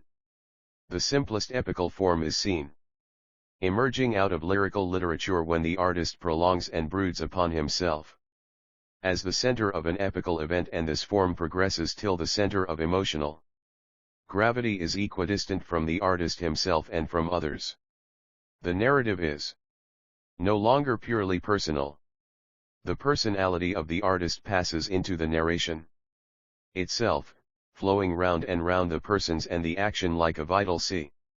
This progress you will see easily in that old English ballad Turpin Hero, which begins in the first person and ends in the third person. The dramatic form is reached when the vitality which has flowed and eddied round each person fills every person with such vital force that he or she assumes a proper and intangible aesthetic life. The personality of the artist, at first a cry or a cadence or a mood and then a fluid and lambent narrative, finally refines itself out of existence, impersonalizes itself, so to speak. The aesthetic image in the dramatic form is life purified in and reprojected from the human imagination. The mystery of aesthetic, like that of material creation, is accomplished. The artist, like the God of creation, remains within or behind, or beyond or above his handiwork, invisible, refined out of existence, indifferent. Paring his fingernails. Trying to refine them also out of existence, said Lynch. A fine rain began to fall from the high-veiled sky and they turned into the Dukia's lawn to reach the National Library before the shower came. What do you mean, Lynch asked surlily, by prating about beauty and the imagination in this miserable god-forsaken island? No wonder the artist retired within or behind his handiwork after having perpetrated this country. The rain fell faster. When they passed through the passage beside Kildare House, they found many students sheltering under the arcade of the library. Cranley, leaning against a pillar, was picking his teeth with a sharpened match, listening to some companions. Some girls stood near the entrance door. Lynch whispered to Stephen, "Your beloved is here." Stephen took his place silently on the step below the group of students, heedless of the rain which fell fast, turning his eyes towards her from time to time. She too stood silently among her companions. She has no priest to flirt with, he thought, with conscious bitterness, remembering how he had seen her last. Lynch was right. His mind, emptied of theory and courage, lapsed back into a listless peace. He heard the students talking among themselves. They spoke of two friends who had passed the final medical examination, of the chances of getting places on ocean liners, of poor and rich practices. That's all a bubble. An Irish country practice is better. Hines was 2 years in Liverpool and he says the same. A frightful hole, he said. It was nothing but midwifery cases. Do you mean to say it is better to have a job here in the country than in a rich city like that? I know a fellow. Hines has no brains. He got through by stewing, pure stewing. Don't mind him. There's plenty of money to be made in a big commercial city. Depends on the practice. Ego credo ut vita pauperum est simpliciter atrox, simpliciter sanguinarius atrox, in Liverpoolio. Their voices reached his ears as if from a distance in interrupted pulsation. She was preparing to go away with her companions. The quick light shower had drawn off, tarrying in clusters of diamonds among the shrubs of the quadrangle where an exhalation was breathed forth by the blackened earth. Their trim boots prattled as they stood on the steps of the colonnade, talking quietly and gaily, glancing at the clouds, holding their umbrellas at cunning angles against the few last raindrops, closing them again, holding their skirts demurely. And if he had judged her harshly? If her life were a simple rosary of hours, her life simple and strange as a bird's life, gay in the morning, restless all day, tired at sundown. Her heart simple and willful as a bird's heart? Towards dawn he awoke. Oh, what sweet music! His soul was all dewy wet. Over his limbs in sleep pale cool waves of light had passed. He lay still, as if his soul lay amid cool waters, conscious of faint sweet music. His mind was waking slowly to a tremulous morning knowledge, a morning inspiration. A spirit filled him, pure as the purest water, sweet as dew, moving as music. But how faintly it was inbreathed! How passionlessly, as if the seraphim themselves were breathing upon him. His soul was waking slowly, fearing to awake wholly.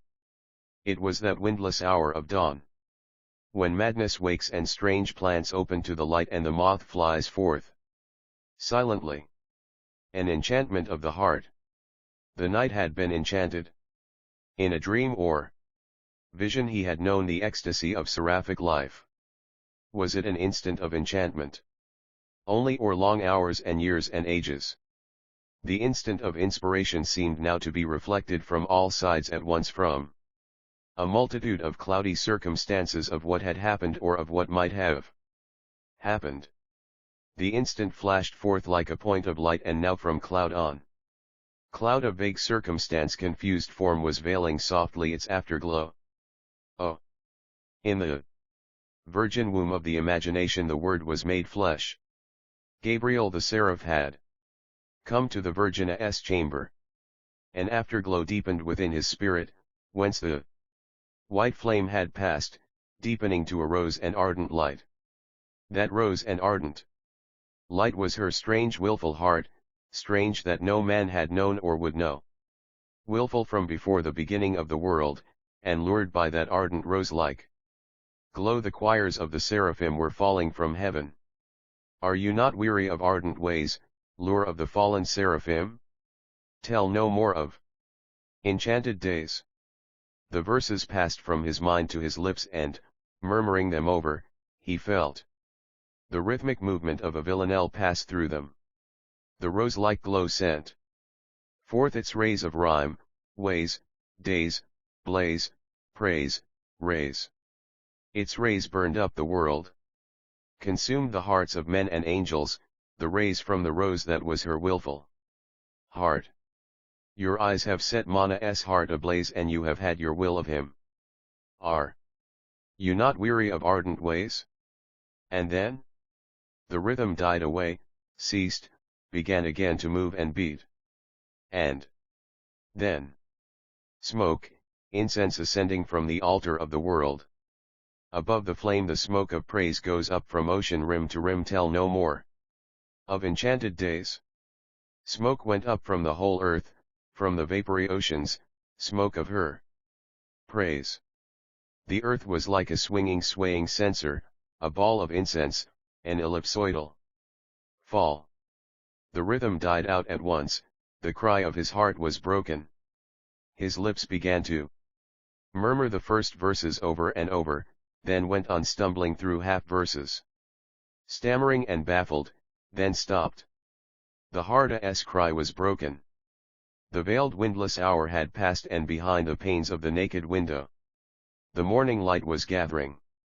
A bell beat faintly very far away. A bird twittered. 2 birds, 3. The bell and the bird ceased, and the dull white light spread itself east and west, covering the world, covering the rose light in his heart. Fearing to lose all, he raised himself suddenly on his elbow to look for paper and pencil. There was neither on the table, only the soup plate he had eaten the rice from for supper and the candlestick with its tendrils of tallow and its paper socket singed by the last flame.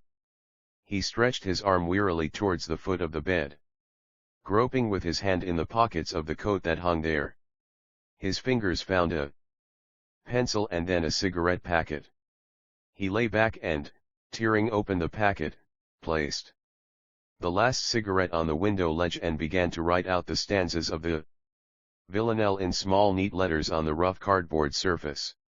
Having written them out he lay back on the lumpy pillow, murmuring them again. The lumps of knotted flock under his head reminded him of the lumps of knotted horsehair in the sofa of her parlor on which he used to sit, smiling or serious, asking himself why he had come, displeased with her and with himself, confounded by the print of the Sacred Heart above the untenanted sideboard. He saw her approach him in a lull of the talk and beg him to sing one of his curious songs. Then he saw himself sitting at the old piano, striking chords softly from its speckled keys, and singing, amid the talk which had risen again in the room, to her who leaned beside the mantelpiece a dainty song of the Elizabethans, a sad and sweet loath to depart, the victory chant of Agincourt, the happy air of Greensleeves. While he sang, and she listened, or feigned to listen, his heart was at rest. But when the quaint old songs had ended and he heard again the voices in the room, he remembered his own sarcasm, the house where young men are called by their Christian names a little too soon. At certain instants her eyes seemed about to trust him, but he had waited in vain. She passed now, dancing lightly across his memory as she had been that night at the carnival ball, her white dress a little lifted, a white spray nodding in her hair. She danced lightly in the round. She was dancing towards him and, as she came, her eyes were a little averted and a faint glow was on her cheek. At the pause in The chain of hands her hand had lain in his an instant, a soft merchandise. You are a great stranger now. Yes. I was born to be a monk. I am afraid you are a heretic. Are you much afraid? For answer she had danced away from him along the chain of hands, dancing lightly and discreetly, giving herself to none. The white spray nodded to her dancing. And when she was in shadow the glow was deeper on her cheek. A monk. His own image started forth a profaner of the cloister, a heretic Franciscan, willing not to serve, spinning like Gerardino da Borgo-San Donano, a lithe web of sophistry and whispering in her ear. No, it was not his image. It was like the image of the young priest in whose company he had seen her last, looking at him out of W's eyes, toying with the pages of her Irish phrase book. Yes, yes, the ladies are coming round to us. I can see it every day. The ladies are with us. The best helpers the language has. And the church, Father Moran? The church too. Coming round too. The work is going ahead there too. Donati. Fret about the church. Bah. He had done well to leave the room in disdain. He had done well not to salute her on the steps of the library. He had done well to leave her to flirt with her priest, to toy with a church which was the scullery maid of Christendom. Rude brutal anger rooted the last lingering instant of ecstasy from his soul. It broke up violently her fair image and flung the fragments on all sides. On all sides. Distorted reflections of her image started from his memory, the flower girl in the ragged dress with damp coarse hair and a hoydenish face who had called herself his own girl and begged his Hansel, the kitchen girl in the next house who sang over the clatter of her plates, with the drawl of a country singer, the first bars of By Killarney's Lakes and Fells, a girl who had laughed gaily to see him stumble when the iron grating in the footpath near Cork Hill had caught the broken sole of his shoe, a girl he had glanced at, attracted by her small ripe mouth, as she passed out of Jacoba's biscuit factory, who had cried to him over her shoulder, "Do you like what you seen of me, straight hair and curly eyebrows?" And yet he felt that, however he might revile and mock her image, his anger was also a form of homage. He had left the classroom in disdain that was not wholly sincere, feeling that perhaps the secret of her race lay behind those dark eyes upon which her long lashes flung a quick shadow. He had told himself bitterly as he walked through the streets that she was a figure of the womanhood of her country. A bat-like soul waking to the consciousness of itself in darkness and secrecy and loneliness, tarrying a while, loveless and sinless, with her mild lover and leaving him to whisper of innocent transgressions in the latticed ear of a priest. His anger against her found vent in coarse railing at her paramour, whose name and voice and features offended his baffled pride, a priest peasant, with a brother a policeman in Dublin and a brother a potboy in Moycullen. To him she would unveil her sola shy nakedness, to one who was but schooled in the discharging of a formal rite. Rather than to him, a priest of the eternal imagination, transmuting the daily bread of experience into the radiant body of ever-living life.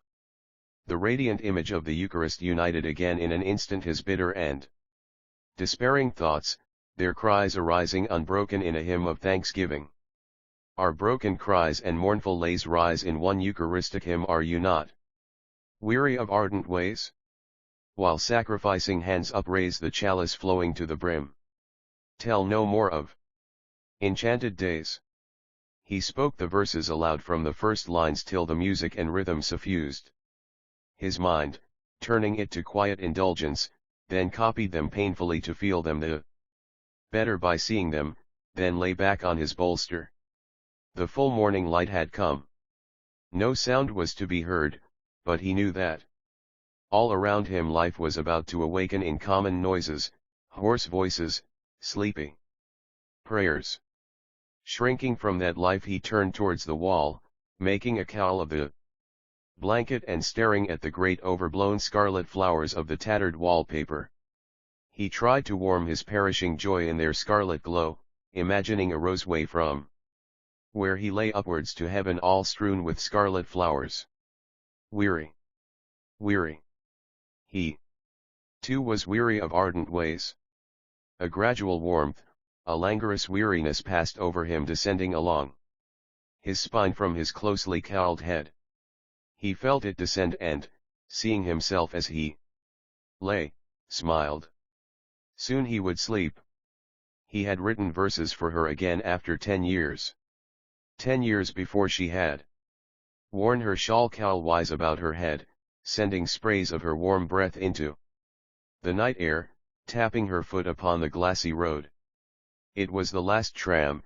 The lank brown horses knew it and shook their bells to the clear night in admonition. The conductor talked with the driver, both nodding often in the green light of the lamp. They stood on the steps of the tram, he on the upper, she on the lower. She came up to his step many times between their phrases and went down again, and once or twice remained beside him, forgetting to go down, and then went down. Let be. Let be. 10 years from that wisdom of children to his folly. If he sent her the verses, they would be read out at breakfast amid the tapping of eggshells. Folly indeed. Her brothers would laugh and try to wrest the page from each other with their strong hard fingers.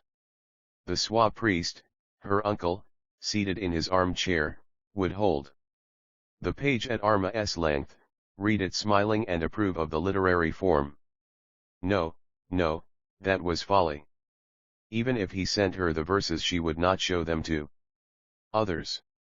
No, no, she could not. He began to feel that he had wronged her.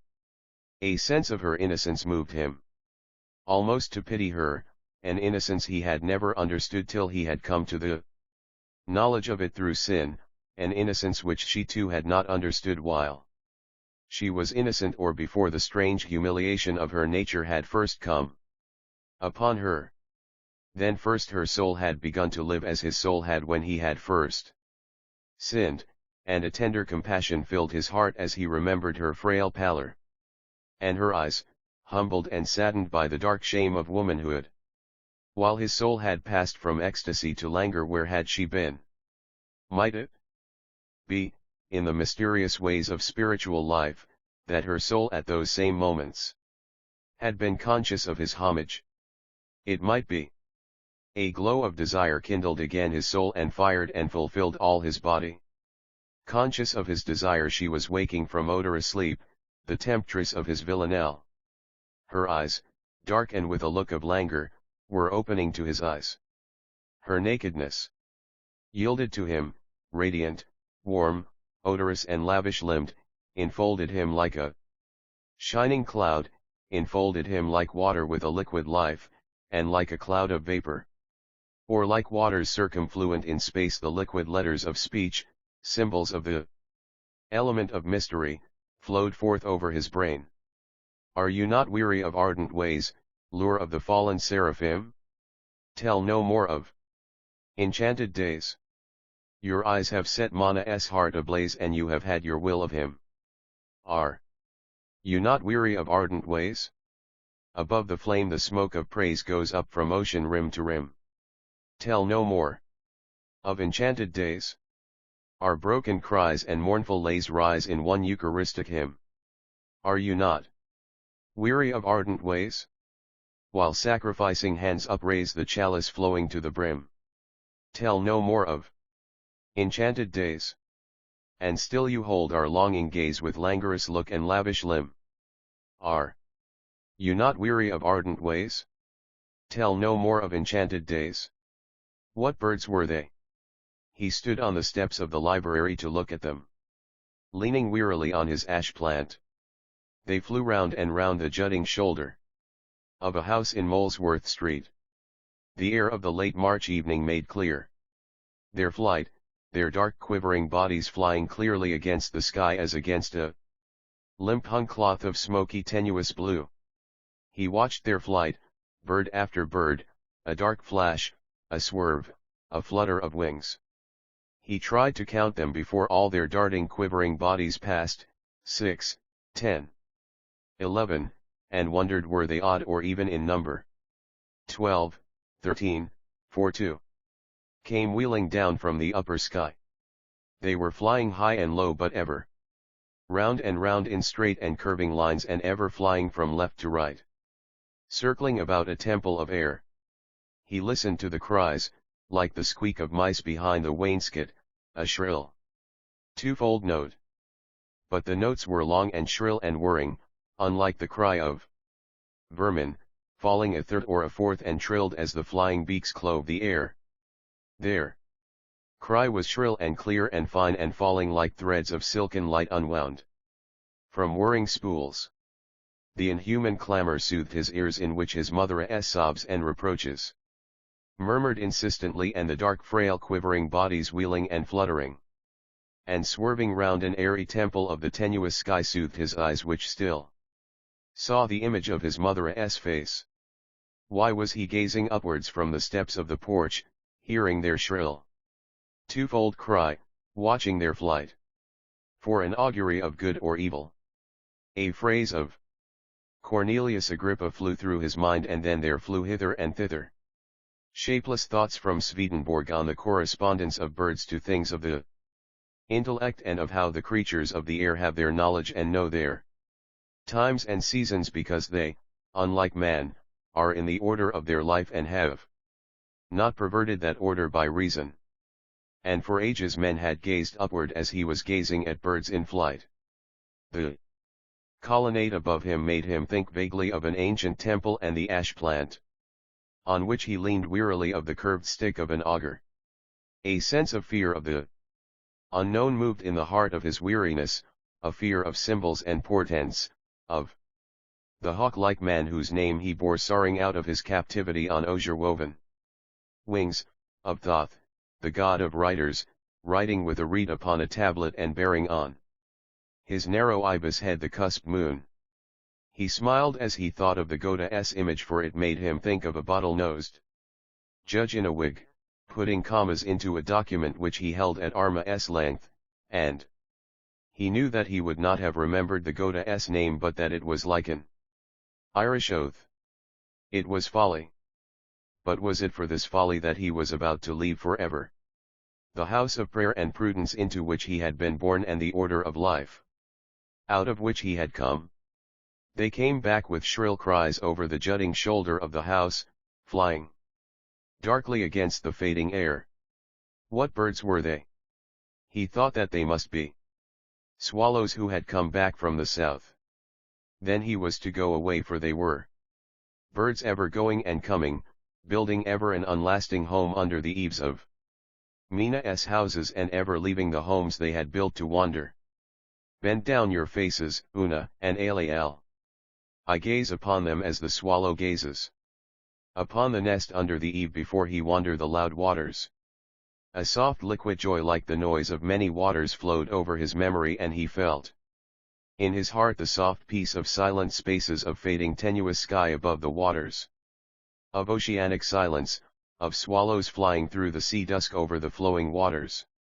A soft liquid joy flowed through the words where the soft long vowels hurtled noiselessly and fell away, lapping and flowing back and ever shaking the white bells of their waves in mute chime and mute peal, and soft low swooning cry, and he felt that the augury he had sought in the wheeling darting birds and in the pale space of sky above him had come forth from his heart like a bird from a turret, quietly and swiftly.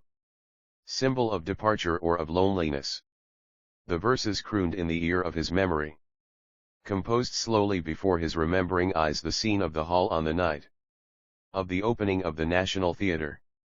He was alone at the side of the balcony, looking out of jaded eyes at the culture of Dublin in the stalls and at the tawdry scene cloths and human dolls framed by the garish lamps of the stage. A burly policeman sweated behind him and seemed at every moment about to act the Catcalls and hisses and mocking cries ran in rude gusts round the hall from his scattered fellow students. A libel on Ireland. Made in Germany. Blasphemy. We never sold our faith. No Irish woman ever did it. We want no amateur atheists. We want no budding Buddhists. A sudden swift hiss fell from the windows above him, and he knew that the electric lamps had been switched on in the reader's room. He turned into the pillared hall, now calmly lit, went up the staircase and passed in through the clicking turnstile. Cranley was sitting over near the dictionaries. A thick book, opened at the frontispiece, lay before him on the wooden rest. He leaned back in his chair, inclining his ear like that of a confessor to the face of the medical student who was reading to him a problem from the chess page of a journal. Stephen sat down at his right, and the priest at the other side of the table closed his copy of the tablet with an angry snap and stood up. Cranley gazed after him blandly and vaguely. The medical student went on in a softer voice. Pontukinga s forth. We had better go, Dixon, said Stephen in warning. He has gone to complain. Dixon folded the journal and rose with dignity, saying, Our men retired in good order. With guns and cattle, added Stephen, pointing to the title page of Cranley's book, on which was printed Diseases of the Ox.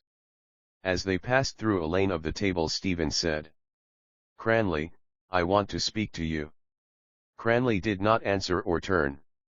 He laid his book on the counter and passed out, his well-shod feet sounding flatly on the floor. On the staircase he paused and, gazing absently at Dixon, repeated, Pontukinga s bloody forth. Put it that way if you like, Dixon said. He had a quiet, toneless voice and urbane manners, and on a finger of his plump, clean hand he displayed at moments a signet ring. As they crossed the hall, a man of dwarfish stature came towards them. Under the dome of his tiny hat his unshaven face began to smile with pleasure, and he was heard to murmur. The eyes were melancholy as those of a monkey. Good evening, gentlemen, said the stubble-grown monkeyish face. Warm weather for March, said Cranley. They have the windows open upstairs. Dixon smiled and turned his ring. The blackish, monkey-puckered face pursed its human mouth with gentle pleasure, and its voice purred.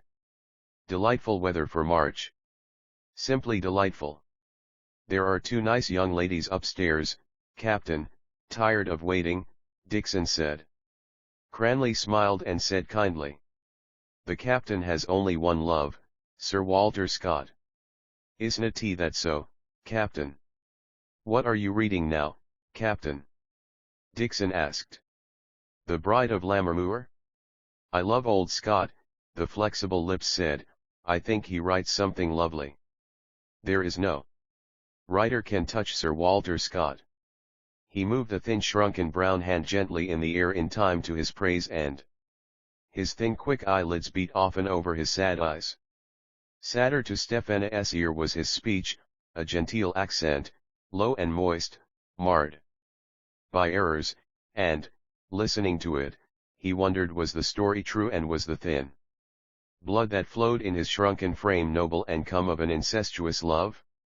The park trees were heavy with rain, and rain fell still and ever in the lake, lying grey like a shield.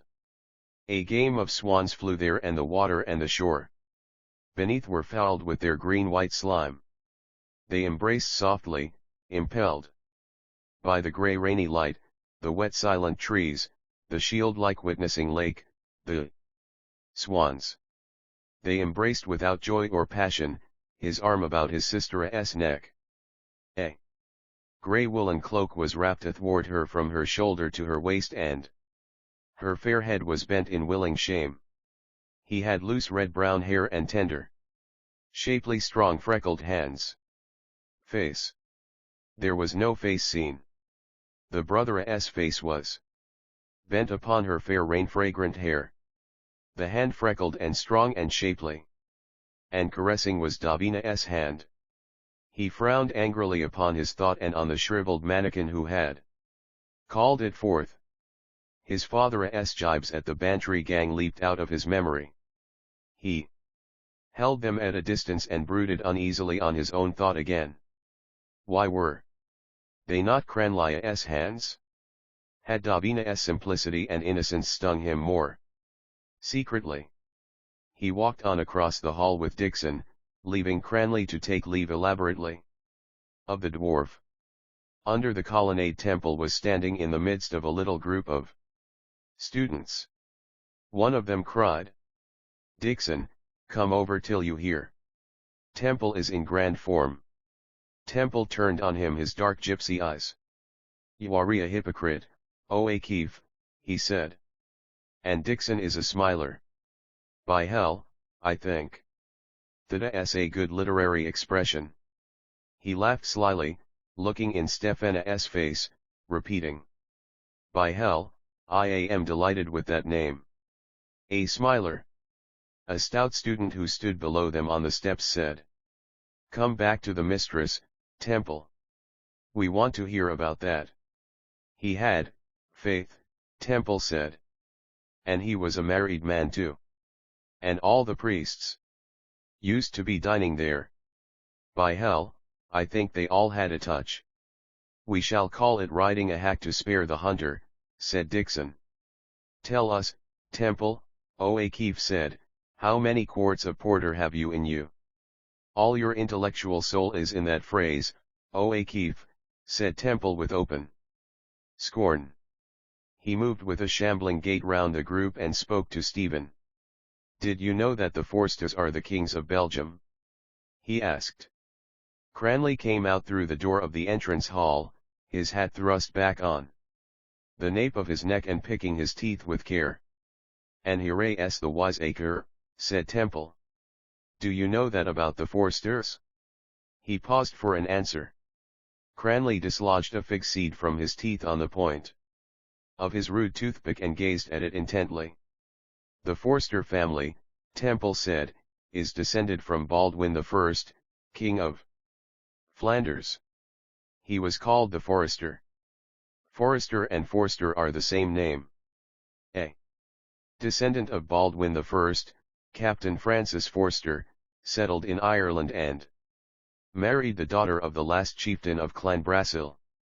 Then there are the Blake Forsters. That's a different branch. From Baldhead, King of Flanders," Cranley repeated, rooting again deliberately at his gleaming uncovered teeth. "Where did you pick up all that history?" O'Keefe asked. "I know all the history of your family, too," Temple said, turning to Stephen. "Do you know what Giraldus Cambrensis says about your family? Is he descended from Baldwin too?" asked a tall consumptive student with dark eyes. "Bald head," Cranley repeated, sucking at a crevice in his teeth. "Per nobilis et per vetista familia," Temple said to Stephen. The stout student who stood below them on the steps farted briefly. Dixon turned towards him, saying in a soft voice, "Did an angel speak?" Cranley turned also and said vehemently but without anger, "Goggins, you are the flamingest dirty devil I ever met, do you know?" "I had it on my mind to say that," Goggins answered firmly. "It did no one any harm, did it?" "We hope," Dixon said suavely, "that it was not of the kind known to science as a paulo post futurum." "Didn't I tell you he was a smiler?" said Temple, turning right and left. "Didn't I give him that name?" "You did." "We re not deaf," said the tall consumptive. Cranley still frowned at the stout student below him. Then, with a snort of disgust, he shoved him violently down the steps. "Go away from here," he said rudely. "Go away, you stinkpot. And you are a stinkpot." Goggins skipped down onto the gravel and at once returned to his place with good humor. Temple turned back to Stephen and asked, "Do you believe in the law of heredity?" Are you drunk or what are you trying to say? Asked Cranley, facing round on him with an expression of wonder. The most profound sentence ever written, Temple said with enthusiasm, is the sentence at the end of the zoology. Reproduction is the beginning of death. He touched Stephen timidly at the elbow and said eagerly, "Do you feel how profound that is because you are a poet?" Cranley pointed his long forefinger. "Look at him," he said with scorn to the others. "Look at Ireland's hope." They laughed at his words and gesture. Temple turned on him bravely, saying, "Cranley, you are always sneering at me. I can see that. But I am as good as you. Any day. Do you know what I think about you now as compared with myself?"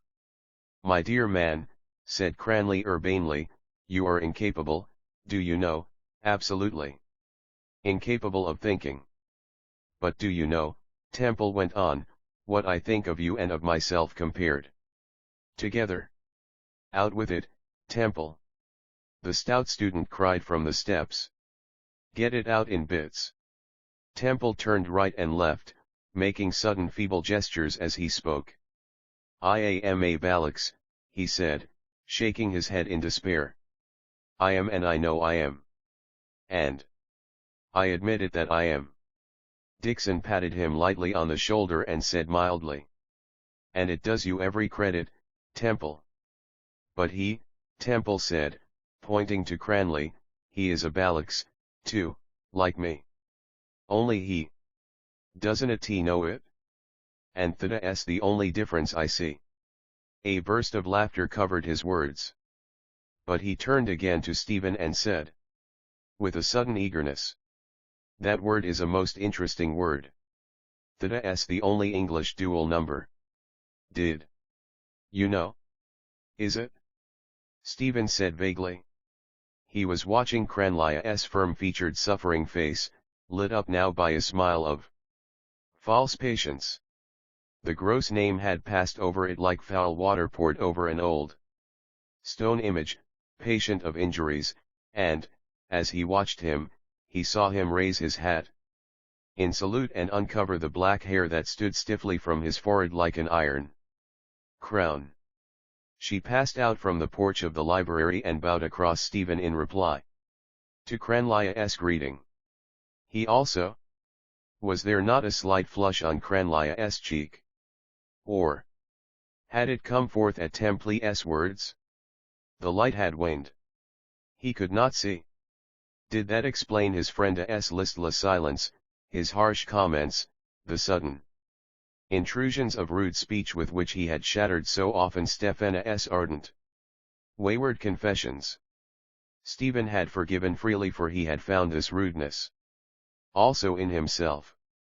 And he remembered an evening when he had dismounted from a borrowed creaking bicycle to pray to God in a wood near Malahide. He had lifted up his arms and spoken in ecstasy to the somber nave of the trees, knowing that he stood on holy ground and in a holy hour.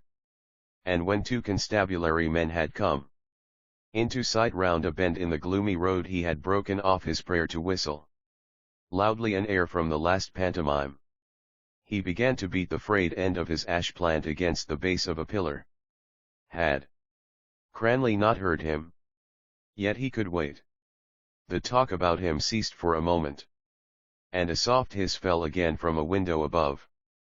But no other sound was in the air, and the swallows whose flight he had followed with idle eyes were sleeping.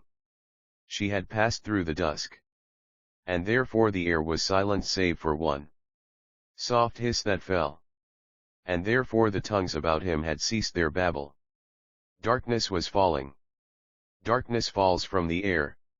A trembling joy, lambent as a faint light, played like a fairy host around him. But why? Her passage through the darkening air, or the verse with its black vowels and its opening sound, rich and lute-like? He walked away slowly towards the deeper shadows at the end of the colonnade, beating the stone softly with his stick to hide his reverie from the students whom he had left, and allowed his mind to summon back to itself the age of Dowland and Bird and Nash. Eyes, opening from the darkness of desire, eyes that dimmed the breaking east. What was their languid grace but the softness of chambering?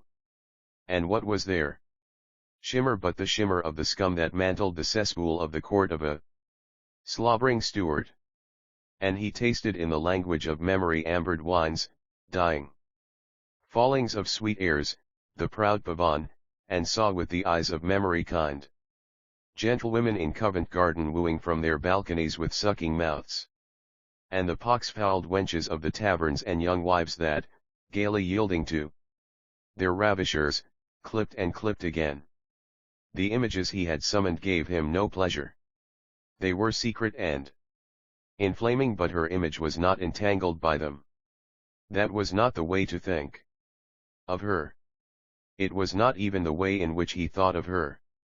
Could his mind then not trust itself? Old phrases, sweet only with a disinterred sweetness like the fig's heads. Cranly rooted out of his gleaming teeth. It was not thought nor vision, though he knew vaguely that her figure was passing homeward through the city. Vaguely first, and then more sharply he smelled her body. A conscious unrest seethed in his blood. Yes, it was her body he smelled, a wild and languid smell, the tepid limbs over which his music had flowed desirously, and the secret soft linen upon which her flesh distilled odor and a dew. A louse crawled over the nape of his neck and, putting his thumb and forefinger deftly beneath his loose collar, he caught it. He rolled its body, tender yet brittle as a grain of rice, between thumb and finger for an instant before he let it fall from him and wondered would it live or die. There came to his mind a curious phrase from Cornelius a Lapide which said that the lice born of human sweat were not created by God with the other animals on the sixth day. But the tickling of the skin of his neck made his mind raw and red. The life of his body, ill-clad, ill-fed, louse-eaten, made him close his eyelids in a sudden spasm of despair, and in the darkness he saw the brittle bright bodies of lice falling from the air and turning often as they fell. Yes, and it was not darkness that fell from the air. It was brightness.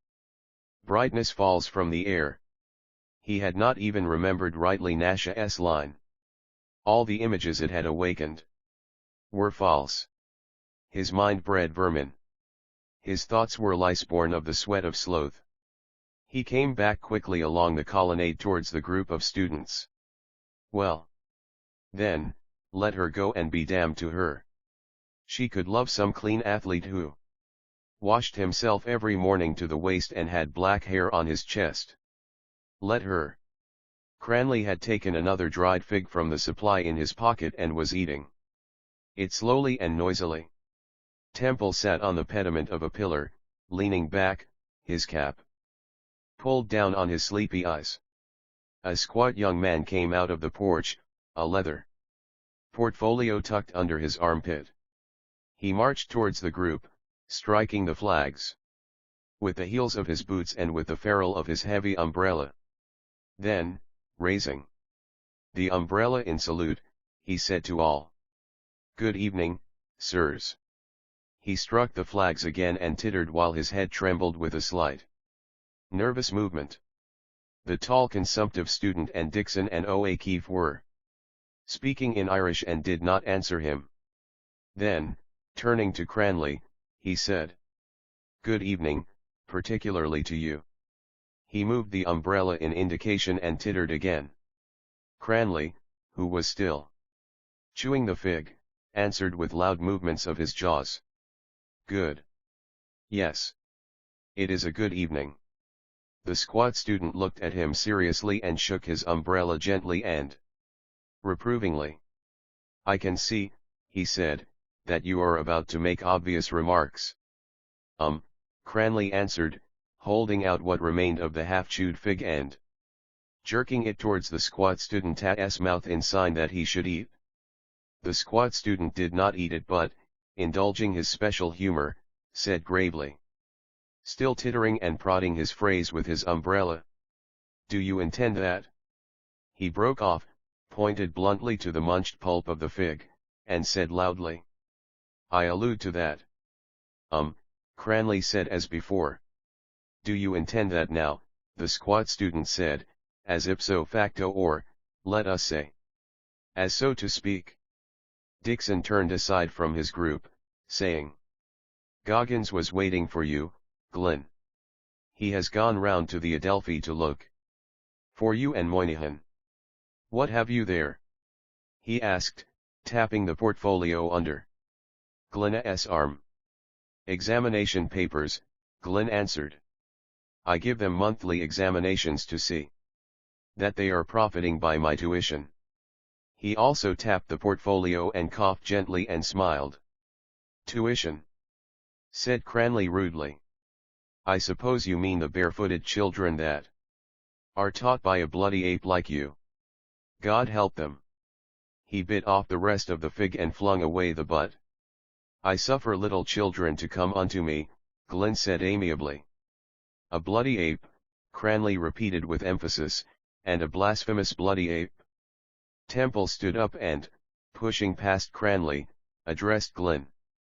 "That phrase you said now," he said, "is from the New Testament about suffer the children to come to me." "Go to sleep again, Temple," said O'Keefe. "Very well, then," Temple continued, still addressing Glyn, "and if Jesus suffered the children to come, why does the church send them all to hell if they die unbaptized? Why is that? Were you baptized yourself, Temple?" the consumptive student asked. "But why are they sent to hell if Jesus said they were all to come?" Temple said, his eyes searching Glyn's eyes. Glyn coughed and said gently, holding back with difficulty the nervous titter in his voice and moving his umbrella at every word, "And, as you remark, if it is thus, I ask emphatically whence comes this thusness?" "Because the church is cruel like all old sinners," Temple said. "Are you quite orthodox on that point, Temple?" Dixon said suavely. "Saint Augustine says that about unbaptized children going to hell," Temple answered, "because he was a cruel old sinner too." "I bow to you," Dixon said, "but I had the impression that limbo existed for such cases." "Don't argue with him, Dixon," Cranley said brutally. "Don't talk to him or look at him. Lead him home with a sugan the way wadi lead a bleeding goat." "Limbo!" Temple cried. "That's a fine invention too. Like hell." "But with the unpleasantness left out," Dixon said. He turned smiling to the others and said, "I think I am voicing the opinions of all present in saying so much." "You are," Glyn said in a firm tone. "On that point Ireland is united." He struck the ferrule of his umbrella on the stone floor of the colonnade. "Hell," Temple said. "I can respect that invention of the grey spouse of Satan. Hell is Roman, like the walls of the Romans, strong and ugly. But what is limbo?"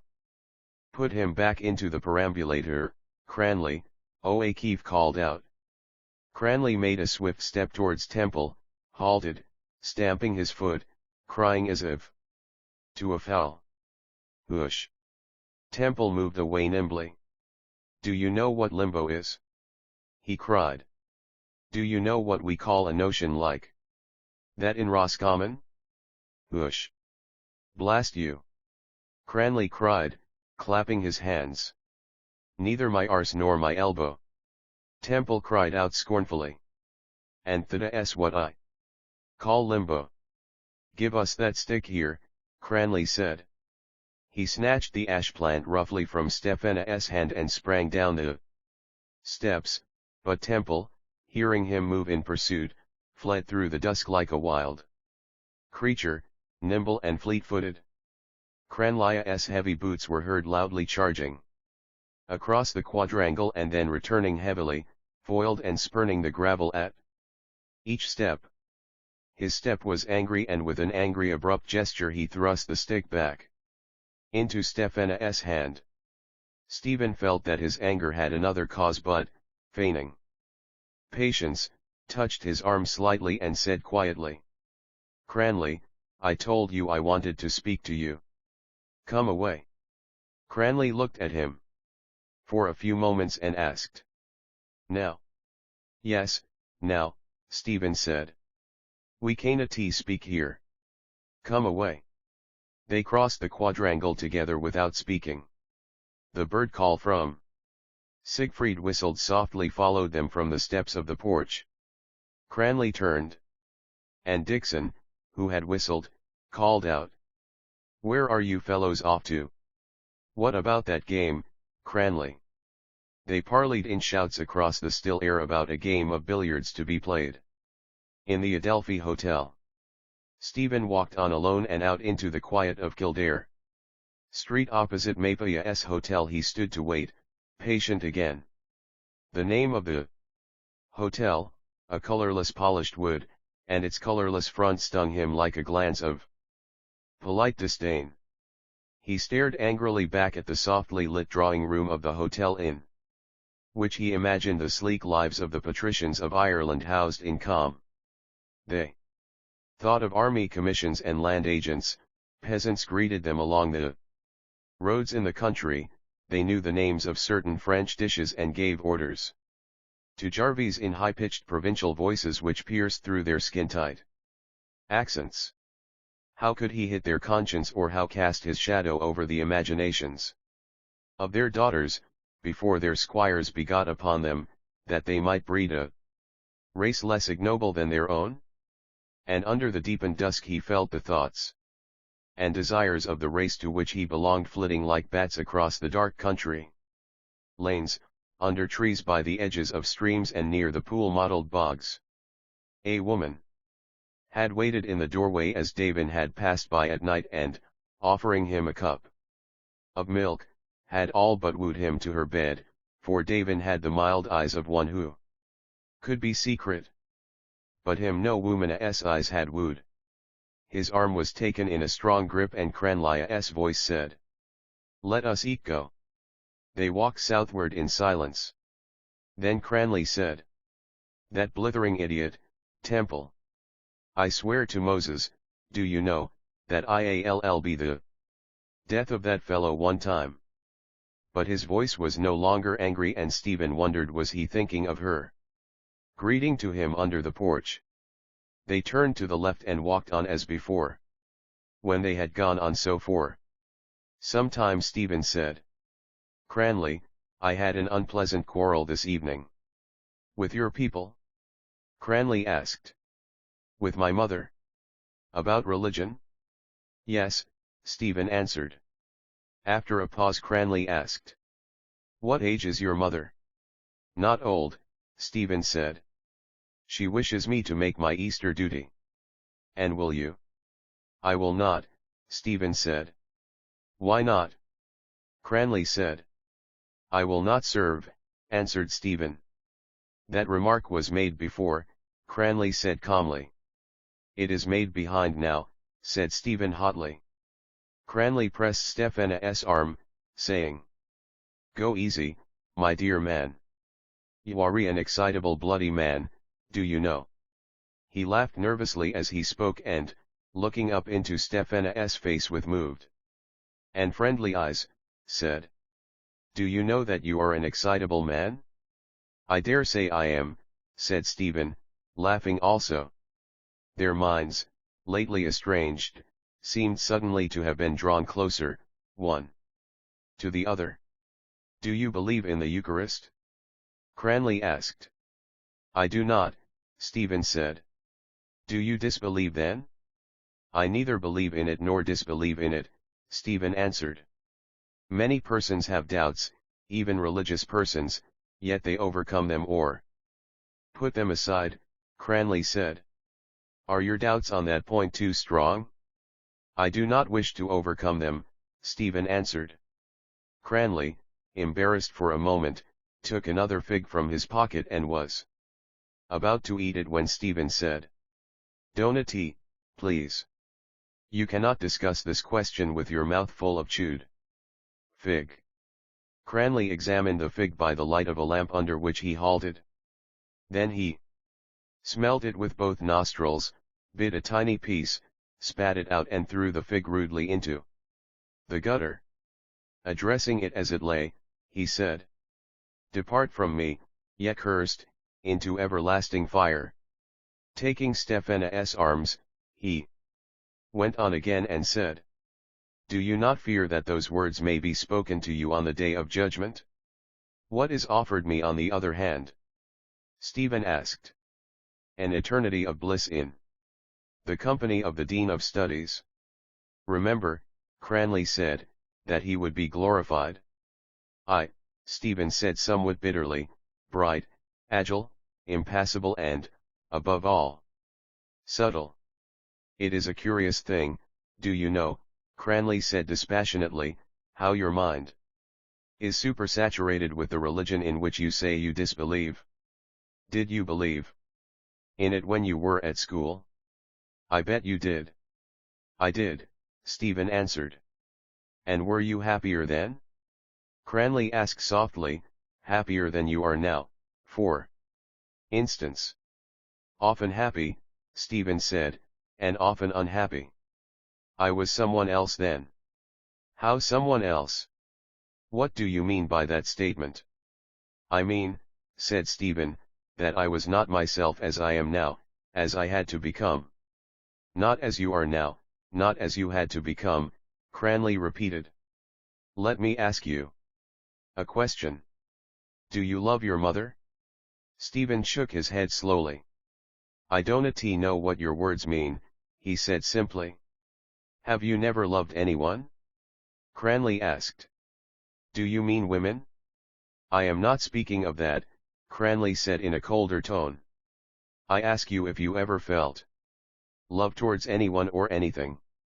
Stephen walked on beside his friend, staring gloomily at the footpath. "I tried to love God," he said at length. "It seems now I failed.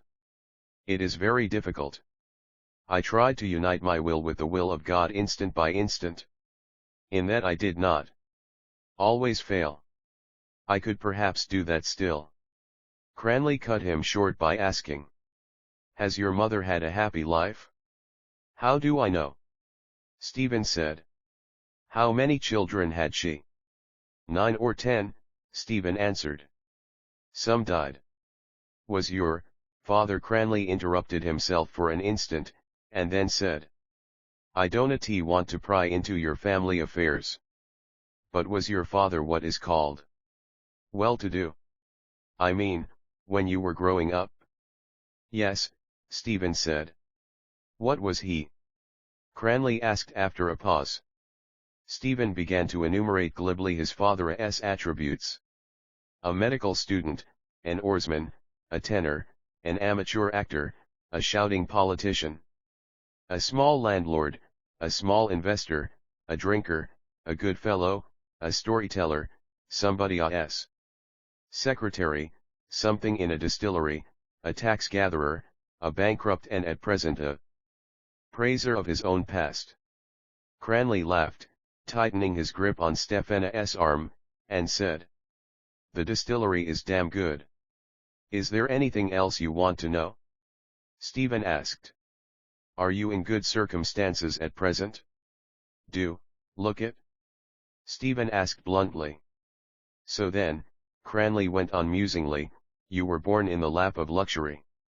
He used the phrase broadly and loudly, as he often used technical expressions, as if he wished his hearer to understand that they were used by him without conviction. "Your mother must have gone through a good deal of suffering," he said then. "Would you not try to save her from suffering more, even if would you?" "If I could," Stephen said, "that would cost me very little." "Then do so," Cranley said. "Do as she wishes you to do." "What is it for you?" "You disbelieve in it? It is a form, nothing else. And you will set her mind at rest." He ceased and, as Stephen did not reply, remained silent. Then, as if giving utterance to the process of his own thought, he said, "Whatever else is unsure in this stinking dunghill of a world, a mother's love is not." Your mother brings you into the world, carries you first in her body. What do we know about what she feels?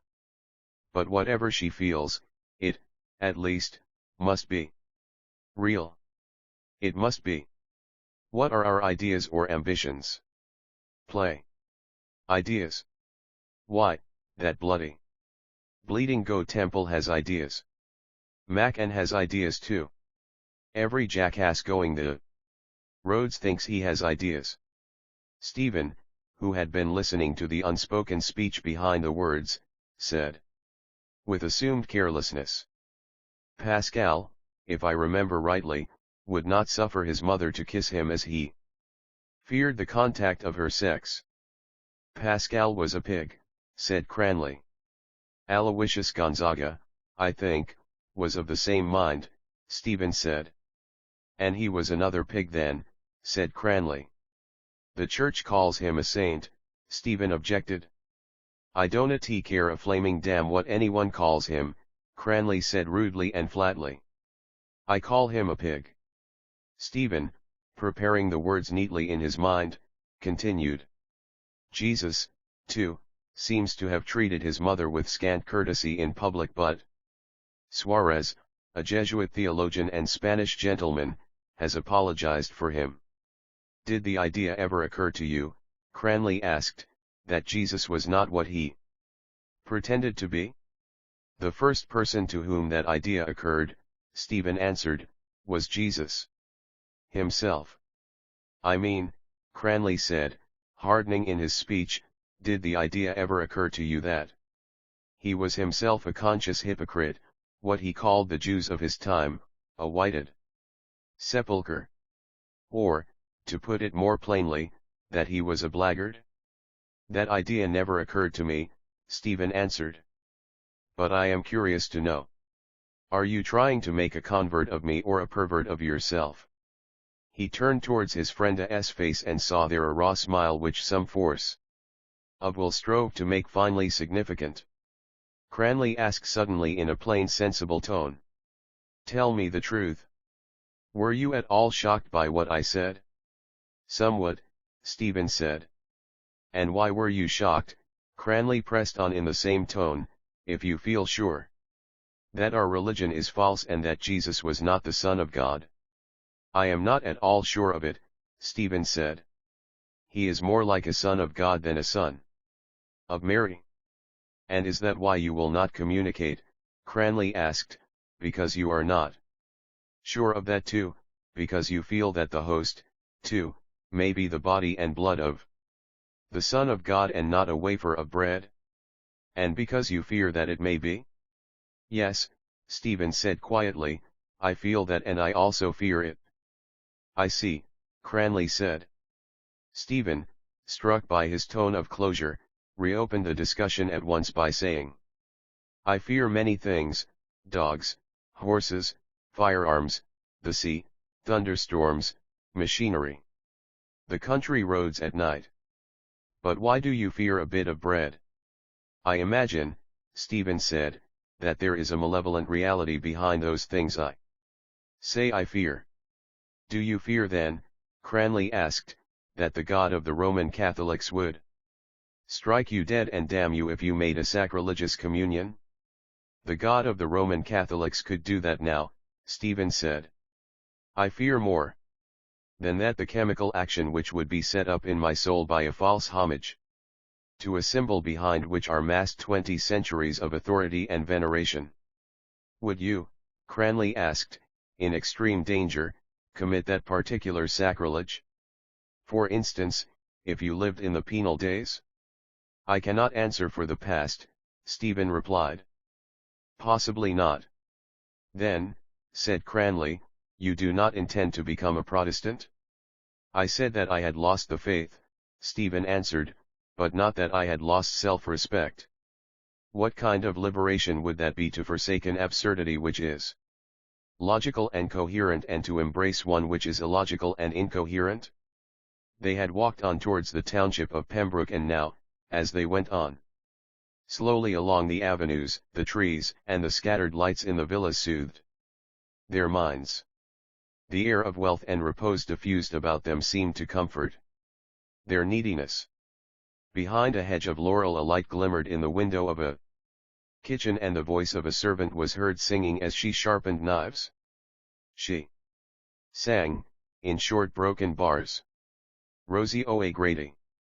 Cranley stopped to listen, saying, "Mulier contit."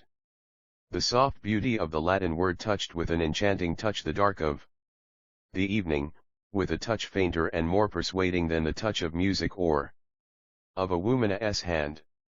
The strife of their minds was quelled.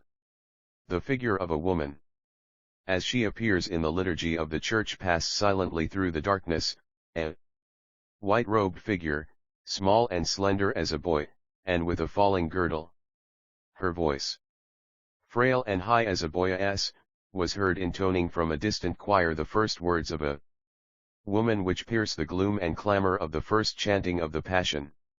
Et tu cum Jesu Galileo iras. And all hearts were touched and turned to her voice, shining like a young star. Shining clearer as the voice intoned the proparoxytone and more faintly as the cadence died. The singing ceased. They went on together, Cranley repeating in strongly stressed rhythm the end of the refrain. "And when we are married, oh, how happy we'll be, for I love sweet Rosie O'Grady. And Rosie O'Grady loves me. There's real poetry for you," he said. "There's real love." He glanced sideways at Stephen with a strange smile and said, "Do you consider that poetry? Or do you know what the words mean?" "I want to see Rosie first," said Stephen. "She's easy to find," Cranley said. His hat had come down on his forehead. He shoved it back, and in the shadow of the trees Stephen saw his pale face, framed by the dark, and his large dark eyes. Yes. His face was handsome and his body was strong and hard. He had spoken of a mother's love. He felt then the sufferings of women, the weaknesses of their bodies and souls, and would shield them with a strong and resolute arm and bow his mind to them. "Away then, it is time to go." A voice spoke softly to Stephen's lonely heart, bidding him go and telling him that his friendship was coming to an end. Yes, he would go. He could not strive against another. He knew his part. "Probably I shall go away," he said. "Where?" Cranley asked. "Where I can," Stephen said. "Yes," Cranley said. "It might be difficult for you to live here now. But is it that makes you go?" "I have to go," Stephen answered. "Because," Cranley continued, "you need not look upon yourself as driven away if you do not wish to go, or as a heretic or an outlaw. There are many good believers who think as you do. Would that surprise you? The church is not the stone building, nor even the clergy and their dogmas.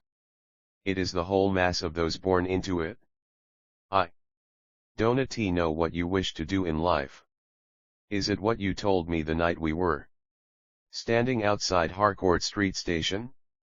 "Yes," Stephen said, smiling in spite of himself at Cranley's way of remembering thoughts in connection with places. "The night you spent half an hour wrangling with Doherty about the shortest way from Salagap to Lara's." "Pothead," Cranley said with calm contempt. "What does he know about the way from Salagap to Lara's? Or what does he know about anything for that matter? And the big slobbering washing pot head of him." He broke into a loud long laugh. "Well," Stephen said, "do you remember the rest?" "What you said, is it?"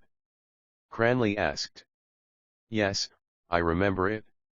To discover the mode of life or of art whereby your spirit could express itself in unfettered freedom." Stephen raised his hat in acknowledgement. "Freedom," Cranley repeated. "But you are not free enough yet to commit a sacrilege. Tell me, would you rob?" "I would beg first," Stephen said. "And if you got nothing, would you rob?" "You wish me to say," Stephen answered, that the rights of property are provisional, and that in certain circumstances it is not unlawful to rob. Everyone would act in that belief. So I will not make you that answer. Apply to the Jesuit theologian Juan Mariana de Talavera, who will also explain to you in what circumstances you may lawfully kill your king, and whether you had better hand him his poison in a goblet or smear it for him upon his robe or his saddlebow. Ask me rather, would I suffer others to rob me, or if they did, would I call down upon them what I believe is called the chastisement of the secular arm? And would you? I think, Stephen said, it would pain me as much to do so as to be robbed. I see, Cranley said. He produced his match and began to clean the crevice between two teeth. Then he said carelessly, tell me, for example, would you deflower a virgin? Excuse me, Stephen said politely, is that not the ambition of most young gentlemen? What then is your point of view? Cranley asked. His last phrase, sour-smelling as the smoke of charcoal and disheartening, excited Stephena's brain, over which its fumes seemed to brood. Look here, Cranley, he said. You have asked me what I would do and what I would not do. I will tell you what I will do and what I will not do. I will not serve that in which I no longer believe, whether it call itself my home, my fatherland, or my church, and I will try to express myself in some mode of life or art as freely as I can and as wholly as I can, using for my defense the only arms I allow myself to use: silence, exile, and cunning. Cranley seized his arm and steered him round so as to lead him back towards Leeson Park. He laughed almost slyly and pressed Stephena's arm with an Eldra's affection. Cunning indeed, he said. Is it you? You poor poet, you. And you made me confess to you, Stephen said, thrilled by his touch, as I have confessed to you so many other things, have I not? Yes, my child, Cranley said, still gaily. You made me confess the fears that I have. But I will tell you also what I do not fear. I do not fear to be alone or to be spurned for another, or to leave whatever I have to leave. And I am not afraid to make a mistake, even a great mistake, a lifelong mistake, and perhaps as long as eternity too. Cranley, now grave again, slowed his pace and said, alone, quite alone. You have no fear of that. And you know what that word means. Not only to be separate from all others, but to have not even one friend. I will take the risk, said Stephen. And not to have any one person, Cranley said, who would be more than a friend. More even than the noblest and truest friend a man ever had. His words seemed to have struck some deep chord in his own nature. Had he spoken of himself as he was or wished to be? Stephen watched his face for some moments in silence. A cold sadness was there. He had spoken of himself. Of his own loneliness which he feared. Of whom are you speaking? Stephen asked at length. Cranley did not answer. March 20th. Long talk with Cranley on the subject of my revolt. He had his grand manner on. I supple and suave. Attacked me on the score of love for Oni's mother. Tried to imagine his mother, cannot. Told me once, in a moment of thoughtlessness, his father was 61 when he was born. Can see him. Strong farmer type. Pepper and salt suit. Square feet. Unkempt, grizzled beard. Probably attends coursing matches. Pays his dues regularly but not plentifully too. Father Dwyer of Laras. Sometimes talks to girls after nightfall. But his mother? Very young or very old? Hardly the first. If so, Cranley would not have spoken as he did. Old then? Probably, and neglected? Hence Cranlia's despair of soul, the child of exhausted loins. March 2nd, morning. Thought this in bed last night but was too lazy and free to add to it. Free, yes. The exhausted loins are those of Elizabeth and Zachary. Then he is the precursor. Item, he eats chiefly belly bacon and dried figs. Read. Locusts and wild honey. Also, when thinking of him, saw always a stern severed head or death mask as if outlined on a grey curtain or veronica. Decollation day. Call it in the gold. Puzzled for the moment by St. John at the Latin Gate. What do I see? A decollated precursor trying to pick the lock. March 21st, night. Free. Soul free and fancy free.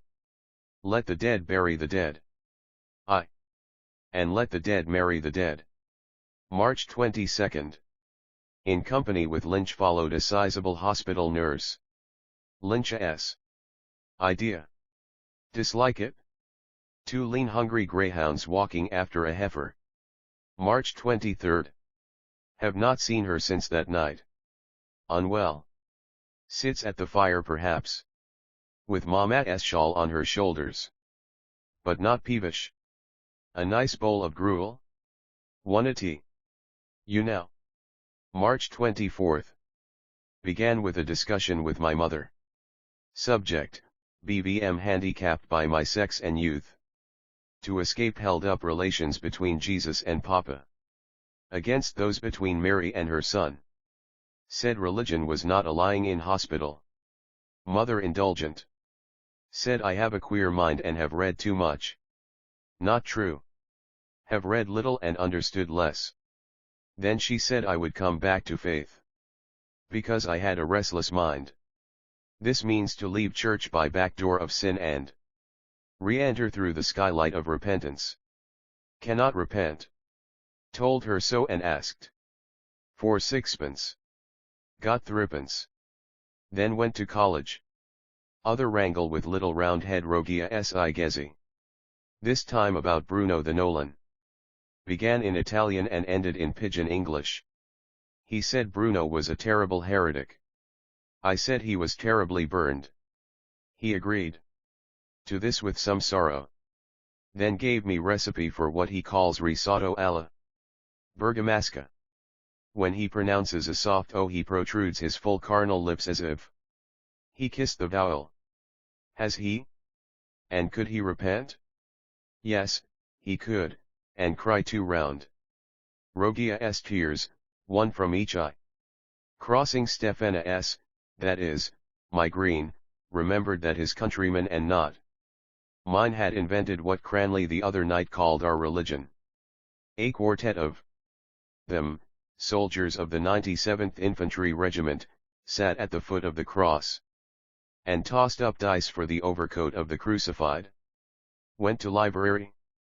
Tried to read 3 reviews. Useless.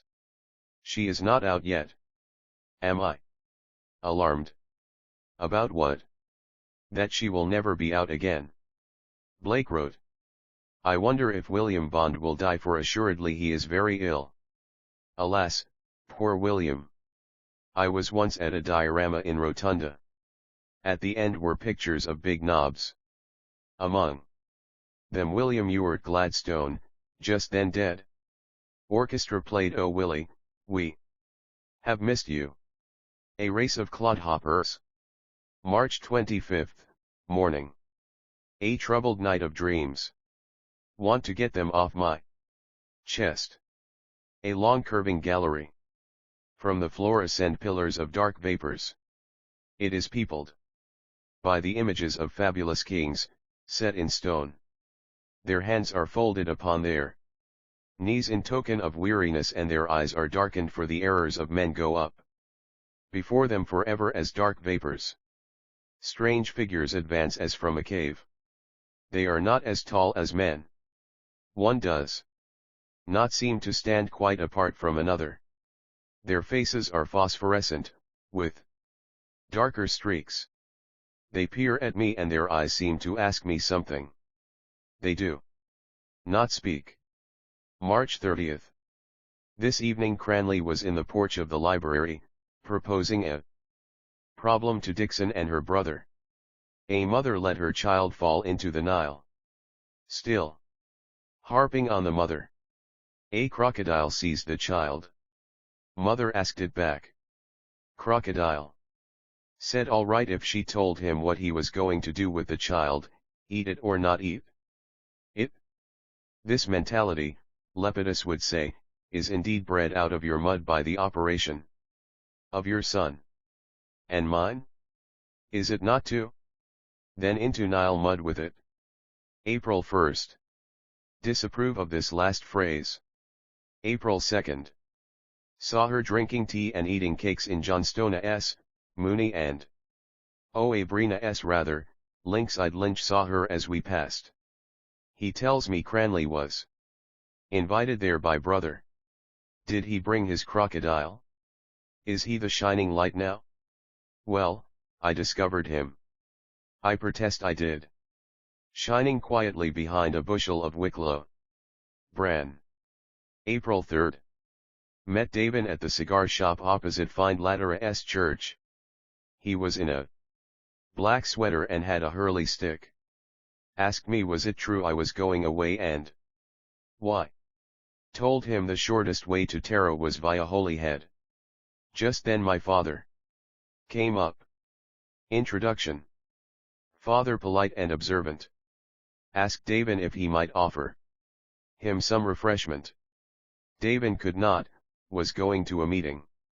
When we came away father told me he had a good honest eye. Asked me why I did not join a rowing club. I pretended to think it over. Told me then how he broke Pennyfeather's heart. Wants me to read law. Says I was cut out for that. More mud, more crocodiles. April 5th. Wild spring. Scudding clouds. O life. Dark stream of swirling bog water, on which apple trees have cast down their delicate flowers. Eyes of girls among the leaves. Girls demure and romping. All fair or auburn, no dark ones. They blush better. Hauptla. April 6th. Certainly she remembers the past. Lynch says all women do. Then she remembers the time of her childhood and mine, if I was ever a child. The past is consumed in the present and the present is living only because it brings forth the future. Statues of women, if Lynch be right, should always be fully draped, one hand of the woman feeling regretfully her own hinder parts. April 6th, later. Michael Robarts remembers forgotten beauty and, when his arms wrap her round, he presses in his arms the loveliness which has long faded from the world. Not this. Not at all. I desire to press in my arms the loveliness which has not yet come into the world. April 10th. Faintly, under the heavy night, through the silence of the city which has turned from dreams to dreamless sleep as a weary lover whom no caresses move. The sound of hoofs upon the road. Not so faintly now as they come near the bridge. And in a moment, as they pass the darkened windows, the silence is cloven by alarm. As by an arrow. They are heard now far away, hoofs that shine amid the heavy night. As gems, hurrying beyond the sleeping fields to what journey's end what heart? Bearing what tidings? April 11th. Read what I wrote last night. Vague words for a vague emotion. Would she like it? I think so. Then I should have to like it also. April 13th. That tundish has been on my mind for a long time. I looked it up and find it English and good old blunt English too. Damn the Dean of Studies and his funnel. What did he come here for, to teach us his own language or to learn it from us? Damn him one way or the other. April 14th. John Alphonsus Mulrennan has just returned from the west of Ireland. European and Asiatic papers please copy. He told us he met an old man there in A mountain cabin. Old man had red eyes and short pipe. Old man spoke Irish. Mulrennan spoke Irish. Then old man and Mulrennan spoke English. Mulrennan spoke to him about universe and stars. Old man sat, listened, smoked, spat. Then said, "Ah, there must be terrible queer creatures at the latter end of the world. I fear him. I fear his red-rimmed horny eyes. It is with him I must struggle all through this night till day come, till he or I lie dead, gripping him by the sinewy throat till what? Till he yield to me? No, I mean no harm." April 15th. Met her today point blank in Grafton Street. The crowd brought us together. We both stopped. She asked me why I never came, said she had heard all sorts of stories about me. This was only to gain time. Asked me was I writing poems. About whom? I asked her. This confused her more and I felt sorry and mean. Turned off that valve at once and opened the spiritual heroic refrigerating apparatus, invented and patented in all countries by Dante Alighieri. Talked rapidly of myself and my plans. In the midst of it unluckily I made a sudden gesture of a revolutionary nature. I must have looked like a fellow throwing a handful of peas into the air. People began to look at us. She shook hands a moment after and, in going away, said she hoped I would do what I said. Now I call that friendly, don't it to you? Yes, I liked her today. A little or much? Don't it no. I liked her and it seems a new feeling to me. Then, in that case, all the rest, all that I thought and all that I felt, all the rest before now, in fact. Oh, give it up, old chap. Sleep it off. April 16th. Away. Away. The spell of arms and voices, the white arms of roads, their promise of close embraces and the black arms of tall ships that stand against the moon, their tale of distant nations. They are held out to say, we are alone come. And the voices say, with them, we are your kinsmen. And the air is thick with their company as they call to me, their kinsmen, making ready to go, shaking the wings of their exultant and terrible youth. April 26th. Mother is putting my new second-hand clothes in order. She prays now. She says, that I may learn in my own life and away from home and friends what the heart is and what it feels. Amen. So be it. Welcome, O life, I go to encounter for the millionth time the reality of experience and to forge in the smithy of my soul the uncreated conscience of my race. April 27th. Old Father, old Artificer, stand me now and ever in good stead.